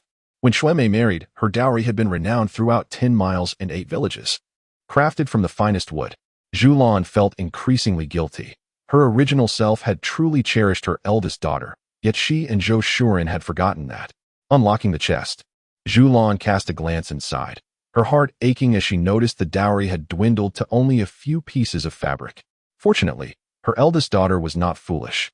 She did not attempt to send items to resolve conflicts, but knew well what was truly good for her own family. The clothing for both grandchildren was of good quality, bringing a measure of comfort to Zhulian's heart. Zhulian had nearly finished tidying up, yet none of the wives from the Jiang family had come over.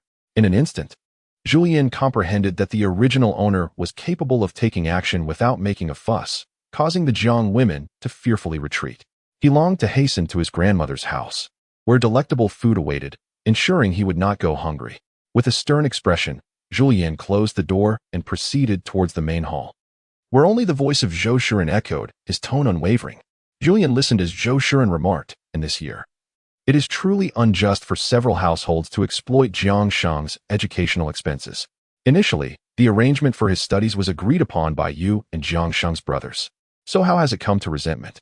It is a rarity for anyone from 10 miles and 8 villages to successfully pass the examination and become a scholar. Yet many remain stuck at the level of a child scholar. When supporting his education, one should have been prepared for the outcome. Now, to place the blame solely on Jiang Shang, is that not excessive?" Chapter 101. Domineering at home, Jiang Yong felt a burning shame. The indifferent tone of his in-law only deepened his sense of humiliation. He indeed harbored resentment towards his youngest son, blaming him for causing a rift within the family. He had witnessed his other sons pressuring the youngest, yet he had said little. He believed that his youngest son was aware of the financial burdens incurred for his education and would not voice his grievances. To his astonishment, not only did his son speak out, but he also confronted his in-laws. The in-laws had personally visited, and even more shameful was the encounter where they mistreated their 2 children. Now, faced with the in-laws' disapproval, he felt too ashamed to meet their gaze. Zhulian entered with a huff. In the main hall, several sons of the Jiang family were present.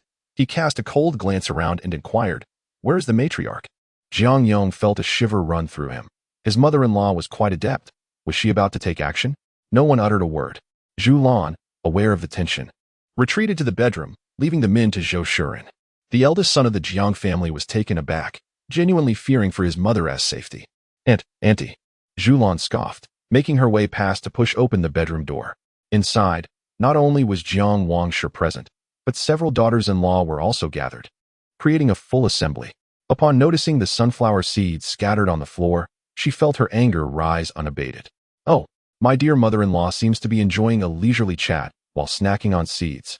Jiang Wangshe, feeling guilty, urged, "Please, have a seat."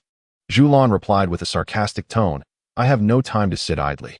My heart is heavy with concern for the 2 children. In this bitter winter, the house offers no warmth for them, and they are left to cry without anyone to tend to them. As their grandmother, my heart aches.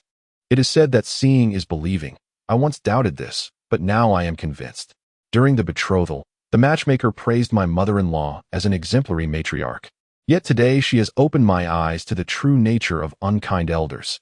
Jiang Wangshe felt the sting of her words, unable to maintain her composure. Yet she had no grounds for rebuttal. She was torn between her concern for her grandchildren and her instinct to defend herself, momentarily losing focus. Zhulian let out a derisive laugh, surveying the women of the Jiang family one by one. Did you not notice? The children's cries went unheard.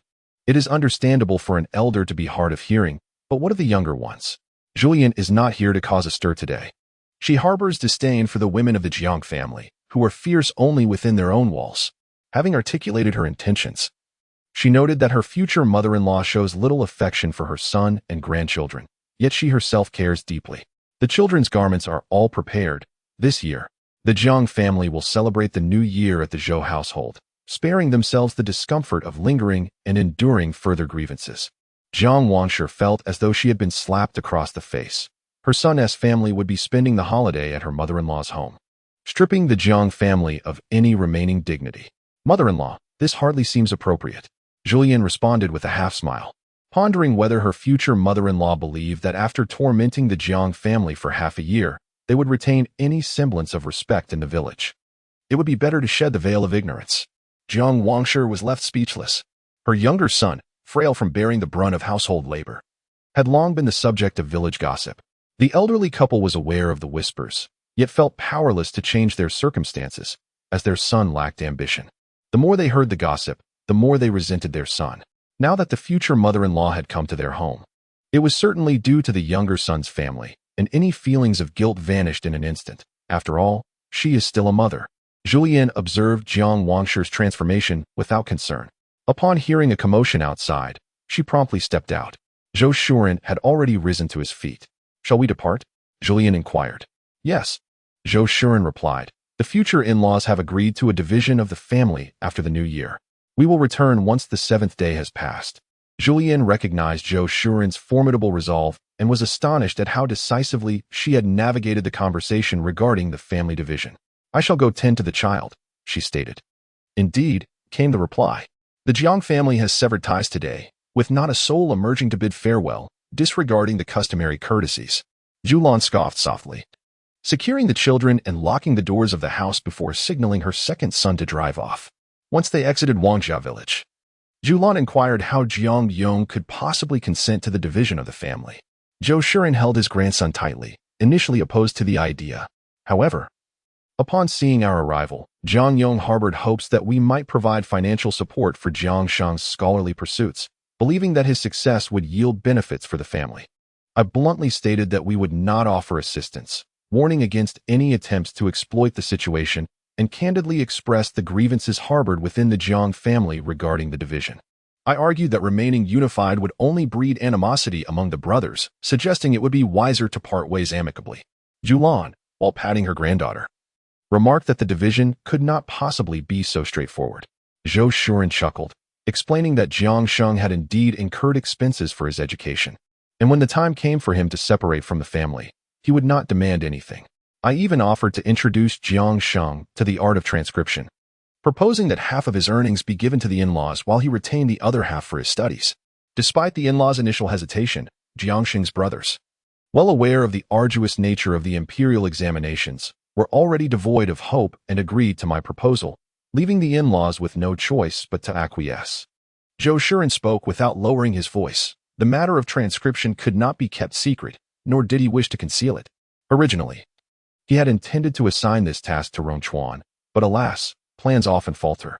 Zhou Shuren continued with a smile, noting that the clan school could muster 20 taels at most. Initially, I had contemplated donating handwritten manuscripts freely, but now, having received payment and extended a favor, not only do we solidify our ties with the children of the clan school, but we also accrue a debt of gratitude within the family that will inevitably require repayment in the future. Zhulian continued to pat her granddaughter and remarked, moreover, we've resolved Jiang Sheng's predicament. With the financial independence he has gained, he feels more secure and less burdened, which allows him to avoid undue pressure. As his state of mind improves, his chances of success in examinations will undoubtedly increase.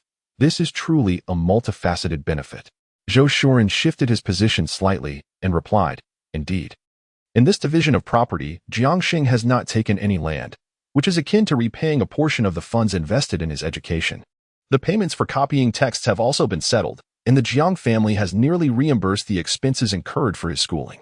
In the future, his brothers will find it difficult to leverage their support for his studies against him, thus alleviating many troubles for Shui Mei and her husband. Zhulian calculated. The Jiang family possesses 16 acres of land, including 10 acres of paddy fields. With 4 sons and the elderly couple, the inheritance is divided into 5 shares. Each person receives 2 acres of paddy, valued at 10 taels per acre, totaling 20 taels.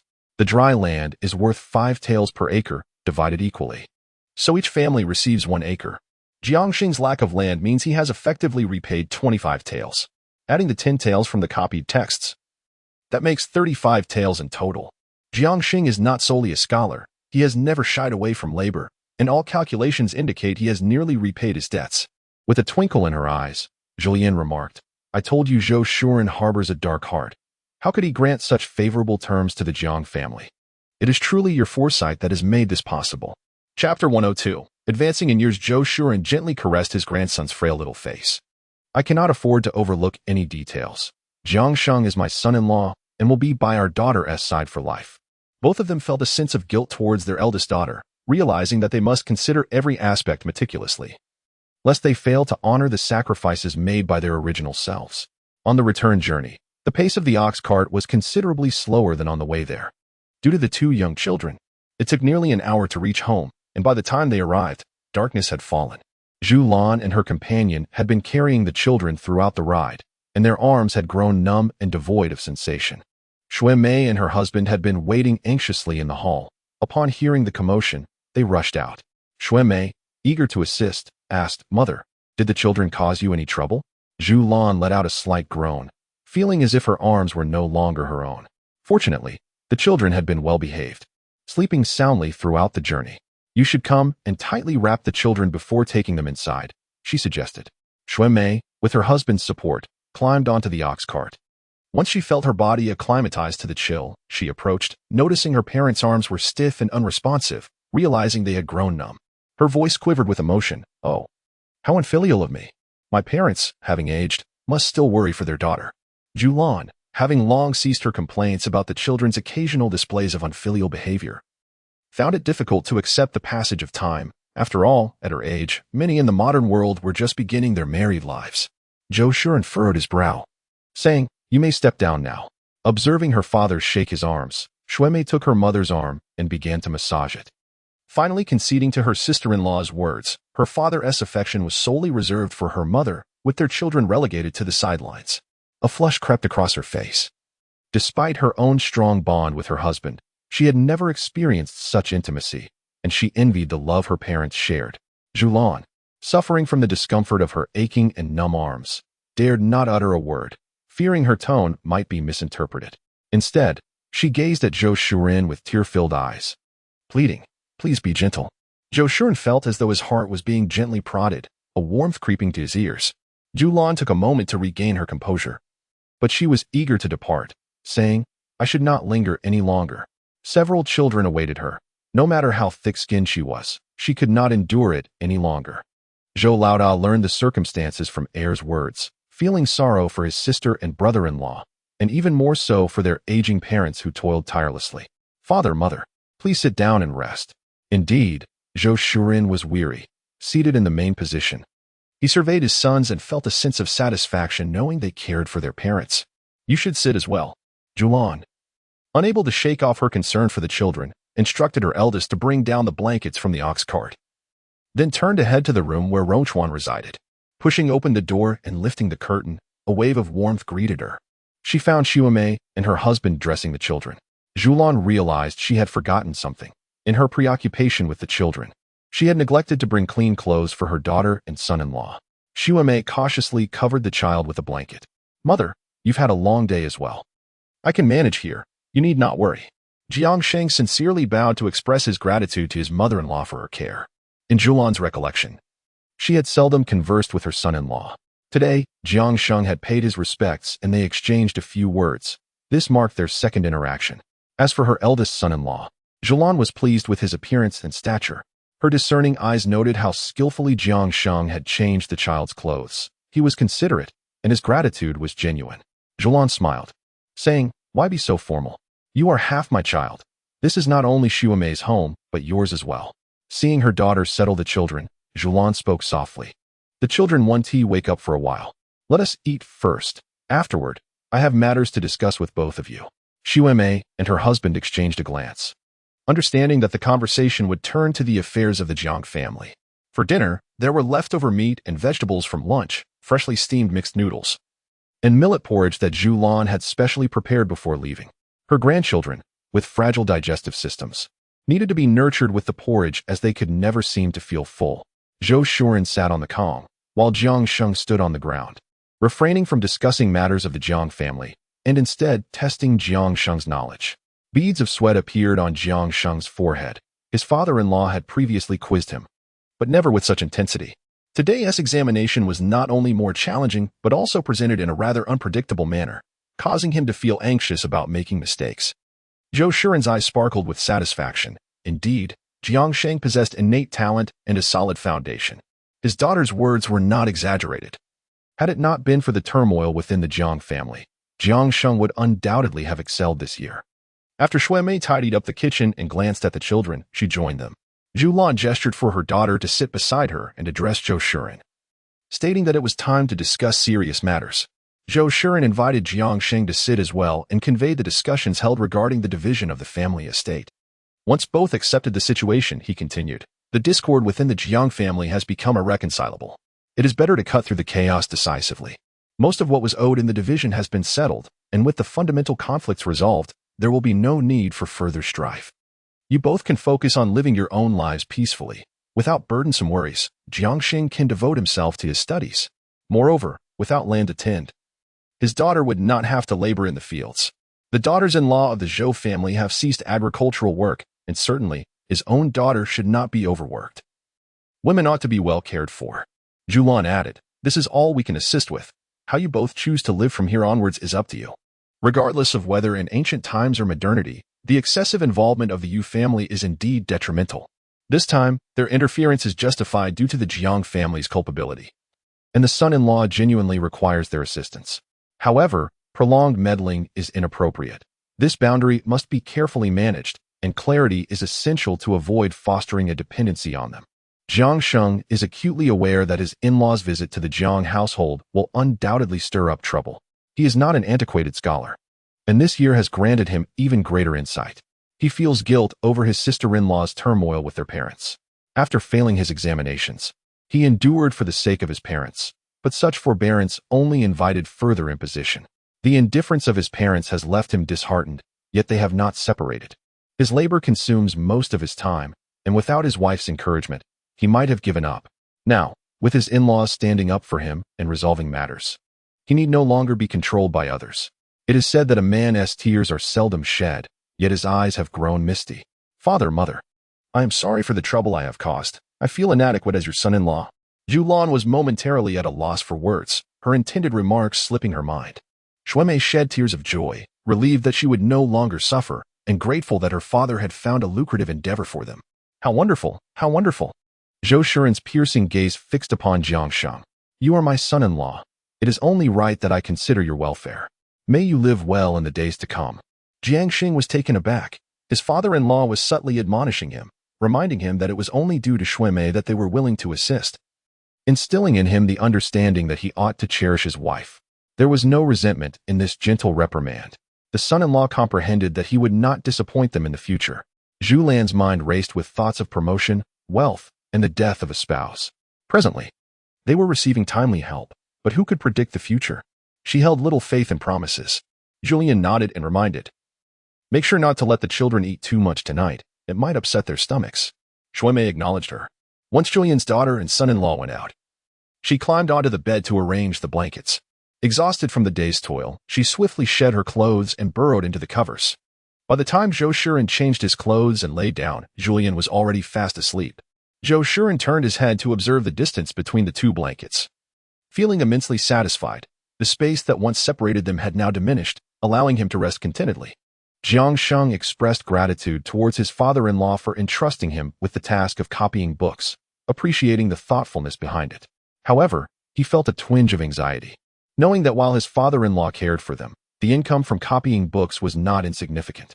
He wondered if his elder brother and younger siblings would harbor any misgivings. Had Shuemei not learned about the family situation from her sister-in-law that afternoon, she too would have felt uneasy. However, being informed eased her mind. She understood that her brothers would not scrutinize the earnings from copying. She knew them well. Her sister-in-law only grasped the surface of matters. Even without explicit communication from their parents, the brothers could surmise certain things and would certainly affirm, no, they wouldn't. Jiang Sheng was taken aback by his wife's certainty. But then he recalled the betrothal jade pendant and the jewelry bestowed upon his wife by her mother. The silence surrounding these matters indicated that they would indeed remain unconcerned. It appeared that their parents had not gathered complete information from the outset, revealing the depth of the Yu family's foundation. The two children also awakened, and the couple's thoughts turned entirely to their offspring. Shuemei went to the kitchen to fetch the warmed porridge, which contained diced sausages, specially prepared by her mother for her sister-in-law. Chapter 104. A piercing heartache as a new day dawned. Zhulian had slept soundly in the early hours. But as the night wore on, her fatigue turned into discomfort, leaving her unable to sleep well during the latter half of the night due to aching arms. Zhou Shiren's situation mirrored that of Zhulian. The two exchanged gentle rubs of their arms in the late hours of the night. With her son-in-law at home, Zhulian found it impossible to indulge in a leisurely slumber. As she rose and donned her garments, her arms ached, and while folding the bedding, she lamented, "I shall not be able to work today. Zhou Shiren, I too cannot write today." Zhulian chuckled, finding solace in the company of another. Having feasted on meat throughout the previous day, she yearned for something lighter. A crisp cucumber tempted her, yet alas, the northern regions of ancient times offered no out-of-season vegetables, leaving only the solitary green cabbage. In the morning, Zhulian instructed Li to steam egg custard and prepare cabbage soup. While the staple meal consisted of steamed buns filled with a mixture of radish and meat scraps. Just as Zhulian ignited the flames, Shuemei entered the kitchen, inquiring, "Mother, what shall we prepare this morning? I can assist my sister-in-law." In her memory, Zhulian recalled that her eldest daughter could indeed cook, albeit with limited skill.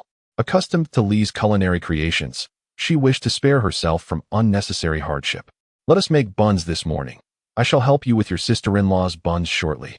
Shuemei, having spotted the eggs and meat scraps, refrained from naively commenting on their extravagance. Observing her sister-in-law's nonchalant demeanor, she understood that their family had always dined thus, explaining why her sister-in-law had become so generous. Zhulian busied herself with tending to the fire, her arms still sore, unable to assist further. The warmth from the flames was comforting, and once her daughter had washed her hands, Zhulian asked, "The two children changed their sleeping arrangements. Did they cause a ruckus last night?" Shuemei's expression softened at the thought of the children. They were quiet, the room was warm, and after having porridge, they soon fell back asleep, and they have yet to awaken. In the in-laws' home, the atmosphere has never been warm, even though most of the firewood is collected by them. They burn the least amount of wood each day, for otherwise, the sisters-in-law would create a fuss. Life at the maternal home is far better, warmth in sleep and fullness in meals. The son incessantly asks if they will always reside at grandmother's house, but alas, that cannot be. Shuemei chuckles. Having just risen, the elder brother has brought the firewood to the door, and Jiang Sheng has already ignited it.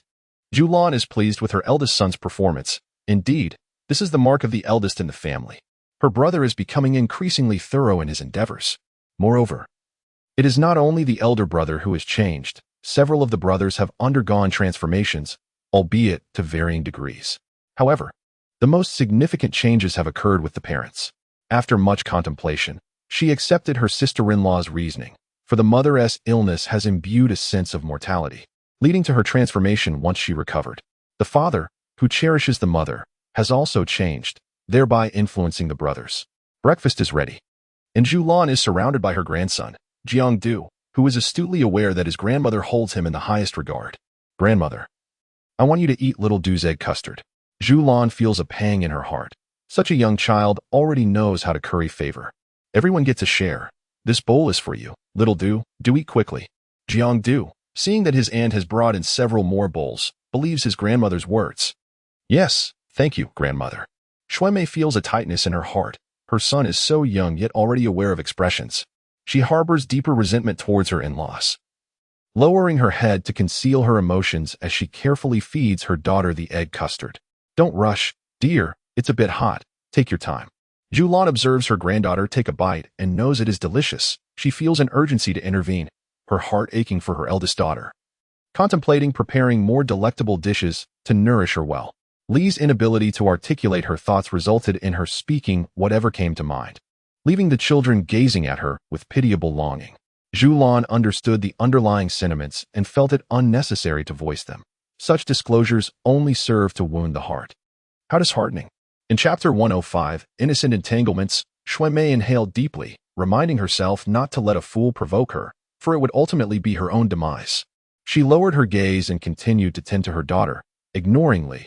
Observing her sister-in-law's dismal countenance, Li felt a surge of superiority, with money in her possession. She believed herself no less than her illiterate sister-in-law. This was her moment to flaunt her status, and she would not be silenced by indifference. However, her words were abruptly interrupted by Zhulian's cough. The son-in-law must uphold Li's dignity, for her reputation was intertwined with that of her eldest son. Reprimands could not occur in public. When Li met her mother-in-law's tranquil gaze, her bravado instantly withered. While she feared her mother-in-law's ire, she dreaded even more the silence that followed, rendering her speechless. Xuanmei was taken aback. In the past, her mother would only need to raise her voice to command her sister-in-law's compliance, yet that was no longer necessary. Furthermore, she sensed a tremor in her sister-in-law, a clear indication of fear. Why was her sister-in-law so intimidated by her mother? Was this not her familiar maternal home? With Li subdued, Zhulian continued to enjoy her breakfast while caring for the children nearby. Her portrayal as a loving grandmother was impeccable, drawing the children to her warmth. Had it not been for the unfortunate plight of her eldest grandson, he would have occupied a seat beside Zhulian. Even the little grandson, Mingting, regarded Jiang Du with a piercing gaze, taking a bite while casting a wary glance in his direction. After breakfast, Li was apprehensive about her mother-in-law's potential disapproval. In the kitchen, she discreetly apologized to Xuanmei while tidying the tableware. The sister-in-law, known for her forthrightness and lack of malice, urged the younger sister not to take it to heart, suggesting that one might as well consider the sister-in-law's remarks as mere wind. Xuanmei felt a sense of relief. She was aware that Li had often ridiculed her behind their mother's back, and knowing that her sister-in-law feared their mother brought her comfort. It would be prudent for the sister-in-law to be more considerate in her future conversations, as family matters were of little consequence, but offending others outside could lead to complications. Over the past 6 months, Li's perspective had shifted significantly. She had come to discern the underlying intentions behind words. This was not an act of forgiveness, but rather a subtle reprimand. Previously, she had viewed her sister-in-law, a farmer's daughter, as someone who carried herself with an air of superiority, and she often sought to provoke her. However, she now realized that her tone mirrored that of her mother-in-law, causing a chill to run down her spine. The desire to boast and flaunt her achievements dissipated, and she found herself hesitant to provoke her sister-in-law. Xuanmei observed her sister-in-law hastily drying her hands as she rushed away, pondering why she felt that her sister-in-law had become wary of her. What had she said? Zhulian, meanwhile, was occupied playing with the children, awaiting the arrival of her eldest daughter to share Li's reactions. Zhulian speculated that Li had frightened herself with her own thoughts. She sent several children to find Xiao Shuihan to play, and though her arm ached and she could not sew, she was able to assist her eldest daughter in cutting fabric, and the time passed swiftly as they chatted. The sons were all aware of the task of copying texts, just as Xuanmei understood her brothers. In truth, no one seemed to care. Chang Lian had also ceased to be troubled by the jade pendant, instead beginning to cultivate a favorable impression of their mother. As Zhulian shelled pine nuts, she remarked to Xuanmei, who was sewing, "Has Chang Lian been here 3 times already?" Xuanmei felt like hiding her face. Chang Lian's overt attempts to ingratiate himself with their mother were painfully obvious. Zhulian clapped her hands, realizing that this young man has begun to appreciate the value of books. Understanding that demonstrating filial piety in my presence yields swifter results than his father's efforts. However, I must admit, this lad lacks the acumen of your second brother. His approach is rather superficial and requires refinement. As she spoke, Zhulian stroked the firewood wall, noting that the second brother had just added another log to the fire. Xuanmei was taken aback. "Mother, surely you misspoke. How could my second brother be more astute than Changlian?" "You must be referring to Changji," Zhulian replied. "It seems you two have failed to see the truth.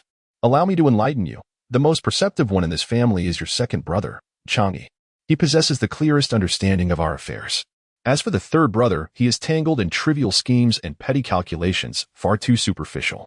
Regarding your younger brother, Changji, While he is indeed clever in his studies, he does not exert himself over monetary matters. Thus, I have not erred, rather.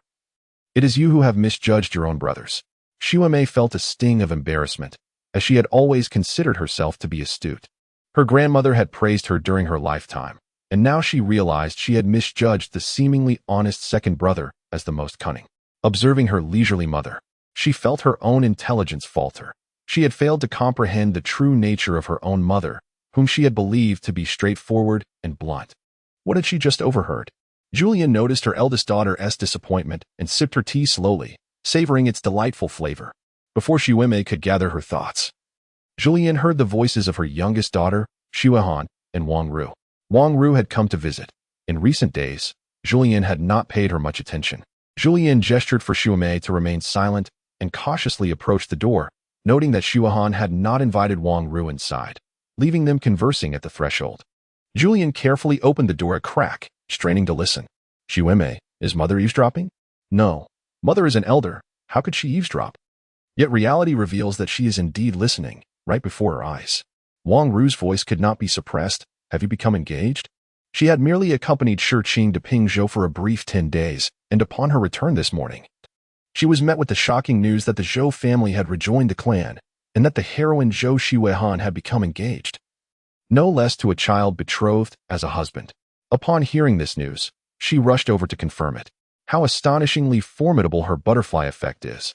Without even lifting a finger, she has seemingly disrupted the destined union of the heroine and hero.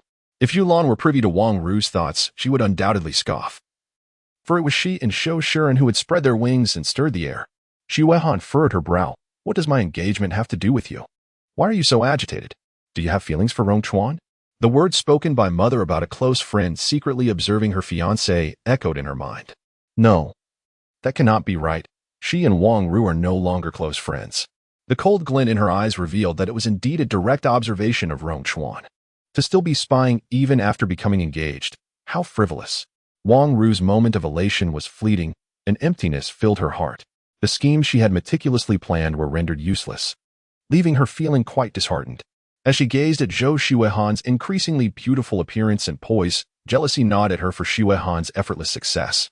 Unable to contain herself, she touched her pearl bracelet, and with the mere act of contact, her resentment towards Zhou Xuehan intensified. The last time she had come to boast, Zhou Xuehan had not pointed out how unseemly her jade bracelet was, which had caused her to lose face in Pingzhou. Touching her bracelet again, she removed it. For this was the bracelet gifted by young Master Shi. Surely, she had never seen pearls like these. Despite its modest size, each pearl was worth a tale of silver. This bracelet is for you, as a token for your engagement. Xuehan's brows knitted together in frustration, realizing that Wang Ru was merely flaunting without understanding the implications. Her anger subsided somewhat. With a rather brusque tone, she offered a piece of advice, albeit grudgingly, due to their past acquaintance. Refrain from accepting gifts from unfamiliar men, particularly intimate jewelry. If not for your own sake, at least consider your two sisters. Do not jeopardize their prospects of marriage. Chapter 106, Accompanying Burial.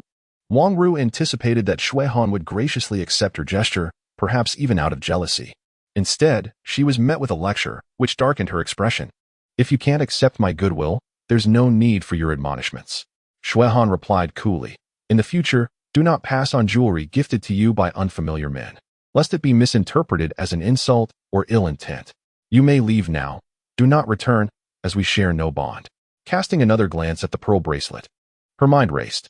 From her mother's teachings, she understood the significance.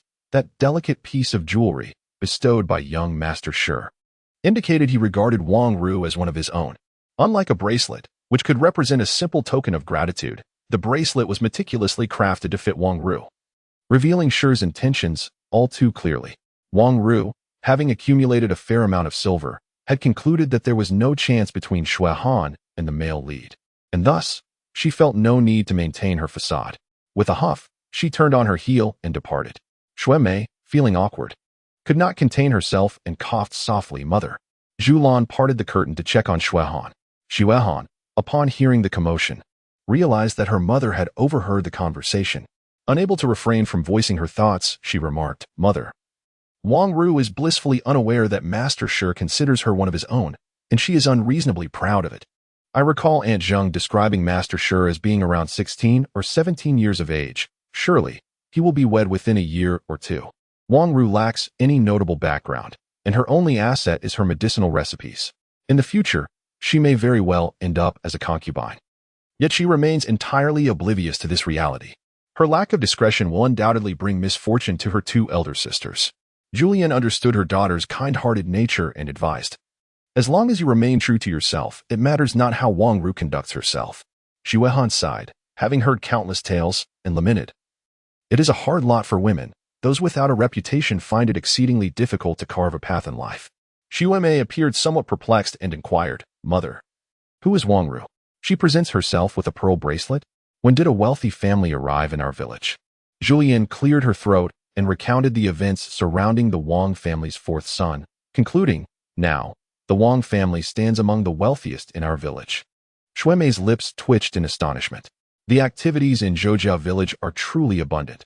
However, Mother, has Sanya undergone too great a transformation? She was illiterate and timid as a child, yet now she not only displays newfound boldness, but also possesses culinary skills.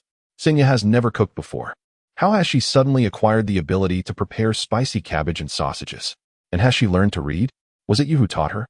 Xue Han shook her head and replied, "Sister, I did offer some guidance to Sanya, but she struggled immensely and could not even write her own name.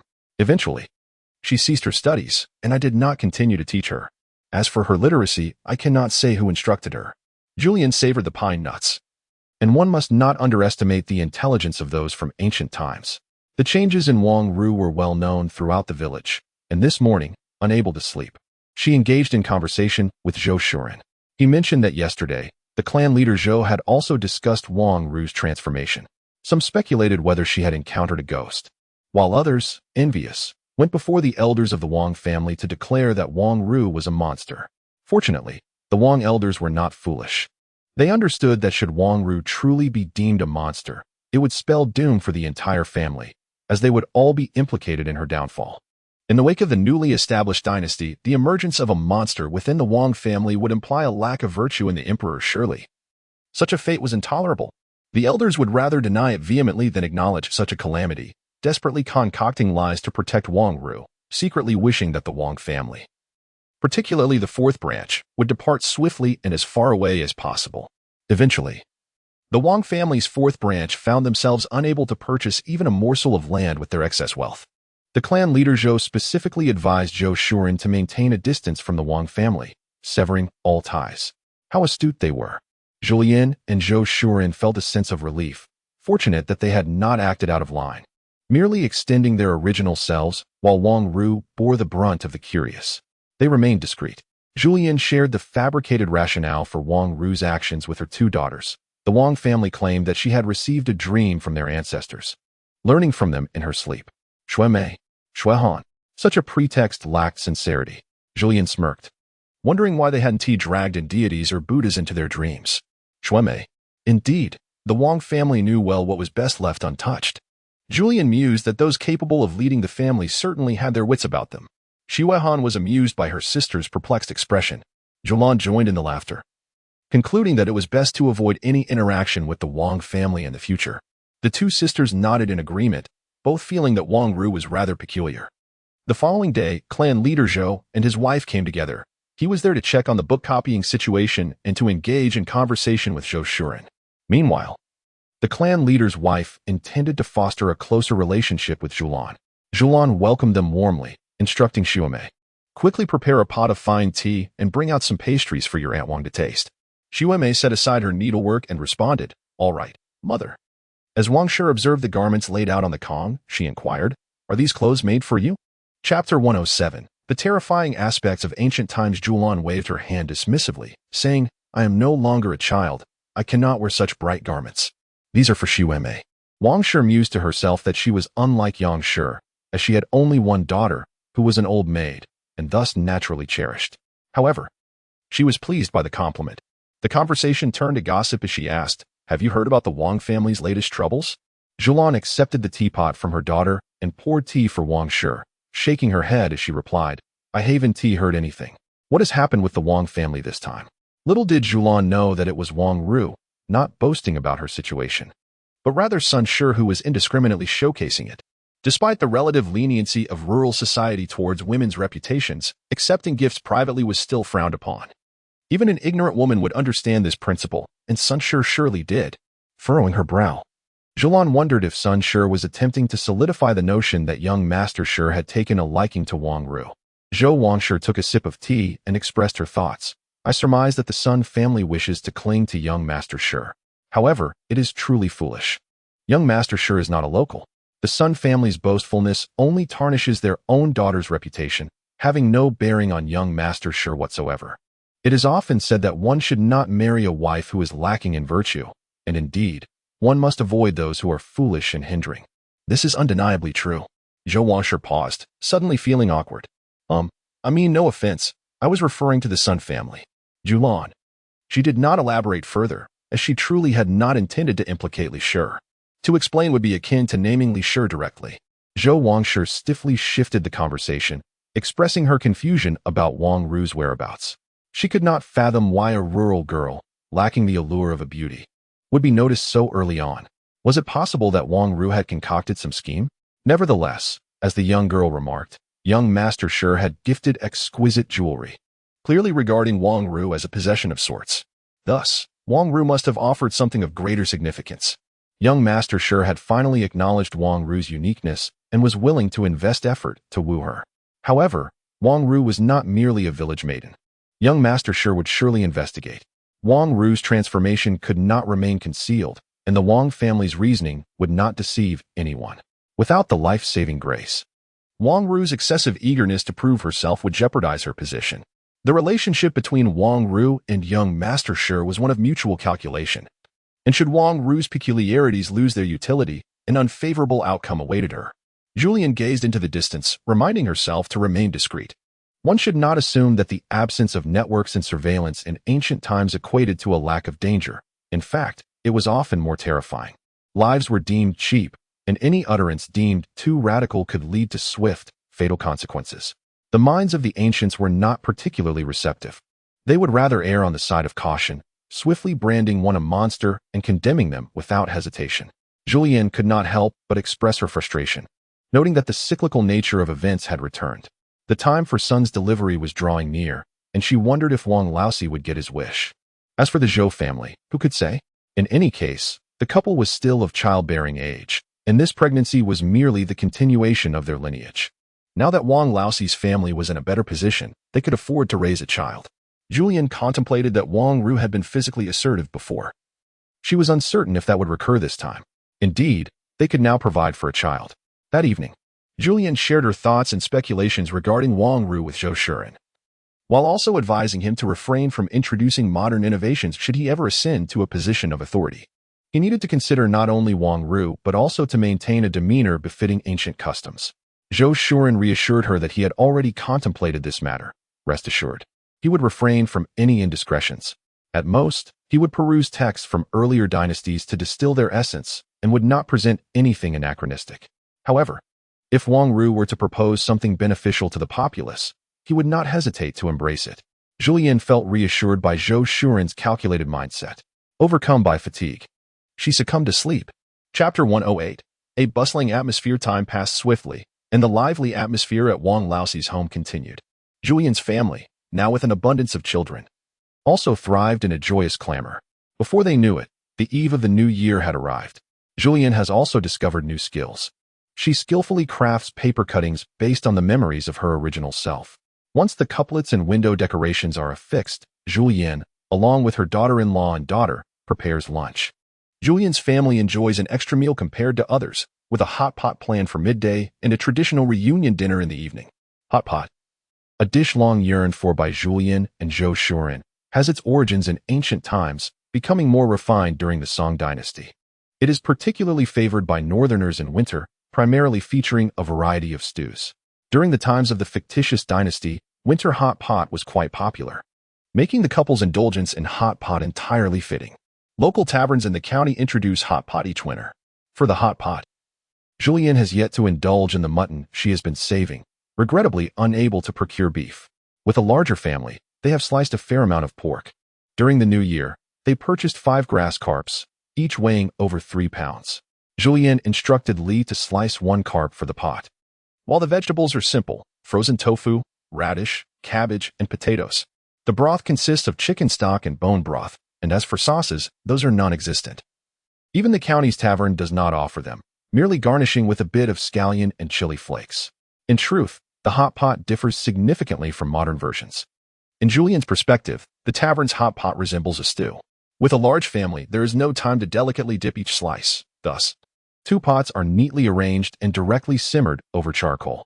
The fish slices do not withstand prolonged cooking, while the other ingredients meld harmoniously in the pot. As the entire family gathers for lunch, lifting the lid of the hot pot elicits salivation from both adults and children alike. The children's eyes are fixated on the meat, though, to be precise, it is the entire family, excluding Zhulian and Zhulian, who are captivated by the meat. This New Year's celebration is marked by an unprecedented generosity, allowing everyone to indulge in copious amounts of meat. Zhulian picked up his chopsticks. Unable to withstand the eager gazes of his sons, and with a cough declared, "Delicious. Let us all dig in." No sooner had he spoken than the chopsticks danced in the air.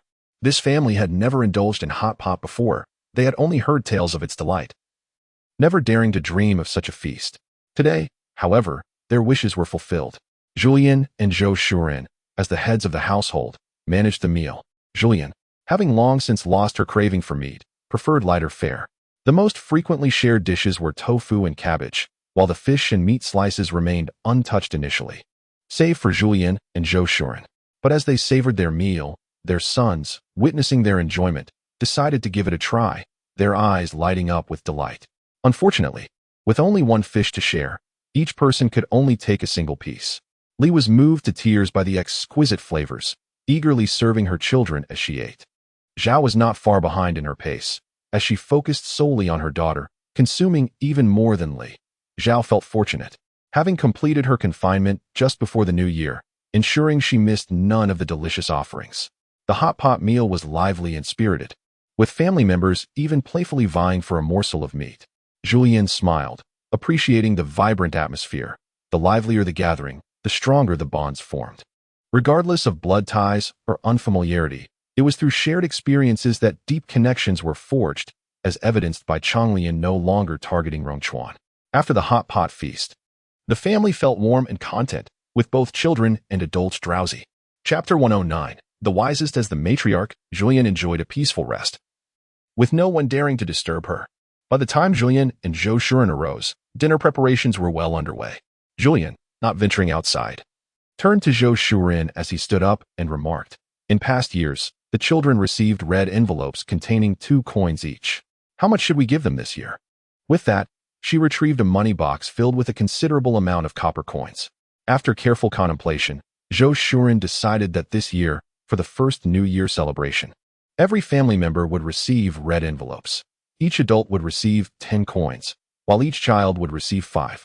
He instructed to prepare additional envelopes containing a single coin, anticipating that many children would come to request their red envelopes the following day.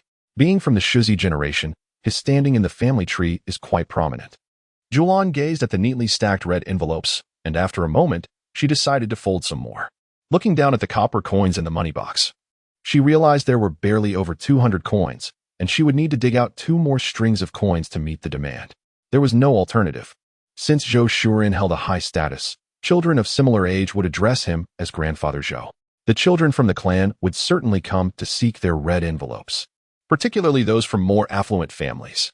As Zhulian's family had recently reintegrated into the community, their circumstances were well known due to their literary connections, and the number of children seeking red envelopes would only increase.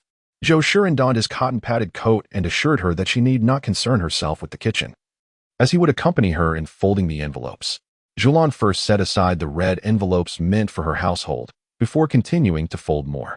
When they finally sat down for dinner, the table was adorned with 10 dishes, symbolizing perfection: braised fish, braised pork, stewed ribs, chicken with mushrooms, sausages, ham soup, cold dishes, braised pig's trotters, pork knuckles, and braised dried shrimp. They had been reluctant to consume the dried shrimp, but half of it was devoured in one sitting. The children cheered, and the adult smiles were unceasing, all aware that life would continue to improve. The only remnants of the meal were the fish. intentionally left over to symbolize abundance in the coming years. As the night wore on, the children could no longer endure the wait and succumbed to sleep early. Zhulian, along with her daughter and daughter-in-law, folded red envelopes until they filled an entire basket. Once everything was packed away, she woke the children to enjoy dumplings before finally washing up and retiring for the night. On the first day of the Lunar New Year, Zhulian rose early, apprehensive that those seeking red envelopes might arrive prematurely, potentially causing embarrassment. Breakfast consisted of dumplings, the filling prepared in advance, and they had enjoyed their meal early on. Zhulian and Zhulian sat in the main hall, exchanging New Year greetings with each family. Zhulian began the process, offering his well wishes to their parents for health and prosperity. Zhulian produced a red envelope, cheerfully proclaiming, "Good fortune and smooth sailing. Take this."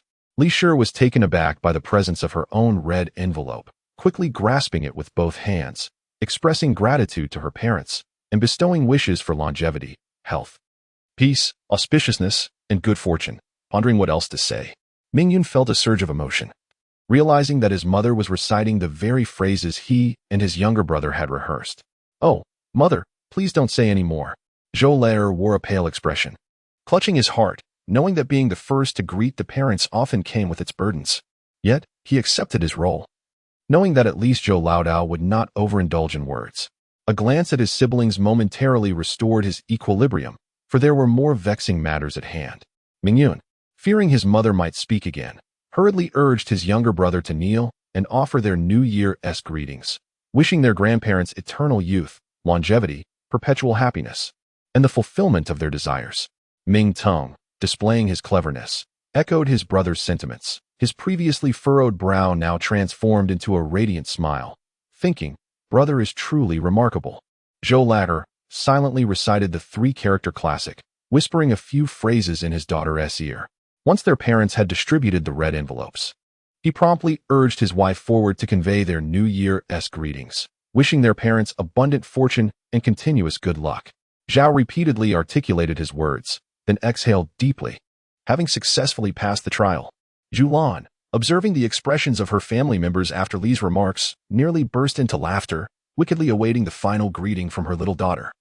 Deftly presenting red envelopes to the second couple, Yu Shuang stepped forward, the most favored in the family, clad in new attire and speaking in a sweet, childlike voice, wishing her grandparents joy and prosperity, a harmonious and perfect gathering. Zhulian couldn't stifle her laughter. The second son was quite mischievous, intentionally prompting his daughter to utter 4 auspicious phrases, while Chang Lian's gaze was as sharp as a blade. Zhou Shuren also found amusement, handing a red envelope to his granddaughter, proclaiming, "Good, good, hold on to the envelope."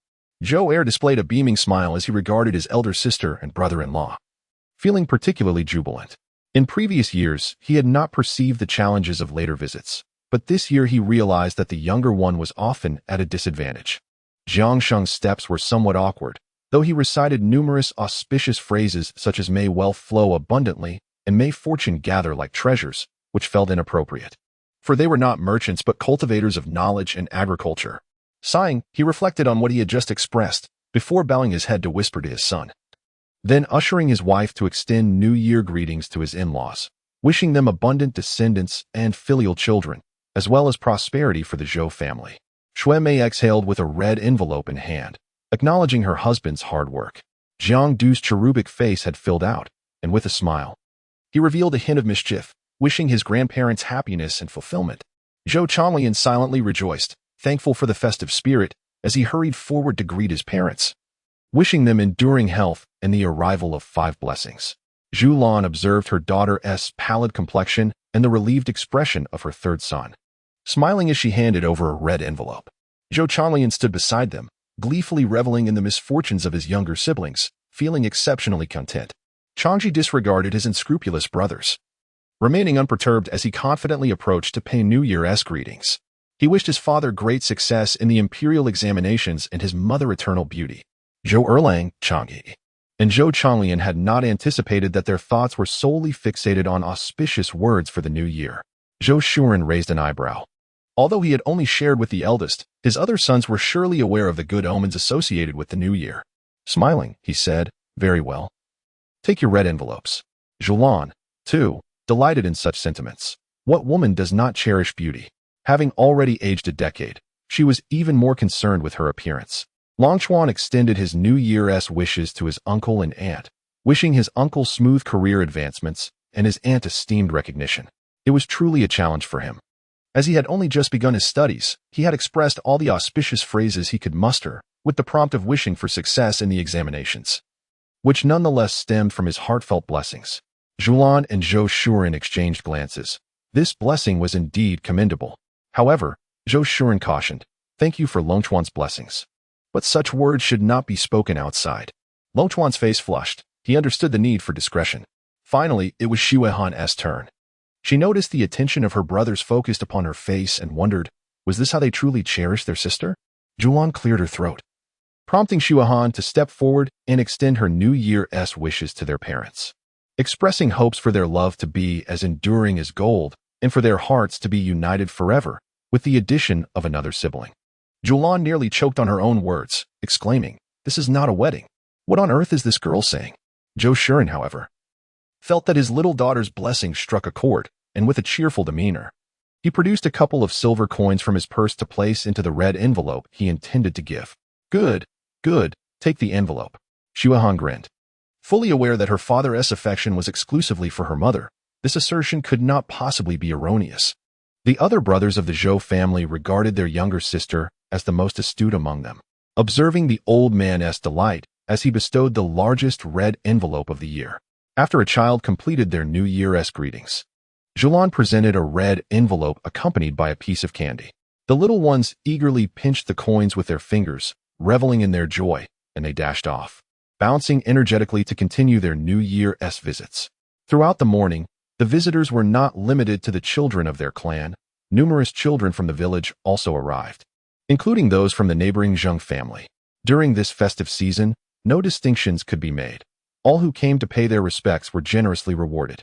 Fortunately, there was an ample supply of candy, and Zhulian's household distributed over 100 red envelopes, welcoming a considerable number of children. Zhulian's smile began to stiffen as she momentarily forgot her little daughter's earlier words. After sitting for an extended period, her waist ached, and following lunch, she anticipated no further visitors would arrive. She planned to lie down and rest until evening. After the second day of the new year, the custom of exchanging greetings would commence among relatives. There was scarcely a moment of leisure, and by the end of the rounds, one could easily gain at least 2 pounds. A slight unpleasant incident occurred when Zhulian's household included coins in their red envelopes. Zhu, having taken the New Year's money meant for Longchuan, refrained from appearing in person due to the clan leader's admonitions, sending her daughter instead. Zhulian understood that she could not shield Longchuan from every matter. The affairs concerning the Zhang family were to be handled by Longchuan himself. Fortunately, Longchuan was astute enough not to give away his red envelope, instead entrusting all his New Year's money to Xuehan. Zhulian and Zhou Shuren remarked on how, at such a tender age, he already understood the importance of contributing his silver, a commendable act indeed. Upon arriving at the Jiang family home, Jiang Yong had already summoned the village head and the elders of the Jiang family, awaiting the arrival of Jiang Sheng and his spouse. The village head, reluctant to meddle in family affairs, refrained from reprimanding Jiang Sheng, who, following Zhou Shuren's guidance, dutifully transcribed the division of family assets. Jiang Sheng raised no objections as he signed and affixed his thumbprint to the 3 copies of the division document, one of which Zhou Shuren retained. Zhulian assumed that only Jiang Sheng would be separated from the family, unaware that the entire Jiang household was being divided. The elderly couple would reside with the eldest son, while Jiang Sheng planned to extract 10 taels of silver from his recent manuscript copies. Over the past few days, he had completed 2 volumes, thus able to produce the 10 taels without issue. The Jiang family also distributed their silver accordingly. However, there was little grain left within the Jiang household. Most had been converted into silver. Jiang Sheng received no fine grains, only 100 jin of cornmeal, along with household utensils sufficient for a family of 4. As there was no land, farming tools were not included in the division, and no livestock was allotted to Jiang Sheng. In essence, he received nothing but a single grass-roofed room and 100 jin of grain. There was no celebratory feast for the division of the family, and Jiang's mother harbored deep resentment towards Jiang Sheng. Despite her kind nature, she relished the feeling of being in charge of the household, a role now stripped from her. After the division, She scarcely acknowledged Jiang Sheng. Jiang Yong, however, remained somewhat cordial, still nurturing the hope that Jiang Sheng might pass the Imperial examination and thereby free the family from tax obligations. Snow Mei, with a forced smile, remained silent. Mother, Zhulian inquired, is there something difficult to articulate that you wish to share? Chapter 111. Balance. Zhulian paused for a moment, furrowing her brow. That simply won't do. It's not that your mother doesn't care for you, but moving back to your mother's house right after you and your husband have separated is detrimental to both your reputation and the family's standing. If you're worried about the child, he can stay, but you and your husband cannot. Shui Mei's cheeks flushed. She truly had no intention of lingering in her mother's home. Mother, what I mean is not to reside here. I heard from the aunts in the clan that a family within our community has moved to the county, and their house is available for rent. I discussed with Jiangxing about living in Zhoujia village, which would not only facilitate copying books, but also allow Jiangsheng to frequently consult with father. Zhulian suddenly understood. She had been contemplating how to plan for the couple's life, while they had merely smiled awkwardly, having already made their decision. However, moving back to her mother's village right after the separation would not reflect well on her daughter's reputation. Zhulian did not dismiss this lightly. She went out to find Zhou Shuren. Her understanding of the ancient ways was not as profound as Zhou Shuren's. Upon stepping outside, she noticed Zhou Shuren's stern expression, and the sight of her son-in-law with his head bowed suggested that Zhou Shuren was already aware of their daughter's intentions. What do you think? Zhou Shuren furrowed his brow. With a child bride already in the household, it was his idea to separate the families. The eldest son-in-law moving in next door would seem rather domineering. After some contemplation, he decided that moving could be acceptable, but it should wait until after the spring plowing. At the very least, it would be more convincing to have Jiangsheng settle there once he had succeeded in his examination for the scholar title, providing a more persuasive rationale for his studies, thus sparing them from any gossip. Jiangsheng, realizing his father-in-law's intentions, understood the implications. His father-in-law was far more knowledgeable than he was. He had no doubt that Jiangxing would succeed in becoming a scholar, and acknowledging his own oversight, he quickly added, I apologize for being so hasty and causing you any trouble, father-in-law. He was genuinely impressed by his father-in-law's knowledge. Otherwise, he would not have entertained such thoughts, fully aware of their inappropriateness. Thus, it was settled. The essentials for daily life must be procured. Zhou Laodao first purchased a cartload of firewood, and after unloading, he took Zhulian and Shui Mei to the county. In the county, they acquired jars for rice and water, bowls, chopsticks, and other necessary items, as well as a complete set of condiments, culminating in the purchase of fine grains. Zhou Shuren, accompanied by Jiangxing, sought out second-hand tables, chairs, a cupboard for bowls, water buckets, and shoulder poles in the village, striving to be thoroughly prepared to avoid any ridicule from borrowing. Zhulian contributed 200 won towards her daughter's expenses, while Shui Mei spent around 1 or 2 taels herself, with Zhou Shuren adding another 200 won, totaling 400 won for the division of the family. Zhulian and Zhou Shuren endeavored to provide their daughter with everything she might need, increasingly considering the children as their own, hoping to cover all bases and prevent any hardship for them. This incited jealousy among the wives of the Jiang family, their eyes turning red with envy. After all, which family does not see their daughters married off as if pouring water out? Yet, when they looked at Zhou Shui Mei, they felt as though they had been left with nothing. Despite their jealousy, they could not reverse the division. The brothers' family had the support of their in-laws and dared not stir up trouble or mock. Did they regret the division? Not truly, had they not separated. The Zhou family would not have extended such help, and it would have been more challenging to pressure the Jiang family to support Jiangxing's education. Now, they felt more at ease. In the future, the children at home would also use hand-copied books, which Zhou Shuren had originally intended to preserve.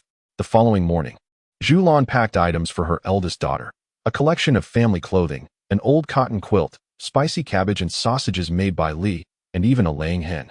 Lastly, she slipped her daughter 2 taels of silver coins. Zhulian wished to estimate the tendency of mothers to financially support their children.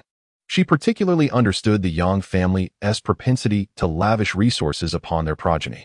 Were it not for the fear of fostering laziness in her son-in-law, she would desire to provide even more. The absence of such support would be perceived as disdain for the meager offerings.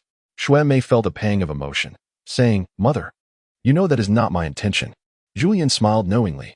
Mother is aware. I shall only provide for you this year.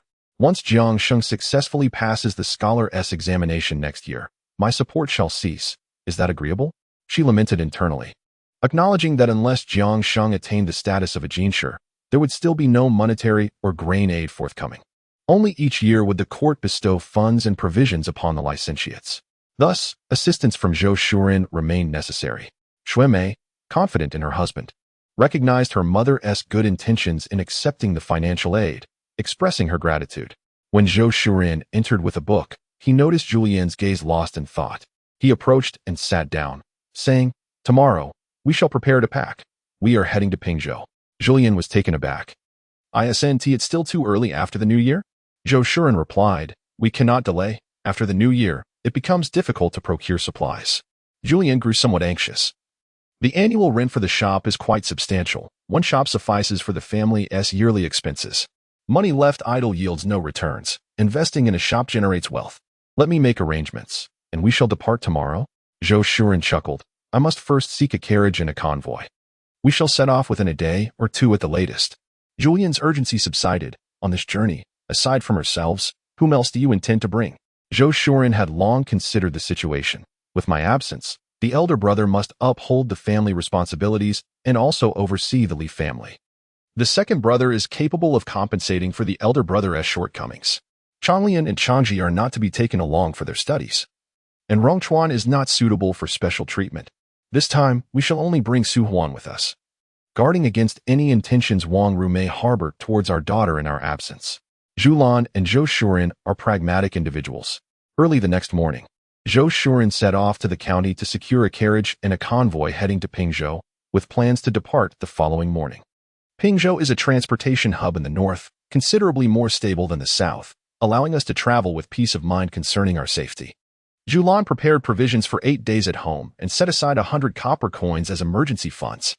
She entrusted the silver to Li Shi and the provisions to Zhao Shi. Li Shi possessed a fair amount of silver and would not be overly concerned about a mere 100 coins. Furthermore, each individual had their own New Year's money, ensuring that even in times of need, financial matters would not pose a burden. Li Shi's situation remained unchanged whether she held the silver or not.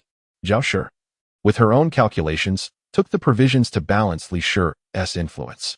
Li Shi, being somewhat anxious, likely believed that Zhao Shi was secretly keeping an eye on her.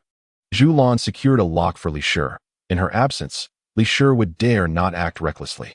Chapter 112. The feeling of self-reproach Zhulan and Zhou Shuren's reason for traveling to Pingzhou was to visit friends that Zhou Shuren had made. A day before their departure, he had informed the clan leader to keep an eye on the household. Before leaving, Zhulan summoned the elder couple to give them a stern reminder. "Elder brother, with your father and me away, you must take good care of the household. It is entrusted to you." Zhou Laoda, experiencing the weight of responsibility for the first time, felt a mixture of fear and excitement. "Mother, I will certainly look after our home."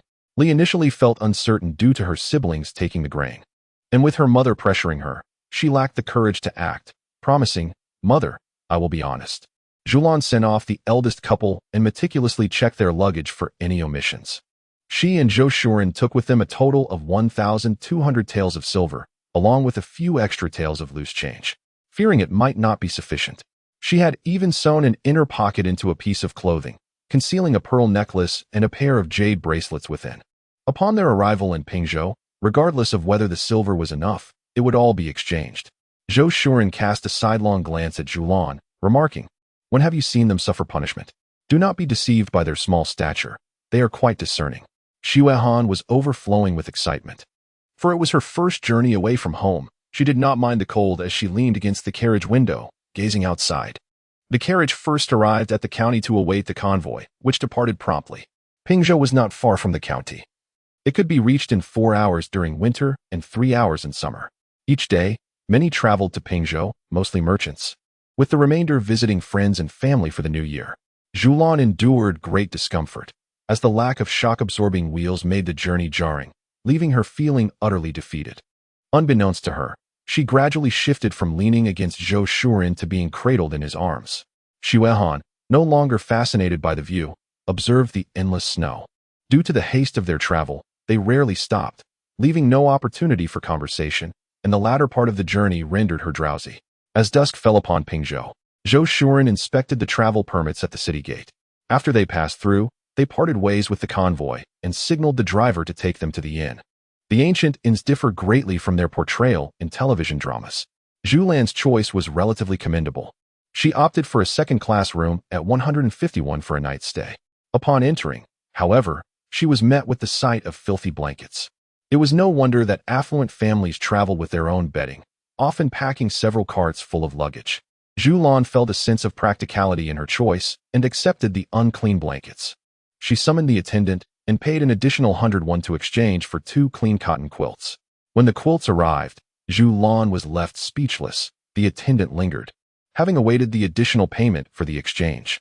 Zhou Shuren requested hot water and a cloth, and turning to Zhulian, said, "It was indeed wise to bring your own bedding. This is a lesson from my own travels." Zhulian mused that the dramas had deceived her, and mindful of her daughter's presence, she merely nodded in agreement. Once the hot water arrived, Zhulian diligently wiped down the bed, table, and chairs a couple of times. Only when everything was spotless did she feel at ease. Zhou Shuren inquired about dinner, offering to order from downstairs. Zhulian agreed. They dined in their room, where Zhou Shuren ordered roast chicken, a stir-fried dish, and 3 bowls of meat noodle soup. All 3 of them possessed hearty appetites and polished off their meal. As night fell, Zhulian felt a twinge of discomfort. The bed was small, and with her daughter growing up, it was inappropriate for her to sleep in the middle. It felt safer for the family to share one room in this unfamiliar setting. Xuehan insisted on sleeping furthest inside, leaving Zhulian nestled in between. Delighted to sleep with her mother, Xuehan joyfully changed into her nightclothes and lay down. Zhulian eyed the 2 quilts, feeling a bit uneasy even at the thought of sharing a bed with her daughter. Zhou Shuren, in high spirits, waited until Zhulian settled in, then extinguished the oil lamp and nestled into the covers, a smirk tugging at his lips, pleased with their snug little bed. Zhulian lay sideways, as though nestled within Zhou Shuren's embrace, her cheeks slightly flushed. After several months of acquaintance, they were indeed familiar with one another, yet had never crossed the threshold of intimacy. As Xuehan lay down, she quickly succumbed to slumber, fatigued from a day of travel, and Zhulian found herself lost in thoughts, gradually drifting into sleep as well. The following morning, Zhulian awoke in a daze, hesitant to move, her eyes wide with disbelief. How had she ended up in Zhou Shuren's bed? Chapter 113. Zhaobo. Zhulian fixated on her hands, realizing not only had she ended up in Zhou Shuren's bed, but she was also wrapped around his waist, her entire being pressed against him, her face flushed with heat and perspiration, rendering her immobile. She had once firmly stated that Zhou Shuren should not harbor any designs on her, yet here she was, offering herself willingly, an embarrassment that felt akin to being bruised. No. It was as if she had leaped into the yellow river, unable to cleanse herself of this predicament. Zhou Shuren had long been awake. He coughed lightly. The only downside of the inn was the cold at night, which persisted despite the warmth of the stove. The bed was not as cozy as a Kong, and Zhulian, accustomed to the latter, naturally sought warmth at night. It was not his doing that she had come to him. She had made the move herself, and he had merely embraced the moment. With no need to rise early, Zhulian felt a surge of anxiety, yet proceeded with caution, eventually dozing off again, exhausted. Zhou Shuren chuckled softly as he opened his eyes. Had it not been for the fear that Zhulian might feel uncomfortable in the future and the inopportune timing, he had wrestled internally for quite some time before refraining from startling her. When Zhulian finally awoke, Zhou Shuren had completed his morning routine. She felt a twinge of unease, but upon noticing his nonchalant demeanor, she breathed a sigh of relief and assisted her friend with her morning preparations. Breakfast was enjoyed within the confines of their room, as their belongings contained a fortune in silver, leaving them hesitant to venture outside. Zhou Shuren remarked, "Today, I shall pay a visit to Brother Zhao. Since there are no women in his household, I can go alone. It is an opportune moment to ask him to inquire about the properties and shops." Zhulian replied, "Very well, I will keep an eye on the bundle." Zhou Shuren expressed his gratitude to the young lady for the tea, took a sip, and slowly articulated. The Zhao family is a prominent clan in Pingzhou. Even if Brother Zhaobo is a collateral branch, no one in Pingzhou would dare to trouble him. I shall mention it to him, and he will speak to the shopkeeper about preparing a sumptuous feast for tomorrow noon. Zhulian thought to herself that Zhou Shuren was certainly eager to cultivate a good relationship with Zhaobo. The Zhao family, being influential, could facilitate the acquisition of the shop and residence, and through the brokerage, one would not have to fear any potential harassment. It seemed he had meticulously planned everything, and she felt powerless to assist, for the restrictions on women in ancient times were indeed severe. She twisted her handkerchief and expressed, "I rely on your diligence." Zhulian cast a furtive glance at Zhulian, feeling a pang of tenderness, his heart racing with emotion. As he wiped his face, he mused that a touch of exhaustion was indeed necessary. Suddenly, his eyes brightened with the realization that all his efforts were for their benefit. Zhulian, feeling a bit flustered, noticed her ears turning slightly red as she recalled the morning spent nestled under the covers. "I will speak to the shopkeeper. You should rest for a while." Zhulian felt a great sense of joy as he met the gaze of his young daughter, who was playfully blinking at him. He cleared his throat, momentarily forgetting that a child was present. The following day, Zhulian did not overstep her boundaries. She had clutched her daughter throughout the night, leaving Zhulian regretting the decision to bring Shuahan along, as it felt like he had invited an unwelcome distraction, akin to a glaring light bulb. Zhao Bo arrived with his subordinate, and with his presence, the subordinate treated Zhulian with courtesy. As for Zhulian, she found it inconvenient to accompany them while Zhao Bo was there, so she decided to stay at home, anxiously awaiting their return. Zhulian felt a deep sense of frustration, even in a fictional era where women could establish their own households and divorce. Those of noble lineage still refrained from openly displaying themselves. A table laden with dishes went untouched by her. By the time Zhulian returned after seeing off Zhao Bo, it was around 2 in the afternoon. Fortunately, he had not indulged in much wine, as most of their conversation had revolved around scholarly pursuits. After a long morning of waiting, Zhulian eagerly inquired, "Did you find any promising shops or houses?" Understanding her pent-up frustration from the day, Zhulian recounted his findings. In the southern district, there were numerous affluent merchants, and he primarily focused on the shops in that area. The western district was too expensive for them to consider without any connections. Thanks to Zhao Bo's influence, the subordinate had only introduced properties of sound reputation, albeit with less favorable locations, barely qualifying as second-rate shops. Zhulian had identified 2 shops that could be profitable in the future, one priced at 200 taels and the other at 180 taels. Pausing to sip his tea, he continued, "The house was recommended by Zhao Bo. He has no close relatives in the city, as he had gone to the capital to seek refuge with distant kin who were selling property. The 2 courtyards are situated at the junction of the western and southern districts, but all the substantial furniture had been sold off, leaving only an empty building, which they are asking for a relatively high price of 500 taels." Zhulian emitted a soft sound, reflecting on the high price of 500 taels for the residents in Pingzhou. However, upon further contemplation, she realized that the true value lay not in the house itself, but in its location and the esteemed reputation of the Zhao family. Owning a property from the Zhao clan would bestow a semblance of protection against ruffians. As the adage goes in ancient times, it is best to seek shelter under a grand tree. In total, the expense amounted to 880 taels, which was a sufficient sum. Zhulian, accounting for taxes yet to be calculated, would need to visit the government to manage the transfer of ownership. It was only when serious issues arose that the authorities would intervene. Additionally, a token of gratitude would be owed to Brother Zhao, along with fees for the intermediaries and the expenses for the officials, bringing the total to a commendable 950 taels. Zhulian fell silent, considering that had Zhulian not been acquainted with Zhao Bo, he would have had to spend at least an additional 100 taels, and still, he might not secure a desirable location. In ancient times, social standing and background were paramount. After a moment of joyful contemplation, she inquired about the annual rent of the shop. Chapter 114. Efficiently, a smile graced Zhulian's face as he replied, "For a larger shop, the rent is 200 taels, amounting to 30 taels per year. For a smaller one, it is 25 taels annually. One shop suffices for our family's yearly expenses." Zhulian's expression brightened as well. The residence was not intended for rent. In due time, Zhulian would come to Pingzhou to take the scholar examination. Although his age might hinder his admission to the academy, he could still participate in exchanges in Pingzhou, awaiting the triennial Imperial examination next year. The house was to be kept for living purposes. As Zhulian perused the deed, she inquired, "How did the property transfer to my name?" Zhulian, his eyes twinkling with mirth, replied, "Everything I possess is yours, hence it naturally belongs to you." Zhulian gazed intently at Zhulian. Feeling a flutter of emotions, she was undeniably captivated. "Mother, do we truly have a shop and a residence now?" Shuahan truly beheld the contract, momentarily taken aback by her parents' efficiency. Within less than 2 days, they had indeed acquired a shop and a residence. Zhulian felt discontent, regretting having brought along the unwelcome company that disrupted the delightful atmosphere. Xue Han, realizing her intrusion, sought refuge behind her mother to evade her father's penetrating gaze. Alas, she did not wish to be present. The pleasure of seeing her parents together had diminished the allure of the meals, rendering them overly familiar. Zhulian cast an admonishing glance at Zhou Shuren and pulled her daughter closer, saying, "Did you not hear yesterday? Why are you still astonished?" Xue Han replied, "I am astonished by how swiftly my parents conducted their affairs, and even more so by the sudden influx of funds, nearly 1,000 taels of silver.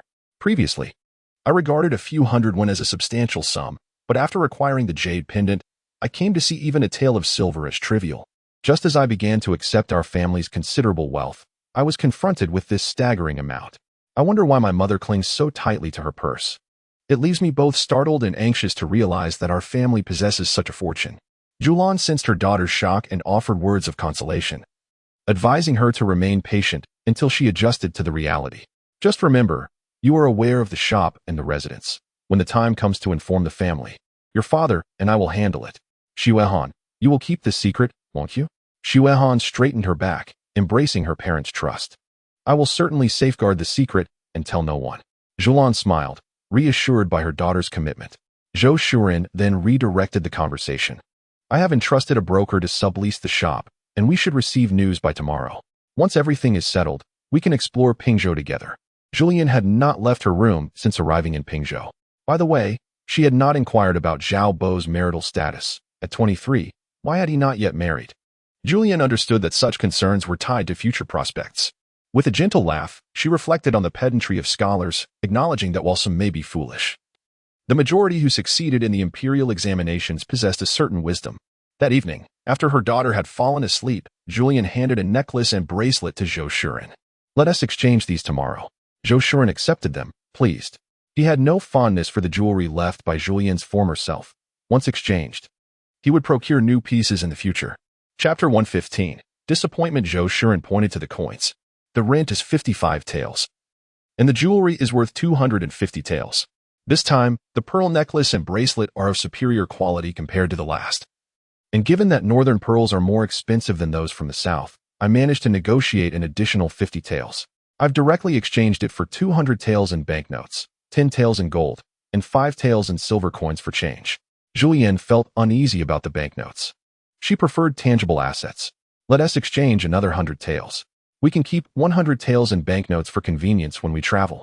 Zhou Shuren produced 50 taels, stating that he would give this money to brother Zhao upon departure to assist in purchasing furniture, while the remainder would serve as a token of gratitude. Zhulian harbored no fear of being deceived by Zhao Bo. For the sake of his family and reputation, he would not act dishonestly. Moreover, Zhao Bo had been quite helpful to her family, which suggested his favorable regard for Zhou Shuren. A preliminary investment would not be jeopardized over trifles.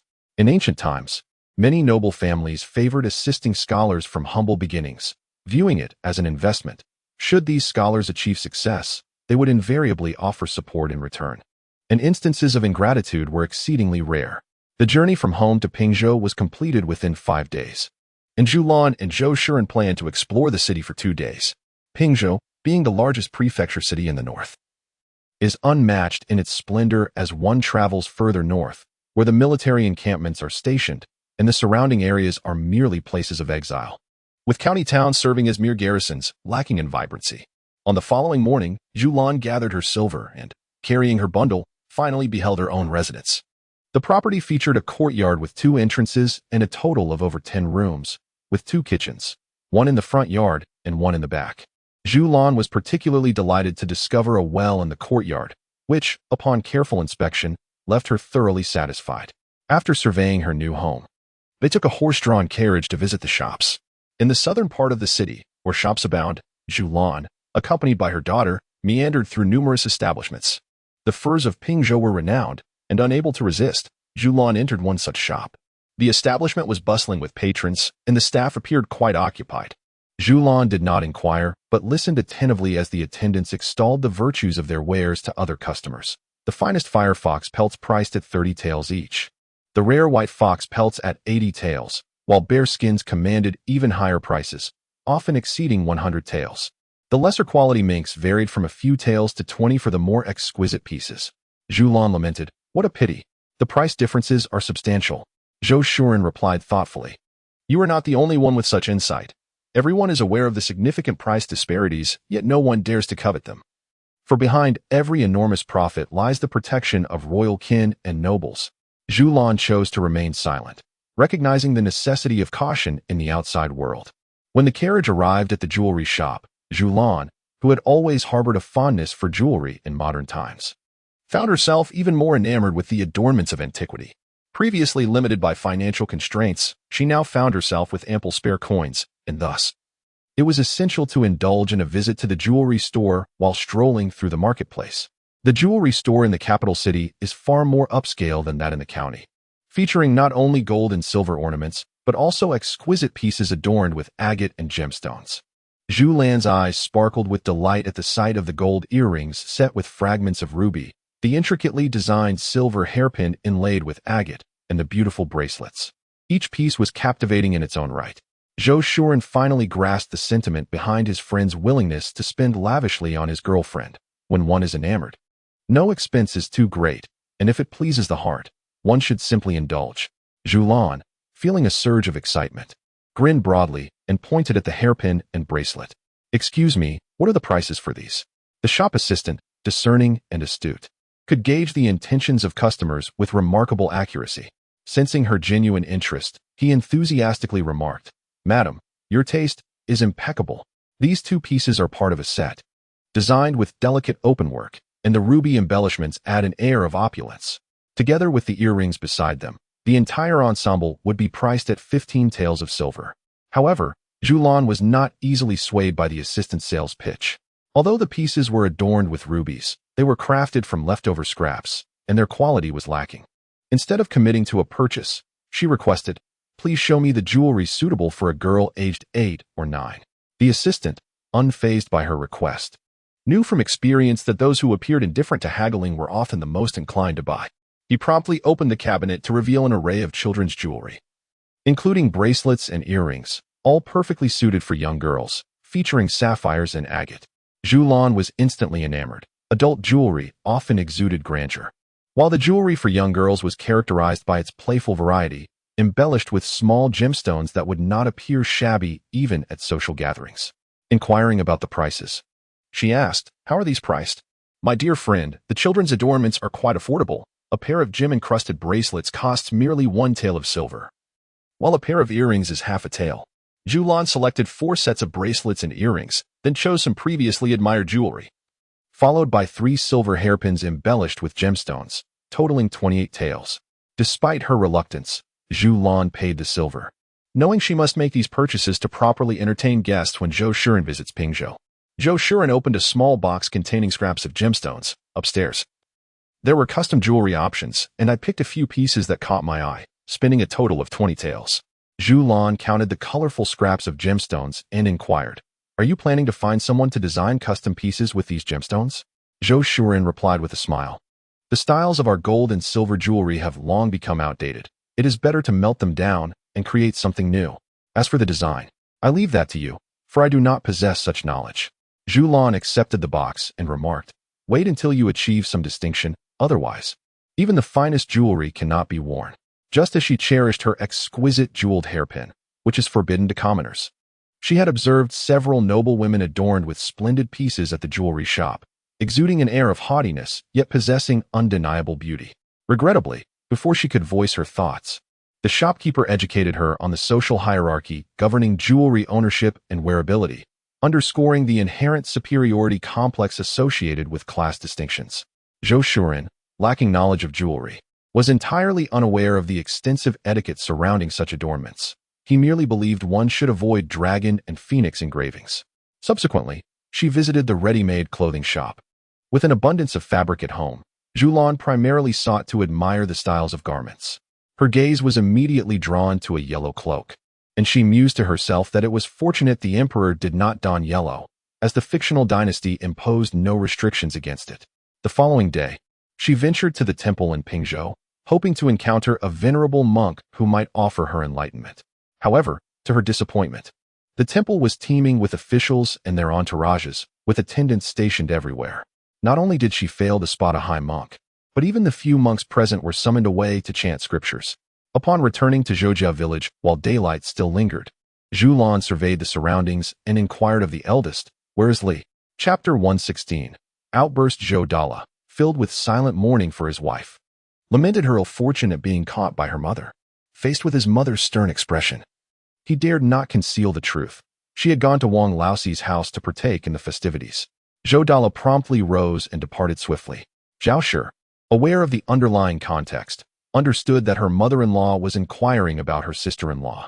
Placing her son on the calm, she refrained from fabricating a lie, responding, "Mother, after you and father left, my sister-in-law has not ventured outside. She only did so today due to the commotion at Wang Laoxi's residence." Zhulian felt a weight lift from her heart as she playfully engaged with her plump little grandson, who had gained considerable weight during their brief separation. Zhao Shi felt warmth within, grateful for the bountiful provisions at home and her ample milk supply, which allowed the child to thrive and grow swiftly. All thanks to her mother-in-law's blessings. Zhulian refrained from inquiring about Zhao Shi's third son and eldest son's studies, recognizing that as a sister-in-law, it was inappropriate to scrutinize her brother-in-law's affairs. These two sons were enrolled at the clan school, and given Zhou Shuren's standing, there would be no one to bully them. Zhulian extracted a jewelry box from her bundle, one large and one small. The larger box contained ornaments for girls, while the smaller held 3 silver hairpins. She retrieved a sapphire pin, exclaiming, "This pin suits you splendidly. Here, take it." Zhao's eyes widened in astonishment. This was her very first piece of jewelry. To claim she was not envious of her sister-in-law's adornments would be a falsehood. When her husband noticed her discreetly admiring her sister-in-law's pin, he suggested purchasing one as well. However, she hesitated, feeling the weight of their household's recent addition. The silver seemed perpetually insufficient, and she lamented her lack of prowess compared to her sister-in-law. It was disheartening to think that someone who merely indulged in food had surpassed her in such a manner. The rarity of the pin made her hands tremble, and she hesitated to accept it. Observing Zhao's reluctance, Zhulian gently placed the pin in Zhao's hair. The sight of a beautiful woman adorned with a pin was truly delightful. If only the beauty would cease her tears. Was it necessary to weep so sorrowfully over a mere pin? One might think she was on the brink of death. Zhao felt deeply moved. Her mother-in-law was the kindest person to her, second only to her own mother. Her husband continually mentioned buying her a pin, but had never taken action, completely forgetting that the silver was in her hands. "Mother, oh mother," she wept. "Zhulian, crying is permissible, but please do not prolong your lamentations as though you were truly at death's door." Li entered the room, indifferent to Zhao's tears. But her gaze immediately fell upon the pin in Zhao's hair. Her heart sank. She felt a pang of regret, wishing she could slap herself for not restraining her curiosity. Had she known the outcome, she would have refrained from joining the commotion. It felt as though she had missed out on 10 taels of silver, and despair washed over her as she cried out, "Mother!" Zhulian was startled, prompting Zhou Shuren, who was conversing with his son outside, to rush in, fearing something had happened to her.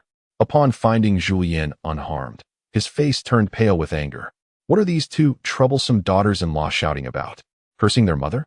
Li Shi was frightened, having never witnessed her father-in-law's fury before. She was so startled she could hardly speak. Zhou Shuren's expression remained grim, and Zhou Laoda and Zhou Laer, feeling the oppressive atmosphere, discreetly led their wives away, knowing that their father's wrath was daunting. Seeing Zhou Shuren's troubled demeanor, Zhulian felt a surge of sweetness within her heart. This man truly cared for her well-being. Chapter 117. A bustling scene. Zhou Shuren's expression gradually improved. He had genuinely been alarmed moments ago. Within a few steps, his mind had raced through numerous scenarios. What if something had indeed happened to Zhulian? What would he do? They were united since their arrival, inseparable. Thankfully, Zhulian was well. Zhulian retrieved some clean clothes, and neither she nor Zhou Shuren hesitated to change, as they were both in their undergarments. However, Zhulian couldn't help but steal a glance at Zhou Shuren, realizing that, unbeknownst to her, she had lowered her guard around him. After they changed, they lay in the warm blankets, both unable to sleep. Zhulian reflecting on Zhou Shuren's concern for her, while Zhou Shuren pondered over Zhulian. After their rest, both appeared considerably better. As Zhulian had not instructed regarding dinner, Li Shi, having roused their father-in-law's ire, did not dare to inquire. Nevertheless, she was not foolish enough to neglect the need for appeasement. The main course consisted of corn cakes, accompanied by pickled vegetables stewed with fish, and a bowl of noodle soup made from white flour. Throughout the night, Zhulian harbored a palpable disdain for his two daughters-in-law. One was prone to tears, a behavior once unrestrained but now deemed inappropriate. The other frequently wailed, sending Bamboo Orchid into a state of distress. Fearing the onset of a heart ailment due to the limitations of ancient medical practices, Zhulian's displeasure cast a shadow over the entire Zhou family, silencing not only Li and Zhao but also rendering the household utterly mute. The usual banter during meals vanished, as no one dared to lift their chopsticks or utter a sound, for Zhulian exuded an unmistakable aura of displeasure, warning all to tread lightly. Bamboo Orchid, weary and yearning for tranquility, suddenly recognized the importance of maintaining a stern demeanor. Her previous amiability had emboldened the household. After dinner, Li and Zhao cautiously tidied the table. Later that evening, Zhulian brought in warm water, and Bamboo Orchid took the opportunity to refresh herself and don clean undergarments. By the time Zhulian entered, she felt a deep appreciation for his attentive care. She intended to engage him in conversation. Yet the warmth of the bed enveloped her so enticingly that she succumbed to slumber before he had finished washing up. Zhulian stood for a moment, observing her. A smile crept onto his previously stern visage as he noted how their blankets were intertwined. Such stubborn individuals. The following morning, Bamboo Orchid rose comfortably, only to be met with a mound of laundry that extinguished her good spirits. Today would require washing 2 large basins of clothes. Oh, how she longed for a fully automatic washing and drying machine. After breakfast, Li approached, eager to curry favor. "Mother, I see you have a mountain of clothes to wash. Allow me to assist you."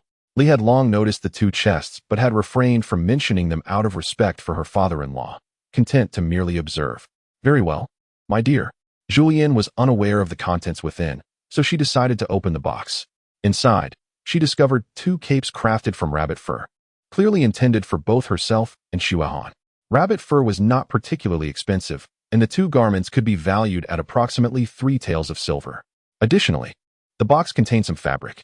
The second box held meat, including packaged marinated meat and some raw cuts. Upon closer inspection, Zhulian pondered whether it was beef. Although Mrs. Li had never tasted beef, she had encountered various types of meat. "Mother, it doesn't seem to be beef. It resembles venison, which my father has hunted before." Zhulian regretted the misunderstanding, having initially hoped for beef. Nevertheless, she knew that venison was also quite delicious. In ancient times, wild game was abundant, and there were no laws protecting animals, allowing for a wide array of delicacies that were not restricted as they are in modern times. She would prepare dumplings filled with venison for dinner. Mrs. Li had longed for meat. After her mother passed, only 2 gene remained, and since they were under the control of the Zhao family, she had been conserving it and had not indulged in hearty meals for quite some time. This only reinforced her belief that her mother had provided ample provisions at home. Mrs. Li's plump hands eagerly explored the box. "Are you cleaning off the dust?" Zhulian thought to herself, rolling her eyes at her mother's lack of self-awareness. "Mother, these 2 boxes are splendid." Zhulian internally sighed, directly allocating the contents, resolutely claiming that she would not share the boxes with anyone. She instructed, each piece should weigh about a gene. Very well. After Mrs. Li had divided the venison, Zhulian called Zhulian to come out. He took a package of marinated meat along with a gene of venison to the clan leader. As for the hairpin, Zhulian decided to wait until her daughter moved in before giving it to her. Subsequently, she draped the cloak over Zhulian, a young girl who cherished it dearly. Reluctant to wear it, and even more reluctant to take it off, she strolled around the courtyard, but soon hastily removed it and put it away. Zhulian's cloak was a muted gray, adorned with rabbit fur of the same hue. However, she favored Zhulian's cloak, a delicate green paired with white rabbit fur, for she dared not gaze upon it, lest jealousy consume her. Zhulian neglected Zhulian's soiled garments, having always instilled in her the importance of self-reliance, even forbidding assistance from Li and Zhao. Throughout the day, Zhulian devoted herself to washing clothes, a laborious task in ancient times. As the eldest daughter-in-law, she had the luxury of continuous hot water, sparing her hands from excessive toil, unlike other households where daughters-in-law endured the cold, often suffering from frostbite during winter's chill. Remarkably, in this alternate historical setting, soap existed, much to Zhulian's delight, alleviating the need for lye. The tooth powder, while not as effective as modern toothpaste, was a welcome substitute, as the Zhou family had always relied on it. After her arrival, Zhulian established a new routine of brushing her teeth both morning and night. That evening, while preparing dumplings, Zhulian recalled the commotion from the Wang family's household. It was only upon inquiring with Li that she learned of the latest turmoil. Sun had been knocked down by Wang Ru, resulting in an early delivery of her child, who was now over 7 months gestation. Zhulian found it hard to believe that Wang Ru could be so foolish as to instigate such a quarrel. What could have possibly led to such discord between mother and daughter? Li recently spent some time inquiring about matters and discovered that the sisters-in-law from Sun's family were not of good character. When Sun's mother passed away, they sold the beautiful eldest daughter to serve as a maid. The younger daughter, who was not particularly attractive and appeared unfit for childbearing, ended up marrying Wang Laosi. Now that Wang Laosi's family has acquired wealth, they have been coming to seek favors. Wang Ru has refused to let Wang Zhang exploit the situation, let alone the Sun family. After several failed attempts to gain any advantage, they have not hesitated to speak ill of Wang Ru before Li scoffed, remarking that Sun never regarded the third daughter as her own. Despite the substantial earnings the third daughter brought in, Sun unleashed her wrath upon her. She herself had given birth to a precious daughter, yet she never raised a hand in reprimand. She was too disdainful to even mimic Sun's harsh words. In her heart, Zhulian understood that Sun, as the biological mother, had a profound understanding of her own child. The bond between mother and daughter is innate, and Sun's resentment towards Wang Ru stemmed not only from her loyalty to the Sun family, but also from the realization that Wang Ru was not the third daughter. Zhao added that Sun was no longer the timid person she once was. Wealth had indeed transformed her significantly, making her almost unrecognizable. Zhulian inquired whether Sun had given birth to a son or a daughter.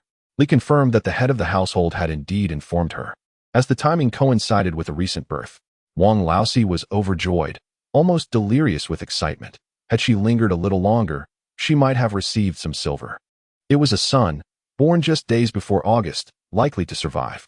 Zhulian pondered how Wang Ru's survival strategy had become even more complicated, a challenge indirectly exacerbated by herself and Zhou Shuren. With the birth of a son, Wang Laosi's daughters had now become a financial burden. It was truly unfortunate for the two older daughters, as Sun's boastfulness had caused potential suitors to lose interest. However, it seems that Wang Ru does not agree with the marriages of the two second sisters to rural areas. Wang Ru has always viewed matters through the lens of modern thinking, entirely oblivious to the fact that one can find a good match without a strong background. The two daughters of Wang Laosi are not particularly attractive. Wang Ru's standout looks are a result of modern makeup techniques, and without it, her natural appearance is not particularly impressive. Zhulian has become aware of the circumstances surrounding Wang Laosi's family and refrains from further inquiries, while Li and Zhao engage in different conversations. That evening, the dumplings were not made solely from plain white flour. A bit of cornmeal was added, though they did not dare to add too much, fearing that the texture would not be sufficient and they might fall apart during cooking.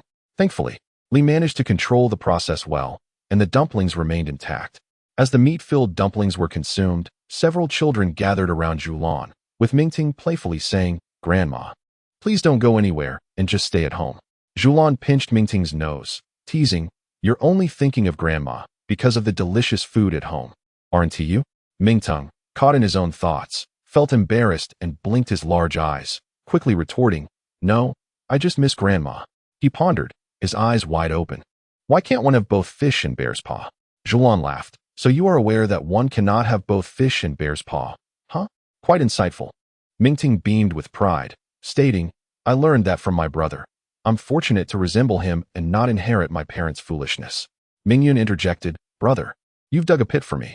I can feel Father's sharp gaze." The eldest Zhou, feeling insulted, thought to himself, though he may not be clever, it stings to be called foolish by his own son. Chapter 119. Jealousy. The next morning, shortly after breakfast at Zhulian's home, Wang Laosi arrived bearing red eggs and extended an invitation for the Zhou family to attend the washing of the three ceremony. Wang Laosi finally felt a sense of pride and couldn't help but wish to invite all those who had looked down upon him. He harbored a grudge against the Zhou family, yet he dared not provoke them. He was unwilling to let the Zhou family remain oblivious to his newfound success. His gaze fell upon Zhou Laoer. "Laoer, although we have grown distant, we once shared a bond. I have finally welcomed a son. You must come and celebrate this joyous occasion." Zhou Changyi felt an urge to curse. Before his son was born, Wang Laosi would often hover around him, flaunting his wealth and good fortune, subtly mocking Zhou's humble existence with his parents, while Zhou's wife dared not utter a word. even as she offered superficial consolation, suggesting that bearing daughters was no great matter and that he should learn to accept it. Zhou had scolded and ridiculed Wang, yet the latter's stubbornness prevented him from hearing anything but what he wished to hear. Ultimately, Zhou seldom ventured out. Once Zhou's son was born, Wang Laosi retreated, feeling elated. To his surprise, however, Wang returned to announce the birth of his own son. Zhou Changyi composed himself, realizing that it was futile to be angered by a fool.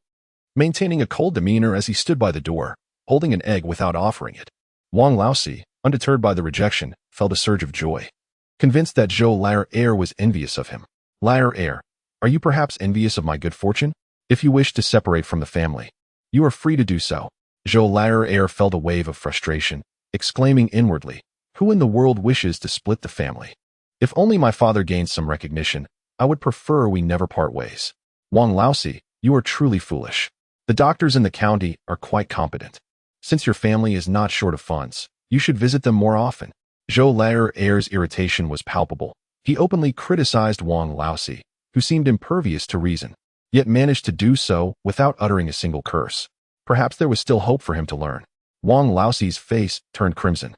He indeed relished listening to his favorite tunes, yet he was not entirely oblivious to the implications of words. Since acquiring wealth, his temperament had swelled, and with his son's newfound confidence, he had become increasingly irritable. Enough is enough. This is sheer overreach. Henceforth, let our family cease all interactions.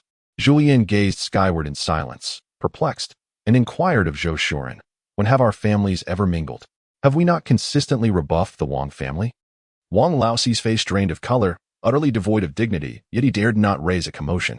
Deep down, he understood that to thrive in the village, he could not afford to offend the Zhou clan. With a pale visage, he exited the vacant courtyard.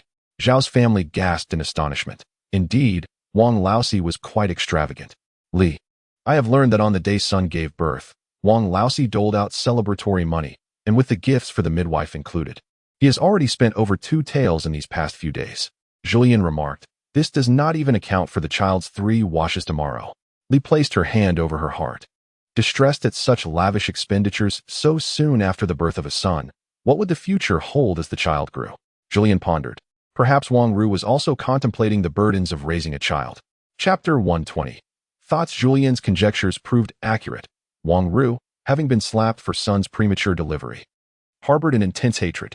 Although the child was a son, every time she heard her stepfather's laughter, it ignited a fiery resentment within her, to the point where she wished to set the entire courtyard ablaze.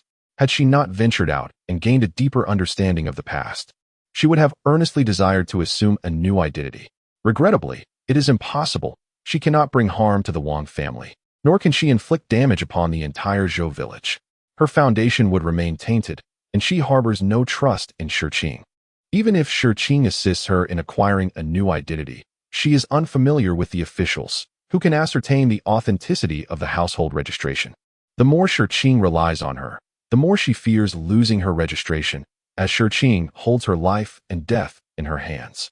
The eldest sister has also adopted a new name, Wang Xin. She feels a tinge of fear toward her younger sister. Unable to meet the gaze of her sister's somewhat twisted countenance, yet she must counsel her.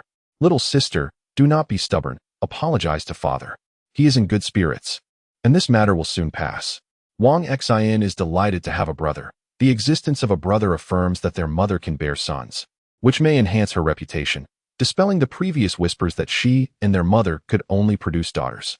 Were it not for her sister's ability to earn, matchmakers would not come knocking. Furthermore, having a brother provides a sense of security. Should any bullying occur, someone would stand up for her. The second sister, Wang Rong, observes her younger sister's contorted features and scoffs inwardly, harboring a secret she has not disclosed to anyone. She knows that their mother's last miscarriage was caused by the third sister, yet she has chosen not to betray her, as she too does not wish for a brother. Being the second child, she already feels overlooked, and the arrival of a brother would only exacerbate her invisibility. What she can do is prioritize her own interests. Eldest sister, it is only natural for little sister to be in a foul mood. It is their mother who should not have taken little sister's jewelry, yet it has somehow become little sister's fault. All the family's silver has been earned by little sister. Eldest sister, you must keep this in mind. Wang Ru exhaled softly, aware that there were others in the household who understood. She retrieved a couple of silver coins from her purse. Second sister. Mother knows I have been surreptitiously providing you with money, always pinching your funds. In the past, when there were no younger brothers, Mother could still show some consideration for us. But now that there is a younger brother, do not allow yourself to be deceived by her again. It is far more reassuring to hold on to the money oneself.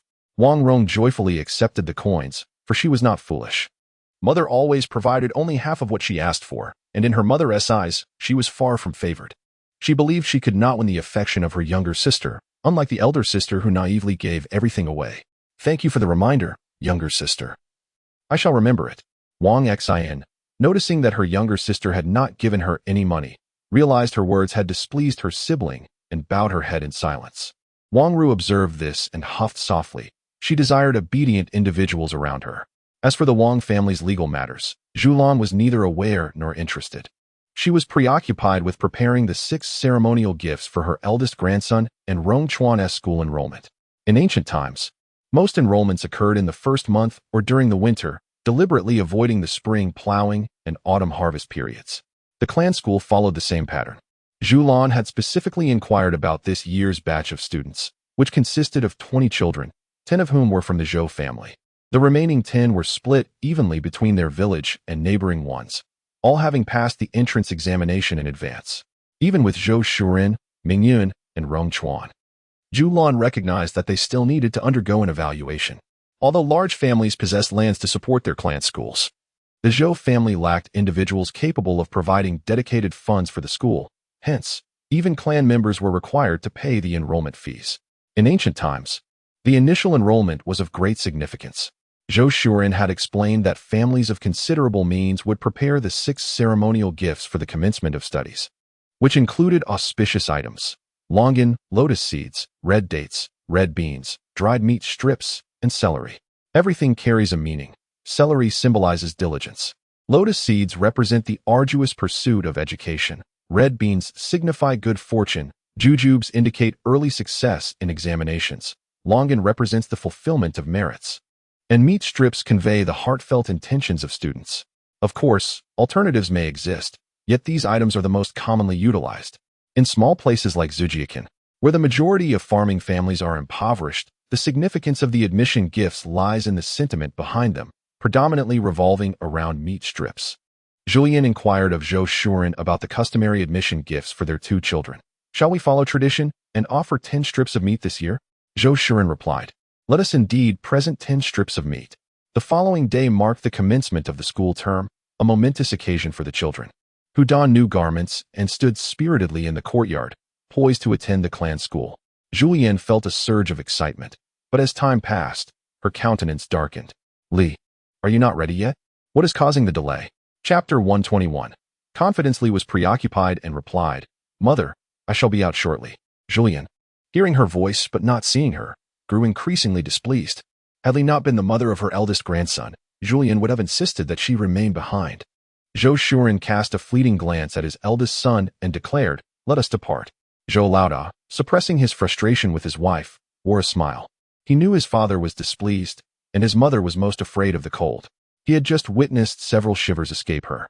Upon hearing her father-in-law's voice, Li rushed out.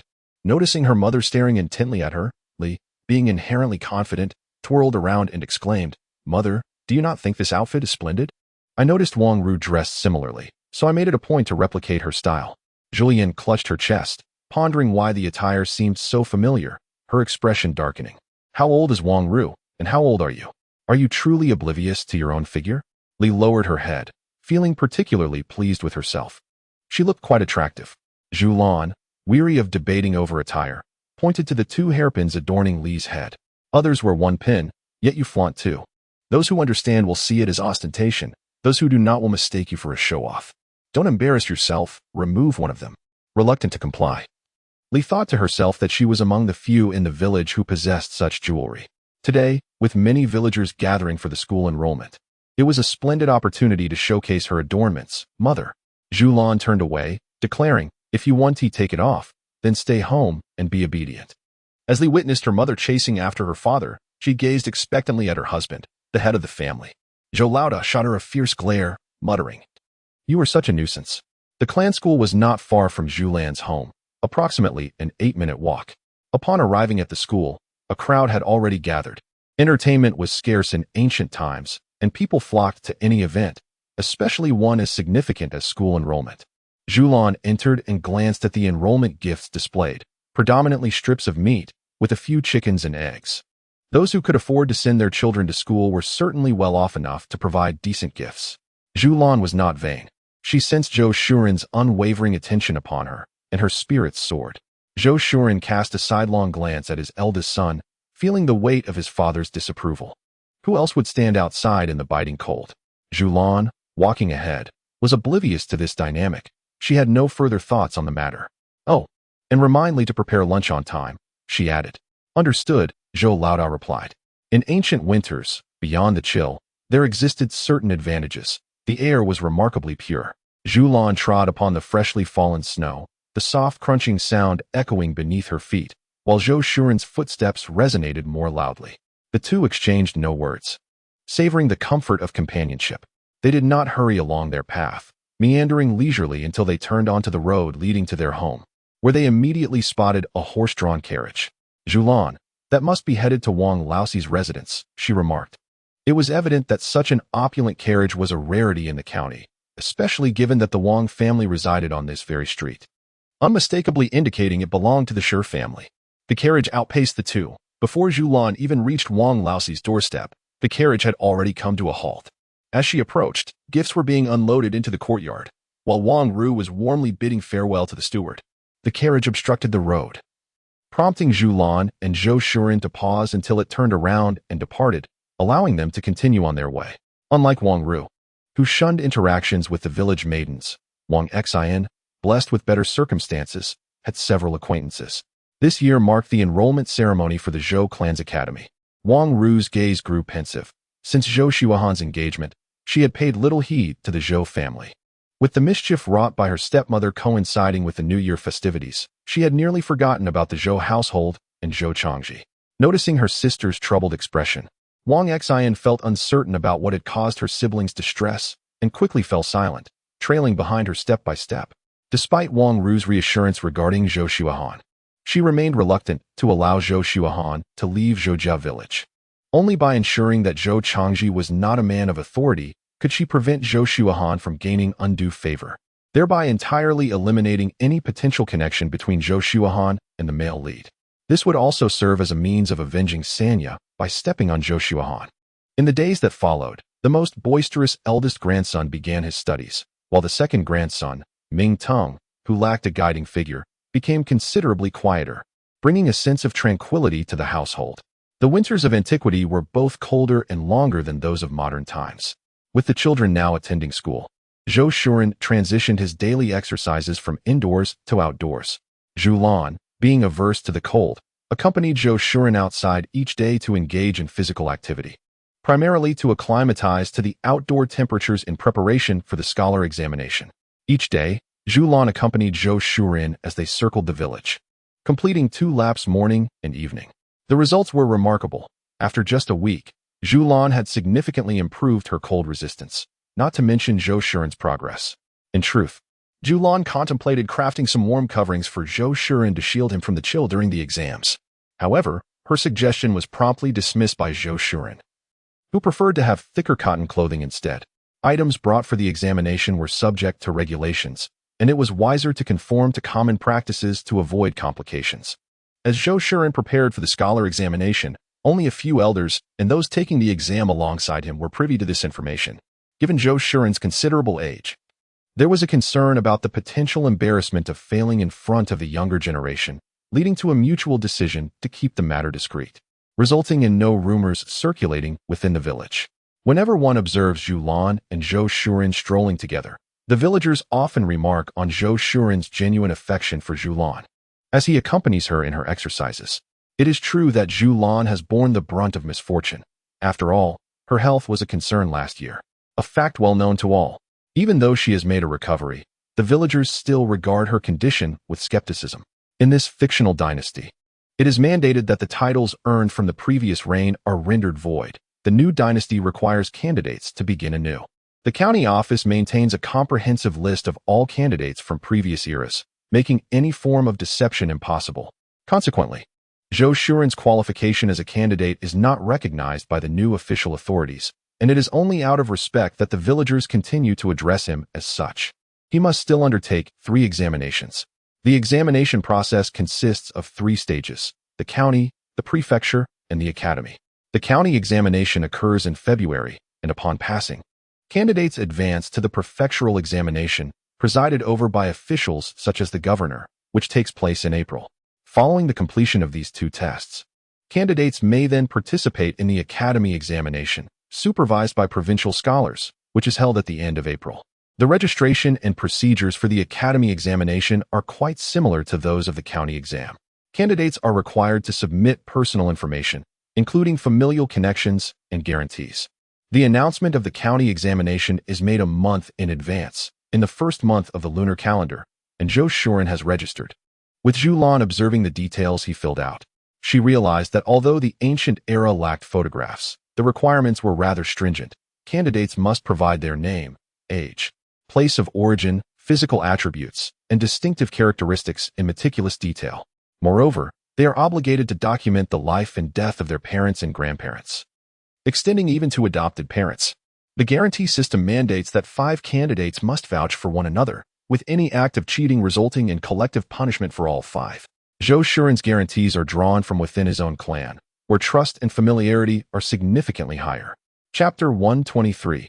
Wisdom in the second update. The county stipend student, who had also provided a guarantee, ensured that the candidates were not impersonating others, did not use false identities, and possessed a clear family background.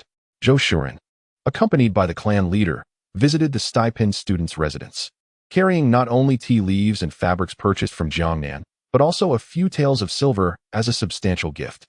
Zhulian silently calculated the benefits. The top stipend student in the Imperial examination received monthly provisions of rice, an annual stipend of 4 taels of silver, and tax exemption on 20 acres of land, a considerable sum indeed. If the family's land was insufficient, there would inevitably be individuals seeking to be registered in name only, requiring annual grain payments as compensation. This arrangement meant no expenditures on food and drink throughout the year, and additionally, there would be a bonus for the guarantee provided. It was evident that scholars, whether in ancient times or modernity, had a knack for making money. Zhou Shuren chuckled softly, asserting that he had reviewed all necessary materials and memorized what was required, feeling no anxiety about the impending examinations. "Do not worry yourself over it," he reassured her. As Zhulian put on her shoes, she replied, "How can I not be concerned? This directly pertains to our future. In modern times, I could bear the responsibilities of the household myself. However, in this era, both you and the children must participate in the Imperial examinations, which restricts my capabilities. Despite my strong qualifications and respectable position, they hold no value in this age. I cannot engage in commerce or make my presence known, and the burden of expectation rests solely upon your shoulders. My inability to assist you is what causes my anxiety." To put it plainly, the modern Zhulian had always relied on herself, shouldering every responsibility she could manage. Even those burdens she could not carry, she bore alone, finding comfort in self-reliance. Yet, in this ancient setting, she felt constrained, gradually learning to place her trust in Zhou Shuren. While her outward demeanor suggested complete trust, internally, she remained somewhat apprehensive, feeling less confidence than when relying solely on herself. In ancient times, had women been permitted to take the imperial examinations, even the most challenging classical Chinese texts would not have deterred them. Zhou Shuren held Zhulian's hand, acutely aware of her anxiety over the past few days. He sensed that she did not entirely trust him. This was a trait ingrained in her since childhood. Zhulian placed greater faith in herself. Yet, he too shared this sentiment. From another perspective, he might not perform any better than she.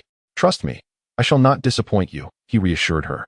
Zhulian gazed vacantly at their clasped hands. Zhou Shuren's palm radiated warmth, gradually imparting a sense of comfort to her heart. She chuckled inwardly at herself, recognizing the facade of strength she maintained. Despite her seemingly robust demeanor, the transition in identity stirred a sense of unease within her. Zhou Shuren's eyes curved into a gentle smile as he tenderly drew her into his embrace. Their backgrounds diverged significantly. Having grown up as an orphan, he learned to read people's expressions and seize opportunities from an early age. His journey through the lower echelons of society required relentless effort, culminating in his modern accomplishments. His experiences endowed him with a shrewdness that belied his youth. Zhulian's upbringing was markedly different. Her family was uncomplicated and her circumstances favorable. Though she possessed remarkable abilities, she was still learning the intricacies of social interactions from him. What set Zhulian apart was her intelligence in navigating the unfamiliar ancient world. Even in the absence of knowledge about its survival rules, she consistently sought his counsel, never exhibiting arrogance or recklessness.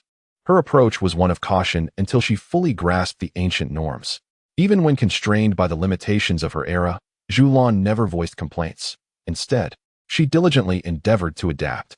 Such resilience in her character undoubtedly captivated him, compelling him to hold her close. Chapter 124. Slipped away. Zhulian chuckled softly, contemplating that he must muster more courage. Each time he secretly yearned to hold her hand, she would guard it fiercely.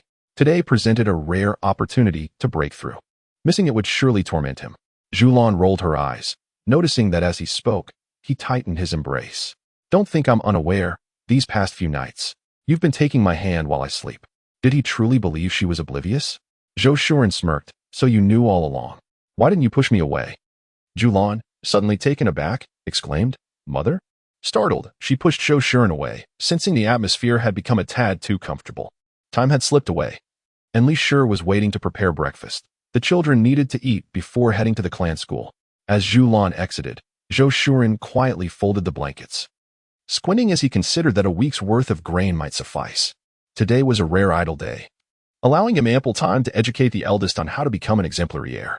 For breakfast, Zhulian, in high spirits, brought out flour and cornmeal, asking Li Shi to cut a piece of meat to make noodles. Overjoyed, she elevated the family's meal quality, and the children, drawn by the aroma of the meat broth, gathered at the kitchen door. Li Shi, stealing glances at her mother-in-law's smiling face, felt a twinge of apprehension. If not for her son attending the clan school, demanding nourishment, she would have hesitated to call out. Her father-in-law had shown her no kindness. Once fearful of his stern demeanor, she now felt dread. To her surprise, her mother-in-law was not angry, but rather quite pleased. At breakfast, the family gazed eagerly at the large porcelain bowls filled with noodles. Zhulian had been preoccupied for several days, having not prepared meat in quite some time. The presence of meat so early in the morning left them all wondering what good fortune had befallen their household. Regrettably, Li was thoroughly manipulated by Zhulian and had ceased to inquire further, disregarding the anticipatory gazes directed at her. After all, no one dared to question. Zhulian had discerned the expressions of his several sons and was quite pleased that his eldest daughter-in-law remained silent during their meal. Upon hearing the call to dine, thoughts were abandoned, and they bowed their heads to consume the noodles in their bowls. Zhulian and Changji, fond of spicy food, added a spoonful of chili oil and each devoured 2 large bowls in the morning, leaving them feeling pleasantly warm as they made their way to the clan school. Zhulian halted his eldest son, who was about to depart, and said, My dear son, today I have the rare opportunity to instruct you on how to be a worthy eldest son. The eldest son, however, could not escape his fate. He was aware that Li would summon their mother, foreseeing trouble ahead. Li even reproached him for his excessive worry. Li had only encountered their father a few times, and he had been taught with meticulous care by him, the bitter tears of which need not be mentioned. Nevertheless, it became crystal clear to him that their father harbored a dark disposition. At times, he even questioned whether their mother was the most significant figure in the family. In contrast to their father's teachings on how to temper Li's temperament, which filled him with trepidation. Whoa, how terrifying their father was. After their mother fell gravely ill, how could their father become so utterly dark in spirit? Zhulian discreetly slipped away, no longer feeling the warmth of familial affection. Ever since the eldest had been repeatedly led astray by his sister-in-law, he was grateful he was not in the eldest's position, especially upon witnessing his brother's despondent demeanor. The eldest son stood there, watching as his siblings fled. Zhulian cast a sympathetic glance at her elder brother, recalling the time she had secretly observed their father's lessons with him, which had rendered her hesitant to approach their mother for several days. She quickly took her 2 nieces and departed. Chapter 125. Terrifying. Zhulian could not suppress her laughter. Ever since Zhulian's outburst following Li's distress, he had transformed from a strict father into a figure that instilled fear in the household. Even the rambunctious Mingting would scurry away at the sight of his grandfather's dark expression. Yet, upon reflection, Zhulian realized that Zhou Shuren's discipline towards his eldest son was merely a means to temper Li's temperament, ultimately for her benefit. This thought made the tea taste even sweeter. A chill ran through her, as if her younger brother were merely a piece of meat. Zhulian quickly discerned that Wang Ru's intentions were unambiguous. This woman was determined to eliminate every source of her anxiety. In the novel, aside from Zhou, the entire Zhou family fell victim to Wang Ru's schemes. Although the narrative did not mention the achievements of the eldest son in relation to the female protagonist, Wang Ru's wariness suggested that his future was indeed promising. The mere thought that if she could thwart Wang Ru's plans to ensnare the eldest son, his success in the Imperial examinations would be assured, lifted her spirits. However, she could not voice her feelings, for anger bubbled within her. It was a laughter born of rage, directed at the shameless Wang family who dared to meddle. Changji was equally incensed. At merely 12 years of age, he found the women of the Wang family to be utterly irrational. Even if they were stunningly beautiful, he could not entertain any association with them. Wang Ru was not a woman of propriety. Although the Wang family had briefly engaged in the sausage trade, they eventually resorted to merely collecting profits from their recipe. Nevertheless, they had established a certain reputation. Wang Ru had not established her own household. The head of the household was Wang Laosi. Despite not having altered their business registration, they possessed some degree of standing, which was a daunting reality to contemplate. Changji felt wronged. "Mother, what is the Wang family trying to do, destroy me?" His greatest aspiration was to excel in the Imperial examinations. To thwart his future was more contemptible than a death sentence. Upon her first encounter with her eldest son, Zhulian found her eyes welling with tears. This child, utterly absorbed in his studies, unexpectedly grasped the crux of the matter. Today, he truly felt aggrieved, beckoning for his mother to seek retribution. The Wang family would face the consequences of their shamelessness. Zhou Shuren regarded the eldest son in Zhulian's embrace as an eyesore, silently reaching over to ruffle the boy's hair. "How old are you now? Still indulging in your mother's affection?" Changji interjected, "No, father." "Which of your eyes perceived him as being affectionate? He is clearly quite upset." Zhulian, her face expressionless, averted her gaze from Zhou Shuren and inquired of Chang Lian. "Did you see Wang Er fall? Are there only a few here?" Zhulian chuckled, in the street where the Zhou family resided. There were few families engaged in scholarly pursuits. Apart from Zhulian's household, the Zheng family attended a private school, and another family boasted a scholar who no longer frequented the clan school. Wang Ru assumed that only Changji and a handful of others would be present after classes. If it were solely their own family, she would have to contemplate the most exquisite way to manage the situation, but to her surprise, many others were involved, sparing her the need to intervene. The clan would undoubtedly take action against the Wang family's fourth son. However, was Wang Ru not overly confident? Did she not fear that Chang Lian would lend his assistance? Upon reflection, she realized that while Chang Lian appeared astute on the surface, he was inherently selfish and not inclined to offer help. Wang Ru had been around for quite some time and had come to understand some of the Zhou family's temperaments. It was not just Changji who lacked worldly wisdom. He believed that mere scholarly pursuits sufficed, completely unaware that principles of propriety and integrity were equally essential. In truth, Changji was the family member most concerned with their reputation. Wang Ru has been here for quite some time, yet she still fails to embrace contemporary thoughts. In comparison, it is evident that when she lacked understanding, she refrained from speaking up, continuously relying on Zhou Shuren to guide her until she could avoid errors. However, in contrast to Wang Ru, there is little sense of accomplishment. Her foolishness is striking. Zhou Shuren smirked knowingly. For Wang Ru would never cease her attempts to manipulate our family. It is high time to retaliate, to make her realize that we are not to be trifled with, instilling a sense of caution within her. As for Zhulian, regarding Wang Er and Wang Rong, whether intentional or merely swayed by Wang Ru's influence, they are destined to be ensnared by her schemes. I shall elucidate Wang Ru's intentions to the matriarch, for without her reputation, Wang Er will find it difficult to marry in the future. Those deserving of disdain must be made to understand. Zhou Shuren gently pinched Zhulian, affirming her words. After dinner, Zhulian and Zhou Shuren waited for a while, anticipating that the clan leader's family had finished their meal before they carried 2 tails of tea leaves to the clan leader's residence. Upon their arrival, the clan leader, having just dined, immediately grasped their purpose. Through their discussion, it became clear to the leader that Zhou Shuren was not to be underestimated, with a dark heart. If he did not cross Zhou Shuren's boundaries, she would not resort to ruthless measures. but should such lines be crossed, she would indeed prove formidable. The clan leader tapped his pipe, having awaited the couple's arrival, not only because of their irritation but also due to his own fury regarding Changji's incident, which transcended mere family affairs and posed a significant issue for the clan. Once his wife changed her attire, they would proceed together. Upon arriving at the home of the clan leader, Zhulian understood without needing further elaboration that the leader would undoubtedly advocate for Changji. He was a promising talent. And for the Zhou clan, which was limited to mere scholars, a child with immense potential held great significance.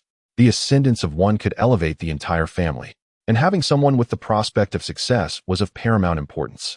In Chapter 126, titled Disgust, Zhulian smirked, recognizing the survival rules of ancient society. She had integrated into this era, fully aware of the most effective means of retaliation. She and Zhou Shuren approached the residence of Wang Laoxi, well aware that he could easily resort to deceit, even dragging Changji into the fray.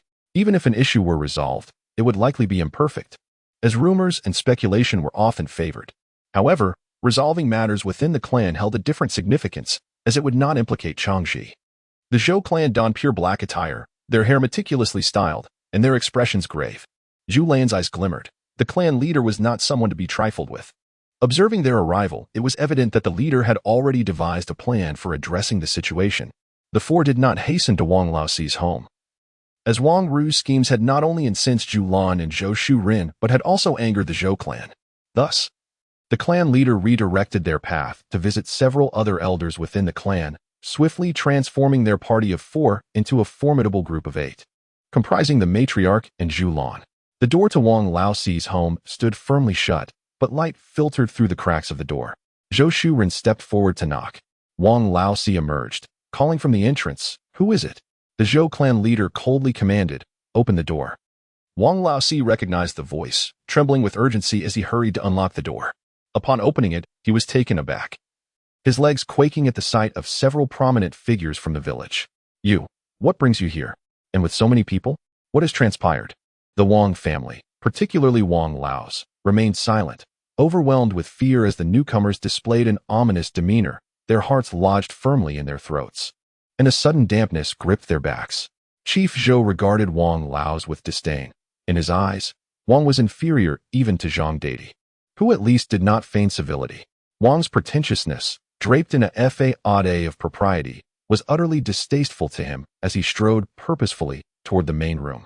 Zhulian caught a glimpse of silhouettes in the windows of the adjacent rooms, indicating that the commotion had attracted attention. This was Zhulian's inaugural visit to Wang Lao's residence. A newly built abode, furnished with pristine chairs and 2 oil lamps adorning the table, suggesting an unexpected influx of wealth, thanks to Wang Lao's recent windfall. The interior boasted ample seating, allowing Zhulian a place to sit comfortably. Wang Lao felt a knot of anxiety tightening within him.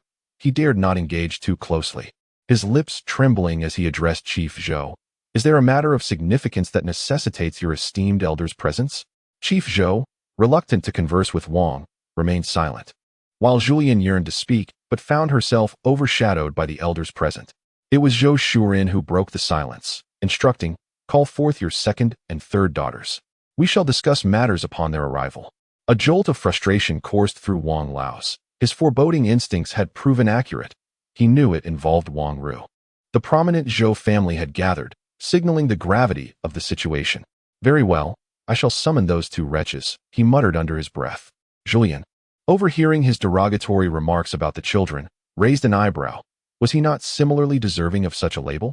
The courtyard echoed with Wang Lao's furious bellow, causing Zhulian to furrow her brow momentarily before relaxing. After a brief wait, Wang Lao's re-entered, each hand clutching a girl, forcefully shoving them forward, causing Wang Ru and her companion to tumble to the ground. Zhulian and others furrowed their brows, increasingly disapproving of Wang Laoxi. Wang Laoxi hastily forced a smile. Addressing Chief Zhou, "I truly have no idea what has transpired.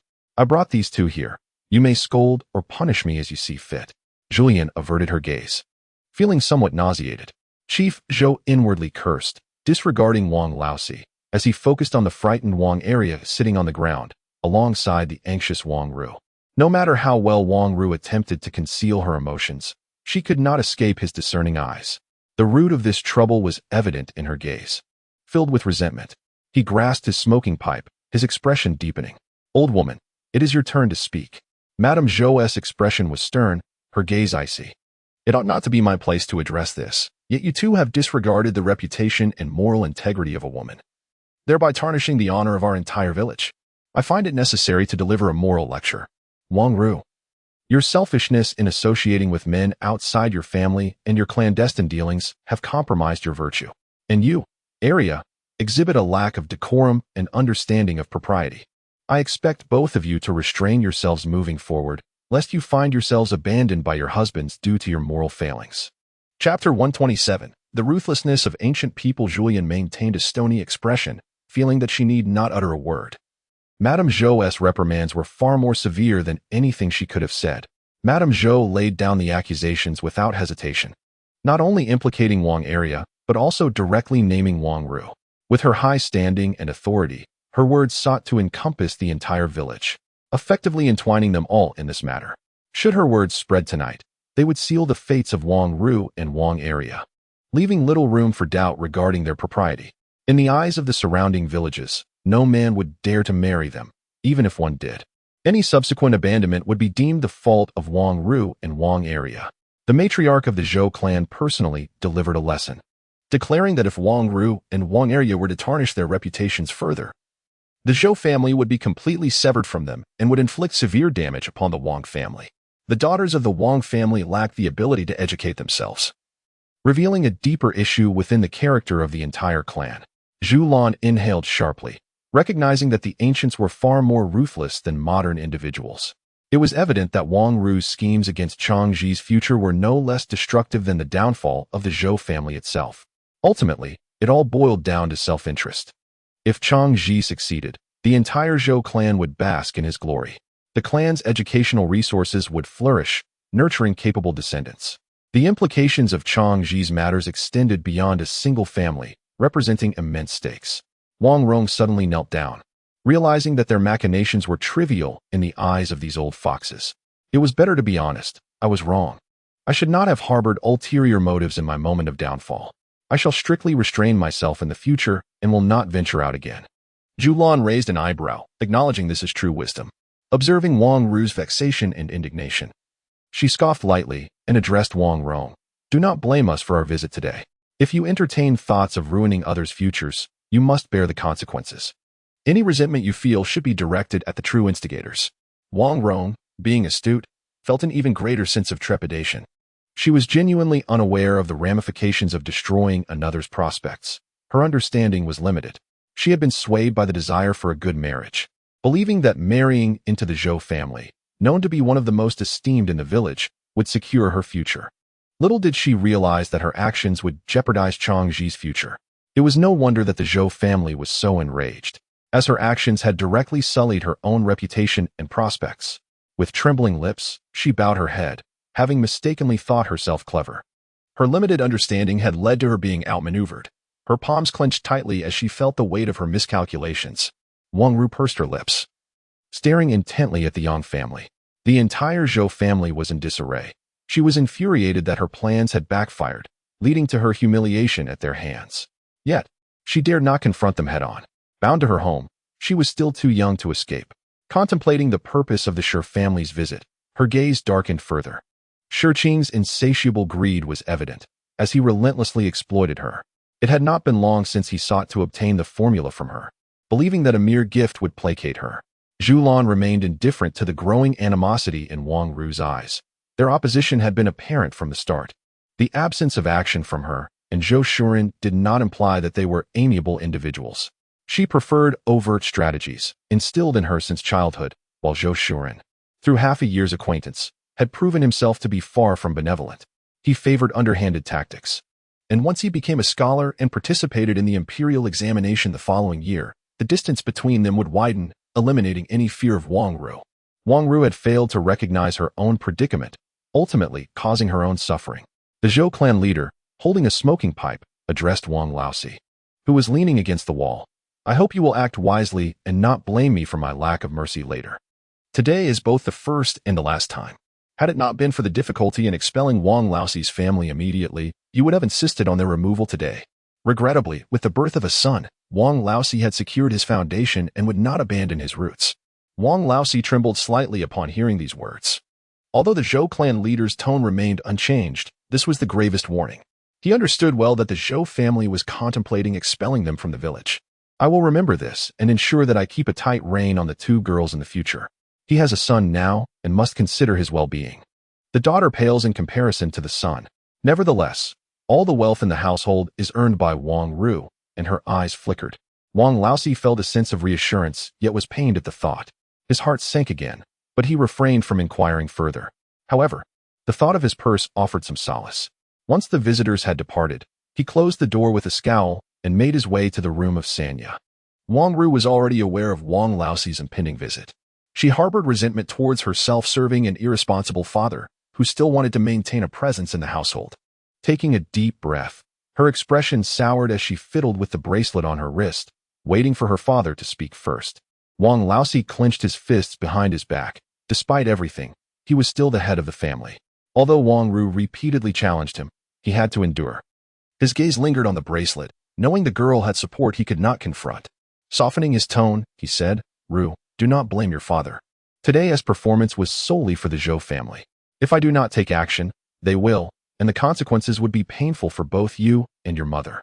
Wang Ru scoffed internally, as if her father had never laid a hand on her. She had no desire to continue listening to Wang Laosi. The thought made her feel nauseous. "Speak then, how much silver did you send out?" Wang Laosi, feeling exposed, was irritated. The realization that it was his son's silver he had given away subdued him. 20 taels, he confessed. Wang Ru narrowed her eyes, genuinely believing he thought her blind. A pouch could hold at most 10 taels, yet Wang Laosi had audaciously claimed 20. In this era, there were no small denomination silver notes. There were merely 10 taels on the table, no more. Wang Laosi noticed the pouch on the table, which had been prepared long in advance. Squinting, he understood that no matter how much he said, he would not gain any more. He took it and turned to leave, pondering how to extract more silver from Wang Ru.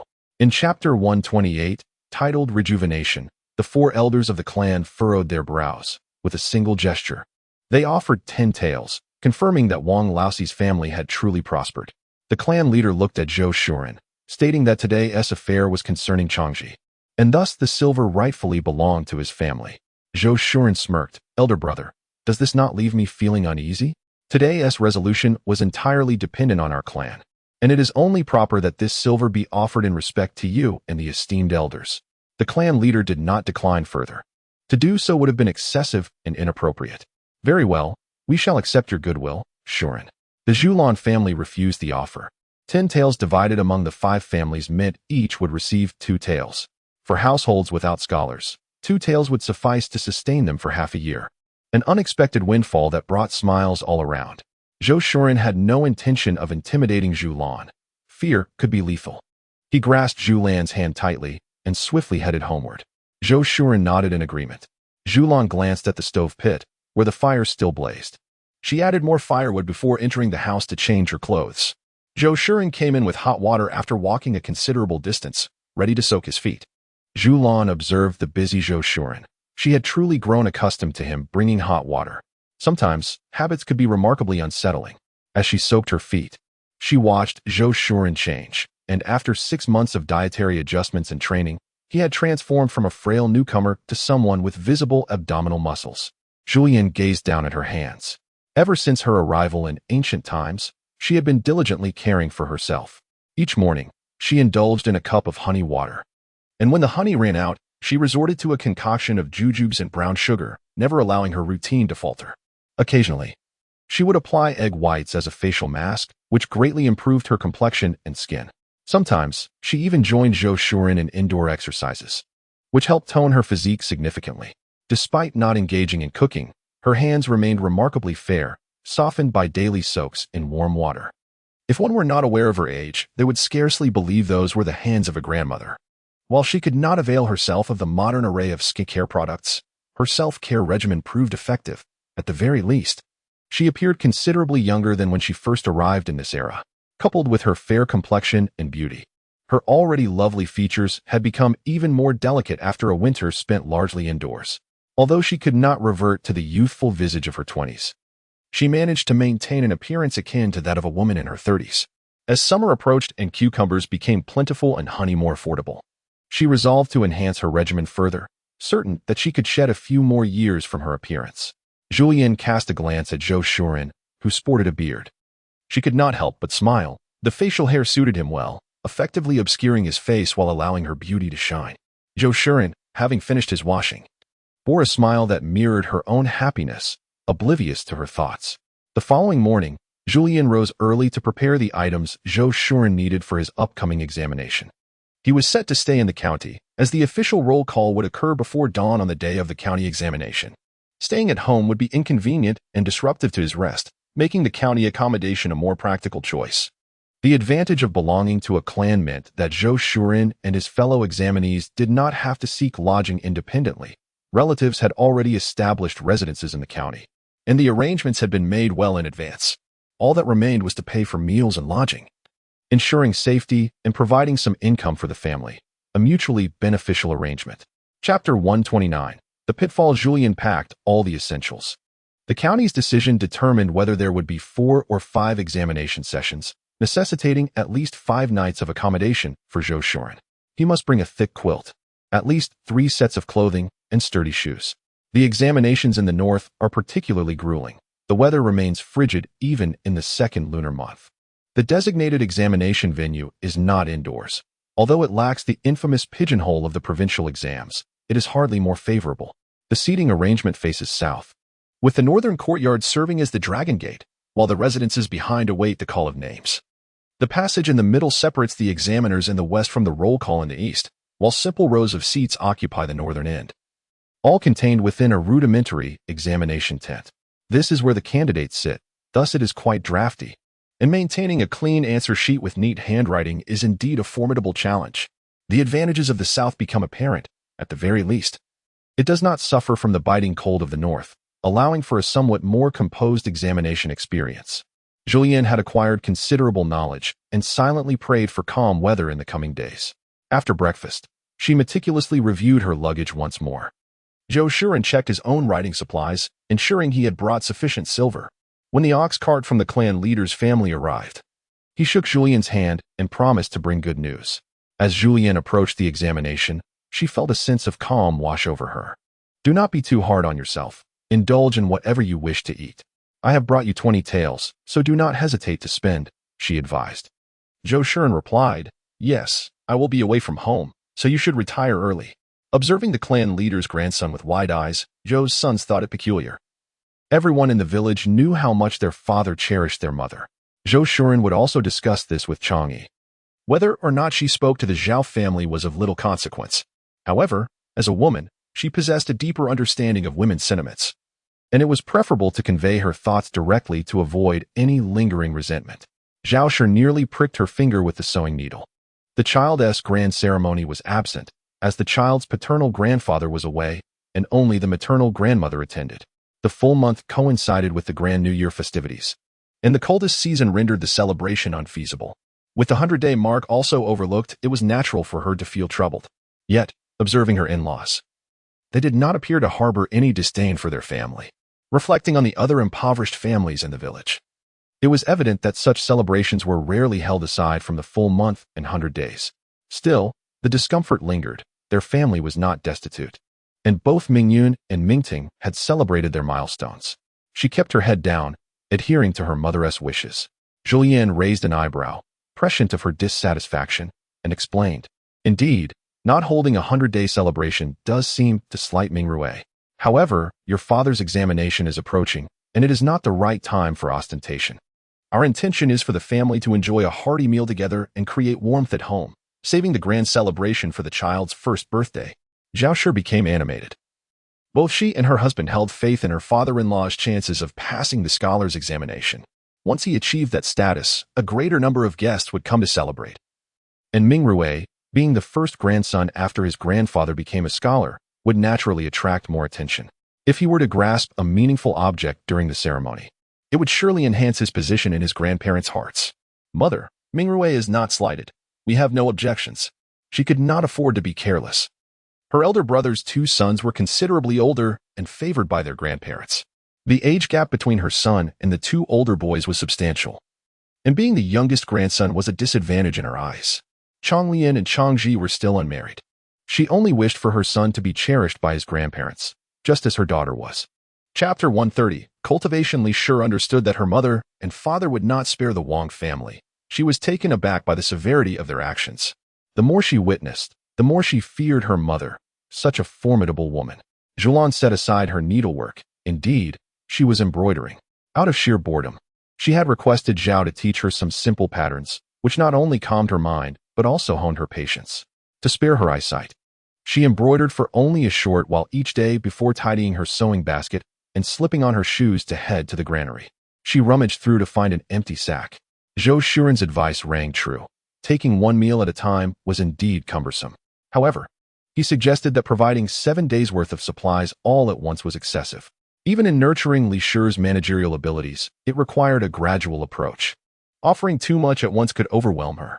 After contemplating the meals for 3 days, he gathered the corresponding provisions and carried them to the kitchen to hand over to Li Shi.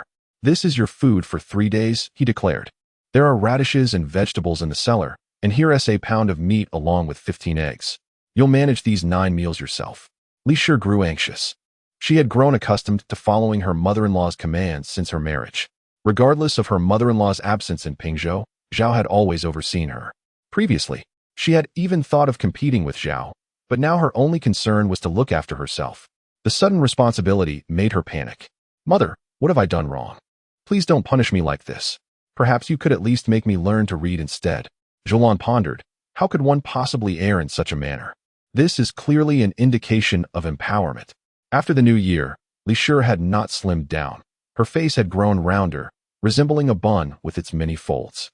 Zhulian observed her with a sense of detachment. "I am not punishing you. My intention is to cultivate your abilities. Do not frighten yourself unnecessarily." Zhulian, aware of Li's intellect surpassing Zhao's, found herself in a complex situation. Despite her desire for Zhao's management, it was a futile hope. The arrangements were settled, with provisions of grain and meat entrusted to her discretion. Li, resigned to her mother-in-law's steadfastness, felt a deepening gloom. The thought of engaging her mind was exhausting, and recognizing characters felt burdensome. With her father-in-law absent, her fleeting joy was abruptly eclipsed by melancholy. As Zhulian paused at the threshold, a realization struck her. The quality of meals over the next 3 days must not falter. It was imperative to gauge the provisions carefully, lest they find themselves short on food and vegetables. A commendable effort in meal preparation would yield rewards, while a lackluster performance would surely invite her mother's sardonic laughter. During lunch, Zhulian savored the relief of not having to deliberate over 3 meals for the next 3 days. It should not be underestimated how taxing it is to plan nutritious meals for a large family, a task that often overwhelms the mind. In a moment of cheer, she indulged in 2 bowls of dumpling soup, while Li, who typically consumed the most, could only manage a single bowl, her eyes clouded with concern over the evening's dinner. Before dinner, Zhulian remained in her room until her daughter called her for the meal. Upon entering, her eyes fell upon the spread, a dish of pickled cabbage and pork, stir-fried spicy cabbage, corn cakes as the staple, and 2 remaining bowls of dumpling soup, left over due to Li's minimal lunch intake. At dinner, Zhulian barely touched her food, leading others to speculate that her thoughts were occupied with Zhou Shuren, unaware that her diminished appetite was linked to the pickled cabbage. In truth, Zhulian had not been preoccupied with Zhou Shuren. Rather, it was Zhou Shuren, after having dined, who found himself concerned about his household. Wondering if Zhulian was faring well, he harbored a desire to complete the examinations promptly, yet regrettably, this year's county examinations spanned 5 sessions. As he contemplated the impending tests, he could not help but rub his hands, which had grown cold from the day's chill. A true predicament indeed. Chapter 131. A warning time slipped by swiftly, and before long, 2 days had elapsed. Li's calculations regarding provisions proved sufficient for grains, yet the vegetables had dwindled. She, despite her somewhat coarse disposition, noticed that her mother-in-law had not touched the pickled cabbage or spicy kimchi. Fearful that her mother-in-law might lose weight, she began to fret that the meat in her grasp might disappear, along with the eggs. With only 2 meals left and no vegetables in sight, what was to be done? Zhou Laodao observed as Li hastily grabbed the money pouch and dashed away, leaving him no time to voice his concerns. Should he contribute additional funds, Li would undoubtedly fail the assessments set by his mother. He thought to himself that if his mother did not lose weight, his father would not seek him out. If his wife faced punishment, so be it. Perhaps it would serve as a valuable lesson for her. After all, the surplus of grains was merely a reflection of the family's poor appetite. At midday, Zhulian was presented with spicy tofu and sauce tofu. Li, with a conciliatory smile, asked, "Mother, do these dishes suit your palate?" Were it not for her intention to nurture Li, Zhulian would have already succumbed to the urge to prepare something more appetizing. Casting a glance towards the eldest, she surmised that he had concocted this meal. During the meal, Zhulian consumed a fair amount, which relieved Li's anxiety. Once the meal concluded and Li tidied up, Zhulian summoned her into the room. "I have provided you with rations sufficient for 3 days, yet you have shown no ingenuity. Pray tell, how should I impose a penalty upon you?" Li clenched her hands tightly, the flesh leaving imprints from her grip. Her attitude towards acknowledging her mistake was commendable. "Mother, whatever punishment you deem fit, I shall accept. This way, one will avoid self-deception." Li's mind was a blank canvas. She recognized but a handful of characters. What was she to do? She dared not seek assistance in writing, and she felt utterly disheartened, believing her mother-in-law to be far more intimidating than her father-in-law. Observing the somber expression on the head of the household, Li inquired, "What troubles you?" Zhou Laoda elucidated the deeper implications of the punishment, concluding, "Mother's admonition serves not only to reprimand you, but also to caution me." Li was on the verge of tears, finally grasping that the head of the household feared his father. She hoped he would lend her more support in private. But her mother-in-law had cut her off entirely. How fearsome she was. The following day, Zhulian received the menu sent by Li, which was scrawled on the reverse of a sheet previously used by Mingyun. The characters were nearly illegible. Yet Zhulian managed to decipher the day's meals through a mix of guessing and intuition. She decided not to complicate matters on the first day, thus agreeing. At that moment, Li felt a sense of revival and joyfully set about preparing the meals. During breakfast, Mingting nestled beside Zhulian, asking, "Grandma, will father and mother also attend the clan school?" Zhulian, curious, replied, "What makes you ask that?"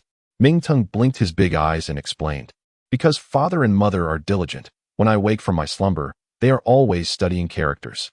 Zhulian smiled warmly, saying, "Then Mingtung should also learn from your parents. Studying is no easy feat, and one must be diligent." Mingting nodded earnestly, asserting, "I will certainly work hard." Meanwhile, Mingyun, who had been listening intently, wore a stony expression. Silly brother, he thought, father and mother are clearly being compelled. Feeling somewhat anxious, he recognized that his brother lacked his own intelligence and resolved to teach him more in the future. Mingyun pinched his brother's chubby cheek, noting that the little one was developing a physique reminiscent of their mother, and decided that additional exercise was essential. With Zhou Shuren absent from home, the lively atmosphere of the Zhou family centered around the couple in the main house, making their days quite jubilant. The following morning, Zhou Laoda and Zhou Lair hurried with their ox cart to the county. The family's cow had given birth, making it possible to carry the cart. As soon as her 2 sons left, Zhulian's thoughts were consumed by concern, not about their exam results, but about Zhou Shuren's health. She wondered if he had managed well over the 5 days, even if Laoda had reported that Zhou Shuren was fine. She worried that the good news might conceal deeper troubles. It was not until afternoon that Zhou Shuren returned home, and Zhulian refrained from inquiring about his grades. Instead, she scrutinized him closely and noted his weight loss. Zhou Shuren, in turn, assessed Zhulian and remarked on her own diminished appearance. Li, overhearing their conversation, felt a chill run down her spine, for she knew her mother-in-law was not truly thinner. Laoda, eager to protect his status, quickly interjected, "Mother has lost weight due to her concern for father." Zhou Shuren, pleased by the remark, scoffed, "That only reflects your failure to care for your mother." Laoda retorted, "Father, if you continue like this, I shall renounce my position as the eldest." Zhou Lair looked at his brother with sympathy, grateful not to bear the burden of being the eldest. Zhulian, suppressing a smile, pulled Zhou Shuren into the house. "I haven't lost weight. Now tell me, how did you fare?" Chapter 132. Remarkable Zhou Shuren experienced his first encounter with the ancient examination system and, despite a minor setback, secured second place. Zhulian was astonished and inquired, "Who came first?" As he undressed, Zhou Shuren replied, "Someone from another village, 22 years old, and has taken the exam 3 times. Zhulian chuckled, realizing he was implying that the other contestant had more experience. She then asked, "Where was the provincial exam held in April?" Zhou Shuren spoke somewhat awkwardly. "The examination in Pingzhou is scheduled for the beginning of April, with the provincial test at the end of the month." also held in Pingzhou under the supervision of the academic official. Zhulian calculated the days and realized it would be best to arrive in Pingzhou ahead of time, which meant they would need to depart by late March. Zhou Shuren nodded and asked, "Shall we go to Pingzhou together then?"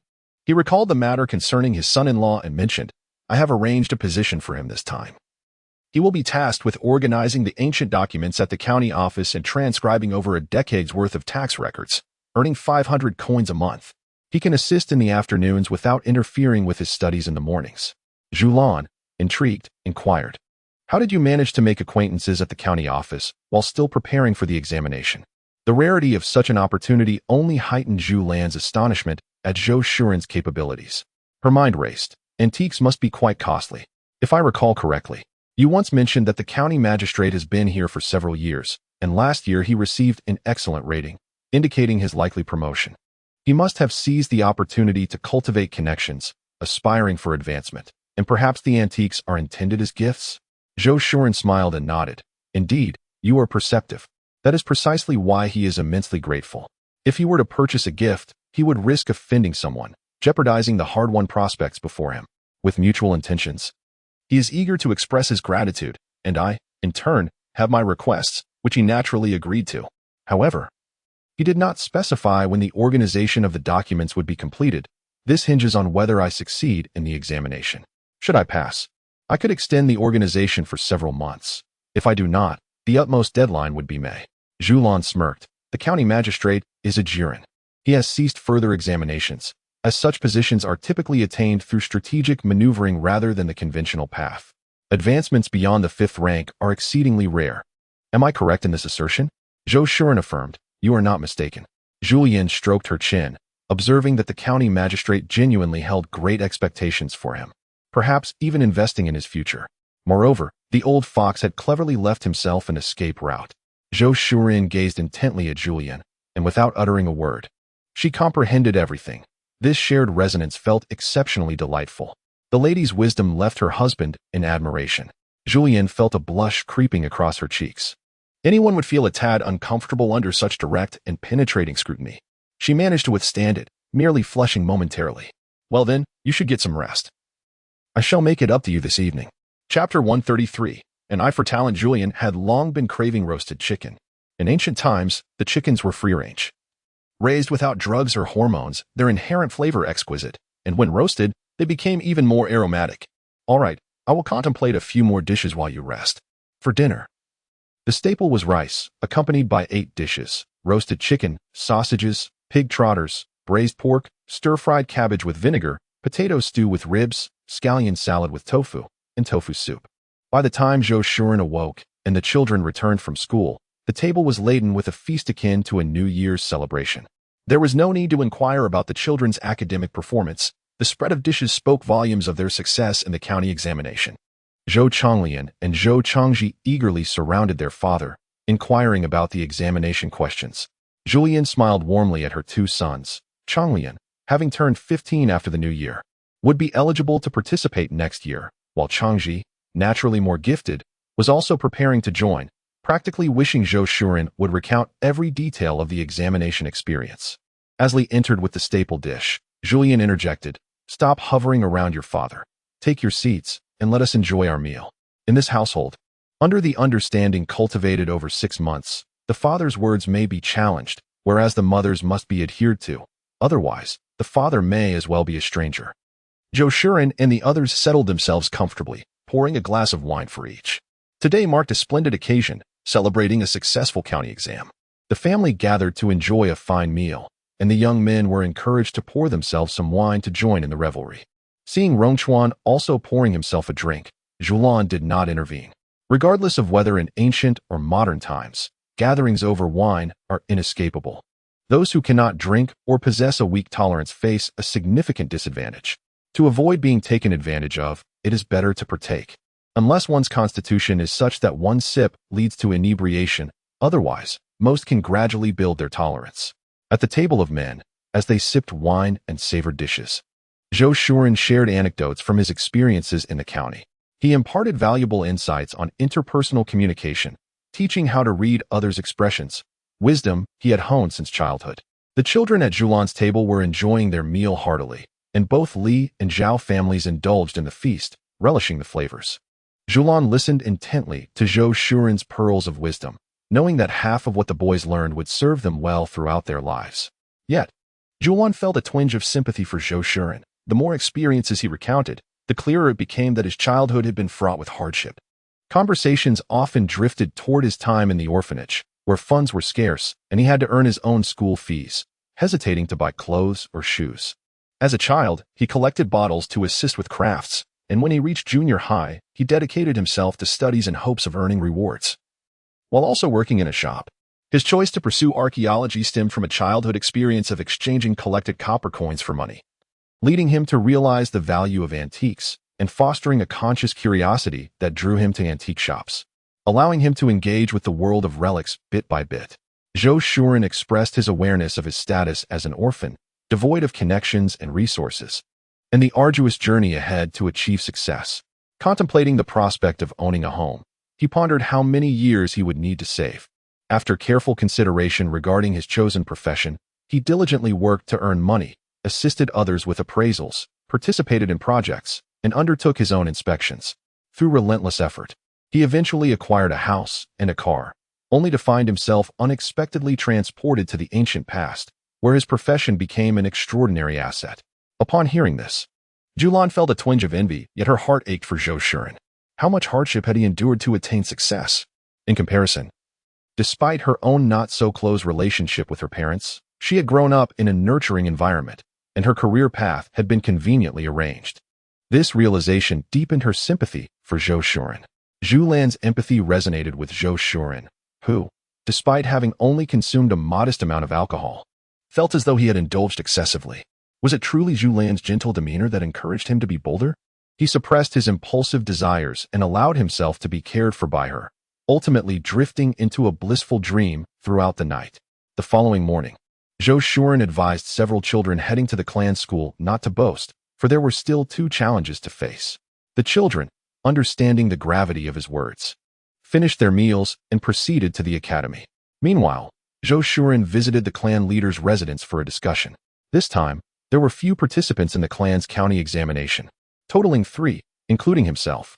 One was the clan leader's grandson, Zhou Mingqing, who ranked 5th, and the other was a peer of Zhou Shuren, albeit younger at 20, who barely passed. Previously, Zhou Shuren had stayed in inns during his visits to Pingzhou, which not only incurred high costs, but also posed challenges in securing a room, leading to additional expenses and subpar meals that could affect examination performance.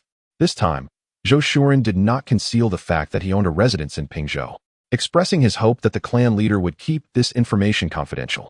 Xuemei felt a surge of happiness at the thought of her mother thinking of her.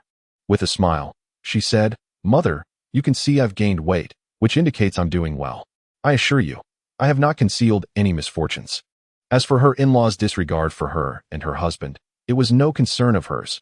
She had long since been heartbroken over it, and their indifference suited her just fine. Xuemei's eyes sparkled. The work her father had found must surely be commendable. Upon hearing the news, Xuemei felt a sense of disbelief. Yet she was elated at her father's remarkable transformation. "Mother, I am not foolish. Rest assured, I understand what can be said and what must remain unsaid." She calculated in her mind that with a monthly income of 500 copper coins, she could save at least 300 each month. As for how long her father could work, it all depended on whether he could pass the scholar's examination. She held immense confidence in her father.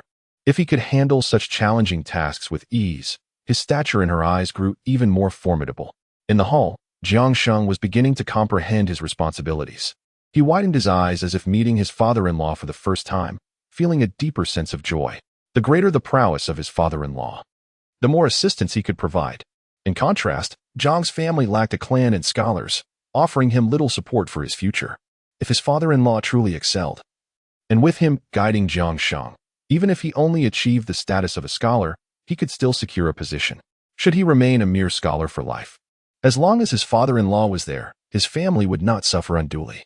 The wisest decision his parents made was marrying him to Xuemei. Not only was it a matter of the heart, but the potential of the Yu family was substantial. Jiang Sheng understood the hints his father-in-law provided and committed them to memory, grateful for his guidance. Zhou Shuren nodded and took out a book, preparing to test Jiang Sheng to see if he had become complacent of late. Shuemei found herself at a loss for words, for her parents showered her with affection. After dinner, Zhou Laodao remarked, "Father, there have been inquiries about our little calf. Someone is asking for its selling price." Zhou Shuren inquired further, "What price did they offer?" Zhou Laodao replied, "They proposed 4 taels of silver." Zhou Shuren had not intended to keep the calf, and with a potential buyer now interested, selling it would alleviate his concerns. Initially, they had purchased a cow only to find a heifer, as no bulls were available, hence the decision to buy. 4 taels of silver was a considerable sum, and the offer was genuine. "Very well, you may inform him that we agree to the sale, and then take him to complete the necessary paperwork for the transaction," Zhou Shuren instructed as he slipped on his slippers to the Kong. It dawned on Zhulian that indeed, over the past few days, the eldest had brought people to view the calf. In ancient times, the birth of a calf required official registration at the government office, a process that was particularly stringent. Private ownership and slaughtering were deemed grave offenses. Even the natural death of a cow necessitated reporting to the county office, where officials would oversee the slaughter. The authorities would collect the hide, horns, and tendons, as cowhide was valuable for making tents and horns for crafting bows, all deemed essential resources for the state in times of war, thus not permitted for private possession. Only the remaining meat and bones could be traded. Zhulian's family had indeed struck a fortunate deal. Not only had they gained 4 taels of silver without cost, but the heifer's productive days would also facilitate their spring plowing. Chapter 135. A sudden blow. Time passed swiftly, and before long, March arrived. Even as the approach of spring lingered, the snow in the northern regions remained unmelted, with daytime temperatures still quite frigid. As March unfolded, blustery days became more frequent.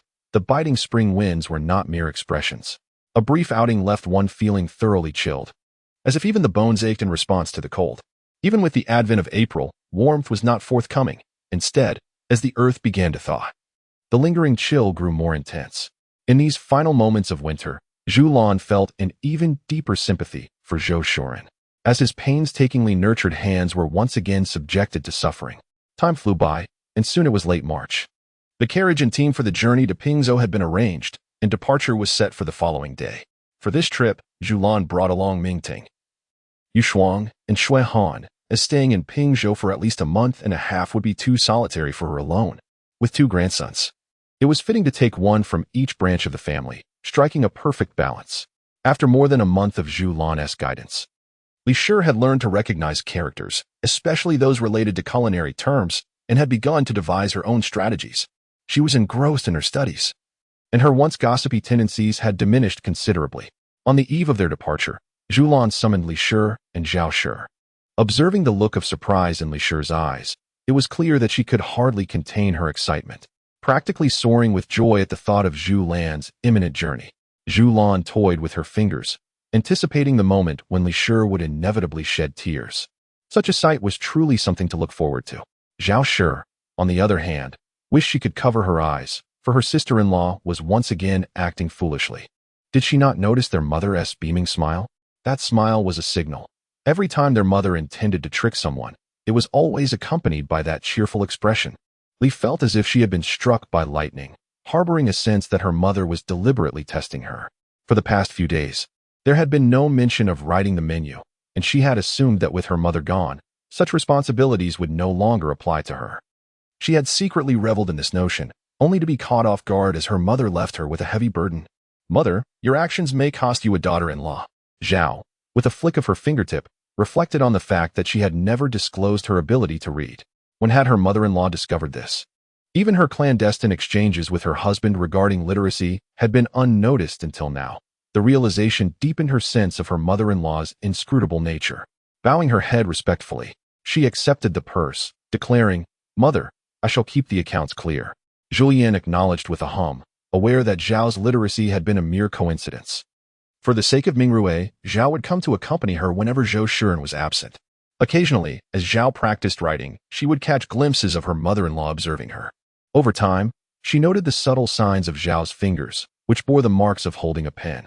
Out of curiosity, she engaged her eldest granddaughter in conversation, leading to the revelation. Noticing her mother-in-law's lack of further words, Zhao understood that her mother-in-law was not angry, bringing her a sense of joy. Her ability to read was limited, learned mostly from her mother, and it was a pity that her mother's knowledge was scant. After marrying her husband, He had taken it upon himself to teach her, a practice that had continued over the years. Her mother-in-law had not expressed irritation over her occasional misuse of ink and paper, which only endeared her more to the woman she now regarded as a second mother. Zhulian articulated that she did not intend to criticize the Zhao family. Rather, she expressed her support. It is essential for a daughter-in-law to be literate, as this not only enables her to understand proper etiquette, but also sets a commendable example for the next generation. The notion that a woman's lack of talent is a virtue is utterly nonsensical. How many daughters from noble or official families are illiterate? Many daughters of officials are educated no less than their male counterparts. If one raises a daughter who cannot recognize a single character and lacks an understanding of propriety, it would not merely be a union of two families, but rather a disservice, effectively rendering the daughter a burden as a means of familial revenge. In Chapter 136, Zhulian instructed her daughter-in-law on household management, while Zhou Shuren advised Zhou Laoda on how to oversee the family. Throughout the month, not only did Zhulian cultivate Li's character, but Zhou Shuren also kept Zhou Laoda close by his side. The happiest moments for the couple in the main household were during their restful nights, and the results were evident. When Zhou Shuren was away, Zhou Laoda was capable of managing affairs independently. With the addition of the second son, there was little to worry about at home. Zhou Shuren allocated silver coins for each of his sons, 201 for the two sons who had established their own households, 101 each for the two younger sons, and 101 for Rongchuan as well. This was also a test left by Zhou Shuren. He claimed it was a month's worth of pocket money, eager to observe how those who previously lacked funds would spend their newfound wealth, thereby deepening his understanding of his sons through their financial choices. With all necessary instructions exchanged and their luggage thoroughly inspected, Zhulian packed lightly, bringing only 100 taels of pure silver and several taels of broken silver, alongside her hidden bracelets and hairpins, which she intended to sell without reservation. As the carriage arrived, Zhulian's belongings filled 3 large trunks, with clothing and bedding taking up the most space. 2 individuals from the clan, Minqing from the clan leader's household and Zhou Shumo, rendered a carriage for their journey. They were heading to Pingzhou to stay at the Zhulian family, where the accommodation fees were waived. They only needed to cover the cost of meals. Zhou Shuren and the clan leader agreed on a daily expense of 20 yuan, and for over a month, their food and drink would not exceed a tael of silver, resulting in substantial savings. Previously, their expenses would have amounted to at least 10 taels, but this time, 5 taels sufficed. Having gained experience from their first journey, Zhulian found the second trip considerably easier and less uncomfortable. Ming Tong and Yu Shuang, being children, were brimming with energy and found the journey exciting. In contrast, Shuehan was particularly quiet. Ever since studying alongside Zhulian, her education had extended beyond the confines of the 3-character classic and the 100 family surnames. As she approached her 8th year, she ventured outdoors less frequently, cultivating an air of scholarly grace. Upon arriving in Pingzhou, the carriage continued onward. Mingting leaned against the window, observing the bustling streets, yet a hint of trepidation crept in. "Grandmother, where are we going to stay?" he asked, turning to his grandmother with a look of confusion. "Grandmother, this place isn't your home." Despite his tender age, Mingtu was not foolish. His eyes widened as he took in the sights. Having only visited the county, he was now in the state city, which his mother had described as far more expensive. "Grandmother, does our family possess a great deal of silver?" Zhulian chuckled softly, noting the child's naivety. Mingting beamed with pride. "I heard my mother say that she counts the silver every night. At first, I didn't understand what it could buy, but she explained it to me. And now I know." Shuehan playfully teased Mingting and said to her aunt, "Why does your mother count silver coins every night?" Mingting, quick with words, replied, "Because she says the only joy left in her life is counting money, and she even mentioned that it would be better if grandma forgot about her." Shuehan, observing her younger nephew, couldn't help but glance at her smiling mother, chuckling to herself, "Mother surely knows everything." Zhou Shuren was coming to Pingzhou and had sent a message to Xiaobo early on. When the carriage arrived, Xiaobo was already waiting at the entrance. As the carriage halted, Xiaobo stepped forward to greet him. Zhou Shuren alighted from the carriage, expressing his gratitude to Zhao for organizing everything. "Thank you once again, Brother Zhao. I appreciate your efforts," Zhou Shuren said earnestly. Xiaobo replied, "No need for such formality. I'm here to help with the luggage." Zhou Shuren quickly interjected, "You've already done enough, Brother Zhao. We can manage this little task ourselves." Xiaobo felt pleased. He was not one to assist just anyone. But Zhou Shuren's straightforwardness and generosity made him eager to offer help. Zhou Shuren's heartfelt gratitude made his efforts worthwhile. Zhulian had already led the children into the house. With outsiders present, Mingting behaved himself, while Shuehan held one child in each hand, and Zhulian carried a bundle filled with silver coins into the main living quarters. Xiaobo had no intention of inspecting each room in Zhulian. Only the main room was available for viewing. In the north, it was uncommon to find beds, as most used kangs instead. The kong in the main room was adorned with a newly purchased kong mat, and upon it rested two large chests, upon which lay freshly made bedding. A kong table occupied the space on the kong, and atop it sat a teapot and teacups. Zhulian reached out to touch the teapot, discovering it contained warm water, the temperature not excessively hot, indicating it had been sitting for a while. Setting down her bundle, she turned to Shui Han and remarked, "After a day of travel, it feels rather cold. The kong is pleasantly warm. Please bring the children up to warm themselves." Shui Han acknowledged her request and poured a cup of hot water for her mother. "Mother, do drink a cup of warm water to warm yourself." Zhulian accepted the cup, sipping while observing the surroundings. On the floor were two empty cabinets meant for storing fabric and clothing. She ran her fingers over the cabinets, noting their pristine cleanliness. Xiaobo's attention to detail was indeed impressive. He handled even the minutiae with great care. The chests they had brought were moved to the main room by Zhou Shuren, who announced, "We are heading to the front for dinner now. In a moment, the cook will bring a meal for you and the children." Zhulian responded affirmatively, "All right." Seeking a cook was essential, as Zhulian's culinary skills were lacking, and she could not expect Shui Han to prepare meals for the boys, Ming and Qing. It was far more convenient to hire a cook. The monthly wage was 400 coins. In truth, 300 would suffice for cooking alone. However, the cook Zhulian found would not only prepare meals, but also manage dishwashing, kitchen tidying, and boiling water, which justified the additional 100 coins for the extra duties. Zhulian did not hasten to tidy up the boxes she had brought. Zhou Shuren was dining in the front courtyard with Xiaobo, allowing her the opportunity to explore her surroundings. She first ventured into the side room adjacent to the main house, which was designated for Shuehan. The room was spacious, furnished not only with a wardrobe, but also a dressing table and a brass mirror. The kong was heated, and the bedding was freshly made. Shuehan could easily stay here with Yu Shuang and Mingting, who was only 4 years old and could share the space without concern. Chapter 137. A remarkable transformation. Zhulian observed the sumptuous spread before her. Fish, meat, and chicken, 6 dishes that were a feast for the senses, their aroma enticing. She had confidence in Xiaobo after inspecting the kitchen, convinced that the cook was quite capable. The cook, noticing the lady's calm demeanor, felt a twinge of anxiety. She needed this job. Zhulian sampled each dish, and although they did not match the culinary excellence of the Li family, they were quite commendable, flavorful indeed. "You should join me in the meal," she urged. The cook, feeling somewhat diminished, replied, "I shall eat whatever is left after you have finished, madam." Once the outsiders departed, Mingting's lively spirit emerged. "Grandma, is this truly our home? Do we have such a large house? And who was that person serving the dishes earlier? Why did they call you madam?" Mingting was bewildered, pondering the drastic changes since their arrival in Pingzhou. Zhulian, observing the curiosity in her grandson's eyes, picked up her chopsticks and replied, "Of course, this is our home. As for the lady who served, she is a cook hired by your grandmother to assist with the meals. As for the title, madam is how one addresses the head of the household. Now, you are still too young to grasp all this. Suffice it to say, you will understand more as you grow older. Now, enjoy your meal." As Zhulian observed that Ming Tung had ceased his inquiries, she felt fortunate for her quick wit. Otherwise, Ming Tung would have undoubtedly continued his relentless questioning.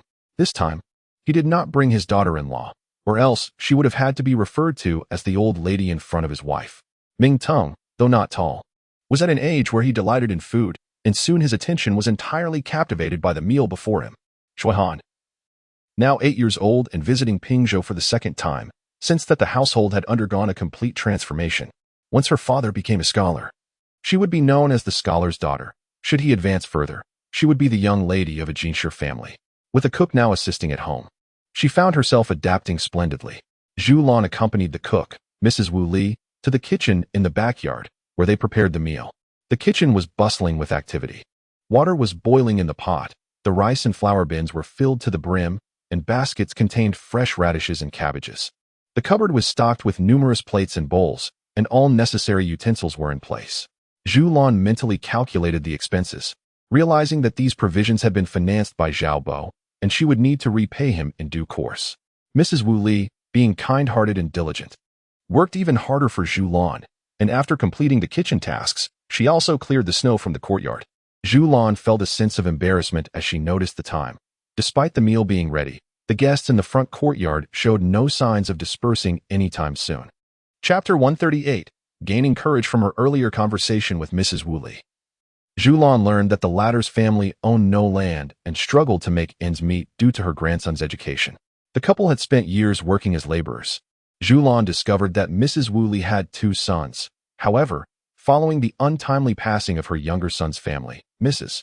Wu Li and her husband had moved out of their elder son's home to live with their younger son's children.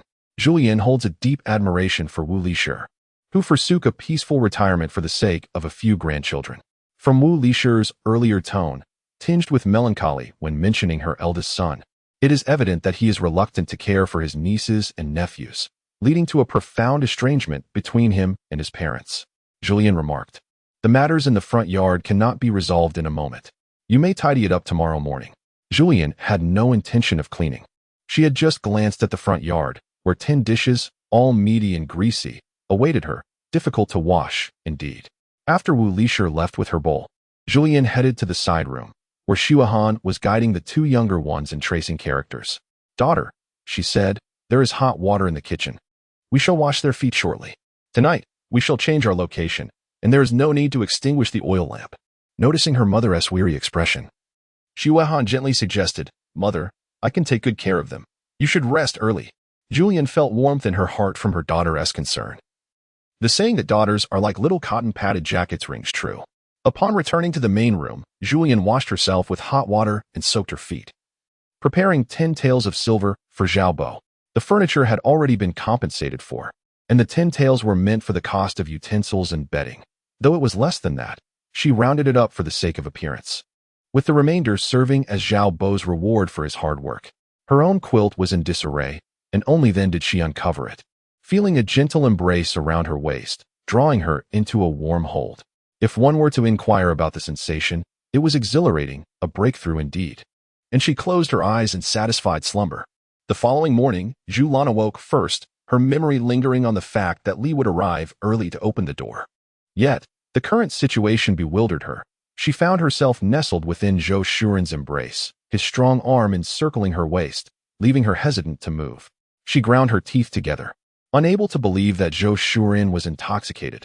This man was emboldened by drink. Zhou Shuren let out a soft hiss. Indeed, his grip was firm, twisting against her skin, surely leaving a mark. "Zhulian, if I do not pinch you, whom shall I pinch? It seems you've grown quite bold." Zhou Shuren clung to her, unwilling to let go, confessing, "I truly have had too much to drink." Zhulian scoffed softly, thinking him a liar. The basin for washing feet lay undisturbed on the floor, clearly indicating he had not indulged excessively. She was not so easily deceived by the scent of alcohol on his breath. Zhou Shuren's peripheral vision caught sight of the washing basin, realizing his oversight. Zhulian felt a surge of discomfort. Their bodies were pressed closely together, and he still refused to release her as Li approached. Turning her back to him, she rose to don her clothing, the corners of her mouth curling upwards momentarily before she suppressed the smile. Zhulian, while retrieving her shoes, recalled, "Had you not mentioned it, I would have completely forgotten to inform Li about the 3 meals a day we require at home. An additional meal means an increase in expenses." Zhou Shuren replied, "Then let us add 101. Zhulian continued, "Mingqing and Shu Mo reside in the front courtyard. You may inform them to dine separately. The rear courtyard is designated for the womenfolk. They can eat in the front while we have our own meals. Also, they must kindle their own fire, and we shall procure firewood to be placed in the front courtyard." Zhou Shuren pulled the blankets higher, ready to indulge in a few more moments of rest, replying, "All right." As Zhulian stepped out of the main house, Wu Li arrived at the door, and fortunately, Zhulian anticipated her arrival and made her way to the front courtyard. Otherwise, she would not have heard the knock.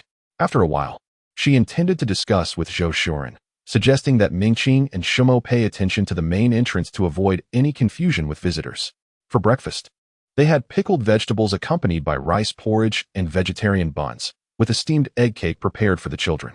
The pickled vegetables were a small jar of radish pickles that Wu Li had brought from home as a token of gratitude for the meat and rice Zhulian had provided the previous day. The crunchy radish pickles paired beautifully with the porridge, enhancing the meal's flavor.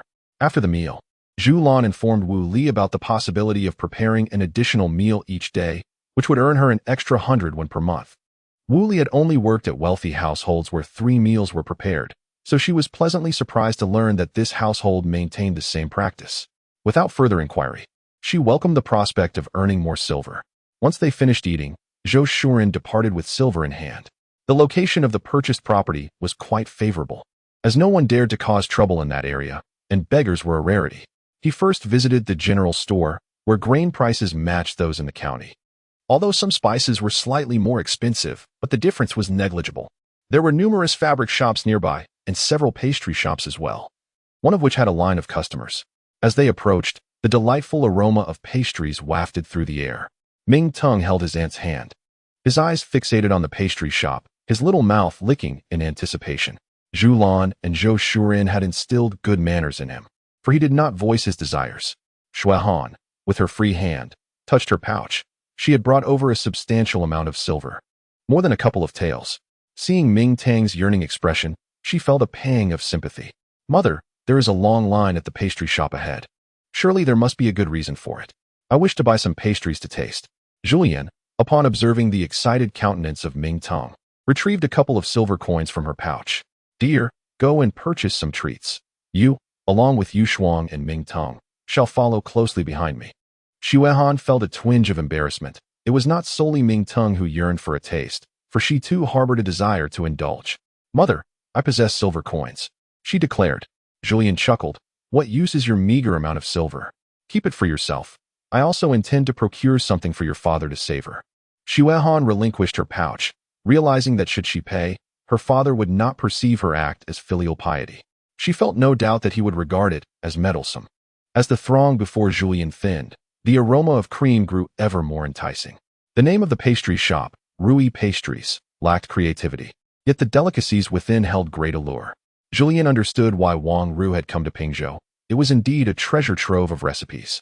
She selected 6 egg tarts, 5 cakes, and half a pound of cookies, spending a total of 201.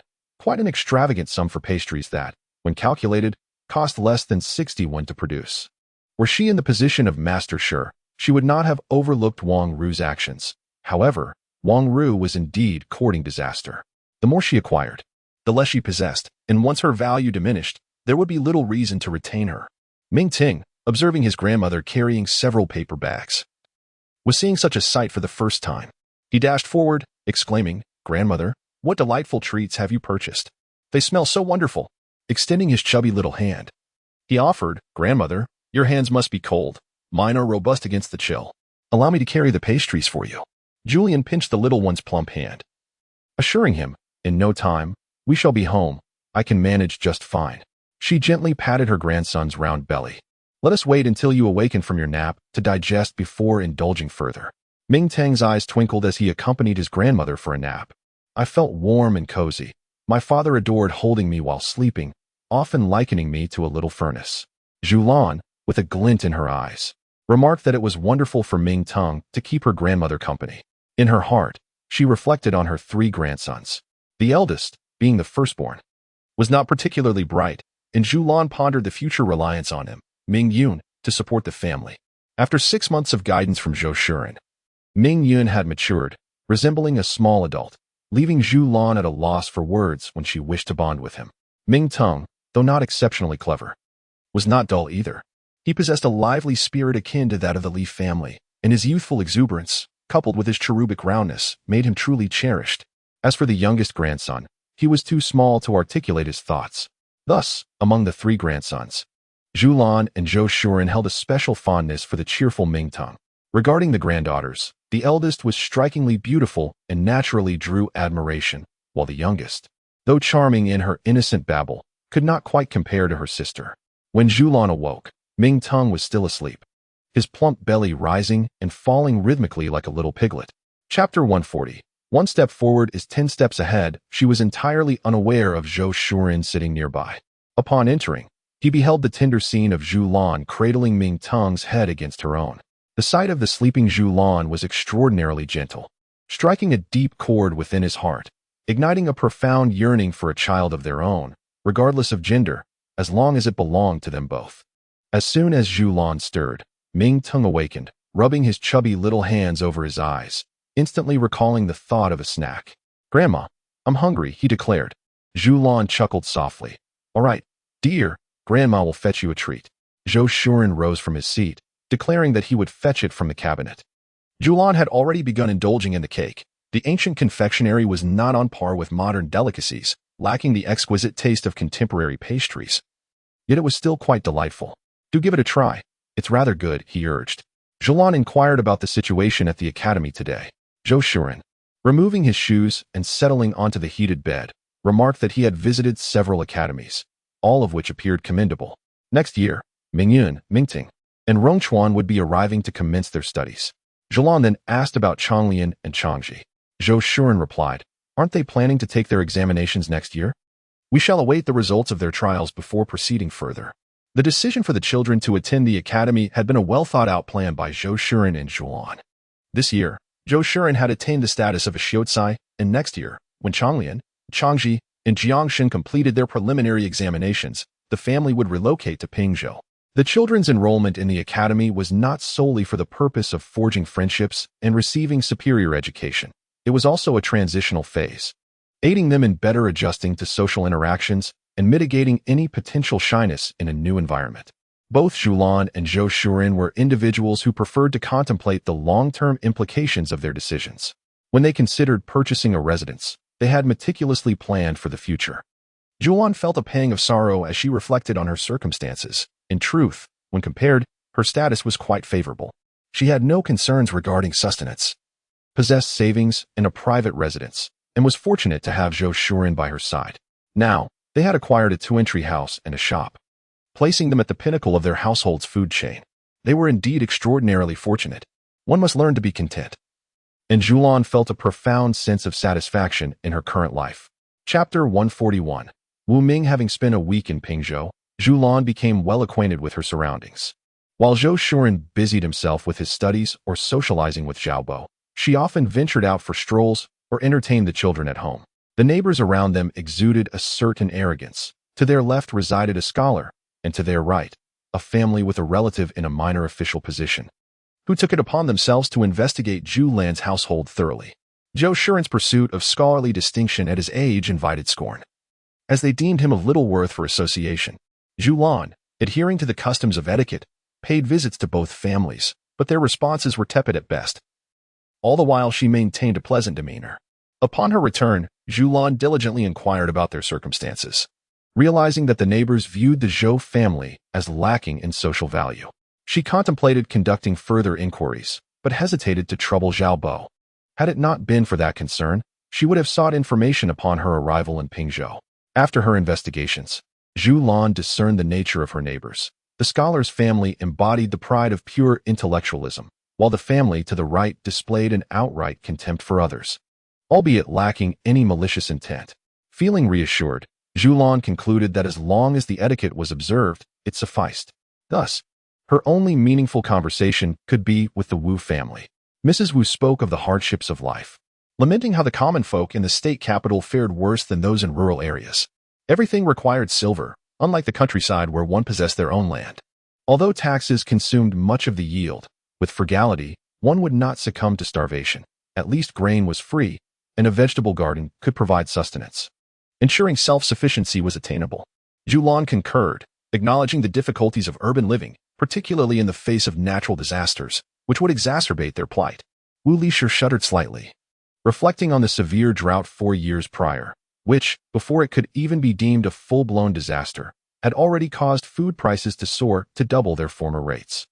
Had it not been for the spike in grain prices, my younger son and daughter-in-law would not have tragically lost their lives to an unforeseen calamity. Seeing Wu Lixi wipe away her tears, Zhulian quickly offered words of comfort, assuring her that life would improve. Her eldest grandson was on the brink of success, which would surely bring solace to the spirits of the departed. Wu Lixi dried her tears, her face brightening with a smile, acknowledging that the boy was remarkably sensible at just 15. Neither she nor her husband had anticipated that he would pass the county examination.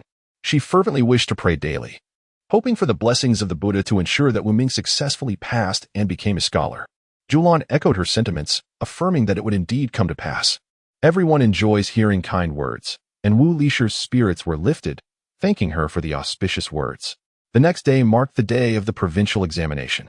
Zhulian accompanied Zhou Shuren to the door as dawn broke. Initially, she had not been overly concerned, but Wu Lisher's frequent mentions of her grandson had instilled a sense of anxiety in her heart. That evening, Zhulian refrained from asking. Zhou Shuren appeared quite fatigued, opting to retire early after dinner to rejuvenate. Although he did not disclose the outcome of the examination, Zhulian could discern from his demeanor that it had gone well. In contrast, Mingqing and Shumo displayed signs of impatience, having skipped breakfast to check the results. Zhou Shuren, having taken his time with breakfast, strolled over leisurely. Wu Lisher, preoccupied with thoughts of her grandson, noticed that Zhulian was not inquiring and asked, "Madam, are you not concerned about the results?" Zhulian could hardly claim to possess confidence in Zhou Shuren. Rather, she could only express that mere concern was futile. The results would reveal themselves in due time, and it was far better to await them with composure. Wu Lisher moved her lips, acknowledging that she had long since lost the ability to reach such a state of equanimity. Zhulian found herself quite fond of Mingqing and Dongli, who exhibited decorum and restraint, while Shumo fell considerably short in comparison. "You may rest easy. I have left some food for you in the pot. Go, dine." Mingqing felt an increasing sense of embarrassment, thanking her aunt sincerely. Zhou Shuren was deeply troubled, believing that the first place he had deemed nearly assured had slipped away, leaving him in second. Zhulian recognized Zhou Shuren's inherent confidence, and it was rare to witness him in such a state of discontent. Unable to resist, she pinched his cheek lightly. Achieving second place is no small feat. Consider this. You are a child of the modern age, educated in contemporary society. Even if you excel in memorization and comprehension, your thoughts may still diverge from those of the ancients. I truly believe you are remarkable. Zhou Shuren felt a slight alleviation in his heart upon hearing her words, though he concealed it from view. "Could you offer me a token of affection, perhaps a kiss?"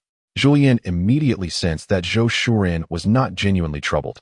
She began to suspect that his previous remarks were merely crafted for her benefit.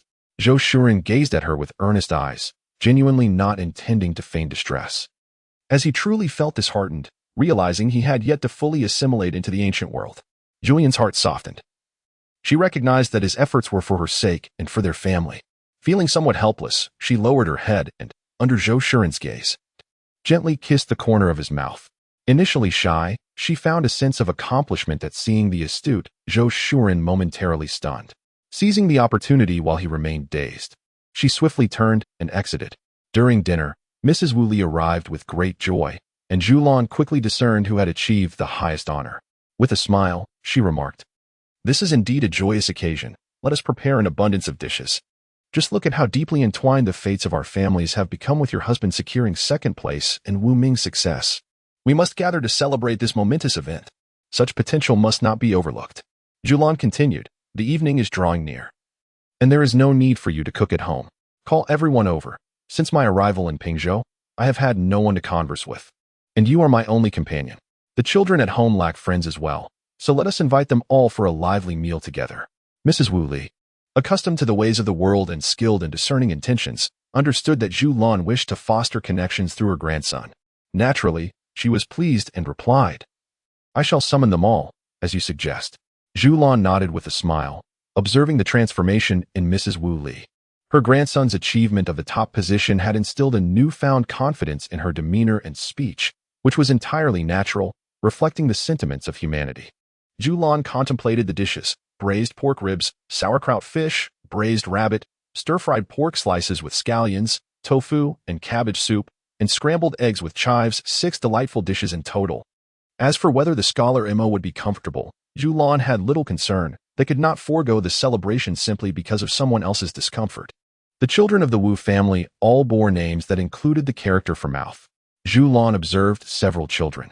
3 boys possessed ordinary and unremarkable features, while a young girl stood out, her shy smile revealing a certain charm despite her slender frame. She was a sweet girl. Wu Ning remained in the backyard while the 3 boys ventured to the front yard, the youngest of whom was already 10 years old, almost a little adult. The meeting gift for the boys was thoughtfully prepared by Zhulian, who, without waiting for the Wu family's children to arrive, conferred with Zhou Shuren. She deemed that a set of writing implements, brush, ink, paper, and inkstone would be most appropriate. These exquisite items had been procured in Pingzhou specifically for the purpose of gifting. The finest set cost 10 taels, while she purchased 2 sets at 5 taels each and 5 sets at 2 taels each, totaling 30 taels. The gifts for the Wu children consisted of the 2-tael sets, which were already quite valuable. Zhulian presented a purse to Wu Ning containing 21 in silver. As it was their first meeting, she was unsure of his preferences, so she thought the purse might serve as a playful token. Wu Ning hesitated to take it. Glancing at his grandmother, Wu Li understood that there would be meeting gifts, nodded in affirmation, and only then did Wu Ning accept it with both hands, thanking Grandma Zhou. Zhulian remarked, "Ah, my little girl is of the same age as you.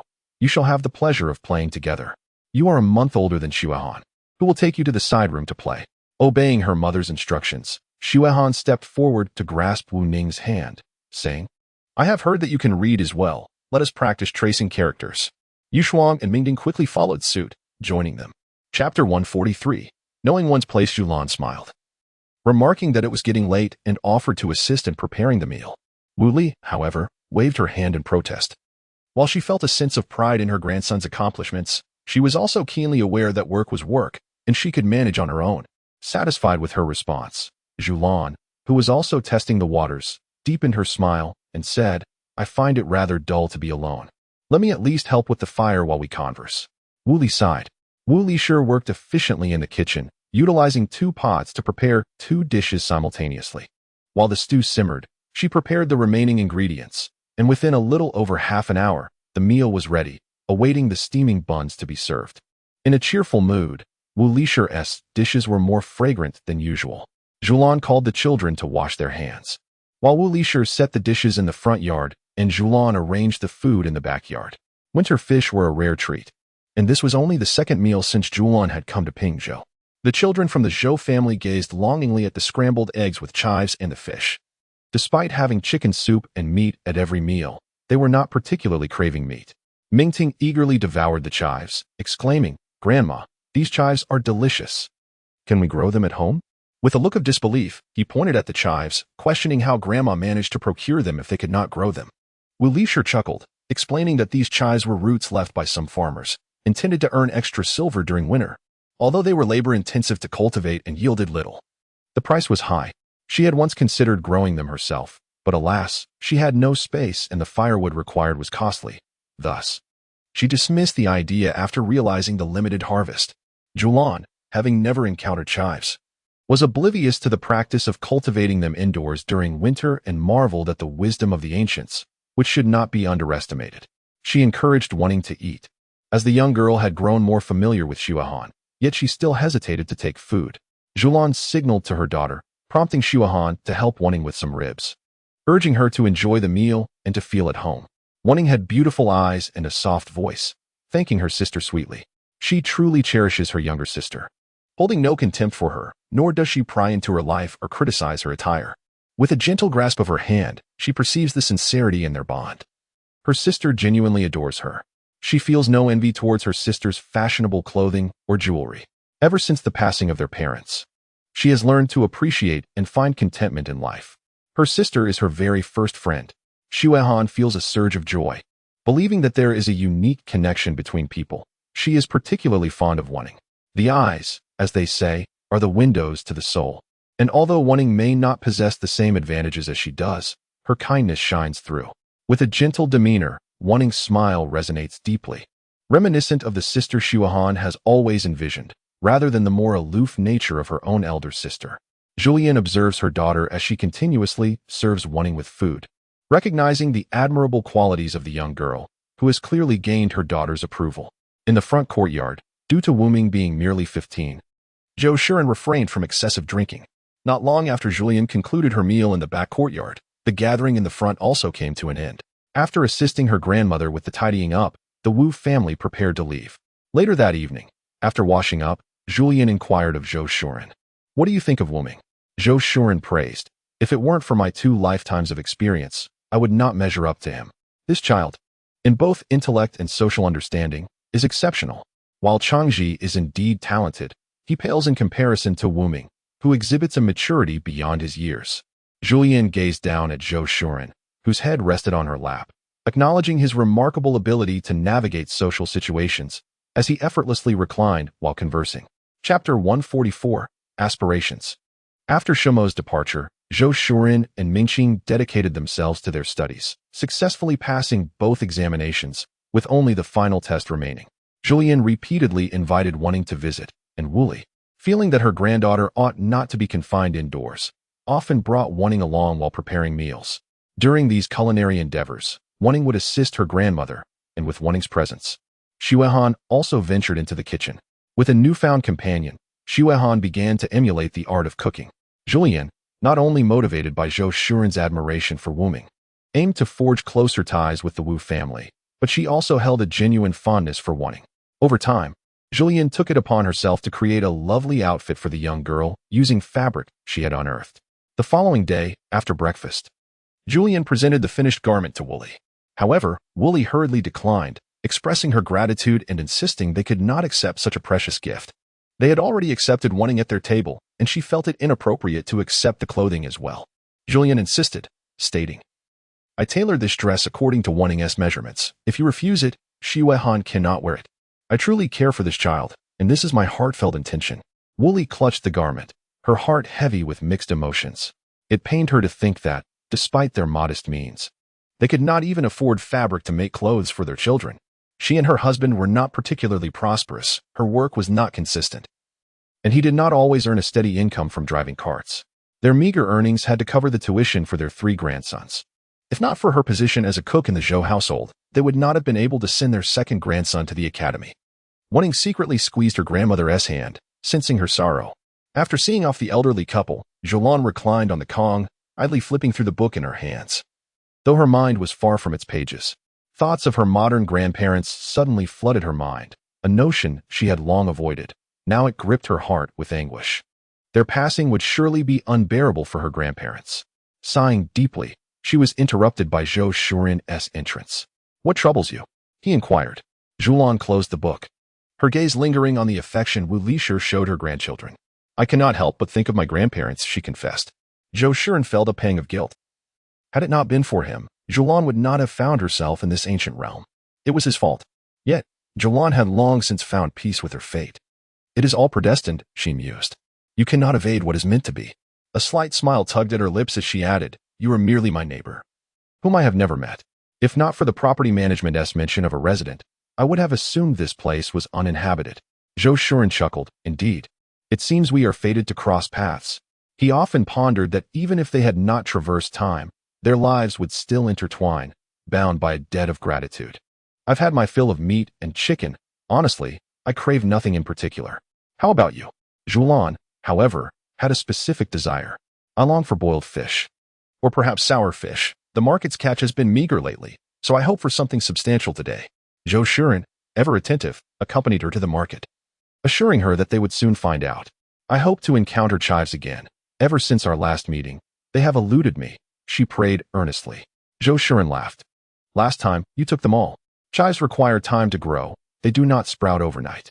Zhulian calculated the days, noting that it had nearly been half a month since she last procured leeks. Surely they must have grown by now. Lacking knowledge in these matters, she decided to tempt fate once more. The city of Pingzhou boasted 2 vegetable markets. One was conveniently located near Zhulian's home, while the other lay to the east. The residents of Xiqing had their own farms, with dedicated individuals providing for their needs, thus seldom venturing to the market. The northern district was chaotic, devoid of any organized marketplace. Farmers and hunters preferred the market near Zhulian's abode, as it sat at the southwestern boundary where affluent southerners were willing to spend lavishly on goods. Occasionally, some overseers from the western city would meander through the market, seeking rare items, which could fetch a handsome price if encountered. With purpose, Zhulian and Zhou Shuren made their purchases, and today fortune smiled upon them with a bountiful catch. Zhulian selected 3 sizable fish. "What a remarkable size they are today," she mused. The fishermen, however, did not share in her enthusiasm with the warming weather. The ice on the river had thinned, resulting in an abundance of fish. This surplus meant more sellers in the market, leading to a decrease in fish prices. Nevertheless, Zhulian rejoiced at her acquisition of 3 fish weighing a total of 10 jin, priced at 8 won per jin, amounting to 81. After settling the payment with the fisherman, she proceeded to buy a head of pickled cabbage. Although she did not encounter any sellers of leeks, She did come across those offering garlic sprouts and bok choy, albeit at exorbitant prices, 41 per gene for the garlic sprouts and 21 for a modest bundle of bok choy. Zhulian deemed such extravagance excessive, but Zhulian, feeling a sense of obligation, paid the price. He felt a pang of frustration, lamenting her hardships. Once I attain a position of authority and accumulate wealth, I shall ensure that you may indulge in whatever your heart desires. Upon recalling Zhulian's reluctance to spend money on the purchase of bok choy, a profound sense of discomfort enveloped him. Though he was not formally educated in agriculture, he firmly believed that substantial investment would yield fruitful results. He was resolute in his conviction that he could cultivate off-season vegetables. If unsuccessful, he could always consider establishing a farm in the south, transporting goods during winter. Much like the transport of bell peppers, knowing that not all would spoil during the journey. Alternatively, he mused about the possibility of securing an official position in the south.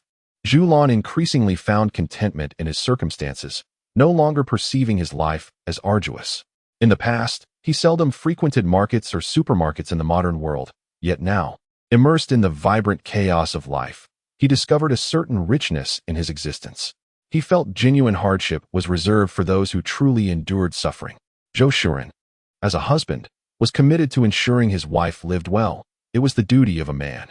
Had it not been for the fact that he was outside, Zhulian would have been tempted to pinch Zhulian's cheek.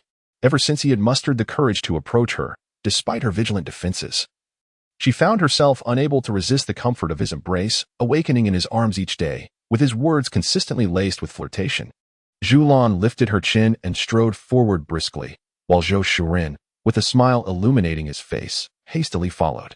Observing Mingqing's anxious demeanor, Zhulian inquired about the cause of his distress. Chapter 145. An unfathomable fear. Zhulian did not naively attribute the situation to mere coincidence. With the examination merely days away, the timing felt too fortuitous. She addressed Mingqing, stating, "I shall provide you with the silver shortly." Turning to Zhulian, she added, "Let us also go and investigate." This was a fortuitous opportunity to offer assistance. Zhulian glanced down at his attire, realizing that even with the 5 taels of silver given, he would not resort to confrontation. "Let us change into fresh clothes before we proceed," he suggested. Once again, facing Mingqing, she said, "You have also visited Zhao Bo's residence. Please check if he is at home. If he is, take him to Wu's house. You know the address." Mingqing replied, "I shall go to Zhao Bo's house right away."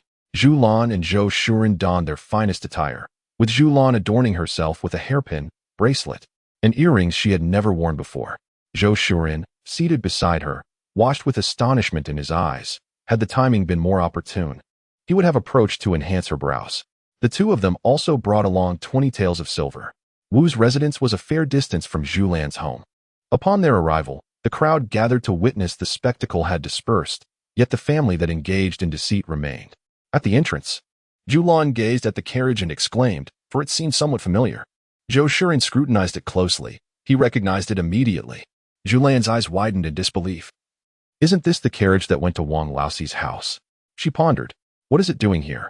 Zhulian's gaze held a glint of intrigue. It was indeed interesting, and he suggested they enter to investigate. Wu's house was a modest courtyard rented for 151 per month. Originally, Wu's family resided in the East City, but having sold their 2 rooms for a meager sum, they relocated here for a better environment and to secure more opportunities for labor. The courtyard was small, comprising 3 rooms and a tiny kitchen, with all the guests gathered in the main room. Zhulian did not take the time to count. Yet she immediately spotted Wang Ru, who stood in the center, looking every bit the affluent young lady, distinctly standing out among the crowd. Upon seeing Zhulian and Zhulian, Mrs. Wu hurried out to greet them, her voice somewhat hoarse. "What brings you here?" Mrs. Wu, visibly agitated, expressed her frustration. "It is clear they are bullying us. They have raised the price again, demanding 10 taels of silver." Zhulian and Zhulian exchanged a glance. Realizing that this was far from a mere case of extortion, they decided to investigate further. Wu Lixia found herself at her wit's end. Her family's foundation lay in the East City, which was impoverished. Despite having relatives, they were of little assistance, compelling her to shamelessly approach the Zhou family for a loan. Although the money was acquired, it did not resolve her predicament. Clinging to Mrs. Zhou's hand like a lifeline, she was anxious not to jeopardize her grandson's examination. As he represented the family's hope, Zhulian assisted Wu Lixia into the hall, where all eyes turned towards the couple, particularly those of Wang Ru, whose gaze was particularly piercing. Wang Ru's pupils constricted as she pondered how Zhou Yang was in Pingzhou, dressed as if she were a wealthy matron, exuding an air of sophistication surpassing that of any official's wife she had encountered. During her confinement at home for over 2 months, she had been cut off from news. What had transpired within the Zhou family? Zhulian disregarded Wang Ru's scrutiny and helped Wu Lixi settle comfortably. Zhou Shuren engaged in conversation with Wu Ming, gleaning the situation through brief exchanges. Although Wu Ming did not articulate everything explicitly, Zhou Shuren grasped the essence of the matter. It seemed there were those who wished for Wu Ming to fail his examinations, or even to abandon the pursuit of scholarly success altogether. Wu Ming wore a sullen expression. The machinations had reached his grandfather, coercing their family. Had they not been acquainted with the Zhou family, they would have been left vulnerable to bullying and oppression. Zhou Shuren and Zhulian were impeccably attired, with Zhulian particularly resembling an official's wife, which instilled a sense of trepidation in the scheming family.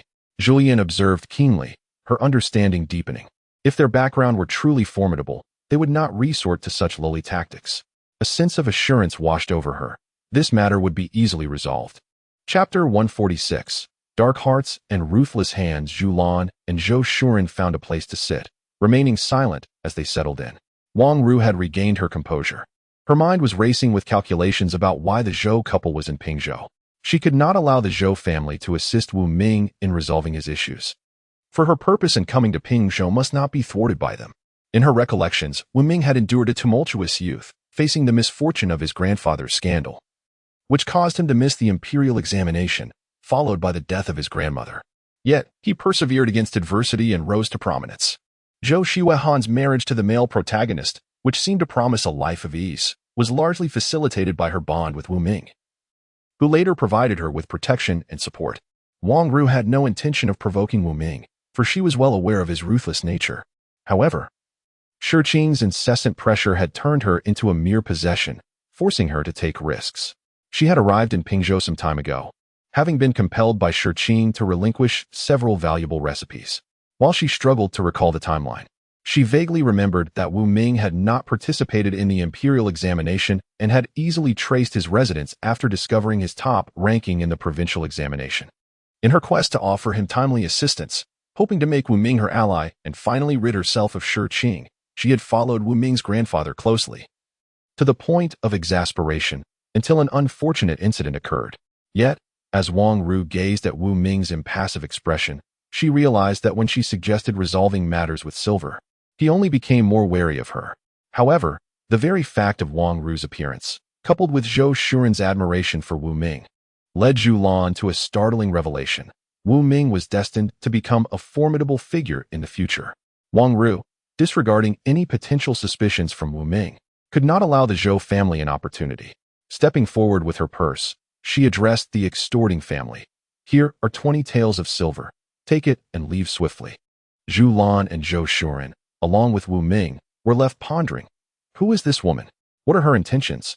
Is she perhaps not entirely sane, offering double the demanded amount? The extorting family, seeing the silver, were fools to refuse it, yet they showed no inclination to depart. Zhulian observed, her eyes fixed on the glaring Wang Ru, silently enjoying the spectacle. Wang Ru, her tone sharp, insisted, if you have taken the silver, why do you not leave? Are you waiting for the authorities? Zhulian, suppressing a laugh, thought, does she really believe that ancient times had a modern police response? The expressions of those in the hall were peculiar, yet Wang Ru remained oblivious, convinced she had instilled fear. Unbeknownst to her, the others regarded her as somewhat unhinged. The extorting family now focused their attention on Zhulian and Zhou Shuren, who were of greater significance to them. Wu Ming took a deep breath and addressed Wang Ru. Miss, we have never met. Your sudden involvement in our family matters is perplexing. I am unsure of your intentions. But the Wu family is merely a modest household with little of value. I kindly ask you to depart. As for the 20 taels, it was not from my purse, and I have no stake in this. My only desire is to see this bewildered young lady leave promptly. I fear that, at my age, someone might have set their sights on me, wishing to foist this foolish girl upon me. Wang Ru felt a pang of anxiety, fearing that Wu Ming would see through her thoughts. This individual was astute, and nothing irked him more than being manipulated. Yet, she was unwilling to depart. I wish to assist you, she uttered. Wu Ming replied, Please, miss, take your leave. Do not intimidate him, she cautioned. Truly, he is drenched in cold sweat. He would rather live with the guilt of disappointing his parents than be entangled with someone of questionable sanity. Zhulian pressed her handkerchief to the corner of her mouth. Struggling to suppress her laughter, she was nearly doubled over with mirth at the sight of Wu Ming's fright. Heaven forbid he develops a fear of women from this encounter. Zhou Shuren, leaning slightly, offered support to Zhulian while his gaze lingered on her delicate fingers, his mind adrift, wishing he could hold them. Zhulian, aware that Wang Ru was pointing at her and Zhou Shuren, understood Wang Ru's intentions. No one would emerge unscathed. Wu Ming furrowed his brow, recognizing his need for Uncle Zhou. Though Uncle Zhou hails from an unremarkable lineage, his ability to forge friendships was commendable. As he fixed his disdainful gaze on the girl with her twisted expression, his dislike intensified. This is my affair, and it concerns you outsiders not, he asserted. Zhou Shuren raised an eyebrow. Wu Ming was adept at concealing his emotions. His tone was frigid, indicating his burgeoning ire. Chapter 147.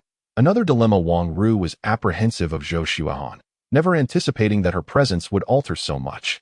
The Zhou family would forge an alliance with the Wu family sooner than expected. She would not permit Zhou Xuahan to stand above her. I know them. Do not be deceived by their appearances. Though they dress well, they come from humble beginnings and are of no assistance. Wang Ru mused that if the Zhou family were to falter, Wu Ming would undoubtedly harbor resentment towards them, rendering any future considerations of the Zhou family futile. Regrettably, the expressions of Zhulian and Zhou Shuren remained unchanged, and the Wu family exhibited no surprise. Instead, Wu Ming became convinced that this woman harbored ulterior motives. He had even inquired discreetly about the Zhou family, suspecting that they might be in collusion, all of which seemed to be a scheme to entrap him. If he were to accept her assistance, he feared it could lead to his irrevocable downfall. He silently committed her visage to memory, clenching his fists. Those who dared to belittle and scheme against him today would surely face retribution when he grew stronger.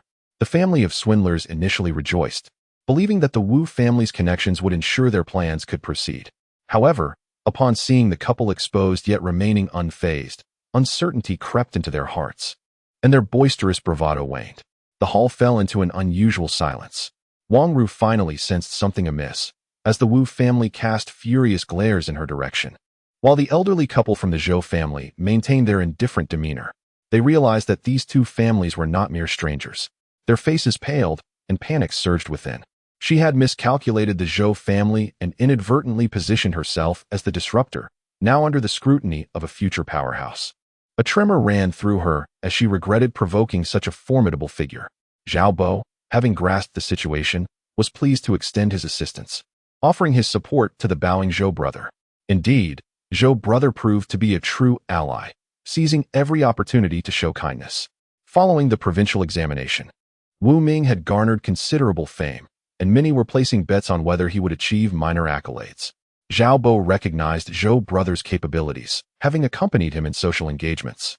Zhou brother had forged connections with numerous influential individuals. Even though today's circumstances were challenging, he was confident that Zhou brother could find assistance when needed. Zhou Shuren was genuinely perplexed by Zhao Bo's overly analytical demeanor. He had not contemplated deeply, merely considering that the Zhao family and Pingzhou held considerable influence, and he shared a close relationship with Zhao Bo. He hoped that in the future, Wu Ming could establish a connection with Zhao Bo, as the three of them together could wield significant power, primarily because Zhou Shuren had faith in Wu Ming. It was unfortunate that Zhou Shuren's impressive capabilities and his enigmatic aura had led Zhao Bo to overthink the situation, as Zhou Shuren observed Zhao Bo's subtle gestures. He perceived gratitude in Zhao Bo's eyes and suddenly realized it was an unsolicited favor. Zhao Bo cleared his throat, his expression cold as he addressed the extortionists. I am indifferent to whatever schemes you may be plotting behind the scenes. Just leave at once. The extortionists had long wished to retreat. The mere mention of the Zhao surname sent shivers down their spines. In Pingzhou, it was wise not to provoke members of the Zhao family, particularly those bearing the Zhao family jade pendant. Those who possessed such a pendant typically held at least the status of a scholar, while the extortionists were mere commoners. They had no inkling that the Wu family from the East City had ties to the Zhao clan. Had they known, they would never have heeded their nephew's advice to target Wu Ming. The leader of the extortionists hunched over, cautiously placed the silver coins he had collected on the table. We were blind and foolish. We deserve to be punished. We shall not dare repeat this in the future. We will leave now, Zhou Shuren coolly remarked. Did you not just claim your leg was broken? It would be rather inappropriate for you to walk out of here in such good condition. The hall fell silent. Zhulian turned to Zhulian, recognizing his ulterior motives. Others remained oblivious, perceiving Zhulian as a ruthless individual, especially Wang Ru, whose pupils contracted in realization Zhulian was intent on breaking their legs. The Zhou family truly had a heart of darkness. The family member who wronged him trembled slightly. If his leg were truly broken, he would be crippled. He fell to his knees, pleading with Wu Ming, his nephew, confessing that it was his folly to heed Zhang Heng's advice. I cannot afford to lose a leg. My entire family relies on me. Justice must be served. So please spare me. Wu Ming gritted his teeth in rage, having anticipated this moment. Gazing at his own intact legs, he pondered the monetary value of the man's limbs. Zhulian exchanged a knowing glance with Zhulian, signaling that no further words were necessary. Zhulian had no intention of speaking. He understood that Wu Ming would grasp his intent. However, he was struck by the speed of Wu Ming's reaction and felt that things had become precarious. Chapter 148. Not anticipating, Zhulian remained a silent observer, watching Wu Ming, though young, deftly wield threats and intimidation to prevent anyone from leaving. He sent someone to East City to deliver a message to Zhang Heng, proposing a monetary resolution.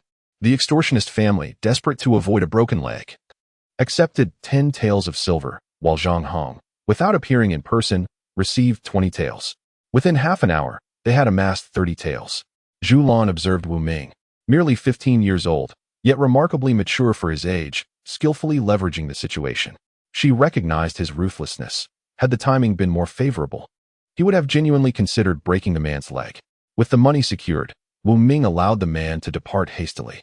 Frowning, he realized that in his scheming, he had overlooked the girl with the troubled mind who had yet to leave. Aren't you going? He inquired. Wang Ru, too, wished to depart, but noticed that the carriage outside had vanished. Uncertain of the coachman's whereabouts and too apprehensive to wander aimlessly, she wondered if he truly thought she intended to stay. She was also taken aback. A formidable figure is indeed formidable, effortlessly exchanging a few words for 30 taels. The young lady awaited the carriage driver, inwardly cursing. Was this the driver that Shirqing had provided for her? How could he abandon her like this? A sense of unease crept in. Was Shirqing attempting to teach her a lesson, or had she fallen prey to other schemes? She had not forgotten that Shirqing's stepmother was no benevolent character. Wu Ming, feeling somewhat embarrassed, realized that having borrowed some influence today, it would be inappropriate not to arrange a meal. He urged Uncle Zhou and Uncle Zhao to stay, offering to treat them to a modest dinner as a token of gratitude.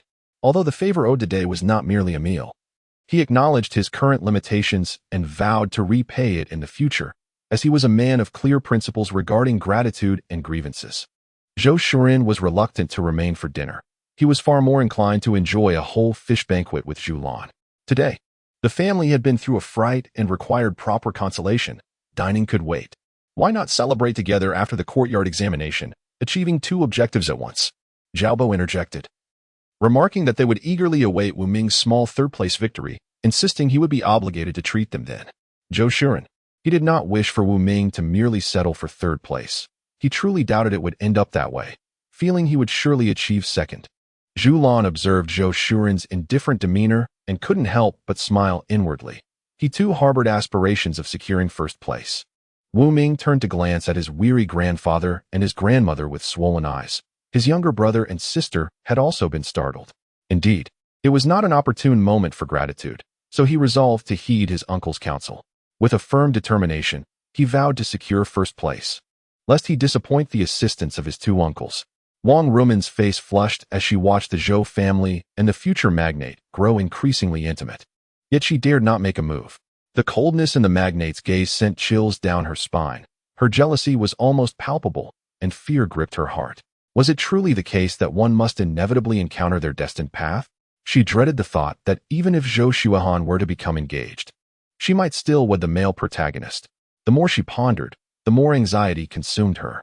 Modern sensibilities prevailed in her mind, for as long as one was not wed, they were free. Meanwhile, Zhulian's thoughts were occupied with the realization that she could not prepare lunch for the Li family that afternoon. What was to be done?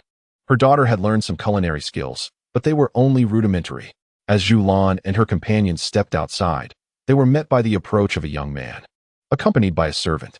He stood impressively tall by ancient standards, around 5'8", appearing to be 16 or 17 years of age, with a demeanor as gentle as jade. His attire, predominantly in subtle hues, was adorned with a jade pendant, creating a striking visual impact. Zhulian, who had a penchant for fantasy dramas in the modern era, particularly adored the ethereal appearance of characters like Shangren, was astonished to encounter a real-life embodiment of such a figure after so many months. Zhou Shuren, however, was less than pleased, his expression darkening.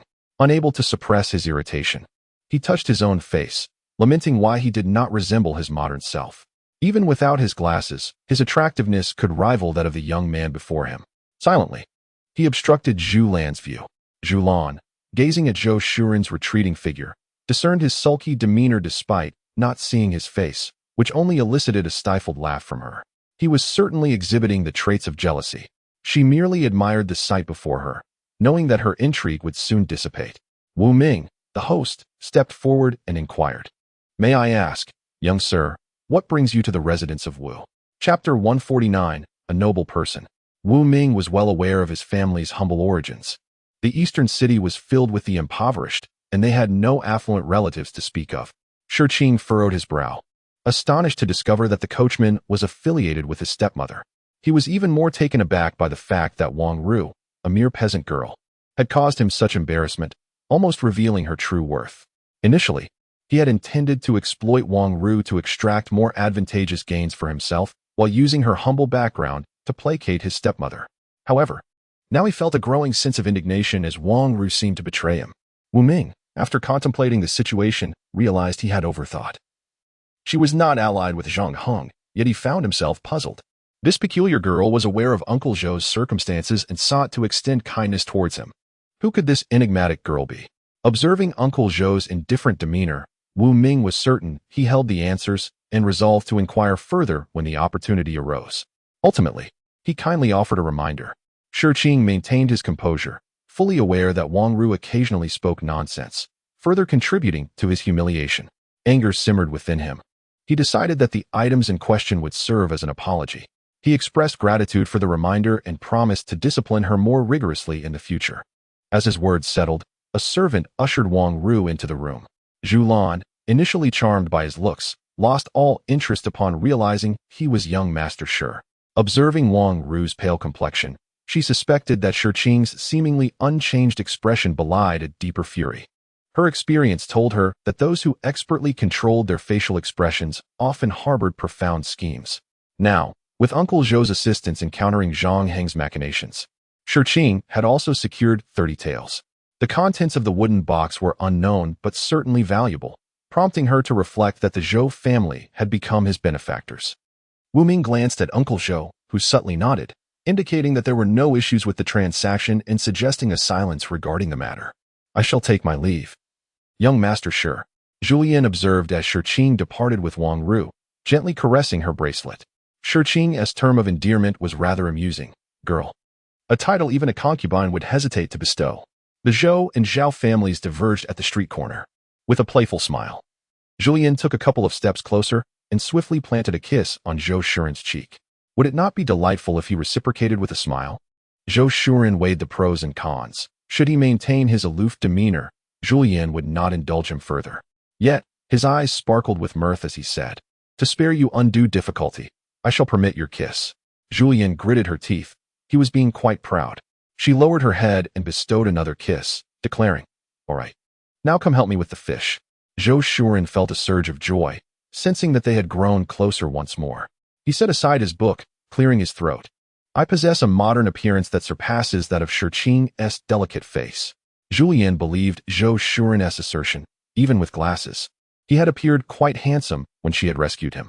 However, glancing at him now, she lamented, "Alas, you are still Zhou Shuren from ancient times, belonging to my grandfather's generation." Zhou Shuren lamented the trials of the ancient era. At noon, Mrs. Wu Li arrived to prepare lunch, her face beaming with joy. Zhulian soon learned that Shirqing had gifted them 20 taels of silver. With a daily income of 50 taels, any shock Mrs. Wu Li had experienced dissipated. With this newfound wealth, she need not worry about the expenses for Wu Ming's examination next year, and could even pay for her 2 grandsons' studies. Brimming with energy, Mrs. Wu Li, already superstitious, became even more convinced that the Zhou family was of noble status and could not afford to neglect her cooking duties. Zhulian and Wooly conversed and realized that their family's arrival in Pingzhou had indeed transformed the Wu family significantly. Without employing Wooly to cook, one of their grandsons would have had to drop out of school. Given today's events, they could certainly be regarded as benefactors. As time passed, the day of the Imperial examination arrived. The few participants attended the examination smoothly. Zhulian was particularly concerned, knowing that Zhou Shuren had been diligently preparing to secure first place. Their family was not lacking in the annual silver stipend for scholars, yet Zhou Shuren yearned to prove himself. The examination concluded swiftly, and on the day results were announced. Zhulian noticed that Zhou Shuren appeared remarkably composed. "I thought you would be anxious," she remarked. Zhou Shuren replied, "Having completed the exam, there's no point in worrying. It won't change the outcome. It's better to remain calm. By the way, have you prepared the congratulatory gifts?" Though he spoke casually, in his heart, he hoped fervently that the results would not be disappointing. Otherwise, achieving first place in the future would be even more challenging. Chapter 150. The news. Zhulian responded, "I prepared them long ago." Zhou Shuren awaited Mingqing's arrival so they could check the results together. After approximately an hour, someone from Zhulian's household arrived with good news, exclaiming, "Congratulations! Zhou Shuren has secured first place in the examination." Zhulian felt immense joy for Zhou Shuren, grateful that his efforts to understand the preferences of the examiners had borne fruit. She handed out a pouch to the messenger, sharing in the celebration and offering tea.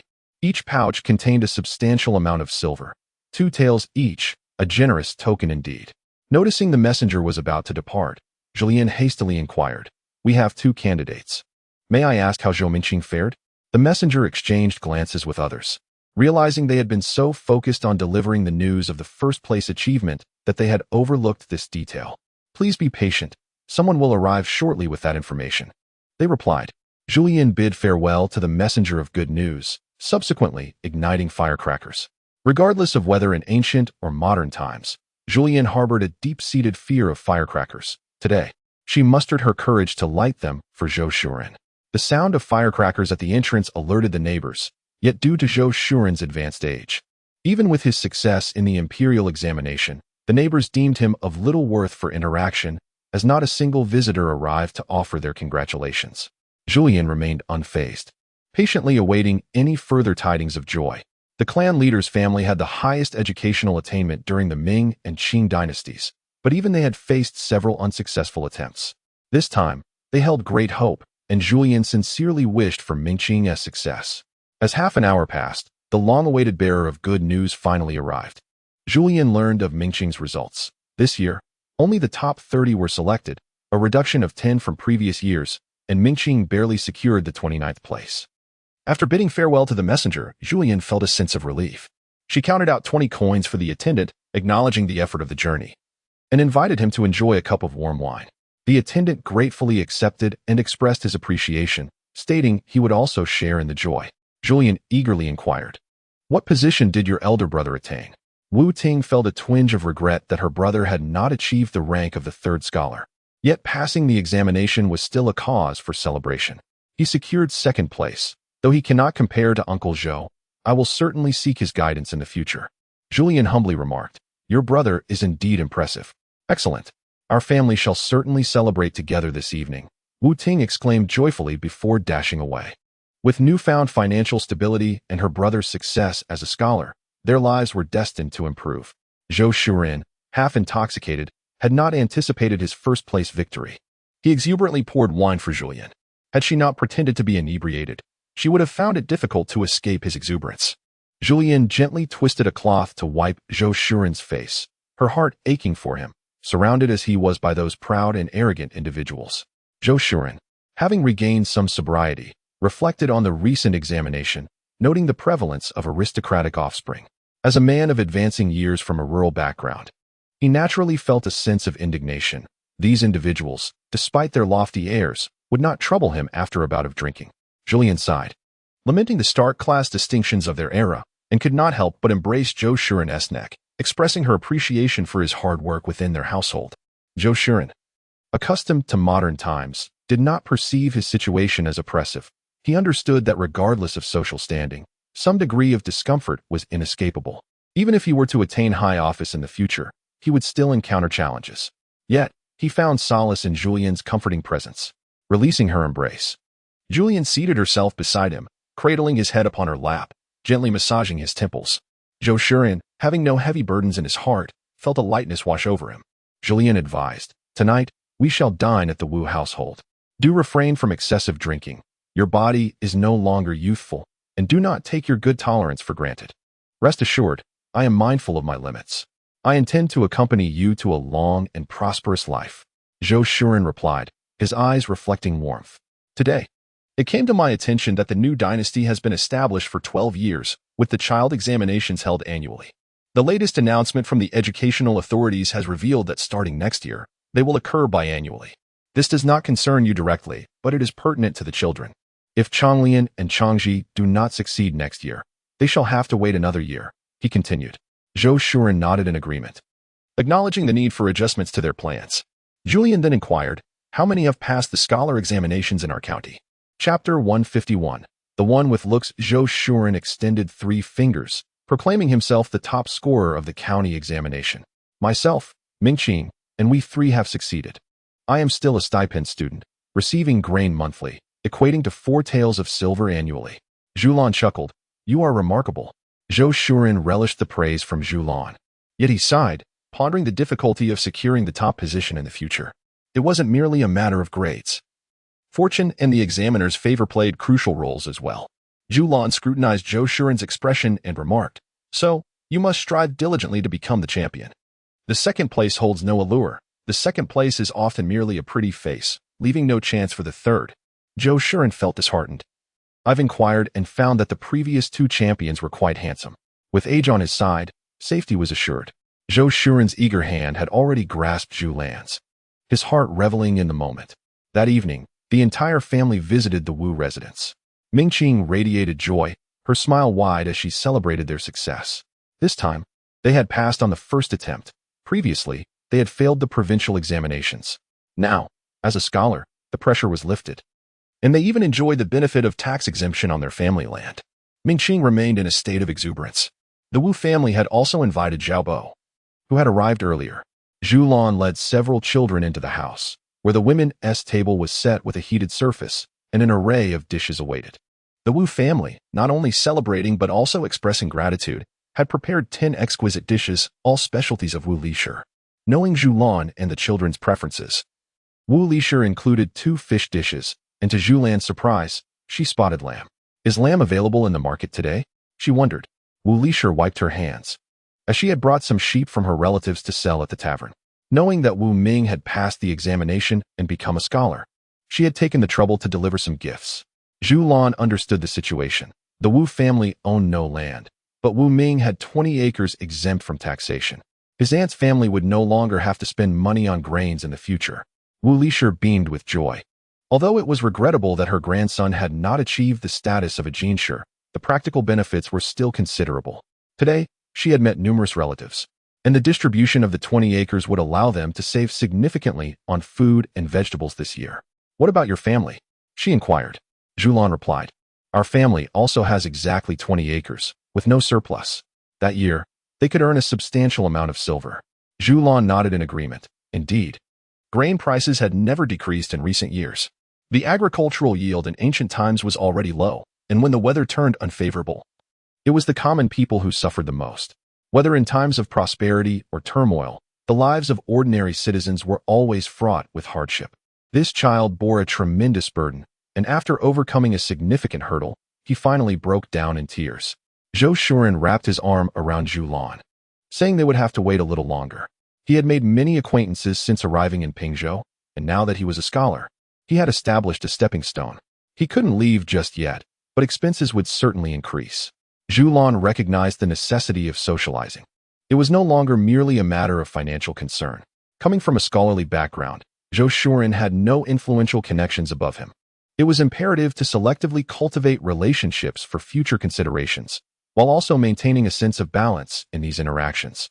Fortunately, as a mere scholar, he was not yet at the level of seeking patronage. "Do I need to accompany you to social events?" she asked. Zhulian could not bear to have Zhulian endure discomfort alongside him. "Not for now. You can wait until next year when we are in Pingzhou. At least wait until he has thoroughly sorted things out. No one would want to provoke Zhulian. Zhulian acknowledged with a sound. Noticing that Zhou Shuren's gaze was wandering. Internally, she scoffed, truly believing that she had not observed Zhou Shuren's increasingly audacious behavior today, even neglecting to arrange his own bedding. Some individuals, it seems, require only a touch of color to feel emboldened. Chapter 152. A tangential gift. Shui Han was embroidering a handkerchief. Mother. The family must be aware that father has passed the scholar's examination, right? Zhulian set aside the thread she had been sorting and replied affirmatively. Ming Tong was quite straightforward. Their parents at home were enjoying themselves without much to think about, and the elder brother was even less concerned. With his constant focus on studying, life was far too carefree in the absence of the elder brother. Ming Tong glanced at his grandmother and added, moreover, father and mother likely do not think of me at all. Zhulian. This statement held truth. Li's own tempestuous nature was ill-equipped to handle her son's antics. And while the eldest endured Li's whims, Ming Ting's presence exceeded the limits of her tolerance. These two truly did not consider Ming Ting. This unfortunate child was indeed a pitiable soul. No, Ming Tong hastily covered his head with his chubby hands and hurriedly donned his shoes, dashing away. Zhulian was left bewildered, wondering what had come over him. Zhu Shuren gestured towards the gift box. This was not purchased by me. It was sent by Shiqing. Not only did he send me a gift, but Ming Qing also received one. Zhulian descended to the ground, slipping on her shoes. How did you come across him? Zhou Shuren gestured for Zhulian to observe the gift box and continued. Our itinerary has always been under their control. It would be exceedingly easy for them to locate us. I merely accompanied the gift, primarily intended for Wu Ming, and both Ming Qing and I happened to be present, thus receiving a gift without any effort. Zhulian couldn't help but chuckle. Shiqing had gifted her jewelry. Given her age, it was merely a gesture from a junior to a senior, devoid of any ulterior motives. Yet, Zhou Shuren remained displeased. Shiqing's additional gift seemed to have arrived at a most inopportune moment. His regard for Wu Ming could not merely stem from something Wang Ru had said. She had lost all faith in Wang Ru. The reality devoid of textual veils revealed her true foolishness. It was entirely possible for her to bring about her own demise. Zhou Shuren elucidated. Having spent considerable time in Pingzhou, I have been keenly inquiring about the Shi family. While the term royal merchant implies a position of great esteem, it primarily denotes the purse of the powerful. The Shi family possesses formidable backing, reportedly siphoning off a substantial portion of their earnings each year. This particular young master of the Shi family, discontent with being perpetually manipulated, audaciously pursued reform. Rather than attributing his mother's desire for vengeance against Shiqing, it would be more accurate to say that someone has utilized the hand of Shiqing's mother to eliminate him. After facing death, Shiqing has become cautious and now seeks to navigate his own connections away from the Shi family's influence. Wu Ming, in all respects, has likely been thoroughly investigated by Shiqing. It is precisely because he holds Wu Ming in high regard that he chose to present such a significant gift in advance. Zhulian followed Zhou Shuren's line of thought, remarking, in his manipulation of Wang Ru, he indeed seems to regard her as a trump card, someone to be cast aside when necessary, does he not? Zhou Shuren sipped his tea and remarked with interest, it is indeed intriguing. The narrative of the novel is rather one-dimensional. This young master Shi, even without the life-saving grace from Wang Ru in advance, holds her in his heart as inferior to his own ambitions. When the moment arises to leverage a situation, he will undoubtedly show no mercy. Such is the nature of reality. To hope that Shiqing, captivated by romantic notions, could eliminate his legitimate brother and become the sole heir of the Shi family is utterly implausible. Zhulian could no longer bear to read the novel, as her experiences were rooted in the realm of tangible individuals. Yet, no matter how formidable Wu Ming might be, attaining a high position could take years. Could Shiqing afford to wait? Zhou Shuren noted that Shiqing was not particularly old, after all. It was unfortunate that he hailed from a merchant background. Otherwise, his aspirations in the Imperial examination could have secured him a notable place. Zhulian inquired, has Wu Ming accepted him? Zhou Shuren replied with a smile, indeed, he has accepted him. Why wouldn't he? Wu Ming is adapting well. Once he becomes a successful candidate, he will be inundated with offers of protection and gifts. Presently, he is not obliged to promise anything. It's nothing of great concern. Zhulian closed the gift box, understanding why it is said that impoverished scholars are surpassed by wealthy candidates. In Chapter 153, titled Envy, Zhou Shuren calculated a few figures for Zhulian. In our dynasty, successful candidates are exempt from various taxes, with 100 acres of tax-free land, although our current dynasty does not offer the same benefits as the previous one, such as subsidies for transportation and fuel. The wealthy merchants and gentry will not hesitate to curry favor and present gifts, including land. In terms of silver, this constitutes a considerable fortune. Zhulian recalled that Zhou Shuren's family had once produced a successful candidate, pondering, "Is this how our family accumulated its wealth?" Zhou Shuren nodded, acknowledging the unfortunate truth that his ancestor, despite having achieved the status of a scholar at an advanced age, lacked influential allies to secure an official position. The meager savings accumulated over time had largely been converted into books. Although they currently possessed merely 20 acres of land, it was evident that their forebears had squandered some of their wealth. The family's past prestige as scholars had drawn the attention of their clan members, who would not be surprised if they withdrew some silver.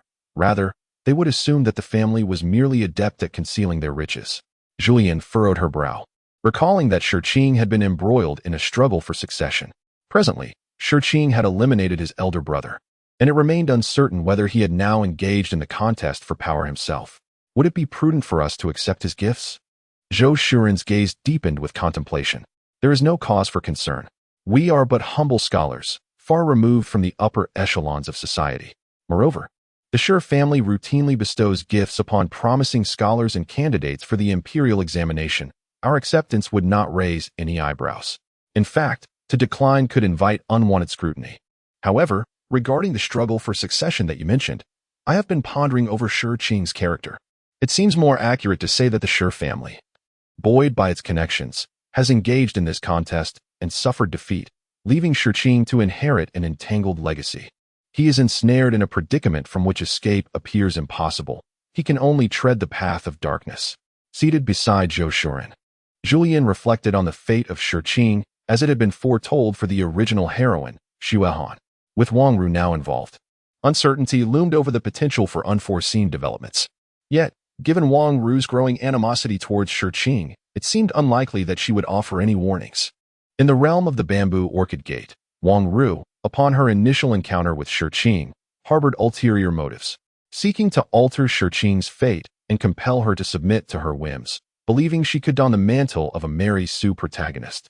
Alas, reality dealt a harsh blow, and now Wang Ru finds herself reliant on Shurqing, given the chance.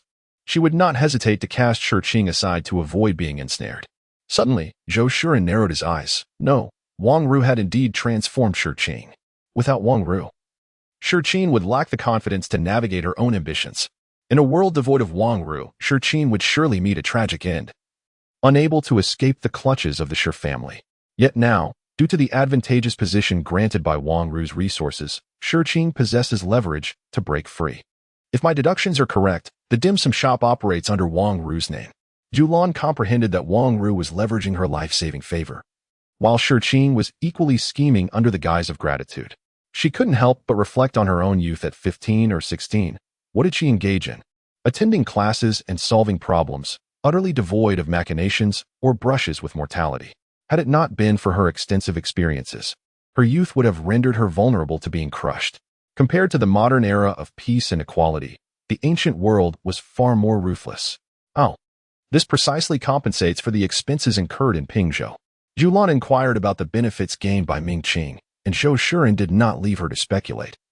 The mention of 10 taels of silver revealed that in Shurqing's eyes, Mingqing held lesser value than Zhou Shuren. Zhulian was acutely aware of Zhou Shuren's feigned pity, but chose not to expose it, due to his advanced age. Zhou Shuren faced the Imperial examination challenge at a higher difficulty level, relying solely on his own resources. Chapter 154, The Spare Key. Subsequently, Zhou Shuren began to devise a plan. Aware of his own limitations due to his age, he recognized that his sons were of a suitable age to strategize further. Ancient scholars could often circumvent many obstacles, and Zhou Shuren understood that his success in the Imperial examination was not replicable. It was a product of modern perspectives. His sons, however, could not rely on such advantages and would benefit more from the guidance of esteemed mentors in traditional studies. All he could impart to them was the art of strategy. Zhulian entrusted the courtyard to Wu Lishur, which should have ideally gone to Zhao Bo. Unfortunately, Zhao Bo had accompanied the clan members to the capital to prepare for the upcoming Imperial examination. Now that Wu Lixi had completed her tasks for the Zhulian household, she no longer needed to assist with labor and found herself enjoying a more leisurely life, convinced that the Zhou family were indeed noble benefactors, which made her happy to help watch over them. In ancient times, people were often superstitious. The number of individuals visiting temples to pray was never lacking. Zhou Shuren, like many others, had made offerings at temples, though he found the scenery rather mundane. Wu Lixi, well acquainted with the temple, suggested they visit to seek a fortune. "Let us ask about the future of my eldest grandson," she proposed. The master diviner, upon casting the oracle, proclaimed that assistance would come from noble patrons. And despite past challenges, a promising future lay ahead. However, he refrained from elaborating further. It was well known in temples that the entourage of officials often frequented, and they had learned to speak in half-truths, knowing that divulging too much could invite misfortune. Wu Lixi, murmuring a prayer of gratitude, felt reassured by the diviner's words, strengthening her belief that the Zhou family was their benefactor. "Thank you, master," she expressed warmly. Zhulian, astonished by the apparent prowess of the diviner, felt even more hesitant to approach. Only after Wu Lixi confirmed that Zhulian would not seek a fortune did they depart together. Zhulian reminded herself to refrain from indulging her curiosity about the master and to avoid seeking signs, which modernity deems superstitious. Yet, she acknowledged that in ancient times, there were indeed skilled individuals who could read faces. Having witnessed such a phenomenon today, she admonished herself to remain grounded, for humility is the true path to wisdom, even harboring a sentiment of respectful distance from the temple. As May approached, the snow had melted, rendering the roads rather treacherous and muddy. Despite the lengthening daylight, Zhulian arrived home after sunset. She had not informed her family of her return, and upon entering, she found them already enjoying dinner. Once she changed her clothes, Li immediately came over, exclaiming, "Mother, you must be weary from your journey. What would you like to eat? I shall prepare it right away." Indeed. Having eaten little at noon, Zhulian felt hungry and decided to make some noodles with fried sauce using white flour. She did not take the keys, stating, "The keys will belong to you in due time, mother. I trust you. Please fetch the flour." Before leaving home, she had deliberately made a spare key for Li, intending it solely for her use. Zhulian wished to relinquish the management of meals, for the daily grind of 3 meals a day was truly exhausting. She had laid the groundwork, and how could she allow Li to shirk her responsibilities? Chapter 155. All are schemingly, with tears of frustration in her eyes, stared at the key in her hand. Realization dawned upon her. Her mother-in-law had anticipated everything. "Mother, I cannot accept this. In our village, no mother-in-law permits her daughter-in-law to control the household provisions. You cannot allow me to be ridiculed." Zhulian observed Li's desperate desire for survival and noted her growing cunning. Alas, it was still insufficient. With Zheng as a model, Zhulian merely aspired to emulate her. "You shall not be ridiculed. Rather, the village's young wives will envy you. Furthermore, you need not fret about the daily decisions. I shall take the lead, thus not entirely relinquishing control." "Li Shi, how did Aunt Zheng become the pariah of the village? Does she not have any awareness of the situation? It was you who initially placed her on the list of enmity." Unable to suppress her trembling, she reflects on how she has wronged Aunt Zheng, yet continues to exploit her without a hint of shame. For now, it seems she will merely hold on to the keys. Zhulian observes the listlessly sure as she goes out to prepare the meal, feeling no pangs of conscience.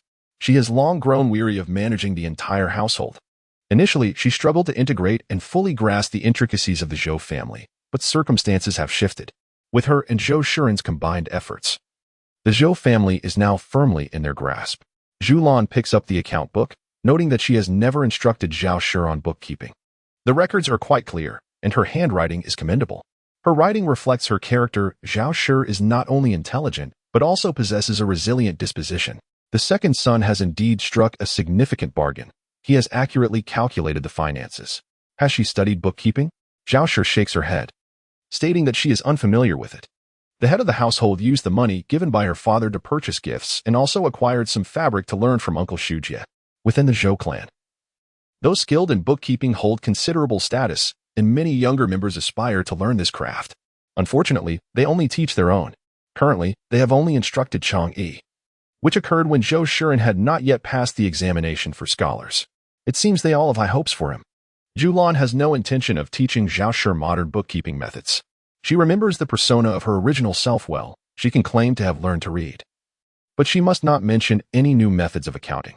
If memory serves, shortly, I will provide you with the money for notifying the constables and the funds for the banquet. From now on, you will manage the household expenses. Send the second son to make purchases and simply present the accounts to me at the end of each month. Zhao held a mental preparation, taking over the responsibilities with ease, vowing to keep meticulous accounts and not betray her mother-in-law's trust.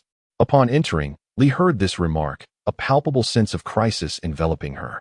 The second daughter-in-law's cunning was evident, suggesting her reluctance. Though indeed unwilling, she feared the repercussions from her mother-in-law. Mother, I will manage the household provisions well. Ensuring you need not worry, she assured. Zhulian was quite pleased, though Zhao was the one most content, as she displayed adaptability. The modest funds left behind did not include money for celebratory gifts or feast expenses, which was a subtle test for Zhao. She performed admirably, reallocating her own funds and clearly documenting the supplementation in the accounts. After approximately a quarter of an hour, not only were the noodles served, but Li also prepared 2 plates of scrambled eggs, slicing the remaining sausages from the pantry to present at the table, eagerly seeking her mother-in-law's approval. She could not afford to be overshadowed by the second daughter-in-law. Seeing her mother nod in approval brought her more joy than indulging in meat herself. And she lifted her chin to scrutinize Zhao, who remained the most cherished daughter-in-law in her mother's heart. Zhao had hoped her sister-in-law would finally apply her wit. But alas, the sister-in-law remained unchanged. Chapter 156, A Lesson in Discipline. Zhou Shuren changed his clothes, finding little to discuss. Most matters in Pingzhou were already known to them, and nothing significant had transpired at home in over 2 months. Their conversation concluded with a single remark. As for the children's studies at the academy, he would later assess them at home when time permitted. Zhulian, intrigued, inquired about the funds left behind for the test, curious about how her sons had spent that money. Once Zhou had finished dressing and completed his ablutions, he promised to share the details gradually. Zhulian, suppressing her curiosity, observed as Zhou Shuren lay down on his side after washing up. Despite my meticulous guidance, the eldest remained oblivious to the art of adaptability. No matter how much silver I bestowed upon him, he had yet to spend a single coin, and on the day of the joyous announcement, he appeared utterly bewildered. It was the second son who reacted swiftly, appropriating the congratulatory gifts meant for the family from his own funds. Alas, the eldest seems incapable of grasping what has not been imparted to him. In the future, I shall devote greater attention to Mingyun. Zhulian understood that Zhou Shuren had little time to invest in the eldest.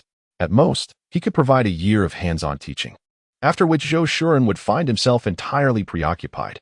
1 year would yield only a modicum of learning for the eldest, leaving the entire family reliant upon Mingyun's support. I must also impart some lessons to Li Shi. A decayed tree is difficult to carve, yet our efforts to teach will at least serve to impress others. Zhou Shuren nodded, expressing particular satisfaction with the second son, whose naive demeanor served as a fade for astuteness. If the second son were the eldest, our burdens would be significantly lighter. Yet, as it stands, the firstborn shirks the responsibilities of his position, and I cannot afford to overly praise the second, lest the delicate equilibrium of our household be disrupted, jeopardizing familial harmony. Zhulian remarked that the silver she had set aside for the second son had not been squandered. He had even discerned the family's financial standing from the account ledgers I had entrusted to Zhao. Zhou Shuren acknowledged this with a grunt. As for the third son, I had not anticipated his affinity for wealth. He had not spent a single coin of his own and had even caused significant loss to Changji. Zhulian found herself at a loss regarding her eldest son, who seemed utterly devoid of any understanding of money.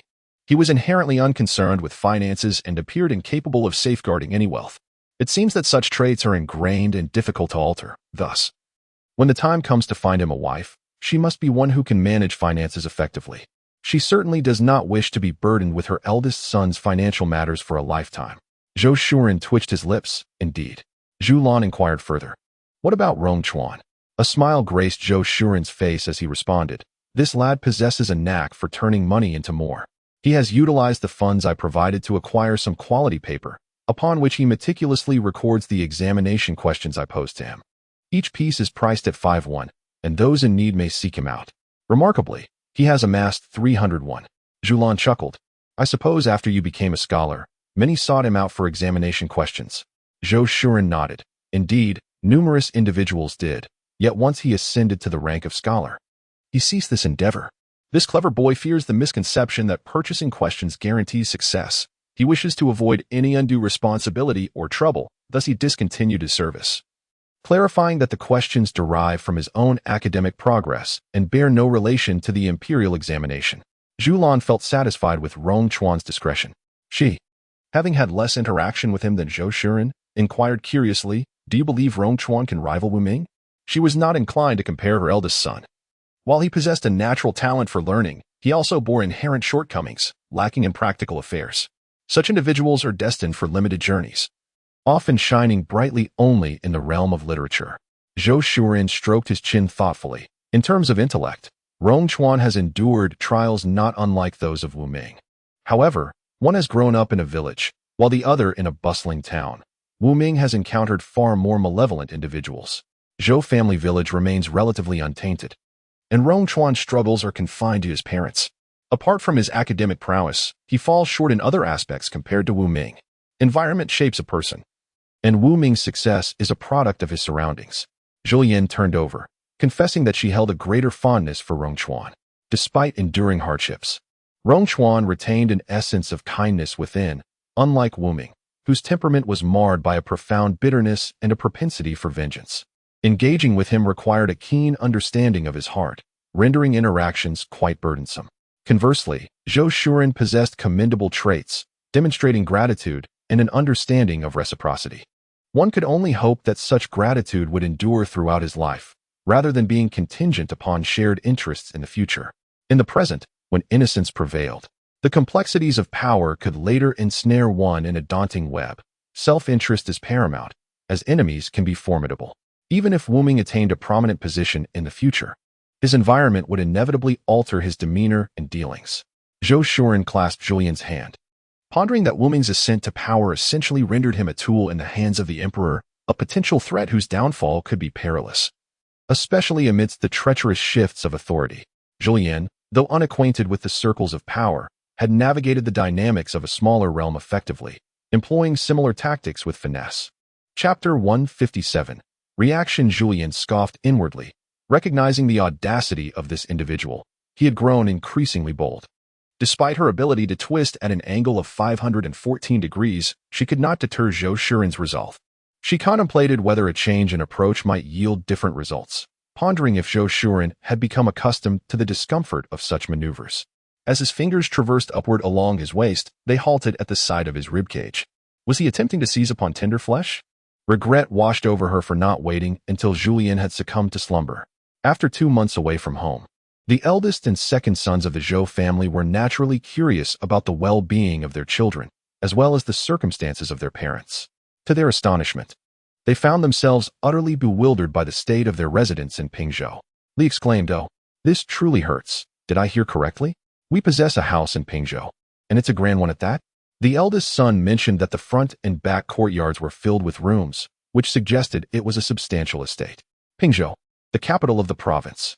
Zhou felt a strange sensation, as if he had thought he understood his father well enough, only to be met with a surprising revelation that left him feeling perpetually in the dark about his father's true nature.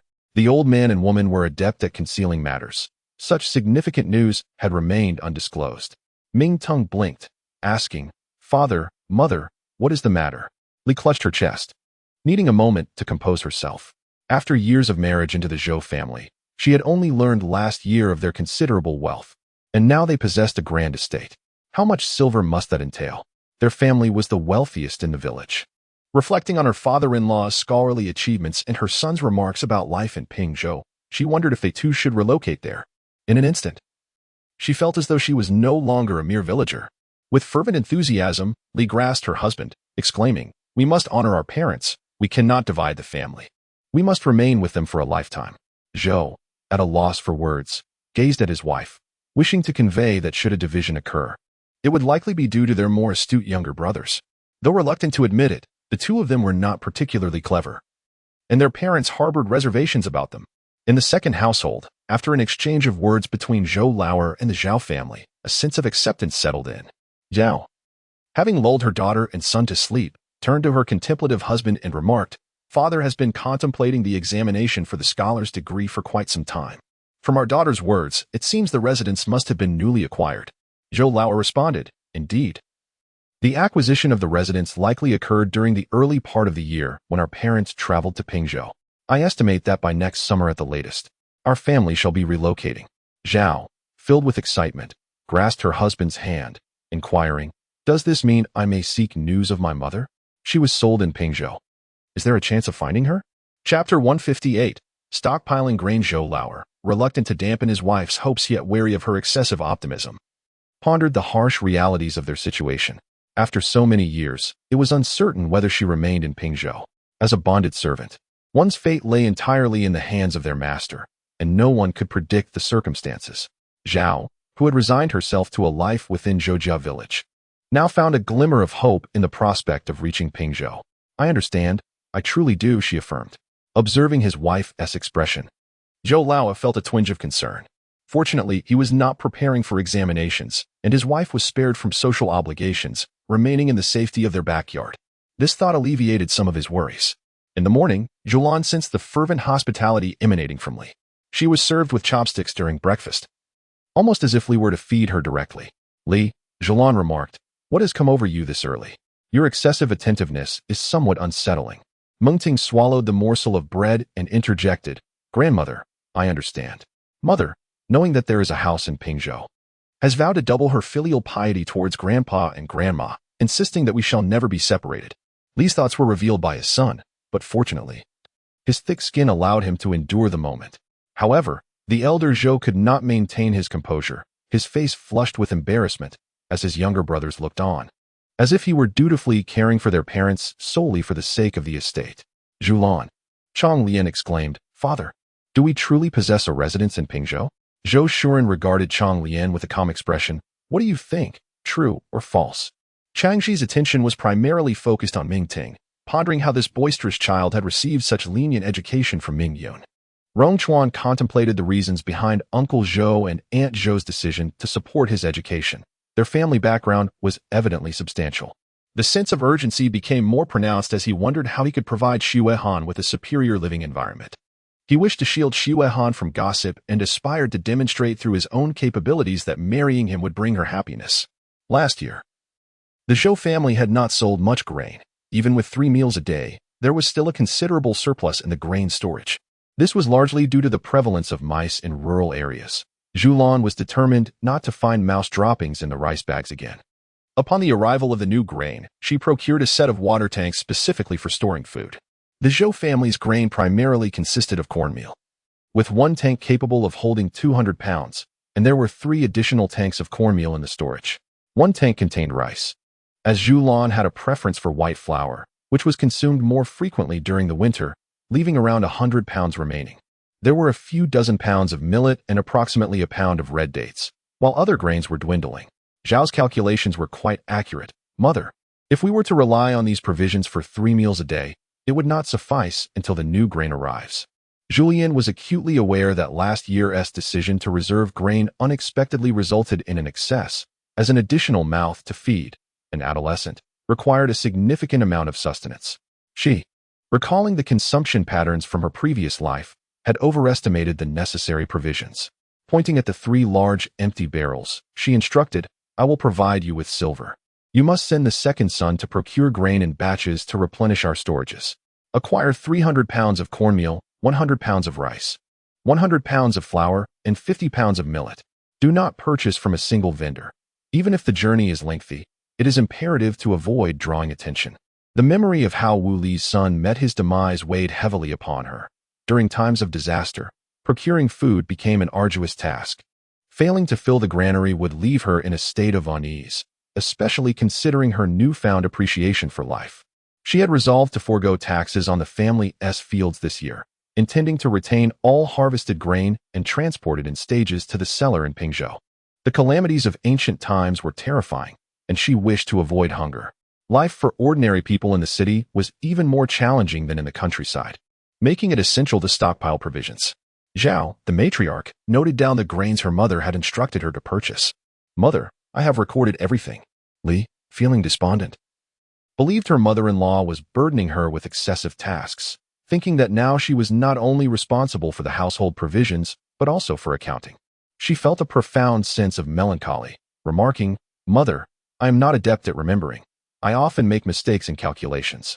Zhulian responded softly. Last year, you took pride in your arithmetic skills. Isn't it too late to claim you cannot remember now? If only time could reverse, Li mused. She would have refrained from boasting. Yesterday's pride had only served to dig her own grave today. Chapter 159. The gift. Zhao felt a profound sense of despair. Although her sister-in-law was astute, mastering the art of bookkeeping proved to be an entirely different matter. She hesitated to voice her objections, muttering, "Mother, I shall endeavor to teach my sister-in-law." Her words were incomplete. If she ultimately failed to impart her knowledge, it would reflect poorly on her sister-in-law. Li harbored suspicions regarding Zhao's intentions, believing that she was consistently undermining her. "Mother, I shall meticulously record every transaction. I will not allow my younger siblings to surpass me." Zhulian observed Li in silence, suddenly realizing that Li's imaginative conjectures about Zhao's alleged schemes had a certain merit. By envisioning Zhao's antagonism, Li displayed an extraordinary drive to excel, making her educational efforts towards Li considerably easier. It was no wonder that those in positions of power favored maintaining a delicate balance. Fostering competition proved far more effective than oppression in encouraging ambition. While Li struggled with bookkeeping, her memory for food and supplies was remarkably sharp. 2 bolts of summer cloth, 8 portions of pastries, 6 jars of medicinal wine, 10 pounds of marinated meat, 5 pairs of embroidered women's shoes, 5 pairs of men's shoes, and 2 capes were on her mental ledger. Li noted that their household received no gifts this time, which reminded her that whenever mother departed, she would always bring back presents for each branch of the family. This absence raised her concerns about whether mother was dissatisfied with her. However, she quickly reconsidered. If mother were disappointed in her, she would likely be pleased with her younger siblings. Surely, they ought to receive something as well. Zhulian had indeed not forgotten. But having recently gifted pins to both Li and Zhao, she refrained from presenting additional gifts too frequently, aware that excessive indulgence could lead to complacency. Calling out to her eldest brother, she gathered 3 portions of pastries, 5 pounds of beef, and 6 jars of medicinal wine to place upon the ox cart destined for their grandfather's home. "Tell your grandfather that the wine is specifically for treating his leg. He should take a cup after dinner each evening, but not too much." Elder Zhou cautiously tucked the jars into the grass mat, replying, "Mother, I shall remember." The mother-in-law still held her in regard. Upon realizing that her sister-in-law had no maternal family, her posture became even more upright. Zhao, however, chose to disregard her sister-in-law's ostentation. If she were to contest every matter with her, she would have long been driven to exasperation. It was foolish of her to engage with her sister-in-law. Zhulian, cradling the fabric, left the remaining tasks for Zhao, as she had over a month to craft 2 garments, which also required intricate embroidery, leaving her pressed for time. At noon, Mingqing visited to invite Zhulian for a meal at home.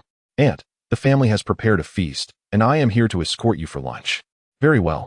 The clan leader learned from Mingqing about Zhou Shuren's care for him, hence the invitation to dine was extended, both as a token of gratitude and a desire to fortify the familial bond. Zhulian neatly arranged the cut fabric, changed into appropriate attire, and adorned herself with a hairpin before proceeding to the clan leader's residence. Now that Zhou Shuren had achieved the status of a scholar, she had overheard Li's murmurs and understood that the village was abuzz with astonishment over Zhou Shuren's accomplishment. As Zhulian traversed the village path, she sensed the palpable envy and jealousy directed towards her, with compliments that were laced with a bitter undertone. They adorned their smiles while addressing her. Zhulian found it amusing. Let them not assume her heart to be vast, for repeated pricks of sarcasm could become tiresome. Observing the Wang family, she noted how Wang Zhang had not been remiss in extracting silver from Wang Laosi, and they had even acquired cattle for their household. Zhulian contemplated Wang Ru's shop, surmising that Wang Ru was likely unaware of her own holdings. Upon arriving at the clan leader's house, Zhulian was warmly welcomed into the courtyard. Zhou Wang, clasping Zhulian's hand, remarked, "I have heard from Mingqing. Your care for both him and Shuren is commendable. On behalf of my family, I extend our heartfelt gratitude. This kindness will not be forgotten." The eldest daughter-in-law of the Zhou family, Mingqing, has been incessantly chattering, her lips never sealing. "Should my aunt require assistance in the future, she need only speak, and I shall undoubtedly oblige without hesitation." Zhulian, however, modestly declined the offer. "Very well, I shall hold your words close. And when the time comes, no deceit shall be tolerated." Zhou Wangshi's smile deepened, affirming their genuine kinship, stating that they are bound by blood, inseparable in spirit. and thus would never resort to trickery. Zhou Wangshe had heard from her husband that Zhou Shuren not only provided for Mingqing's sustenance, but also escorted her into social circles, helping her forge numerous connections. After years of nurturing her talents, there is a possibility that Mingqing could indeed achieve the status of a scholar, thus elevating their family lineage and transforming the fate of their descendants.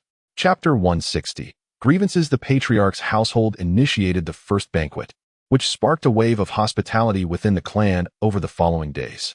Although Zhou Shuren held a higher seniority, there were few elders alive who surpassed him in age, for he was born later. The peers of his generation were at least a decade his senior, thus all those older than him felt obliged to extend invitations. After a round of visits, even Zhulian, with her commendable memory, found her mind overwhelmed. In ancient times, family planning was non-existent. A household typically had at least 4 or 5 children, with some families boasting 7 or 8, often living together across several generations without partitioning their homes. The number of grandchildren was even greater, especially considering the high mortality rates of that era. Had all survived, the numbers would have been even more staggering. Each family had a considerable number of children, and while Zhulian's visits for meals were a mere formality, the sheer volume of children had begun to blur her recollections. Coupled with the resemblance among some of the children due to shared bloodlines, Zhulian found the task of remembering each child's identity increasingly burdensome. Xuanmei entered the main house with her daughter, only to find her father lying down, initially believing him to be engrossed in his studies. She felt a wave of concern wash over her. "Mother, is father unwell?" Zhulian glanced at Zhou Shuren with envy. She too longed for a moment of rest. However, after 2 weeks of continuous social obligations, she could not simply dine at her leisure. Typically, she accompanied Zhou Shuren to meals, causing her to fall behind on her embroidery, which she was now striving to complete. "Your father is merely asleep," Xuanmei sighed in relief, grateful that he was not ill. "Mother, Jin Sheng and I have moved in. We were hoping to invite father, mother, and brother and sister-in-law for a meal. Would tomorrow be suitable?" Zhulian set aside her needlework. "Have you both settled in comfortably?" Xuanmei and her husband received Zhulian's cue, and the couple promptly moved over the next day, having rented a house that they had previously admired. The dwelling, which had remained vacant due to the owner's reluctance to lease it to outsiders, was easily rented by Xuanmei, whose surname was also Zhou, thanks to Zhou Shuren's connections. The rent was a modest 50 yuan per month. Situated on the front street of Zhulian's residence, the house consisted of 5 rooms, albeit slightly aged. The rent was deemed high for the clan. Yet the expansive courtyard of 3 mu justified the cost. Xuanmei and her husband were unconcerned about the rental fee. Their primary goal was to relocate, and they swiftly secured the lease, even paying a year's rent in advance. Zhulian and Zhou Shuren were preoccupied with their own tasks and could offer no assistance, relying instead on their eldest and second children for help. Zhulian inquired, "Has anyone from the Jiang family come by?" She had long wished to ask but had refrained, knowing her daughter and Zhou Shuren were busy and that she had not found the opportunity to do so. Xuanmei curled her lips in disdain. Her in-laws wished to come and live with them, but her husband did not consent. Consequently, her parents-in-law held a grudge against them, offering no assistance and failing to visit. Her brother and sister-in-law, under the watchful eyes of their parents-in-law, also refrained from lending a hand, although they did assist during the move. Ever since her in-laws learned that her husband was daily engaged in helping at the county office, they ceased their indifference. Their son and daughter had become their prized treasures. Unfortunately, the wounds they inflicted were deep, and it was impossible to pretend as if nothing had transpired. Their filial duties would not diminish. Yet the prospect of living together was out of the question. Zhulian was unaware of these developments, remarking that her in-laws must be regretting their actions immensely. Xuanmei relished the exhilaration of vindication, lamenting, however, that there were no remedies for regret, and it was too late for that now. Zhulian, unsympathetic towards the Jiang couple, suggested, "Let us postpone dinner until tomorrow. I shall have your elder sister-in-law and second sister-in-law come over to assist. By the way, have you prepared the meat and vegetables?" Xuanmei felt a twinge of embarrassment, replying, "Mother, my sisters-in-law have been of great help to me these past few days. I can manage the cooking myself tomorrow.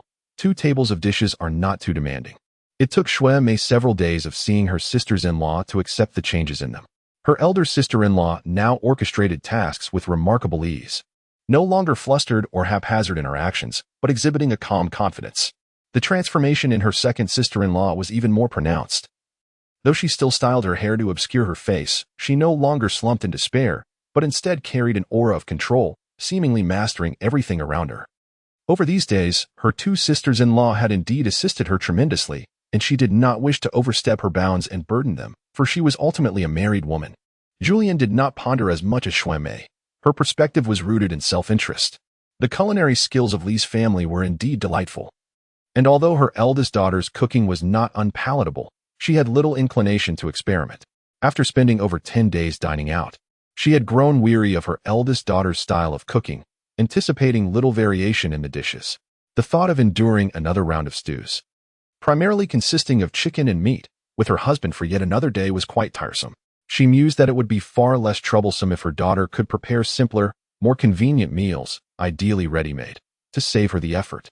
Xuanmei twitched her lips slightly. She was not oblivious to her mother's insinuations. She was acutely aware of her own culinary abilities.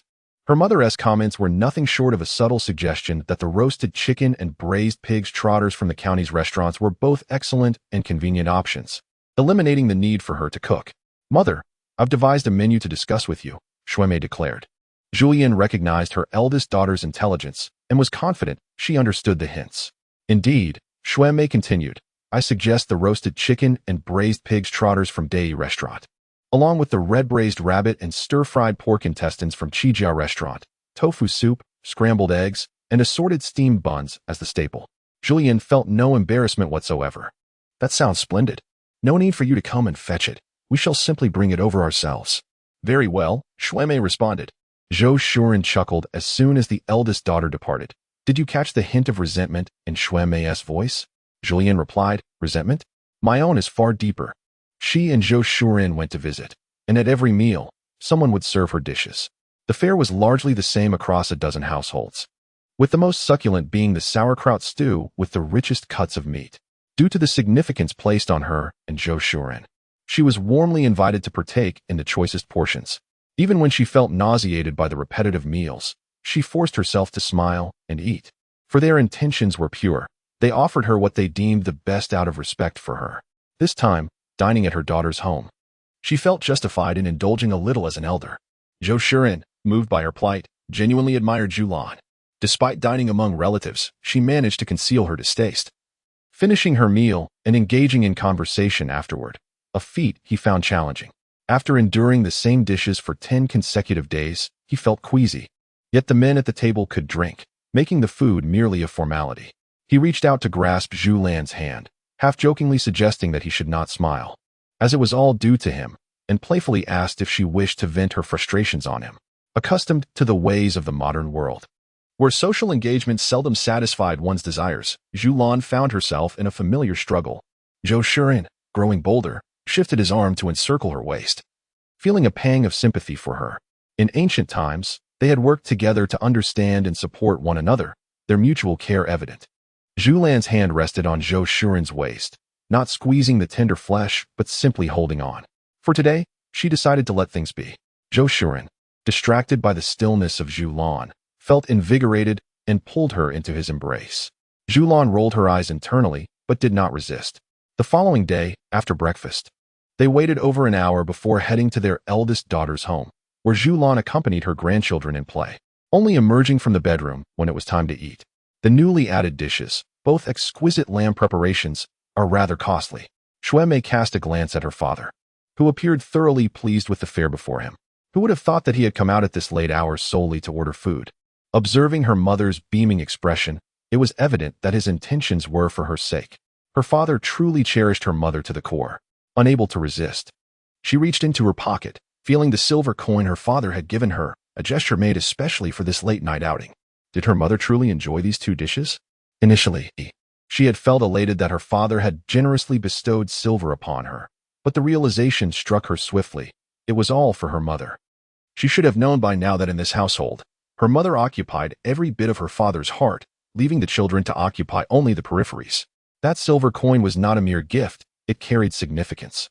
She noticed her father turn towards her upon hearing a sound, and she understood that he hoped she would speak well of him. It would be disingenuous for Zhulian not to feel touched. Opportunities to indulge in lamb were rare for her, and it was heartening that Zhou Shuren recognized her fondness for it.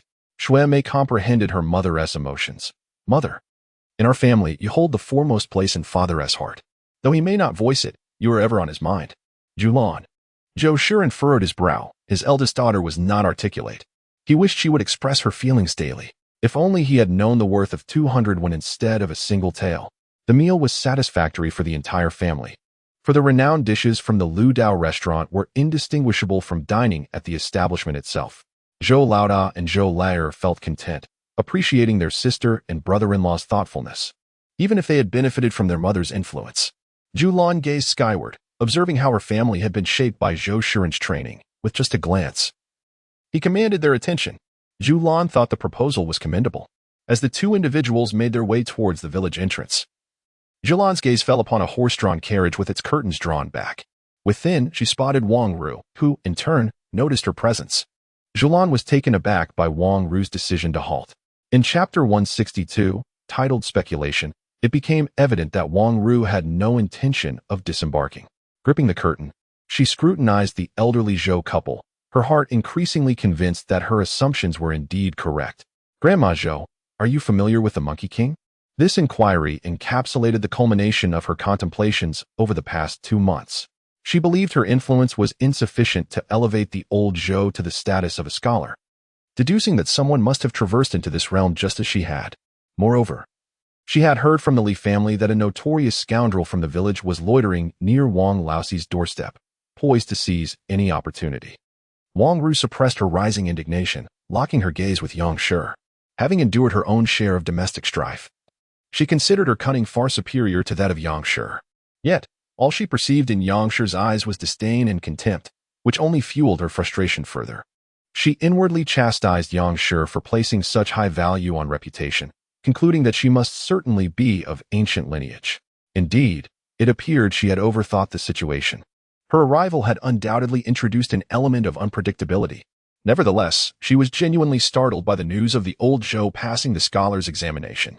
The only solace she found was in the knowledge shared by Shi Qing, which indicated that the provincial examinations were notoriously challenging.